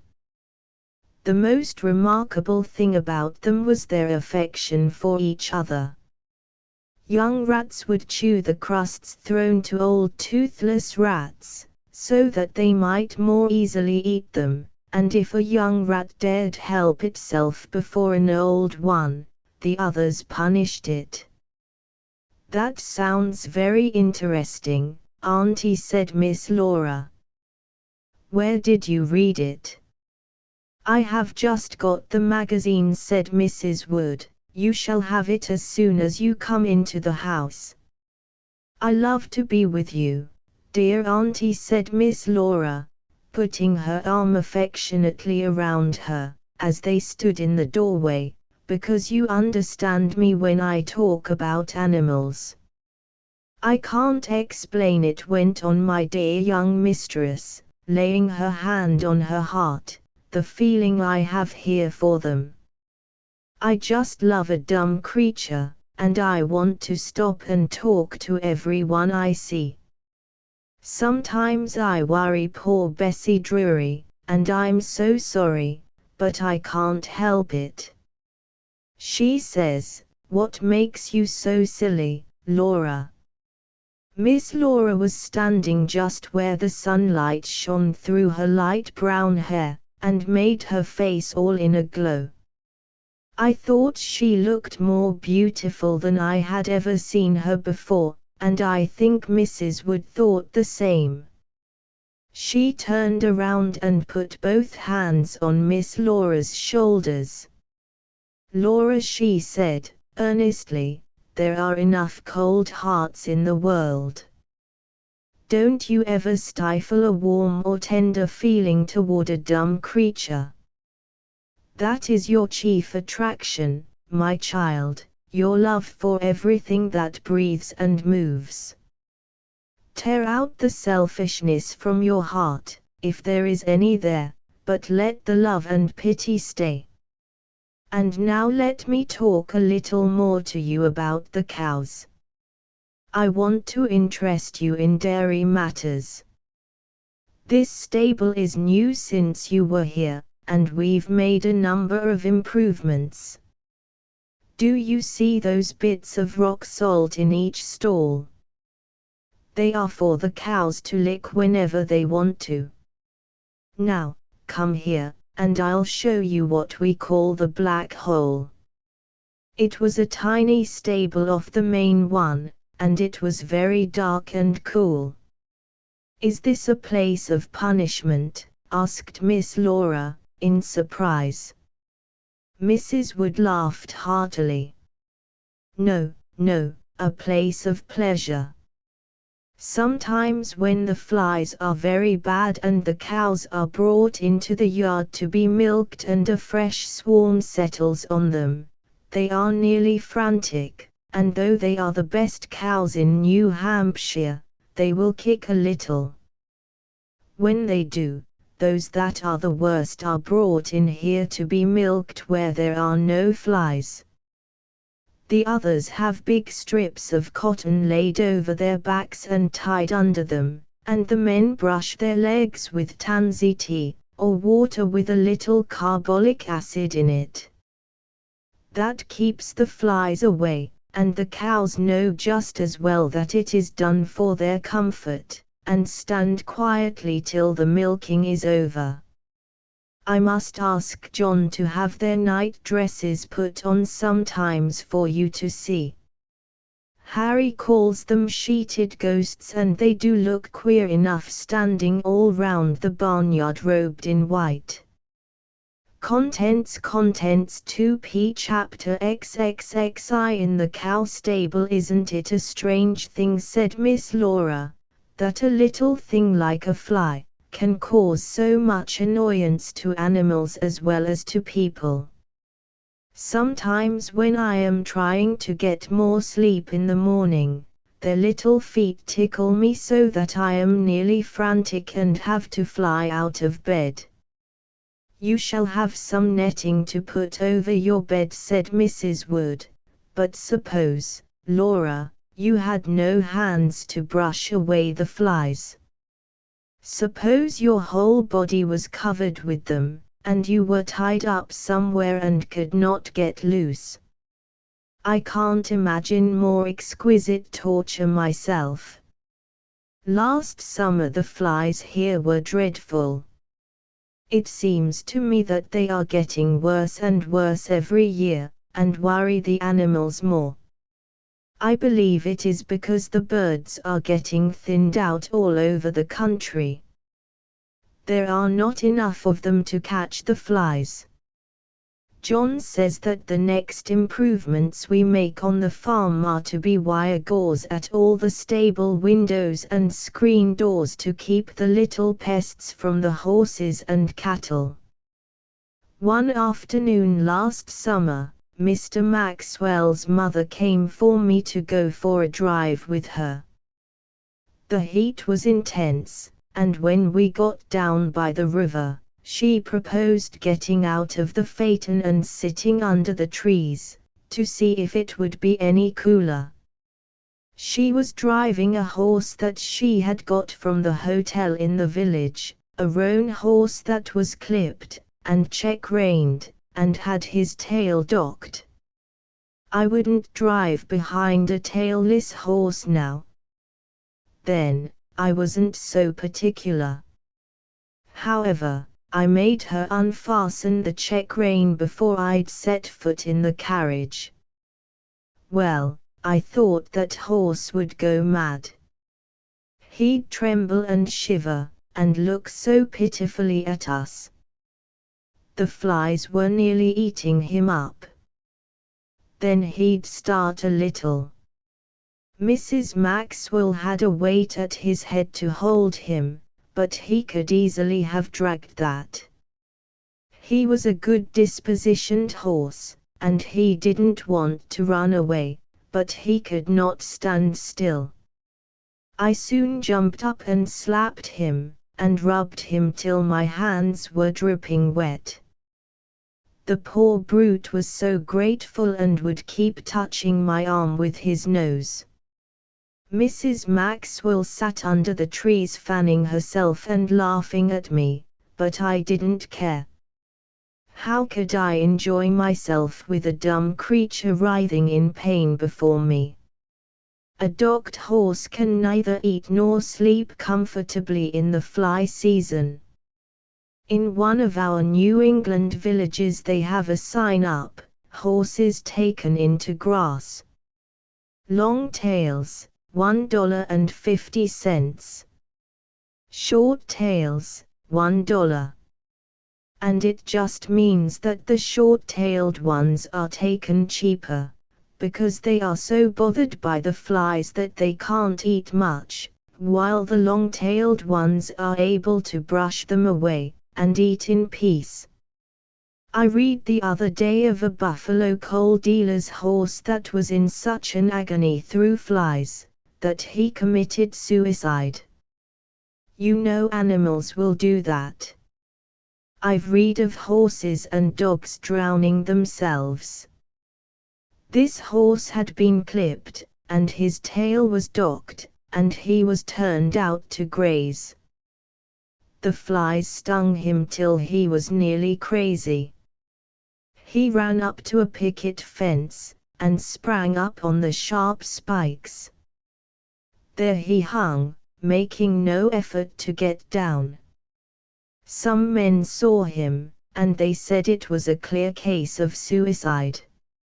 I would like to have the power to take every man who cuts off a horse's tail, and tie his hands and turn him out in a field in the hot sun, with little clothing on, and plenty of flies about.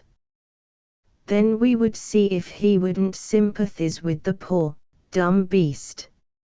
It's the most senseless thing in the world, this docking fashion. They've a few flimsy arguments about a horse with a docked tail being stronger backed, like a short-tailed sheep, but I don't believe a word of it. The horse was made strong enough to do the work he's got to do, and man can't improve on him. Docking is a cruel, wicked thing. Now, there's a ghost of an argument in favor of check reins, on certain occasions.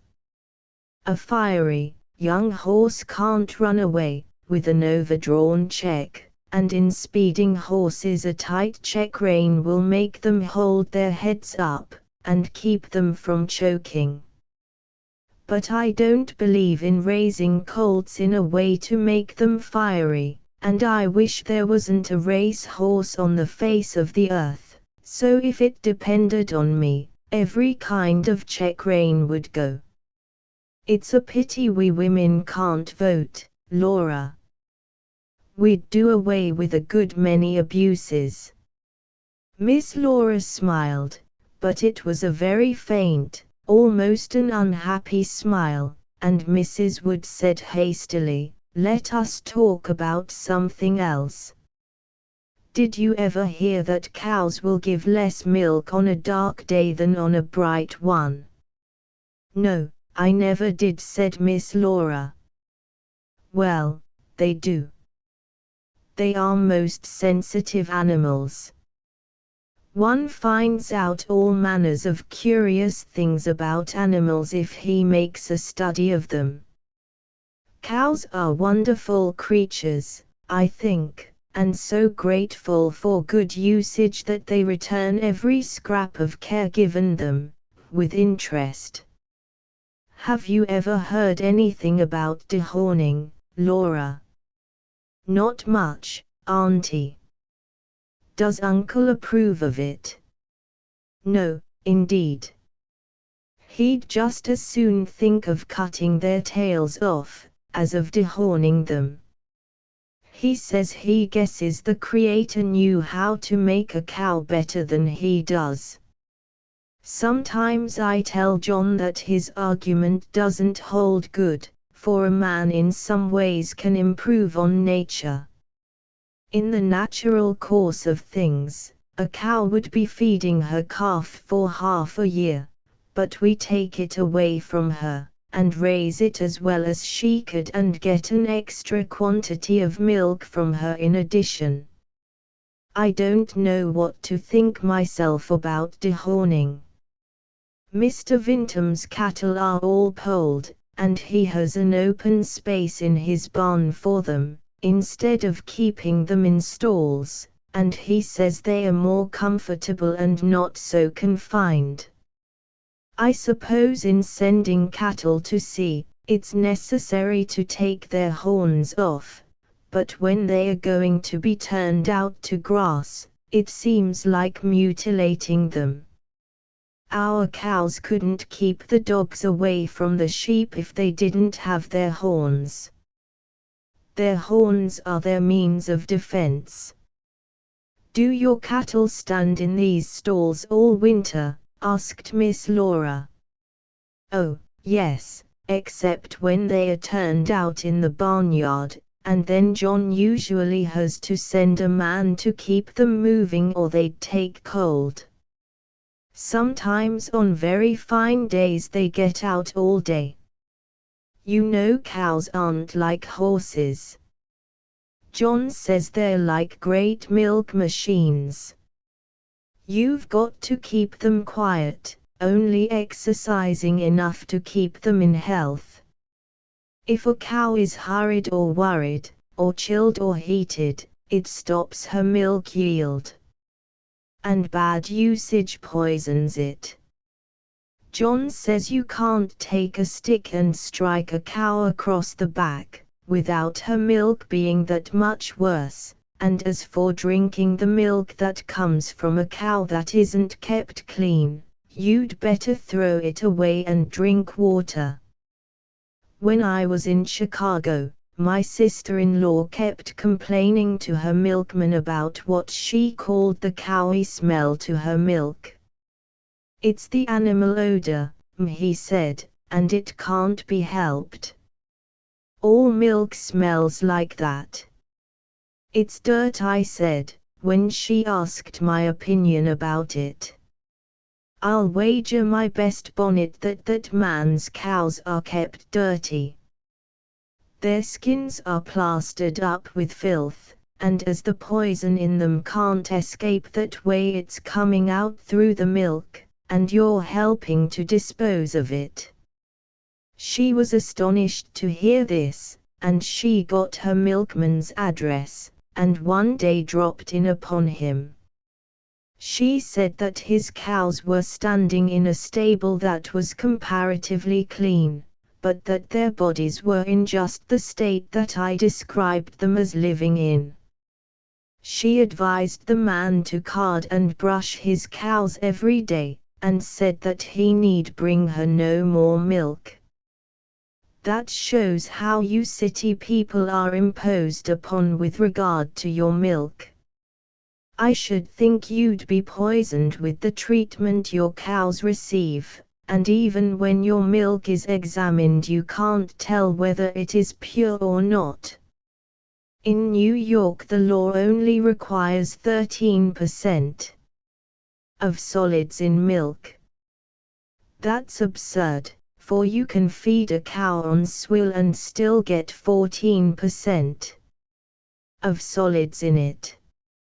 Oh, you city people are queer. Miss Laura laughed heartily. What a prejudice you have against large towns, auntie. Yes, I have, said Mrs. Wood, honestly. I often wish we could break up a few of our cities, and scatter the people through the country. Look at the lovely farms all about here, some of them with only an old man and woman on them. The boys are off to the cities, slaving in stores and offices, and growing pale and sickly. It would have broken my heart if Harry had taken to city ways. I had a plain talk with your uncle when I married him, and said, now, my boy's only a baby, and I want him to be brought up so that he will love country life. How are we going to manage it? Your uncle looked at me with a slight twinkle in his eye, and said I was a pretty fair specimen of a country girl. Suppose we brought up Harry the way I'd been brought up. I knew he was only joking, yet I got quite excited. Yes, I said, do as my father and mother did. Have a farm about twice as large as you can manage. Don't keep a hired man. Get up at daylight and slave till dark. Never take a holiday. Have the girls do the housework, and take care of the hens, and help pick the fruit, and make the boys tend the colts and the calves, and put all the money they make in the bank. Don't take any papers, for they would waste their time reading them, and it's too far to go the post office oftener than once a week, but I don't remember the rest of what I said. Anyway, your uncle burst into a roar of laughter. Hattie, he said, my farm's too big. I'm going to sell some of it, and enjoy myself a little more. That very week he sold 50 acres, and he hired an extra man, and got me a good girl, and twice a week he left his work in the afternoon, and took me for a drive.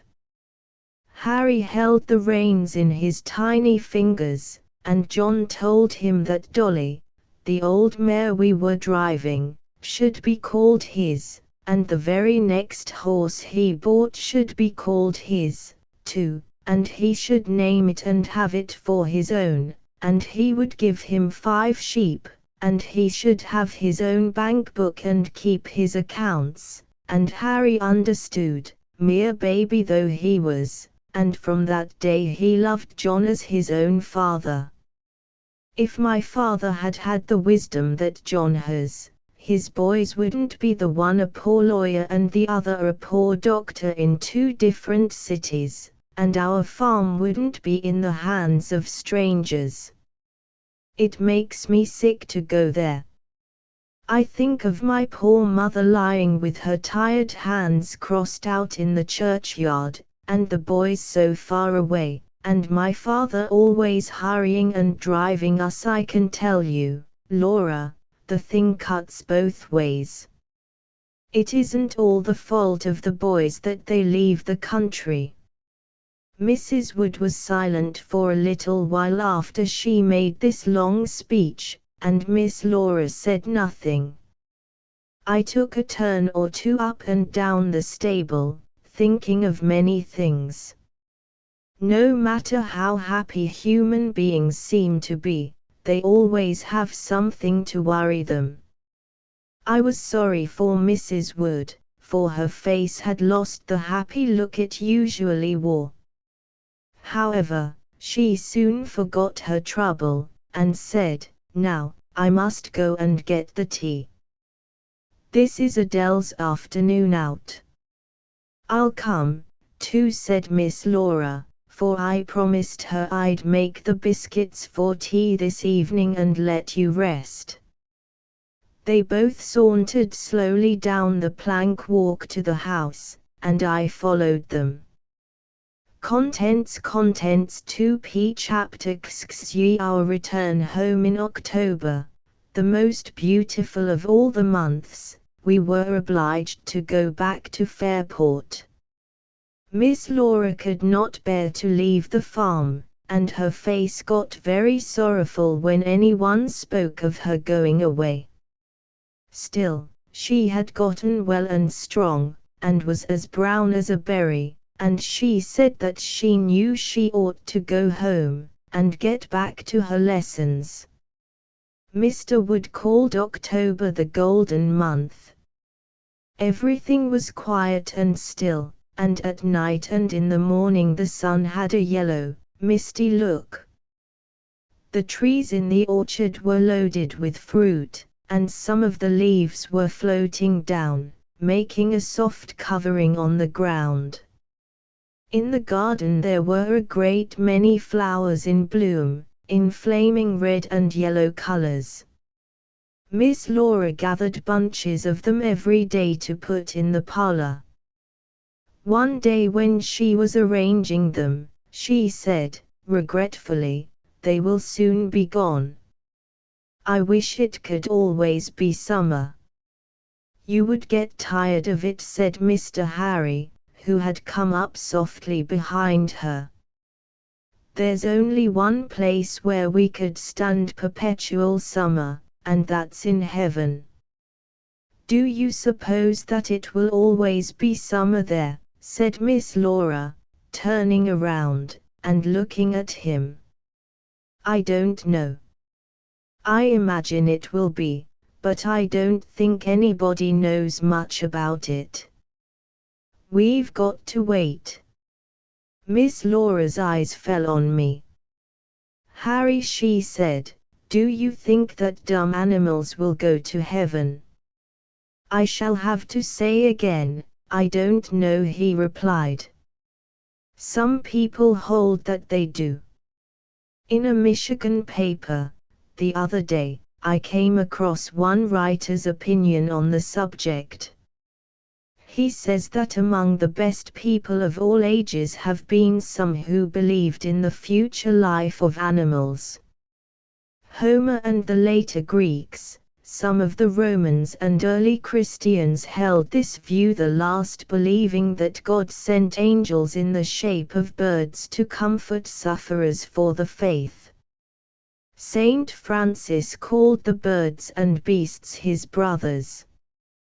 Dr. Johnson believed in a future life for animals, as also did Wordsworth, Shelley, Coleridge, Jeremy Taylor, Agassiz, Lamartine, and many Christian scholars. It seems as if they ought to have some compensation for their terrible sufferings in this world. Then to go to heaven, animals would only have to take up the thread of their lives here. Man is a god to the lower creation. Joe worships you, much as you worship your maker. Dumb animals live in and for their masters. They hang on our words and looks, and are dependent on us in almost every way. For my own part, and looking at it from an earthly point of view, I wish with all my heart that we may find our dumb friends in paradise. And in the Bible, said Miss Laura, animals are often spoken of. The dove and the raven, the wolf and the lamb, and the leopard, and the cattle that God says are his, and the little sparrow that can't fall to the ground without our fathers knowing it. Still, there's nothing definite about their immortality, said Mr. Harry.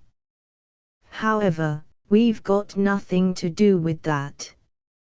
If it's right for them to be in heaven, we'll find them there. All we have to do now is to deal with the present, and the Bible plainly tells us that a righteous man regardeth the life of his beast. "I think I would be happier in heaven if dear old Joe were there," said Miss Laura, looking wistfully at me. "He has been such a good dog. Just think how he has loved and protected me. I think I should be lonely without him. That reminds me of some poetry, or rather doggerel," said Mr. Harry, "that I cut out of a newspaper for you yesterday," and he drew from his pocket a little slip of paper, "and read this: 'Do doggies gang to heaven, Dad? Will or old Donald gang? For new to tak him, faith awi us, wad be maist or furang.'"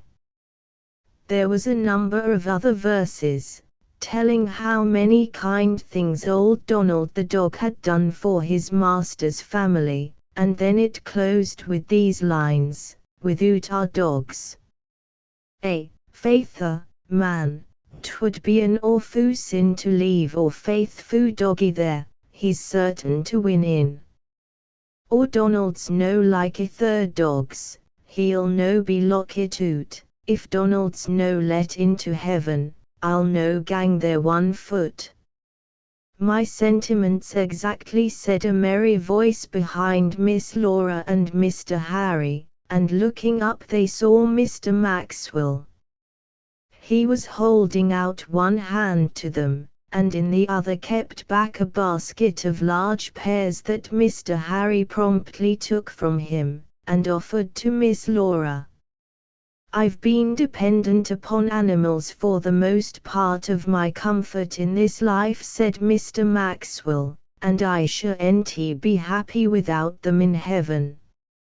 "I don't see how you would get on without Joe, Miss Morris, and I want my birds, and my snake, and my horse. How can I live without them? They're almost all my life here. If some animals go to heaven and not others, I think that the dog has the first claim," said Miss Laura. "He's the friend of man, the oldest and best. Have you ever heard the legend about him and Adam?" "No," said Mr. Maxwell. "Well, when Adam was turned out of paradise, all the animals shunned him, and he sat bitterly weeping with his head between his hands, when he felt the soft tongue of some creature gently touching him. He took his hands from his face, and there was a dog that had separated himself from all the other animals, and was trying to comfort him.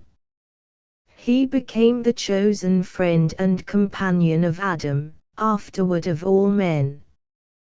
"There is another legend," said Mr. Harry, "about our Savior and a dog. Have you ever heard it?" "We'll tell you that later," said Mr. Maxwell, "when we know what it is."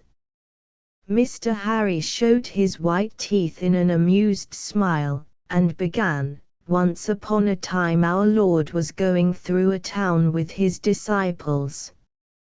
A dead dog lay by the wayside, and every one that passed along flung some offensive epithet at him.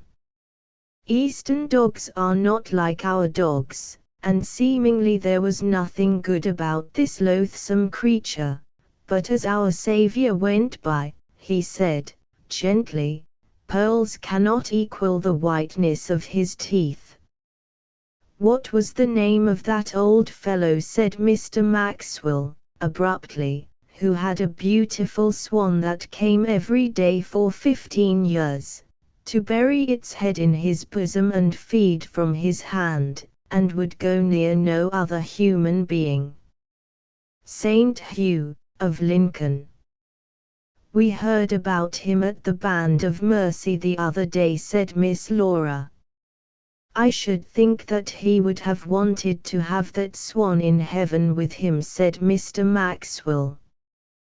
"What a beautiful creature it must have been.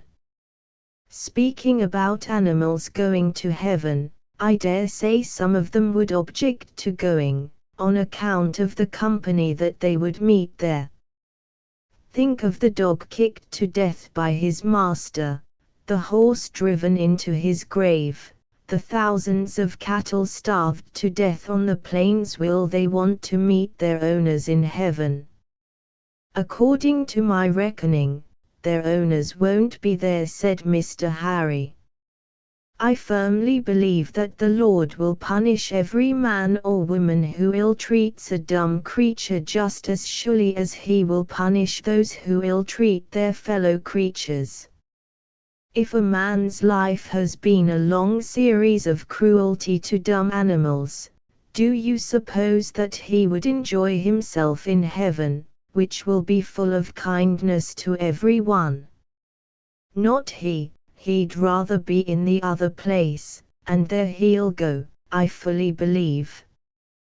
When you've quite disposed of all your fellow creatures and the dumb creation, Harry, perhaps you will condescend to go out into the orchard and see how your father is getting on with picking the apples, said Mrs. Wood, joining Miss Laura and the two young men, her eyes twinkling and sparkling with amusement. The apples will keep, Mother, said Mr. Harry, putting his arm around her. I just came in for a moment to get Laura. Come, Maxwell, we'll all go. And not another word about animals, Mrs. Wood called after them. Laura will go crazy someday, through thinking of their sufferings, if someone doesn't do something to stop her. Miss Laura turned around suddenly. Dear Aunt Hattie, she said, you must not say that. I am a coward, I know, about hearing of animals' pains, but I must get over it. I want to know how they suffer. I ought to know, for when I get to be a woman, I am going to do all I can to help them. And I'll join you, said Mr. Maxwell, stretching out his hand to Miss Laura. She did not smile, but looking very earnestly at him, she held it clasped in her own. You will help me to care for them, will you? She said. Yes, I promise, he said, gravely. I'll give myself to the service of dumb animals, if you will. And I, too, said Mr. Harry, in his deep voice, laying his hand across theirs. Mrs. Wood stood looking at their three fresh, eager, young faces, with tears in her eyes. Just as they all stood silently for an instant, the old village clergyman came into the room from the hall. He must have heard what they said, for before they could move he had laid his hands on their three brown heads. Bless you, my children, he said, God will lift up the light of his countenance upon you, for you have given yourselves to a noble work. In serving dumb creatures, you are ennobling the human race. Then he sat down in a chair and looked at them. He was a venerable old man, and had long, white hair, and the Woods thought a great deal of him. He had come to get Mrs. Wood to make some nourishing dishes for a sick woman in the village, and while he was talking to her, Miss Laura and the two young men went out of the house. They hurried across the veranda and over the lawn, talking and laughing, and enjoying themselves as only happy young people can, and with not a trace of their seriousness of a few moments before on their faces. They were going so fast that they ran right into a flock of geese that were coming up the lane. They were driven by a little boy called Tommy, the son of one of Mr. Wood's farm laborers, and they were chattering and gabbling, and seemed very angry. What's all this about? Said Mr. Harry, stopping and looking at the boy. What's the matter with your feathered charges, Tommy? my lad." "If it's the geese you mean," said the boy, half crying and looking very much put out, "it's all them nasty potatoes. They won't keep away from them." "So the potatoes chase the geese, do they?" said Mr. Maxwell, teasingly. "No, no," said the child, pettishly, "Mr. Wood he sets me to watch the geese, and they runs in among the buckwheat and the potatoes, and I tries to drive them out, and they doesn't want to come, and shamefacedly, I has to switch their feet, and I hates to do it, 'cause I'm a band of mercy boy." "Tommy, my son," said Mr. Maxwell, solemnly, "you will go right to heaven when you die, and your geese will go with you." "Hush, hush," said Miss Laura, "don't tease him," and putting her arm on the child's shoulder, she said, "You are a good boy, Tommy, not to want to hurt the geese. Let me see your switch, dear." He showed her a little stick he had in his hand, and she said, "I don't think you could hurt them much with that, and if they will be naughty and steal the potatoes, you have to drive them out. Take some of my pears and eat them, and you will forget your trouble." The child took the fruit, and Miss Laura and the two young men went on their way, smiling, and looking over their shoulders at Tommy, who stood in the lane, devouring his pears and keeping one eye on the geese that had gathered a little in front of him, and were gabbling noisily and having a kind of indignation meeting, because they had been driven out of the potato field. Tommy's father and mother lived in a little house down near the road. Mr. Wood never had his hired men live in his own house. He had two small houses for them to live in, and they were required to keep them as neat as Mr. Wood's own house was kept. He said that he didn't see why he should keep a boarding house, if he was a farmer, nor why his wife should wear herself out waiting on strong, hearty men, that had just as soon take care of themselves.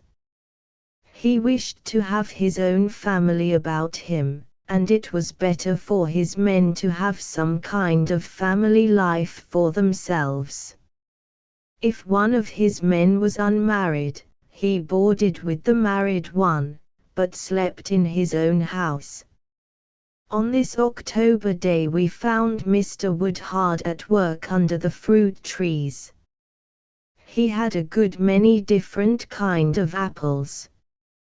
Enormous red ones, and long, yellow ones that they called pippins, and little brown ones, and smooth-coated sweet ones, and bright red ones, and others, more than I could mention.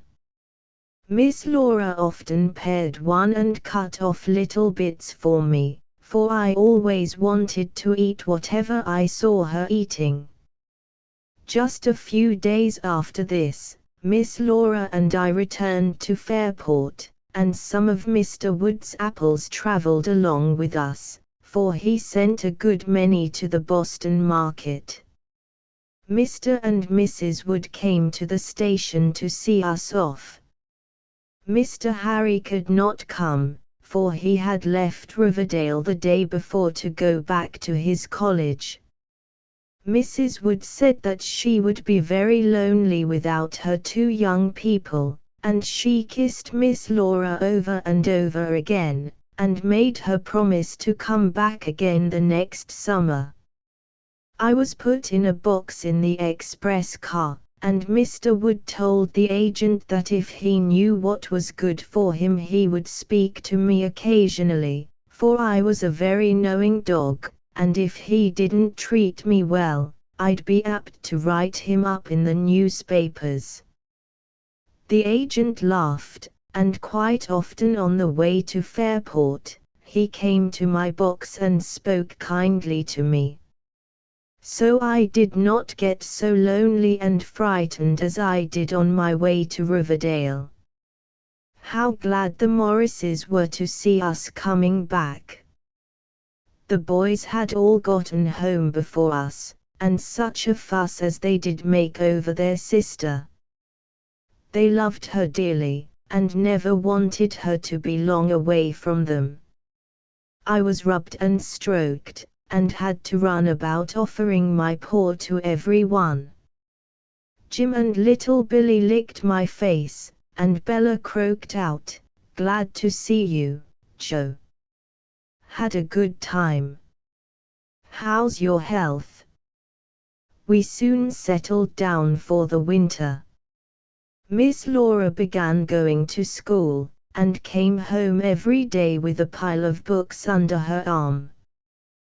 The summer in the country had done her so much good that her mother often looked at her fondly, and said the white-faced child she sent away had come home a nut-brown maid. Contents 2p Chapter XXXIII Performing animals. A week or two after we got home, I heard the Morris boys talking about an Italian who was coming to Fairport with a troop of trained animals, and I could see for myself, whenever I went to town, great flaming pictures on the fences, of monkeys sitting at tables, dogs, and ponies, and goats climbing ladders, and rolling balls, and doing various tricks. I wondered very much whether they would be able to do all those extraordinary things, but it turned out that they did. The Italian's name was Bellini, and one afternoon the whole Morris family went to see him and his animals, and when they came home, I heard them talking about it. "I wish you could have been there," Joe said Jack, pulling up my paws to rest on his knees. "Now listen, old fellow, and I'll tell you all about it. First of all, there was a perfect jam in the town hall. I sat up in front, with a lot of fellows, and had a splendid view. The old Italian came out dressed in his best suit of clothes, black broadcloth, flower in his buttonhole, and so on. He made a fine bow, and he said he was pleased to see ZE fine audience, and he was going to show them ZE fine animals, ZE finest animals in ZE world. Then he shook a little whip that he carried in his hand, and he said Zart whip didn't mean Zart he was cruel. He cracked it to show his animals when to begin, end, or change their tricks. Some boy yelled, "Rats! You do whip them sometimes," and the old man made another bow, and said, certainly, he whipped them just as ZE mamas whip ZE naughty boys, to make them keep still when ze was noisy or stubborn. Then everybody laughed at the boy, and the Italian said the performance would begin by a grand procession of all the animals, if some lady would kindly step up to the piano and play a march. Nina Smith, you know Nina, Joe, the girl that has black eyes and wears blue ribbons, and lives around the corner, stepped up to the piano, and banged out a fine loud march. The doors at the side of the platform opened, and out came the animals, 2 by 2, just like Noah's Ark. There was a pony with a monkey walking beside it and holding on to its mane, another monkey on a pony's back, 2 monkeys hand in hand, a dog with a parrot on his back, a goat harnessed to a little carriage, another goat carrying a bird cage in its mouth with 2 canaries inside, different kinds of cats, some doves and pigeons, half a dozen white rats with red harness, and dragging a little chariot with a monkey in it, and a common white gander that came in last of all, and did nothing but follow one of the ponies about. The Italian spoke of the gander, and said it was a stupid creature, and could learn no tricks, and he only kept it on account of its affection for the pony. He had got them both on a Vermont farm, when he was looking for show animals. The pony's master had made a pet of him, and had taught him to come whenever he whistled for him. Though the pony was only a scrub of a creature, he had a gentle disposition, and every other animal on the farm liked him. A gander, in particular, had such an admiration for him that he followed him wherever he went, and if he lost him for an instant, he would mount one of the knolls on the farm and stretch out his neck looking for him. When he caught sight of him, he gabbled with delight, and running to him, waddled up and down beside him. Every little while the pony put his nose down, and seemed to be having a conversation with the goose. If the farmer whistled for the pony and he started to run to him, the gander, knowing he could not keep up, would seize the pony's tail in his beak, and flapping his wings, would get along as fast as the pony did. And the pony never kicked him. The Italian saw that this pony would be a good one to train for the stage, so he offered the farmer a large price for him, and took him away. Oh, Joe, I forgot to say, that by this time all the animals had been sent off the stage except the pony and the gander, and they stood looking at the Italian while he talked. I never saw anything as human in dumb animals as that pony's face. He looked as if he understood every word that his master was saying. After this story was over, the Italian made another bow, and then told the pony to bow. He nodded his head at the people, and they all laughed. Then the Italian asked him to favor us with a waltz, and the pony got up on his hind legs and danced. You should have seen that gander skirmishing around, so as to be near the pony and yet keep out of the way of his heels. We fellows just roared, and we would have kept him dancing all the afternoon if the Italian hadn't begged Zeddy young gentleman not to make Zeddy noise, but let Zeddy pony do Zeddy rest of his tricks. Pony number 2 came on the stage, and it was too queer for anything to see the things the two of them did. They helped the Italian on with his coat, they pulled off his rubbers, they took his coat away and brought him a chair, and dragged a table up to it. They brought him letters and papers, and rang bells, and rolled barrels, and swung the Italian in a big swing, and jumped a rope, and walked up and down steps. They just went around that stage as handy with their teeth as two boys would be with their hands, and they seemed to understand every word their master said to them. The best trick of all was telling the time and doing questions in arithmetic. The Italian pulled his watch out of his pocket and showed it to the first pony, whose name was Diamond, and said, "What time is it?" The pony looked at it, then scratched 4 times with his forefoot on the platform. The Italian said, "That's good, 4 o'clock. But it's a few minutes after 4. How many?" The pony scratched again 5 times.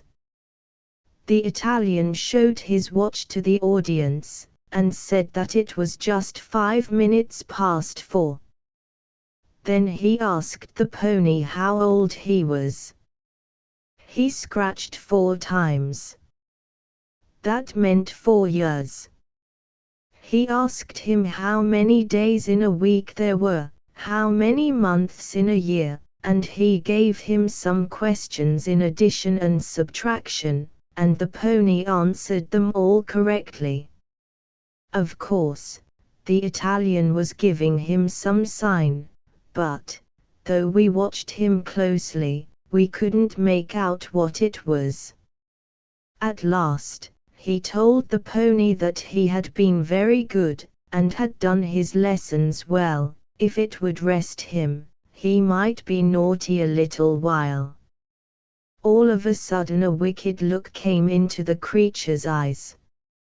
He turned around, and kicked up his heels at his master. He pushed over the table and chairs, and knocked down a blackboard where he had been rubbing out figures with a sponge held in his mouth. The Italian pretended to be cross, and said, "Come, come, this won't do," and he called the other pony to him, and told him to take that troublesome fellow off the stage. The second one nosed Diamond, and pushed him about, finally bit him by the ear, and led him squealing off the stage. The gander followed, gabbling as fast as he could, and there was a regular roar of applause. After that, there were ladders brought in, Joe, and dogs came on, not thoroughbreds, but curs something like you. The Italian says he can't teach tricks to pedigree animals as well as to scrubs. Those dogs jumped the ladders, and climbed them, and went through them, and did all kinds of things.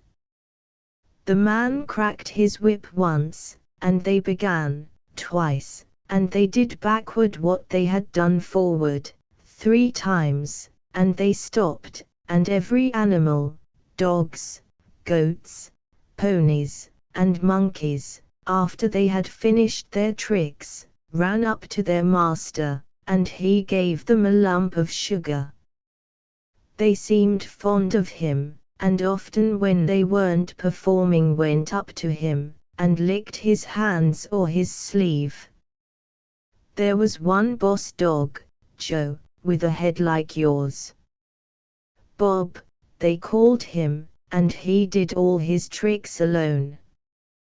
The Italian went off the stage, and the dog came on and made his bow, and climbed his ladders, and jumped his hurdles, and went off again. The audience howled for an encore, and didn't he come out alone, make another bow, and retire? I saw old Judge Brown wiping the tears from his eyes, he'd laughed so much. One of the last tricks was with a goat, and the Italian said it was the best of all, because the goat is such a hard animal to teach. He had a big ball, and the goat got on it and rolled it across the stage without getting off. He looked as nervous as a cat, shaking his old beard, and trying to keep his 4 hoofs close enough together to keep him on the ball. We had a funny little play at the end of the performance. A monkey dressed as a lady in a white satin suit and a bonnet with a white veil, came on the stage. She was Miss Green and the dog Bob was going to elope with her. He was all rigged out as Mr. Smith, and had on a light suit of clothes, and a tall hat on the side of his head, high collar, long cuffs, and he carried a cane. He was a regular dude. He stepped up to Miss Green on his hind legs, and helped her onto a pony's back. The pony galloped off the stage, then a crowd of monkeys, chattering and wringing their hands, came on. Mr. Smith had run away with their child. They were all dressed up, too. There were the father and mother, with grey wigs and black clothes, and the young Greens in bibs and tuckers. They were a queer-looking crowd. While they were going on in this way, the pony trotted back on the stage, and they all flew at him and pulled off their daughter from hers back, and laughed and chattered, and boxed her ears, and took off her white veil and her satin dress, and put on an old brown thing, and some of them seized the dog, and kicked his hat, and broke his cane, and stripped his clothes off, and threw them in a corner, and bound his legs with cords. A goat came on, harnessed to a little cart, and they threw the dog in it, and wheeled him around the stage a few times. Then they took him out and tied him to a hook in the wall, and the goat ran off the stage, and the monkeys ran to one side, and one of them pulled out a little revolver, pointed it at the dog, fired, and he dropped down as if he was dead. The monkeys stood looking at him, and then there was the most awful hullabaloo you ever heard. Such a barking and yelping, and half a dozen dogs rushed on the stage, and didn't they trundle those monkeys about? They nosed them, and pushed them, and shook them, till they all ran away, all but Miss Green, who sat shivering in a corner.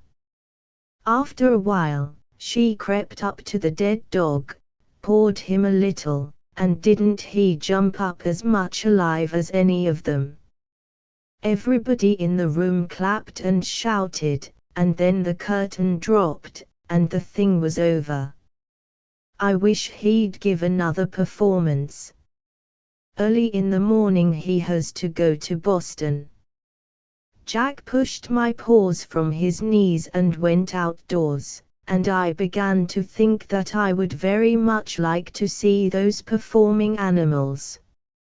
It was not yet tea time, and I would have plenty of time to take a run down to the hotel where they were staying, so I set out. It was a lovely autumn evening. The sun was going down in a haze, and it was quite warm. Earlier in the day I had heard Mr. Morris say that this was our Indian summer, and that we should soon have cold weather. Fairport was a pretty little town, and from the principal street one could look out upon the blue water of the bay and see the island opposite, which was quite deserted now, for all the summer visitors had gone home, and the island house was shut up. I was running down one of the steep side streets that led to the water when I met a heavily laden cart coming up. It must have been coming from one of the vessels, for it was full of strange-looking boxes and packages. A fine-looking nervous horse was drawing it, and he was straining every nerve to get it up the steep hill. His driver was a burly, hard-faced man, and instead of letting his horse stop a minute to rest he kept urging him forward. The poor horse kept looking at his master, his eyes almost starting from his head in terror. He knew that the whip was about to descend on his quivering body. And so it did, and there was no one by to interfere. No one but a woman in a ragged shawl who would have no influence with the driver. There was a very good humane society in Fairport, and none of the teamsters dared ill-use their horses if any of the members were near. This was a quiet out-of-the-way street, with only poor houses on it, and the man probably knew that none of the members of the society would be likely to be living in them. He whipped his horse, and whipped him, till every lash made my heart ache, and if I had dared I would have bitten him severely. Suddenly, there was a dull thud in the street. The horse had fallen down. The driver ran to his head, but he was quite dead. "Thank God," said the poorly-dressed woman, bitterly, "one more out of this world of misery." Then she turned and went down the street. I was glad for the horse. He would never be frightened or miserable again, and I went slowly on, thinking that death is the best thing that can happen to tortured animals. The Fairport Hotel was built right in the center of the town, and the shops and houses crowded quite close about it. It was a high, brick building, and it was called the Fairport House. As I was running along the sidewalk, I heard someone speak to me, and looking up I saw Charlie Montague. I had heard the Morrises say that his parents were staying at the hotel for a few weeks, while their house was being repaired. He had his Irish setter, Brisk, with him, and a handsome dog he was, as he stood waving his silky tail in the sunlight. Charlie patted me, and then he and his dog went into the hotel. I turned into the stable yard. It was a small, choked-up place, and as I picked my way under the cabs and wagons standing in the yard, I wondered why the hotel people didn't buy some of the old houses nearby, and tear them down, and make a stable yard worthy of such a nice hotel. The hotel horses were just getting rubbed down after their day's work, and others were coming in. The men were talking and laughing, and there was no sign of strange animals, so I went around to the back of the yard. Here they were, in an empty cow stable, under a hay loft. There were 2 little ponies tied up in a stall, 2 goats beyond them, and dogs and monkeys in strong traveling cages. I stood in the doorway and stared at them. I was sorry for the dogs to be shut up on such a lovely evening, but I suppose their master was afraid of their getting lost, or being stolen, if he let them loose. They all seemed very friendly. The ponies turned around and looked at me with their gentle eyes, and then went on munching their hay. I wondered very much where the gander was, and went a little farther into the stable. Something white raised itself up out of the brownest pony's crib, and there was the gander close up beside the open mouth of his friend. The monkeys make a jabbering noise, and held on to the bars of their cage with their little black hands, while they looked out at me. The dogs sniffed the air, and wagged their tails, and tried to put their muzzles through the bars of their cage. I liked the dogs best, and I wanted to see the one they called Bob, so I went up quite close to them. There were 2 little white dogs, something like Billy, 2 mongrel spaniels, an Irish terrier, and a brown dog asleep in the corner, that I knew must be Bob. He did look a little like me, but he was not quite so ugly, for he had his ears and his tail. While I was peering through the bars at him, a man came in the stable. He noticed me the first thing, but instead of driving me out, he spoke kindly to me, in a language that I did not understand. So I knew that he was the Italian. How glad the animals were to see him. The gander fluttered out of his nest, the ponies pulled at their halters, the dogs whined and tried to reach his hands to lick them, and the monkeys chattered with delight. He laughed and talked back to them in queer, soft-sounding words. Then he took out of a bag on his arm, bones for the dogs, nuts and cakes for the monkeys, nice, juicy carrots for the ponies, some green stuff for the goats, and corn for the gander. It was a pretty sight to see the old man feeding his pets, and it made me feel quite hungry, so I trotted home. I had a run downtown again that evening with Mr. Morris, who went to get something from a shop for his wife. He never let his boys go to town after tea, so if there were errands to be done, he or Mrs. Morris went. The town was bright and lively that evening, and a great many people were walking about and looking into the shop windows.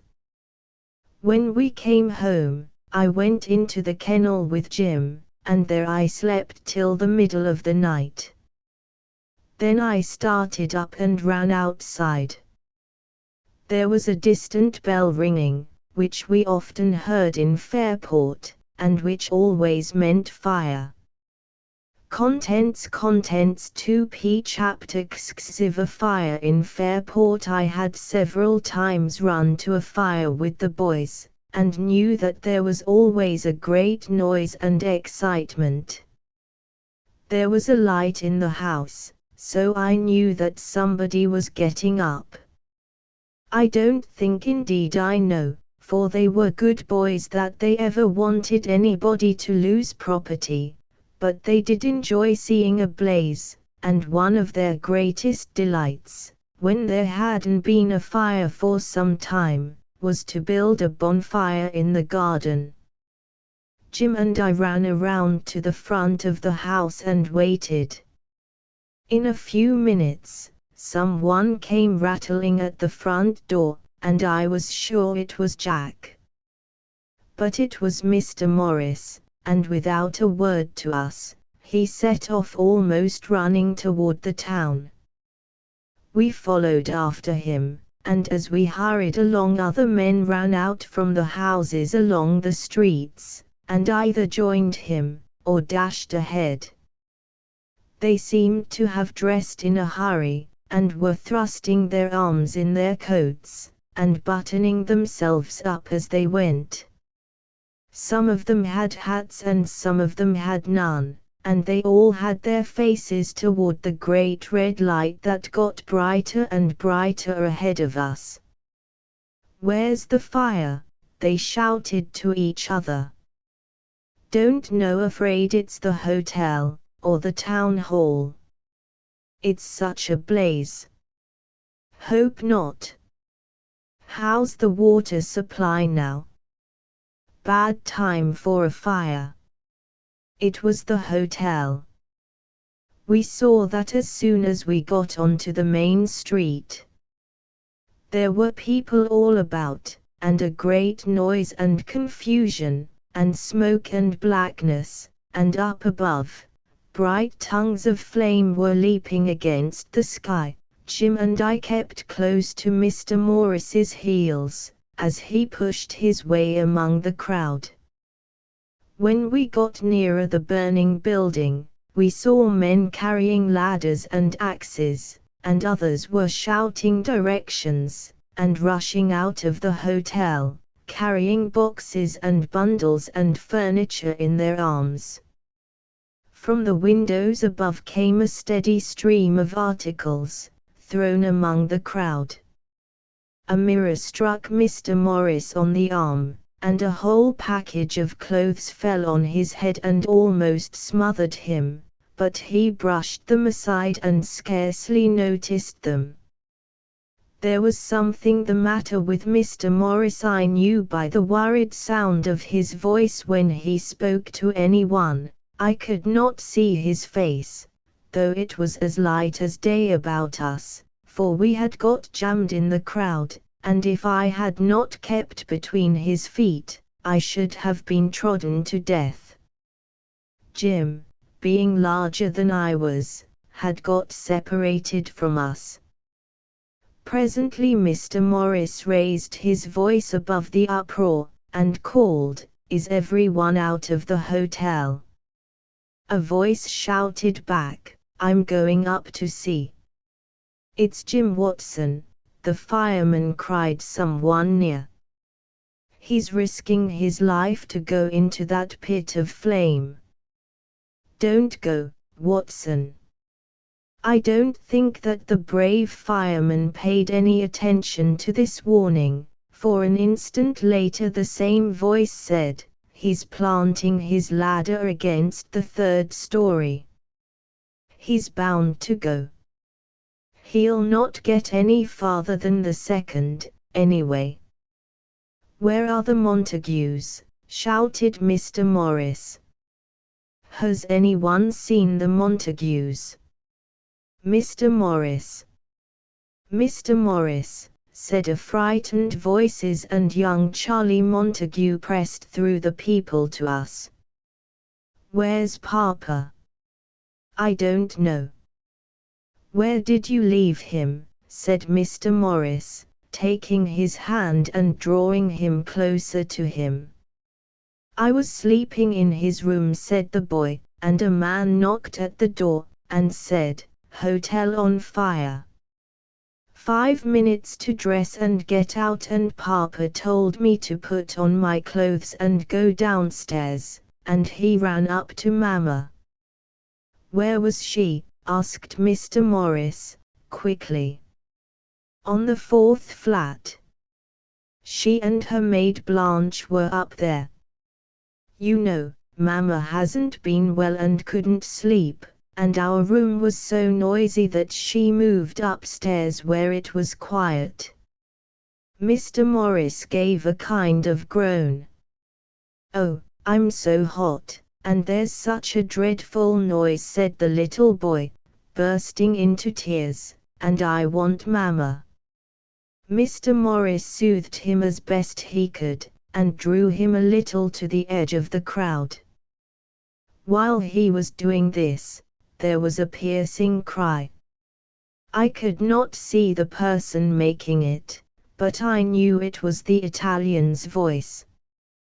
He was screaming, in broken English, that the fire was spreading to the stables, and his animals would be burned.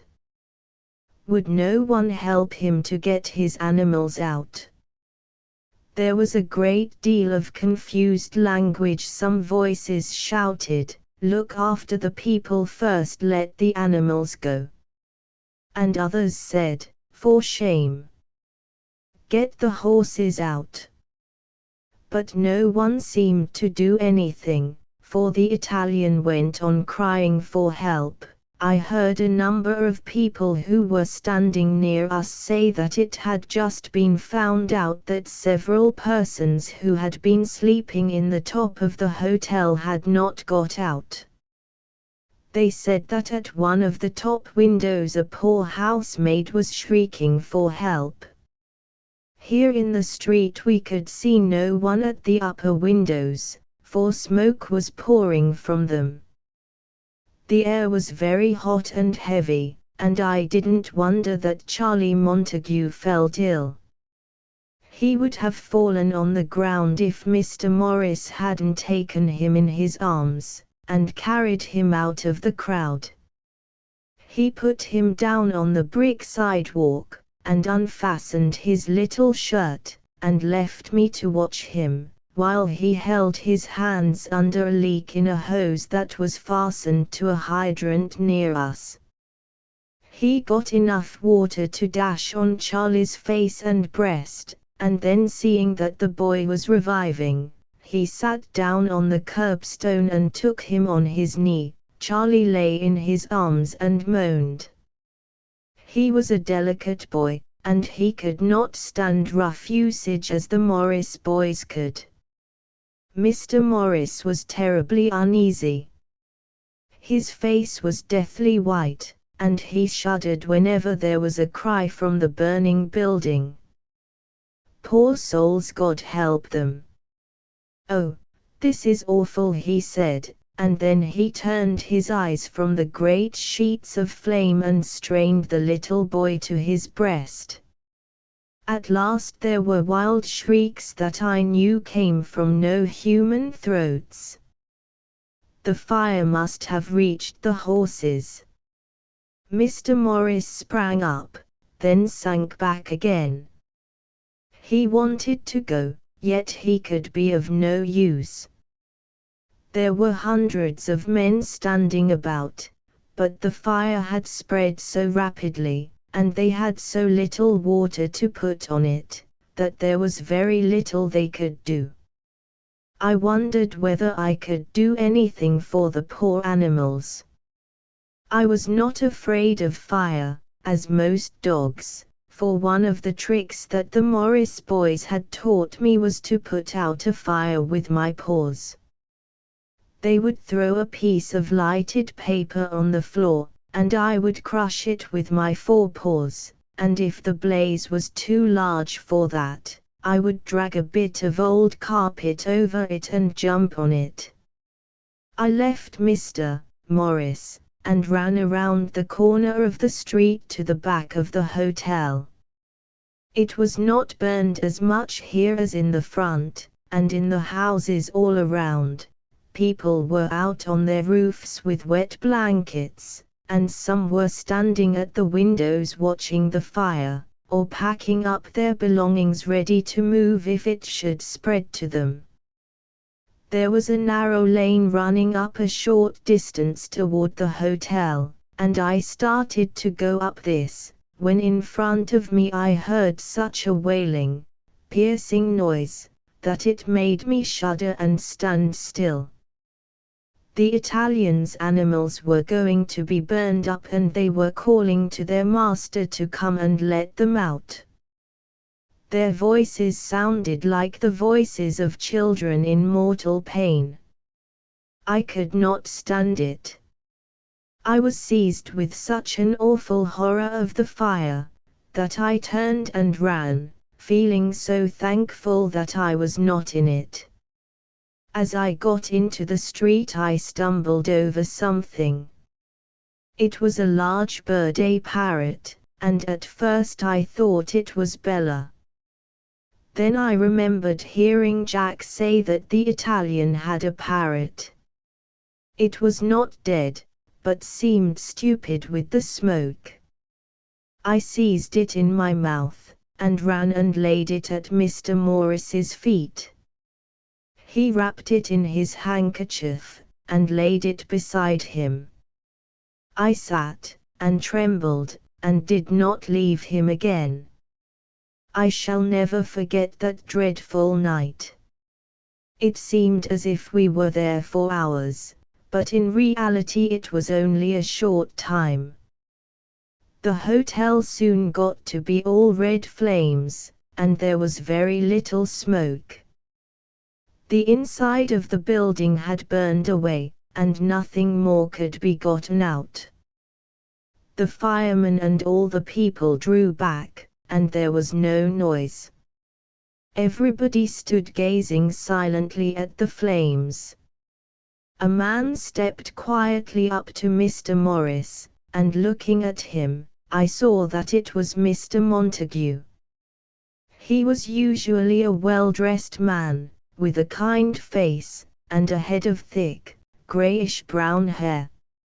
Now his face was black and grimy, his hair was burnt from the front of his head, and his clothes were half torn from his back.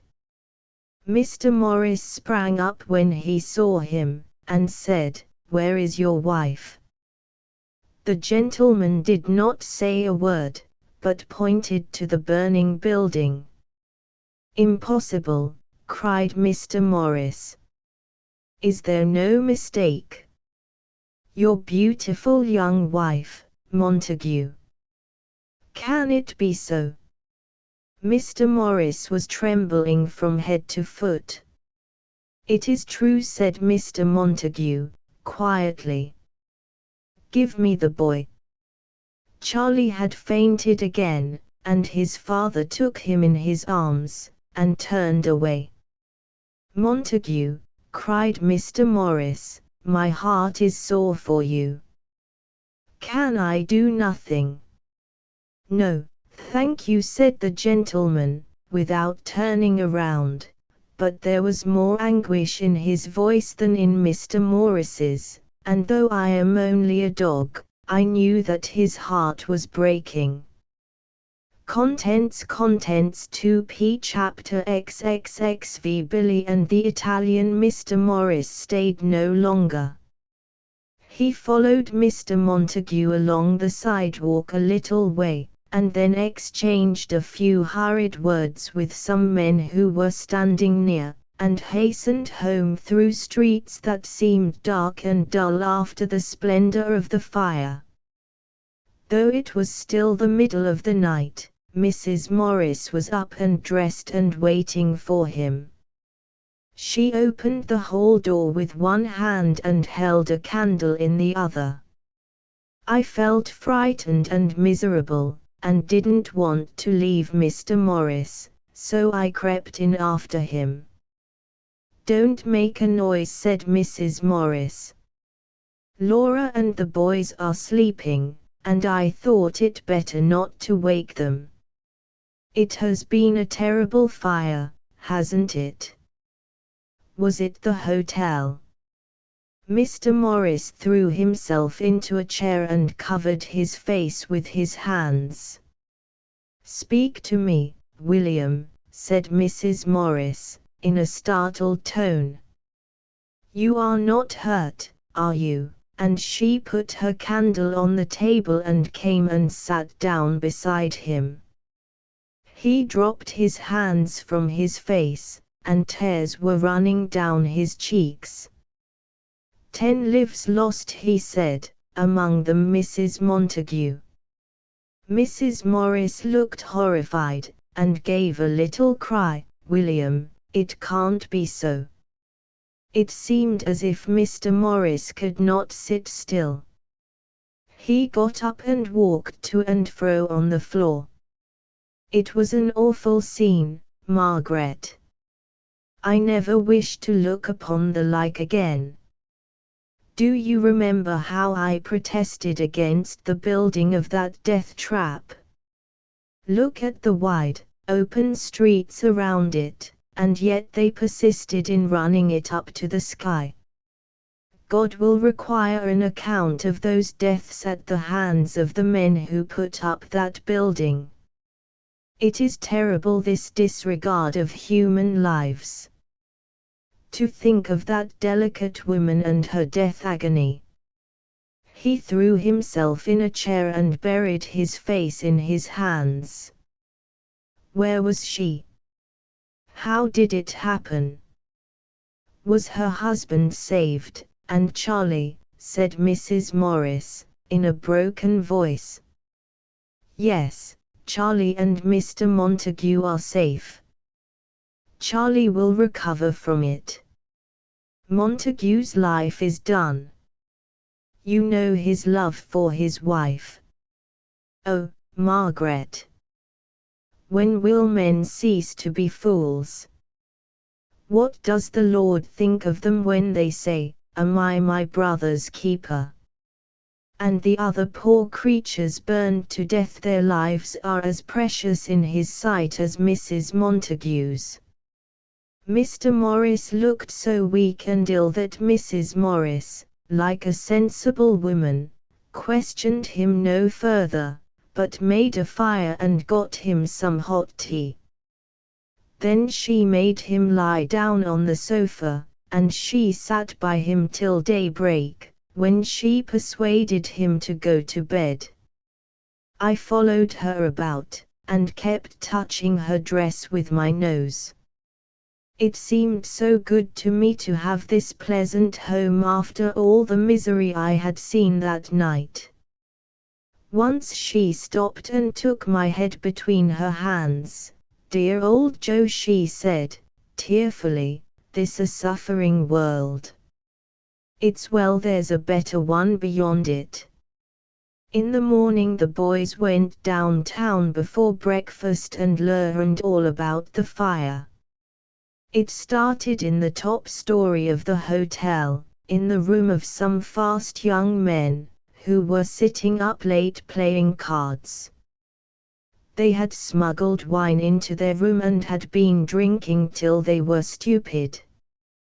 One of them upset the lamp, and when the flames began to spread so that they could not extinguish them, instead of rousing someone near them, they rushed downstairs to get someone there to come up and help them put out the fire. When they returned with some of the hotel people, they found that the flames had spread from their room, which was in an L at the back of the house, to the front part, where Mrs. Montague's room was, and where the housemaids belonging to the hotel slept. By this time Mr. Montague had gotten upstairs, but he found the passageway to his wife's room so full of flames and smoke, that, though he tried again and again to force his way through, he could not. He disappeared for a time, then he came to Mr. Morris and got his boy, and took him to some rooms over his bank, and shut himself up with him. For some days he would let no one in. Then he came out with the look of an old man on his face, and his hair as white as snow, and went out to his beautiful house in the outskirts of the town. Nearly all the horses belonging to the hotel were burned. A few were gotten out by having blankets put over their heads, but the most of them were so terrified that they would not stir. The Morris boys said that they found the old Italian sitting on an empty box, looking at the smoking ruins of the hotel. His head was hanging on his breast, and his eyes were full of tears. His ponies were burned up, he said, and the gander, and the monkeys, and the goats, and his wonderful performing dogs. He had only his birds left, and he was a ruined man. He had toiled all his life to get this troop of trained animals together, and now they were swept from him. It was cruel and wicked, and he wished he could die. The canaries, and pigeons, and doves, the hotel people had allowed him to take to his room, and they were safe. The parrot was lost, an educated parrot that could answer 40 questions, and, among other things, could take a watch and tell the time of day. Jack Morris told him that they had it safe at home, and that it was very much alive, quarreling furiously with his parrot Bella. The old man's face brightened at this, and then Jack and Carl, finding that he had had no breakfast, went off to a restaurant nearby, and got him some steak and coffee. The Italian was very grateful, and as he ate, Jack said the tears ran into his coffee cup. He told them how much he loved his animals, and how it made Zeddy heart bitter to hear them crying to him to deliver them from Zeddy raging fire. The boys came home, and got their breakfast and went to school. Miss Laura did not go out. She sat all day with a very quiet, pained face. She could neither read nor sew, and Mr. and Mrs. Morris were just as unsettled. They talked about the fire in low tones, and I could see that they felt more sad about Mrs. Montague's death than if she had died in an ordinary way. Her dear little canary, Barry, died with her. She would never be separated from him, and his cage had been taken up to the top of the hotel with her. He probably died an easier death than his poor mistress. Charlie's dog escaped, but was so frightened that he ran out to their house, outside the town. At tea time, Mr. Morris went downtown to see that the Italian got a comfortable place for the night. When he came back, he said that he had found out that the Italian was by no means so old a man as he looked, and that he had talked to him about raising a sum of money for him among the Fairport people, till he had become quite cheerful, and said that if Mr. Morris would do that, he would try to gather another troop of animals together and train them. "Now, what can we do for this Italian?" asked Mrs. Morris.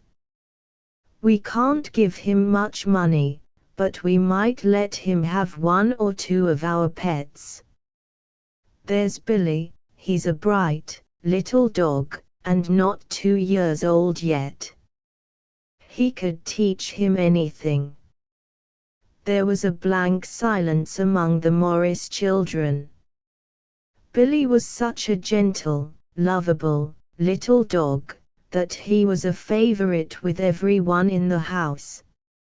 "I suppose we ought to do it," said Miss Laura, at last, "but how can we give him up?" There was a good deal of discussion, but the end of it was that Billy was given to the Italian. He came up to get him, and was very grateful, and made a great many bows, holding his hat in his hand. Billy took to him at once, and the Italian spoke so kindly to him, that we knew he would have a good master. Mr. Morris got quite a large sum of money for him, and when he handed it to him, the poor man was so pleased that he kissed his hand, and promised to send frequent word as to Billy's progress and welfare. Contents 2p Chapter XXV Dandy the Tramp. About a week after Billy left us, the Morris family, much to its surprise, became the owner of a new dog. He walked into the house one cold, wintry afternoon and lay calmly down by the fire. He was a brindled bull terrier, and he had on a silver-plated collar with Dandy engraved on it. He lay all the evening by the fire, and when any of the family spoke to him, he wagged his tail, and looked pleased. I growled a little at him at first, but he never cared a bit, and just dozed off to sleep, so I soon stopped. He was such a well-bred dog, that the Morrises were afraid that someone had lost him. They made some inquiries the next day, and found that he belonged to a New York gentleman who had come to Fairport in the summer in a yacht. This dog did not like the yacht.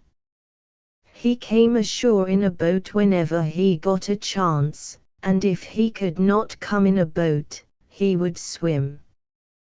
He was a tramp, his master said, and he wouldn't stay long in any place. The Morrises were so amused with his impudence, that they did not send him away, but said every day, "Surely he will be gone tomorrow." However, Mr. Dandy had gotten into comfortable quarters, and he had no intention of changing them, for a while at least. Then he was very handsome, and had such a pleasant way with him, that the family could not help liking him. I never cared for him. He fawned on the Morrises, and pretended he loved them, and afterward turned around and laughed and sneered at them in a way that made me very angry. I used to lecture him sometimes, and growl about him to Jim, but Jim always said, "Let him alone. You can't do him any good. He was born bad. His mother wasn't good. He tells me that she had a bad name among all the dogs in her neighborhood. She was a thief and a runaway." Though he provoked me so often, yet I could not help laughing at some of his stories, they were so funny. We were lying out in the sun, on the platform at the back of the house, one day, and he had been more than usually provoking, so I got up to leave him. He put himself in my way, however, and said, coaxingly, "Don't be cross, old fellow. I'll tell you some stories to amuse you, old boy." "What shall they be about?" "I think the story of your life would be about as interesting as anything you could make up," I said, dryly. "All right, fact or fiction, whichever you like. Here's a fact, plain and unvarnished. Born and bred in New York. Swell stable. Swell coachman. Swell master. Jeweled fingers of ladies poking at me, first thing I remember. First painful experience being sent to vet. To have ears cut. What's a vet? I said. A veterinary animal doctor. Vet. Didn't cut ears enough. Master sent me back. Cut ears again. Summertime, and flies bad. Ears got sore and festered, flies very attentive. Coachman set little boy to brush flies off, but he'd run out in yard and leave me. Flies awful. Thought they'd eat me up, or else I'd shake out brains trying to get rid of them. Mother should have stayed home and licked my ears, but was cruising about neighborhood. Finally coachman put me in dark place, powdered ears, and they got well. "Why didn't they cut your tail, too?" I said, looking at his long, slim tail, which was like a surat's. "'Twasn't he the fashion, Mr. Way back. A bull terrier's ears are clipped to keep them from getting torn while fighting." "You're not a fighting dog," I said. "Not I. Too much trouble. I believe in taking things easy." "I should think you did," I said, scornfully. "You never put yourself out for anyone, I notice, but, speaking of cropping ears, what do you think of it?" "Well," he said, with a sly glance at my head, "it isn't a pleasant operation, but one might as well be out of the world as out of the fashion. I don't care, now my ears are done." "But," I said, "think of the poor dogs that will come after you." "What difference does that make to me?" he said. "I'll be dead and out of the way. Men can cut off their ears, and tails, and legs, too, if they want to." "Dandy," I said, angrily, "you're the most selfish dog that I ever saw." "Don't excite yourself," he said, coolly. "Let me get on with my story. When I was a few months old, I began to find the stable yard narrow, and wondered what there was outside of it. I discovered a hole in the garden wall, and used to sneak out nights. Oh, what fun it was! I got to know a lot of street dogs, and we had gay times, barking under people's windows and making them mad, and getting into backyards and chasing cats. We used to kill a cat nearly every night. Policemen would chase us, and we would run and run till the water just ran off our tongues, and we hadn't a bit of breath left. Then I'd go home and sleep all day, and go out again the next night. When I was about a year old, I began to stay out days as well as nights. They couldn't keep me home. Then I ran away for 3 months. I got with an old lady on Fifth Avenue, who was very fond of dogs. She had 4 white poodles, and her servants used to wash them, and tie up their hair with blue ribbons, and she used to take them for drives in her phaeton in the park, and they wore gold and silver collars. The biggest poodle wore a ruby in his collar worth $500. I went driving, too, and sometimes we met my master. He often smiled, and shook his head at me. I heard him tell the coachman one day that I was a little blackguard, and he was to let me come and go as I liked. If they had whipped you soundly, I said, it might have made a good dog of you. I'm good enough now, said Dandy, airily. The young ladies who drove with my master used to say that it was priggish and tiresome to be too good. To go on with my story, I stayed with Mrs. Judge Tibbet till I got sick of her fussy ways. She made a simpleton of herself over those poodles.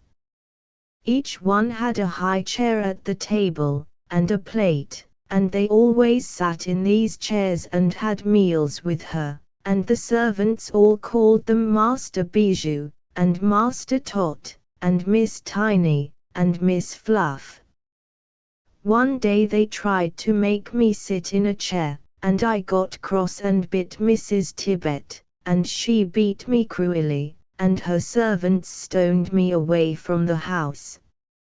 Speaking about fools, Dandy, I said, if it is polite to call a lady one, I should say that that lady was one.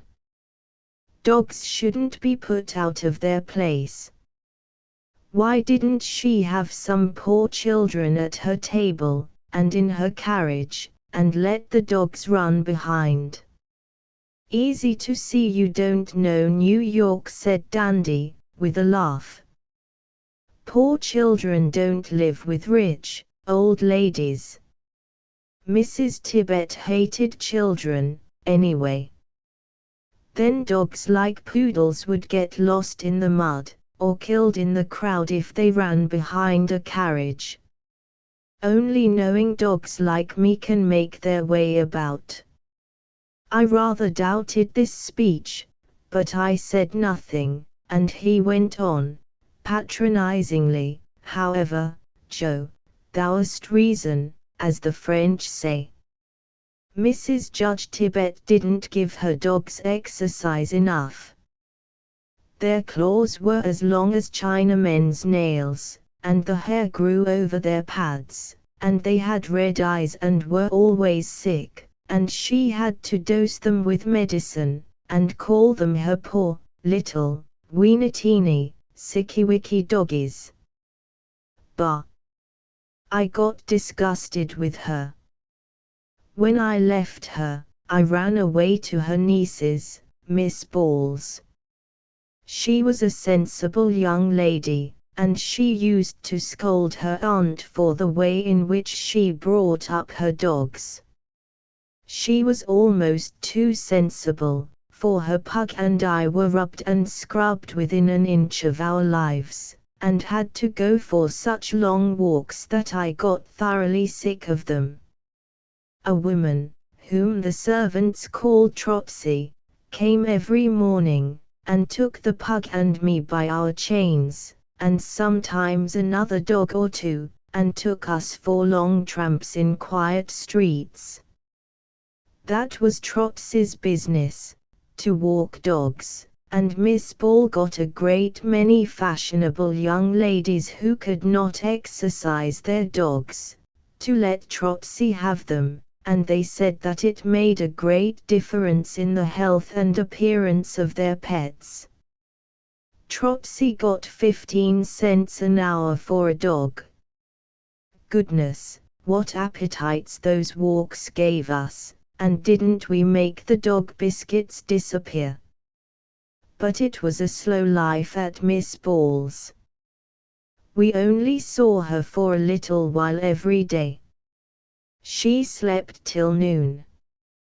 After lunch she played with us for a little while in the greenhouse, then she was off driving or visiting, and in the evening she always had company, or went to a dance, or to the theater. I soon made up my mind that I'd run away. I jumped out of a window one fine morning, and ran home. I stayed there for a long time. My mother had been run over by a cart and killed, and I wasn't sorry. My master never bothered his head about me, and I could do as I liked. One day when I was having a walk, and meeting a lot of dogs that I knew, a little boy came behind me, and before I could tell what he was doing, he had snatched me up, and was running off with me. I couldn't bite him, for he had stuffed some of his rags in my mouth.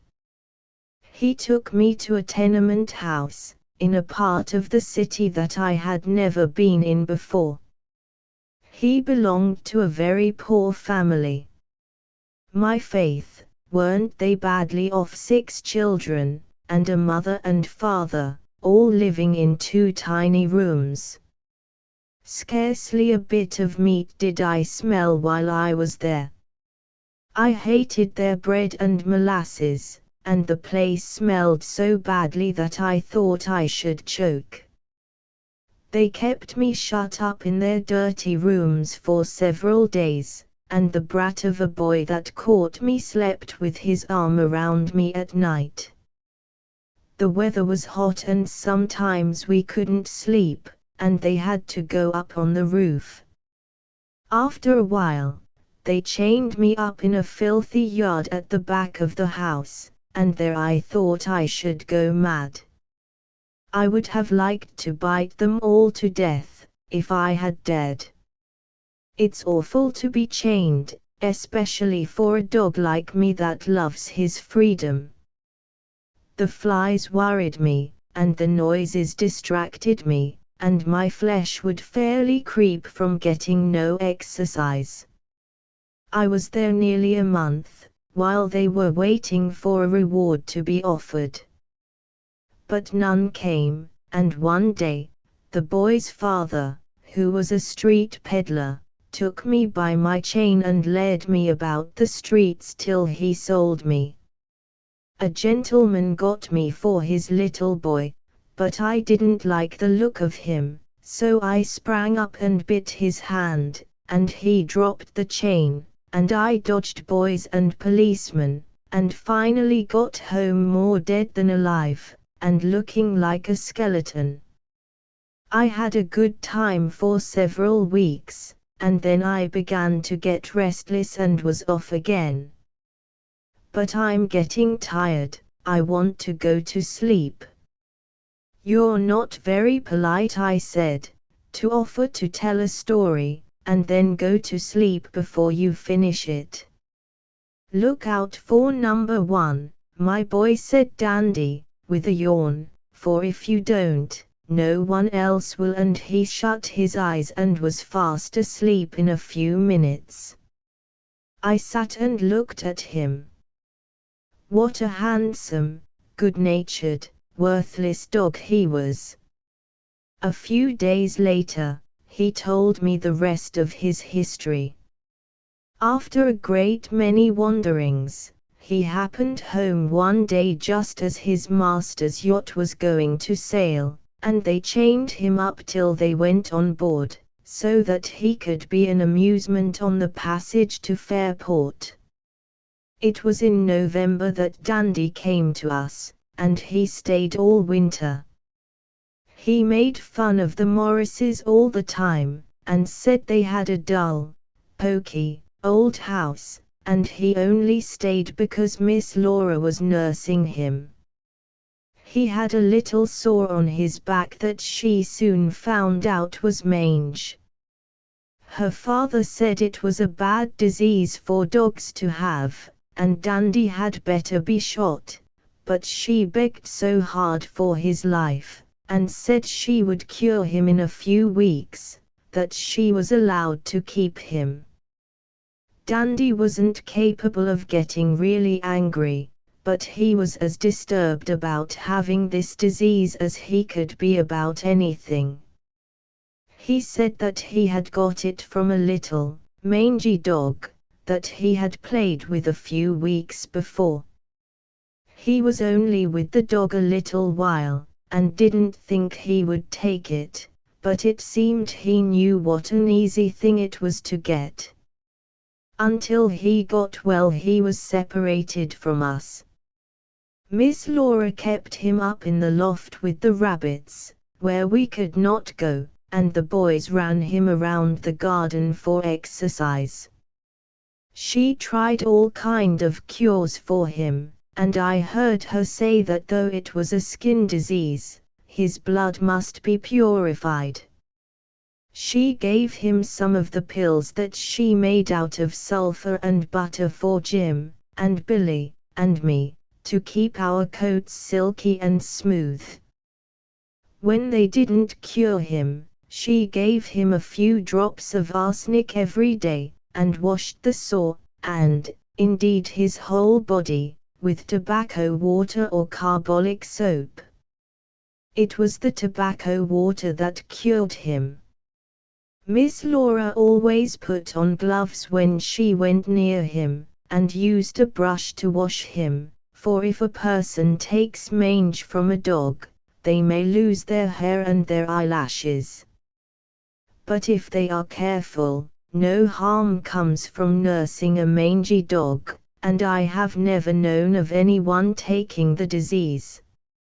After a time, Dandy's sore healed, and he was set free. He was right glad, he said, for he had got heartily sick of the rabbits.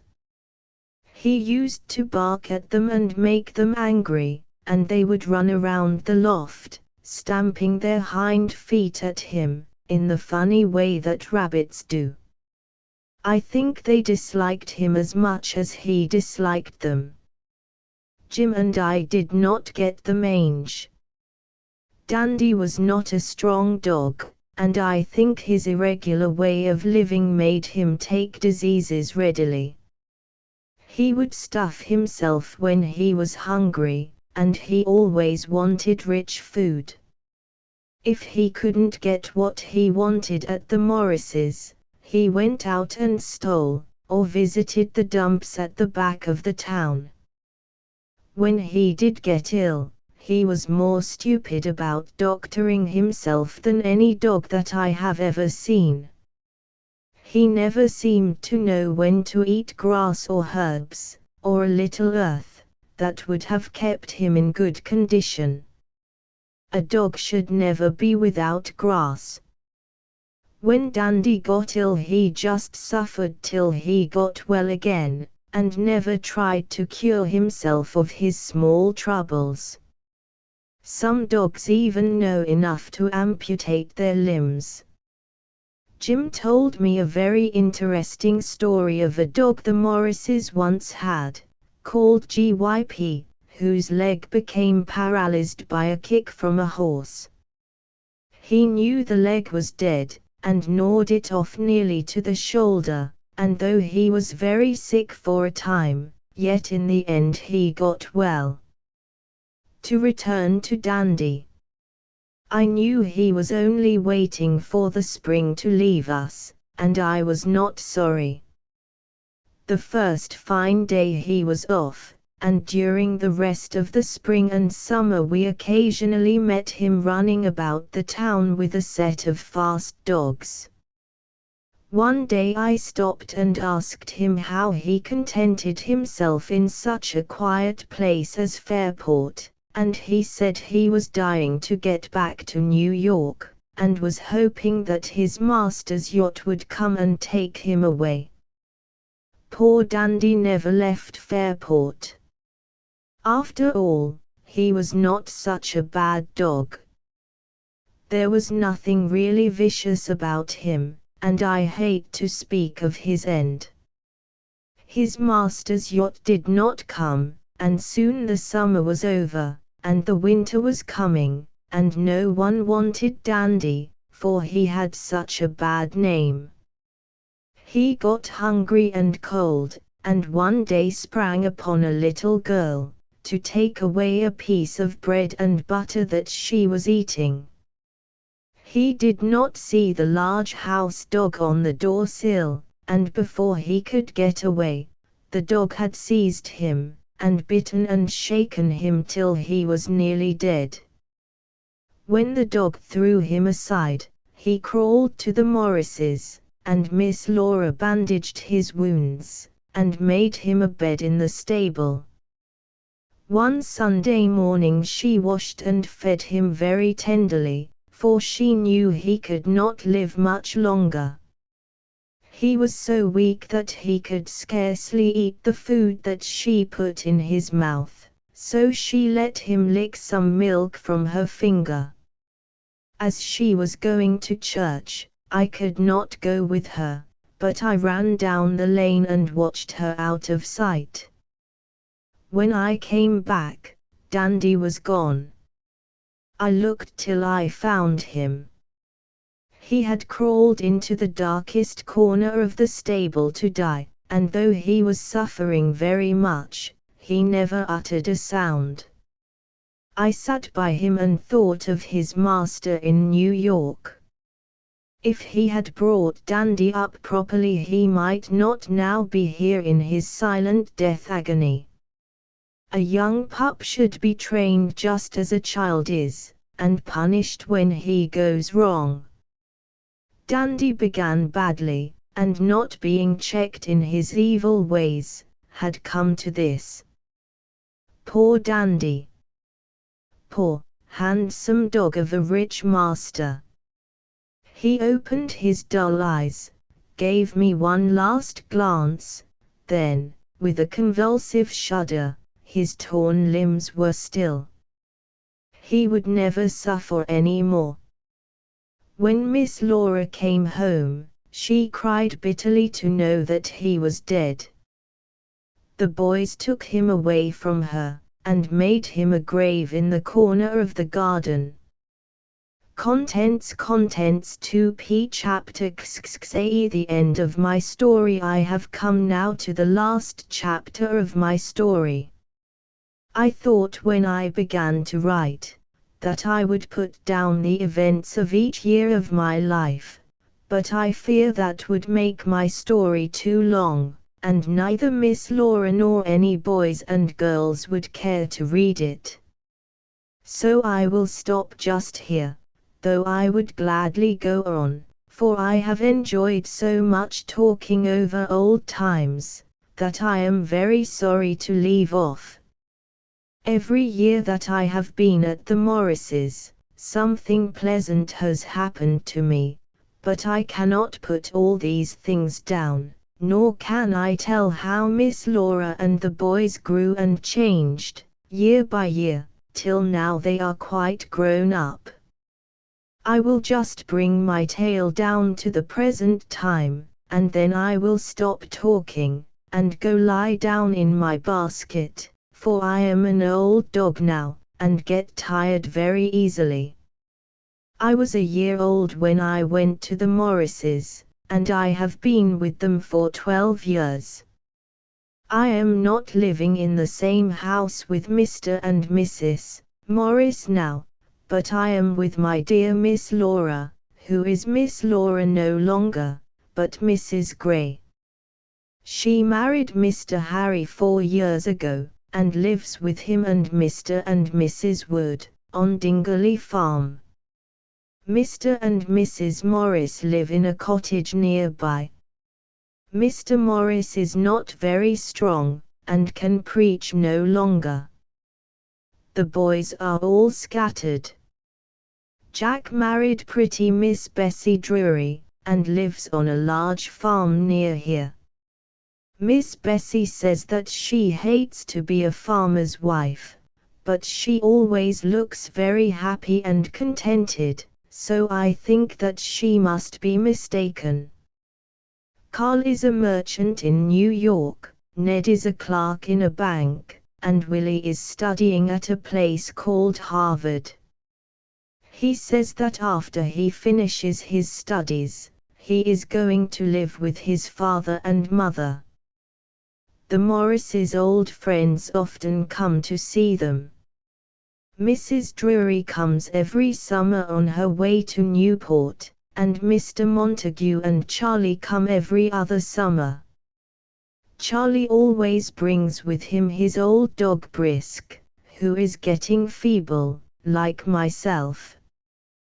We lie on the veranda in the sunshine, and listen to the Morrises talking about old days, and sometimes it makes us feel quite young again. In addition to Brisk we have a Scotch collie. He is very handsome, and is a constant attendant of Miss Laura's. We are great friends, he and I, but he can get about much better than I can.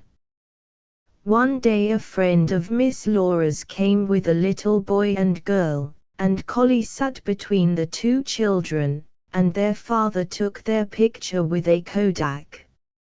I like him so much that I told him I would get them to put his picture in my book. When the Morris boys are all here in the summer we have gay times. All through the winter we look forward to their coming, for they make the old farmhouse so lively. Mr. Maxwell never misses a summer in coming to Riverdale.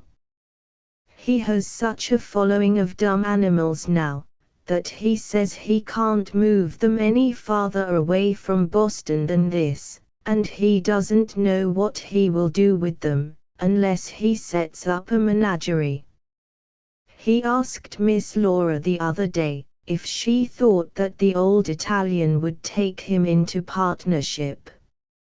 He did not know what had happened to poor Bellini, so Miss Laura told him. A few years ago the Italian came to Riverdale, to exhibit his new stock of performing animals. They were almost as good as the old ones, but he had not quite so many as he had before. The Morrises and a great many of their friends went to his performance, and Miss Laura said afterward, that when cunning little Billy came on the stage, and made his bow, and went through his antics of jumping through hoops, and catching balls, that she almost had hysterics.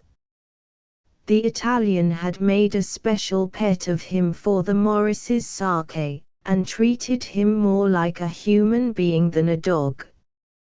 Billy rather put on airs when he came up to the farm to see us, but he was such a dear, little dog, in spite of being almost spoiled by his master, that Jim and I could not get angry with him. In a few days they went away, and we heard nothing but good news from them, till last winter. Then a letter came to Miss Laura from a nurse in a New York hospital.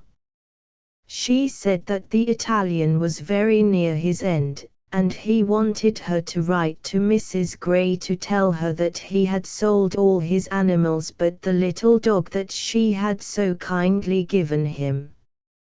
He was sending him back to her, and with his latest breath he would pray for heaven's blessing on the kind lady and her family that had befriended him when he was in trouble. The next day Billy arrived, a thin, white scarecrow of a dog. He was sick and unhappy, and would eat nothing, and started up at the slightest sound. He was listening for the Italian's footsteps, but he never came, and one day Mr. Harry looked up from his newspaper and said, "Laura, Bellini is dead." Miss Laura's eyes filled with tears, and Billy, who had jumped up when he heard his master's name, fell back again. He knew what they meant, and from that instant he ceased listening for footsteps, and lay quite still till he died. Miss Laura had him put in a little wooden box, and buried him in a corner of the garden, and when she is working among her flowers, she often speaks regretfully of him, and of poor Dandy, who lies in the garden at Fairport. Bella, the parrot, lives with Mrs. Morris, and is as smart as ever. I have heard that parrots live to a very great age. Some of them even get to be 100 years old. If that is the case, Bella will outlive all of us. She notices that I am getting blind and feeble, and when I go down to call on Mrs. Morris, she calls out to me, "Keep a stiff upper lip, beautiful Joe. Never say die, beautiful Joe. Keep the game going, beautiful Joe." Mrs. Morris says that she doesn't know where Bella picks up her slang words. I think it is Mr. Ned who teaches her, for when he comes home in the summer he often says, with a slight twinkle in his eye, "Come out into the garden, Bella," and he lies in a hammock under the trees, and Bella perches on a branch near him, and he talks to her by the hour.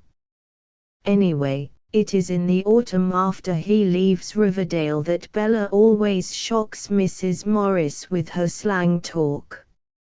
I am glad that I am to end my days in Riverdale.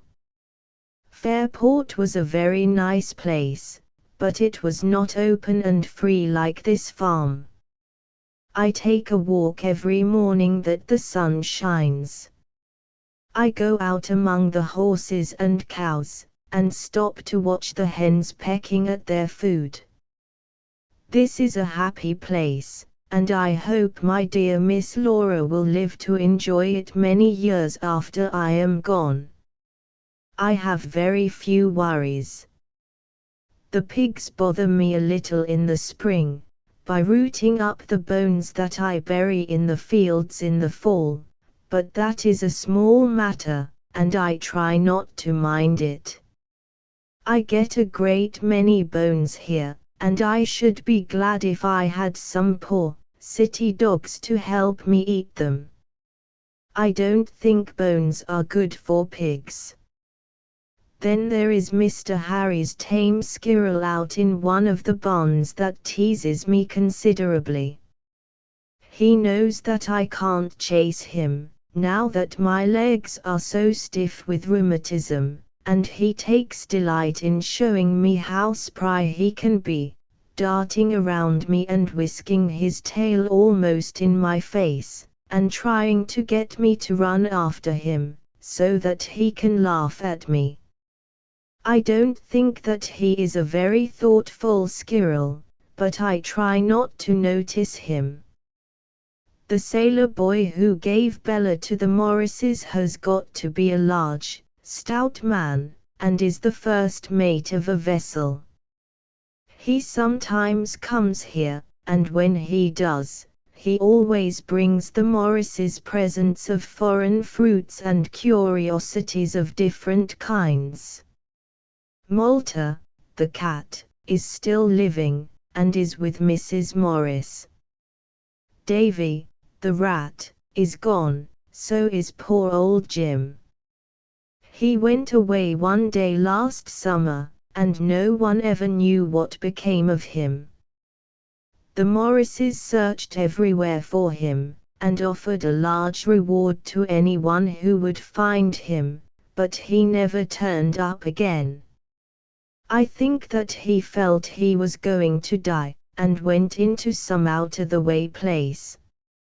He remembered how badly Miss Laura felt when Dandy died, and he wanted to spare her the greater sorrow of his death. He was always such a thoughtful dog, and so anxious not to give trouble. I am more selfish. I could not go away from Miss Laura even to die. When my last hour comes, I want to see her gentle face bending over me, and then I shall not mind how much I suffer. She is just as tender-hearted as ever, but she tries not to feel too badly about the sorrow and suffering in the world, because she says that would weaken her, and she wants all her strength to try to put a stop to some of it. She does a great deal of good in Riverdale, and I do not think that there is anyone in all the country around who is as much beloved as she is. She has never forgotten the resolve that she made some years ago, that she would do all that she could to protect dumb creatures. Mr. Harry and Mr. Maxwell have helped her nobly. Mr. Maxwell's work is largely done in Boston, and Miss Laura and Mr. Harry have to do the most of theirs by writing, for Riverdale has got to be a model village in respect of the treatment of all kinds of animals. It is a model village not only in that respect, but in others. It has seemed as if all other improvements went hand in hand with the humane treatment of animals. Thoughtfulness toward lower creatures has made the people more and more thoughtful toward themselves, and this little town is getting to have quite a name through the state for its good schools, good society, and good business and religious standing. Many people are moving into it, to educate their children. The Riverdale people are very particular about what sort of strangers come to live among them. A man, who came here 2 years ago and opened a shop, was seen kicking a small kitten out of his house.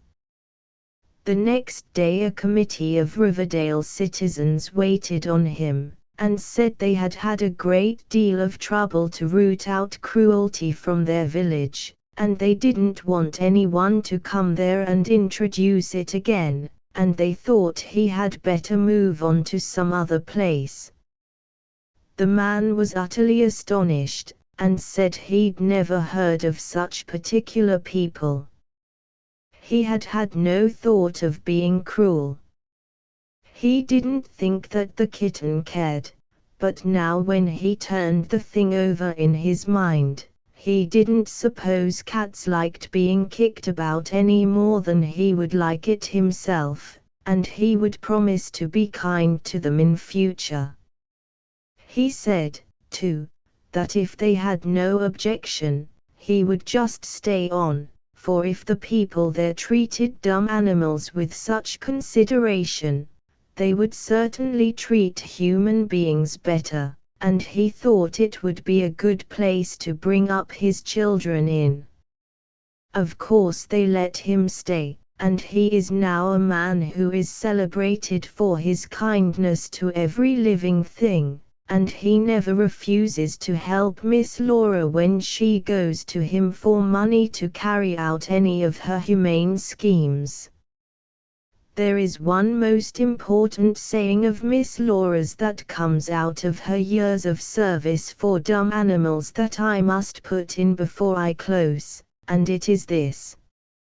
She says that cruel and vicious owners of animals should be punished, but to merely thoughtless people, don't so much. Don't go to them and say, don't overfeed your animals, and don't starve them, and don't overwork them, and don't beat them, and so on through the long list of hardships that can be put upon suffering animals, but say simply to them, be kind. Make a study of your animals' wants, and see that they are satisfied. No one can tell you how to treat your animal as well as you should know yourself, for you are with it all the time, and know its disposition, and just how much work it can stand, and how much rest and food it needs, and just how it is different from every other animal. If it is sick or unhappy, you are the one to take care of it, for nearly every animal loves its own master better than a stranger, and will get well quicker under his care. Miss Laura says that if men and women are kind in every respect to their dumb servants, they will be astonished to find how much happiness they will bring into their lives, and how faithful and grateful their dumb animals will be to them. Now, I must really close my story. Goodbye to the boys and girls who may read it, and if it is not wrong for a dog to say it, I should like to add, God bless you all. If in my feeble way I have been able to impress you with the fact that dogs and many other animals love their masters and mistresses, and live only to please them, my little story will not be written in vain. My last words are, boys and girls, be kind to dumb animals, not only because you will lose nothing by it, but because you ought to, for they were placed on the earth by the same kind hand that made all living creatures. Contents 2p End of text. Asterisk end of the Project Gutenberg ebook Beautiful Joe, an autobiography updated editions will replace the previous one, the old editions will be renamed. Creating the works from print editions not protected by U.S. copyright law means that no one owns a United States copyright in these works, so the Foundation, and you, can copy and distribute it in the United States without permission and without paying copyright royalties. Special rules, set forth in the general terms of use part of this license, apply to copying and distributing Project Gutenberg trademark symbol electronic works to protect the Project Gutenberg trademark symbol concept and trademark. Project Gutenberg is a registered trademark, and may not be used if you charge for an ebook, except by following the terms of the trademark license, including paying royalties for use of the Project Gutenberg trademark. If you do not charge anything for copies of this ebook, complying with the trademark license is very easy. You may use this ebook for nearly any purpose such as creation of derivative works, reports, performances and research. Project Gutenberg ebooks may be modified and printed and given away. You may do practically anything in the United States with ebooks not protected by U.S. copyright law. Redistribution is subject to the trademark license, especially commercial redistribution. Start. Full license. The full Project Gutenberg license. Please read this before you distribute or use this work to protect the Project Gutenberg trademark symbol mission of promoting the free distribution of electronic works, by using or distributing this work, or any other work associated in any way with the phrase Project Gutenberg. You agree to comply with all the terms of the full Project Gutenberg trademark symbol license available with this file or online at www.gutenberg.org/license. Section 1. General Terms of Use and Redistributing Project Gutenberg Trademark Symbol Electronic Works 1.0.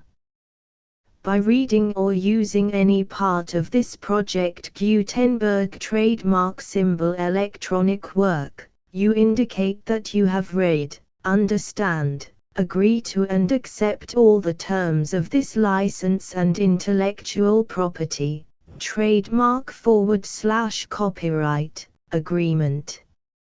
If you do not agree to abide by all the terms of this agreement, you must cease using and return or destroy all copies of Project Gutenberg trademark symbol electronic works in your possession. If you paid a fee for obtaining a copy of or access to a Project Gutenberg trademark symbol electronic work and you do not agree to be bound by the terms of this agreement, you may obtain a refund from the person or entity to whom you paid the fee as set forth in paragraph 1.e.8. 1.b Project Gutenberg is a registered trademark. It may only be used on or associated in any way with an electronic work by people who agree to be bound by the terms of this agreement. There are a few things that you can do with most Project Gutenberg trademark symbol electronic works even without complying with the full terms of this agreement. See paragraph 1.c below. There are a lot of things you can do with Project Gutenberg trademark symbol electronic works if you follow the terms of this agreement and help preserve free future access to Project Gutenberg trademark symbol electronic works. See paragraph 1.e below. 1.c The Project Gutenberg Literary Archive Foundation, the Foundation or PGLAF, owns a compilation copyright in the collection of Project Gutenberg trademark symbol electronic works. Nearly all the individual works in the collection are in the public domain in the United States. If an individual work is unprotected by copyright law in the United States and you are located in the United States, we do not claim a right to prevent you from copying, distributing, performing, displaying or creating derivative works based on the work as long as all references to Project Gutenberg are removed. Of course, we hope that you will support the Project Gutenberg trademark symbol mission of promoting free access to electronic works by freely sharing Project Gutenberg trademark symbol works in compliance with the terms of this agreement for keeping the Project Gutenberg trademark symbol name associated with the work. You can easily comply with the terms of this agreement by keeping this work in the same format with its attached full Project Gutenberg trademark symbol license when you share it without charge with others. 1.d The copyright laws of the place where you are located also govern what you can do with this work. Copyright laws in most countries are in a constant state of change. If you are outside the United States, check the laws of your country in addition to the terms of this agreement before downloading, copying, displaying, performing, distributing or creating derivative works based on this work or any other Project Gutenberg trademark symbol work. The Foundation makes no representations concerning the copyright status of any work in any country other than the United States. 1.e Unless you have removed all references to Project Gutenberg, 1.e.1. The following sentence, with active links to, or other immediate access to, the full Project Gutenberg trademark symbol license must appear prominently whenever any copy of a Project Gutenberg trademark symbol work, any work on which the phrase Project Gutenberg appears, or with which the phrase Project Gutenberg is associated, is accessed, displayed, performed, viewed, copied or distributed.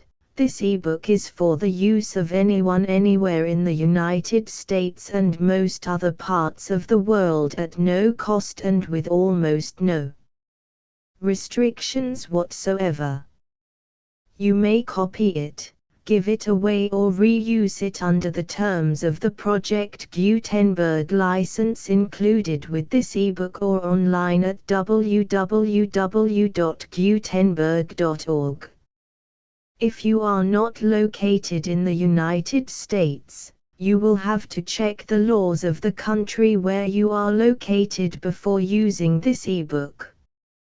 1.e.2 If an individual Project Gutenberg trademark symbol electronic work is derived from texts not protected by U.S. copyright law, does not contain a notice indicating that it is posted with permission of the copyright holder, the work can be copied and distributed to anyone in the United States without paying any fees or charges.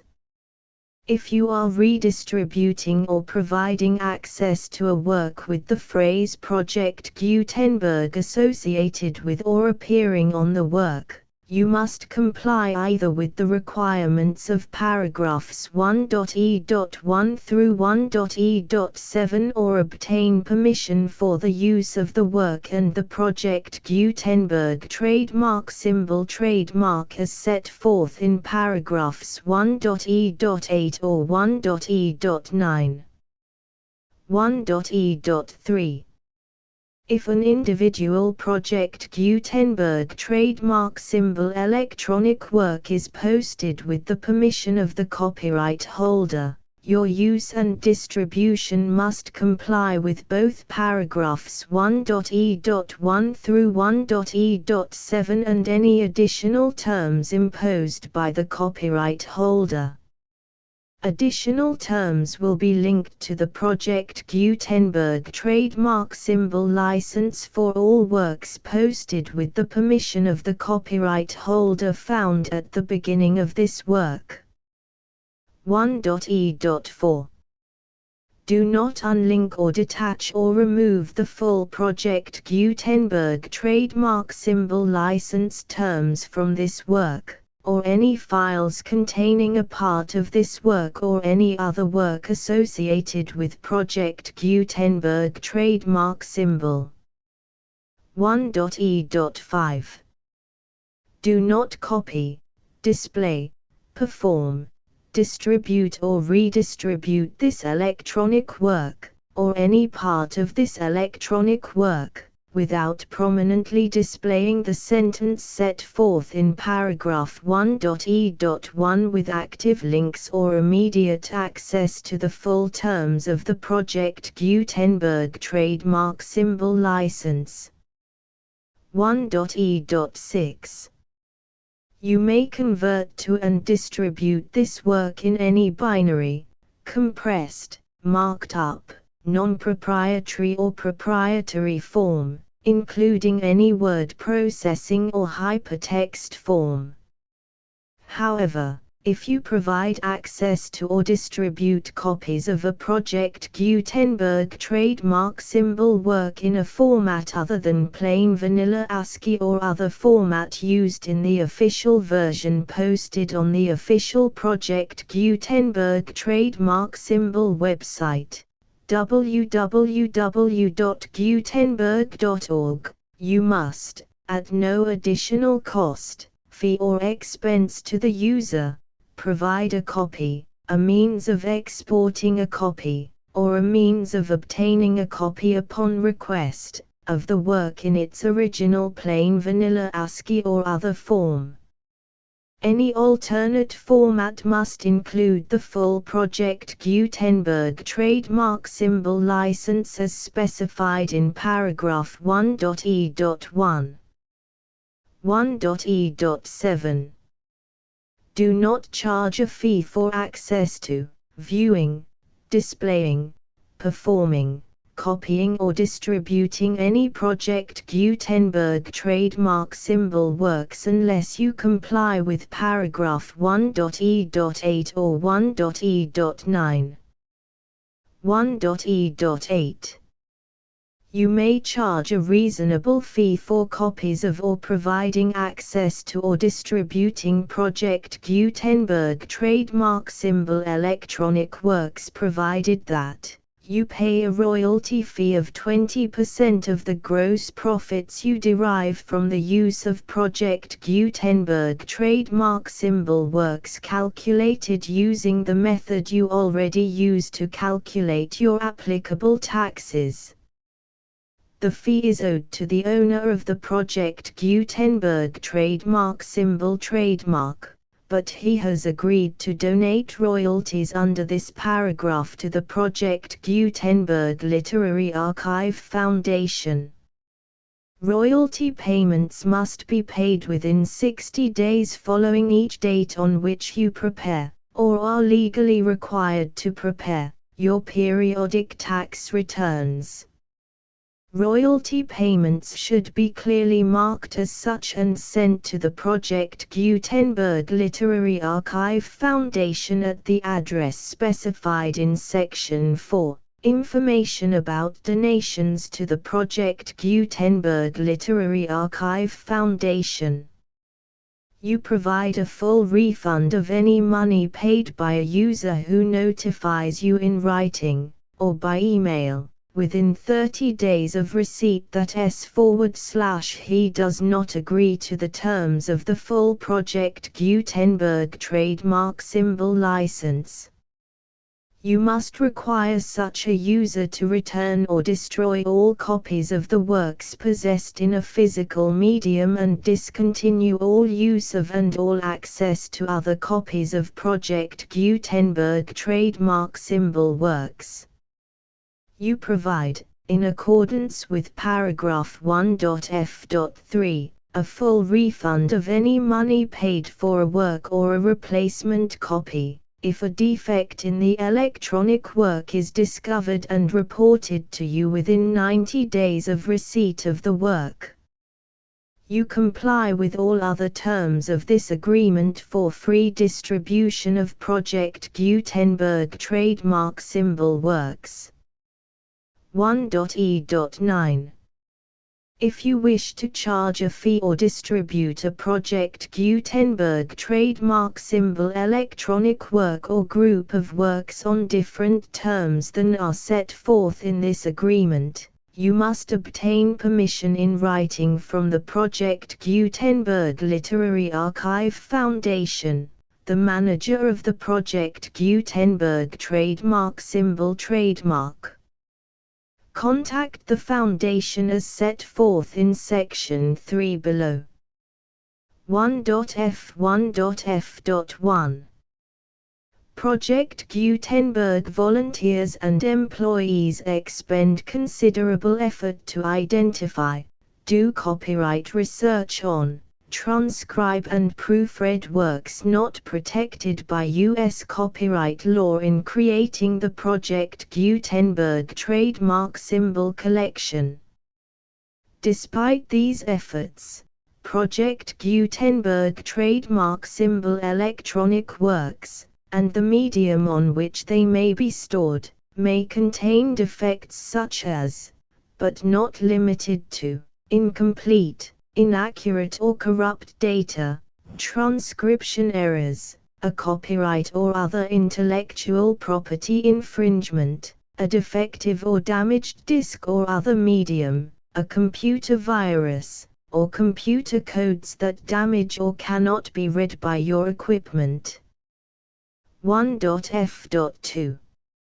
Limited warranty, disclaimer of damages, except for the right of replacement or refund described in paragraph 1.f.3, the Project Gutenberg Literary Archive Foundation, the owner of the Project Gutenberg trademark symbol trademark, and any other party distributing a Project Gutenberg trademark symbol electronic work under this agreement, disclaim all liability to you for damages, costs and expenses, including legal fees. You agree that you have no remedies for negligence, strict liability, breach of warranty or breach of contract except those provided in paragraph 1.f.3. You agree that the Foundation, the trademark owner, and any distributor under this agreement will not be liable to you for actual, direct, indirect, consequential, punitive or incidental damages even if you give notice of the possibility of such damage. 1.f.3 Limited right of replacement or refund. If you discover a defect in this electronic work within 90 days of receiving it, you can receive a refund of the money, if any, you paid for it by sending a written explanation to the person you received the work from. If you received the work on a physical medium, you must return the medium with your written explanation. The person or entity that provided you with the defective work may elect to provide a replacement copy in lieu of a refund. If you received the work electronically, the person or entity providing it to you may choose to give you a second opportunity to receive the work electronically in lieu of a refund. If the second copy is also defective, you may demand a refund in writing without further opportunities to fix the problem. 1.f.4 Except for the limited right of replacement or refund set forth in paragraph 1.f.3, this work is provided to you as is, with no other warranties of any kind, express or implied, including but not limited to warranties of merchantability or fitness for any purpose. 1.f.5 Some states do not allow disclaimers of certain implied warranties or the exclusion or limitation of certain types of damages.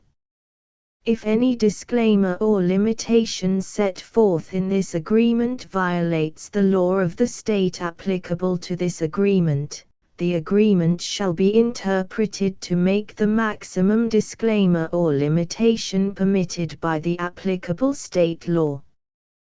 The invalidity or unenforceability of any provision of this agreement shall not void the remaining provisions.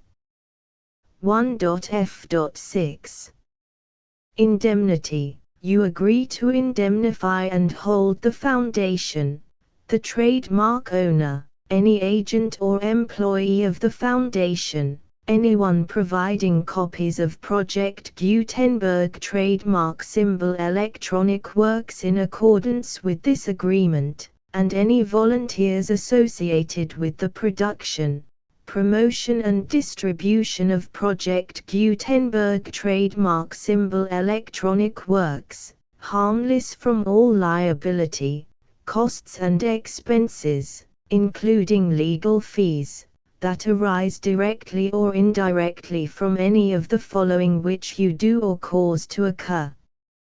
A. Distribution of this or any Project Gutenberg trademark symbol work.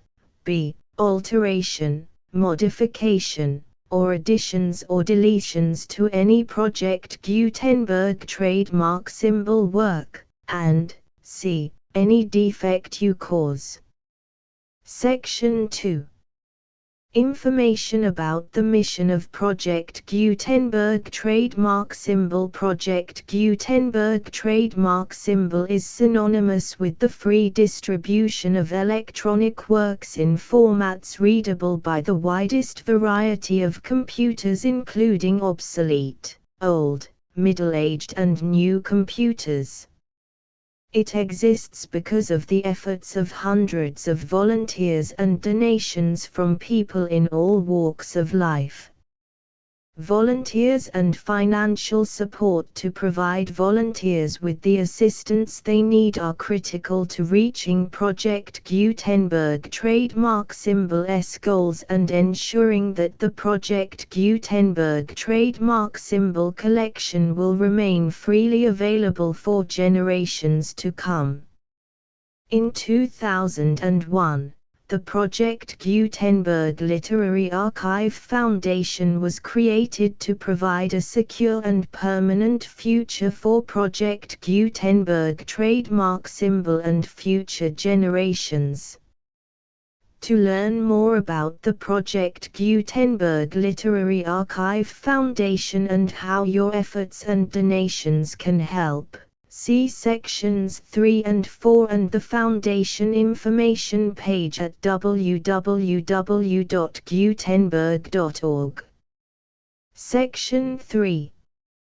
Information about the Project Gutenberg Literary Archive Foundation. The Project Gutenberg Literary Archive Foundation is a non-profit 501(c)(3) educational corporation organized under the laws of the state of Mississippi and granted tax-exempt status by the Internal Revenue Service. The Foundation's IN or Federal Tax Identification Number is 64-6221541. Contributions to the Project Gutenberg Literary Archive Foundation are tax-deductible to the full extent permitted by U.S. federal laws and your state's laws. The Foundation's business office is located at 809 North 1500 West, Salt Lake City, UT 84116, 801-596-1887. Email contact links and up-to-date contact information can be found at the Foundation's website and official page at www.gutenberg.org/contact section 4. Information about donations to the Project Gutenberg Literary Archive Foundation. Project Gutenberg trademark symbol depends upon and cannot survive without widespread public support and donations to carry out its mission of increasing the number of public domain and licensed works that can be freely distributed in machine-readable form accessible by the widest array of equipment including outdated equipment. Many small donations, $1 to $5,000, are particularly important to maintaining tax-exempt status with the IRS. The Foundation is committed to complying with the laws regulating charities and charitable donations in all 50 states of the United States. Compliance requirements are not uniform and it takes a considerable effort, much paperwork and many fees to meet and keep up with these requirements. We do not solicit donations in locations where we have not received written confirmation of compliance. To send donations or determine the status of compliance for any particular state, visit www.gutenberg.org/donate. While we cannot and do not solicit contributions from states where we have not met the solicitation requirements, we know of no prohibition against accepting unsolicited donations from donors in such states who approach us with offers to donate. International donations are gratefully accepted, but we cannot make any statements concerning tax treatment of donations received from outside the United States. U.S. laws alone swamp our small staff. Please check the Project Gutenberg web pages for current donation methods and addresses. Donations are accepted in a number of other ways including checks, online payments and credit card donations. To donate, please visit www.gutenberg.org/donate. Section 5. General information about Project Gutenberg trademark symbol electronic works. Professor Michael S. Hart was the originator of the Project Gutenberg trademark symbol concept of a library of electronic works that could be freely shared with anyone. For 40 years, He produced and distributed Project Gutenberg trademark symbol ebooks with only a loose network of volunteer support. Project Gutenberg trademark symbol ebooks are often created from several printed editions, all of which are confirmed as not protected by copyright in the US unless a copyright notice is included. Thus, we do not necessarily keep ebooks in compliance with any particular paper edition. Most people start at our website, which has the main PG search facility, www.gutenberg.org. This website includes information about Project Gutenberg trademark symbol, including how to make donations to the Project Gutenberg Literary Archive Foundation, how to help produce our new ebooks, and how to subscribe to our email newsletter to hear about new ebooks. Beautiful Joe Dedication Preface Introduction Chapter I Only Occur Chapter 2 The Cruel Milkman Chapter 3 My Kind Deliverer and Miss Laura Chapter 4 The Morris Boys Add to My Name Chapter V My New Home and a Selfish Lady Chapter 6 The Fox Terrier Billy Chapter 7 Training a Puppy Chapter 8 A Ruined Dog Chapter 9 The Parrot Bella Chapter X Billy's Training Continued Chapter 11 Goldfish and Canaries Chapter 12 Malta, the Cat Chapter 13 The Beginning of an Adventure Chapter 14 How We Caught the Burglar Chapter 15 Our Journey to Riverdale Chapter 16 Dingley Farm Chapter 17 Mr. Wood and His Horses Chapter 18 Mrs. Wood's Poultry Chapter 19 A Band of Mercy Chapter XX Stories about Animals Chapter XXI Mr. Maxwell and Mr. Harry Subject XXII What Happened at the Tea Table Chapter 23 Trapping Wild Animals Chapter XXV The Rabbit and the Hen Chapter XXV A Happy Horse Chapter XXVI The Box of Money Chapter XXVIII Neglected Stable Chapter XXVIII The End of the Englishman Chapter XXVI A Talk About Sheep Chapter XXX A Jealous Ox Chapter XXXI In the Cow Stable Chapter XXI Our Return Home Chapter XXXII Performing Animals Chapter XXV A Fire in Fairport Chapter XXXV Billy and the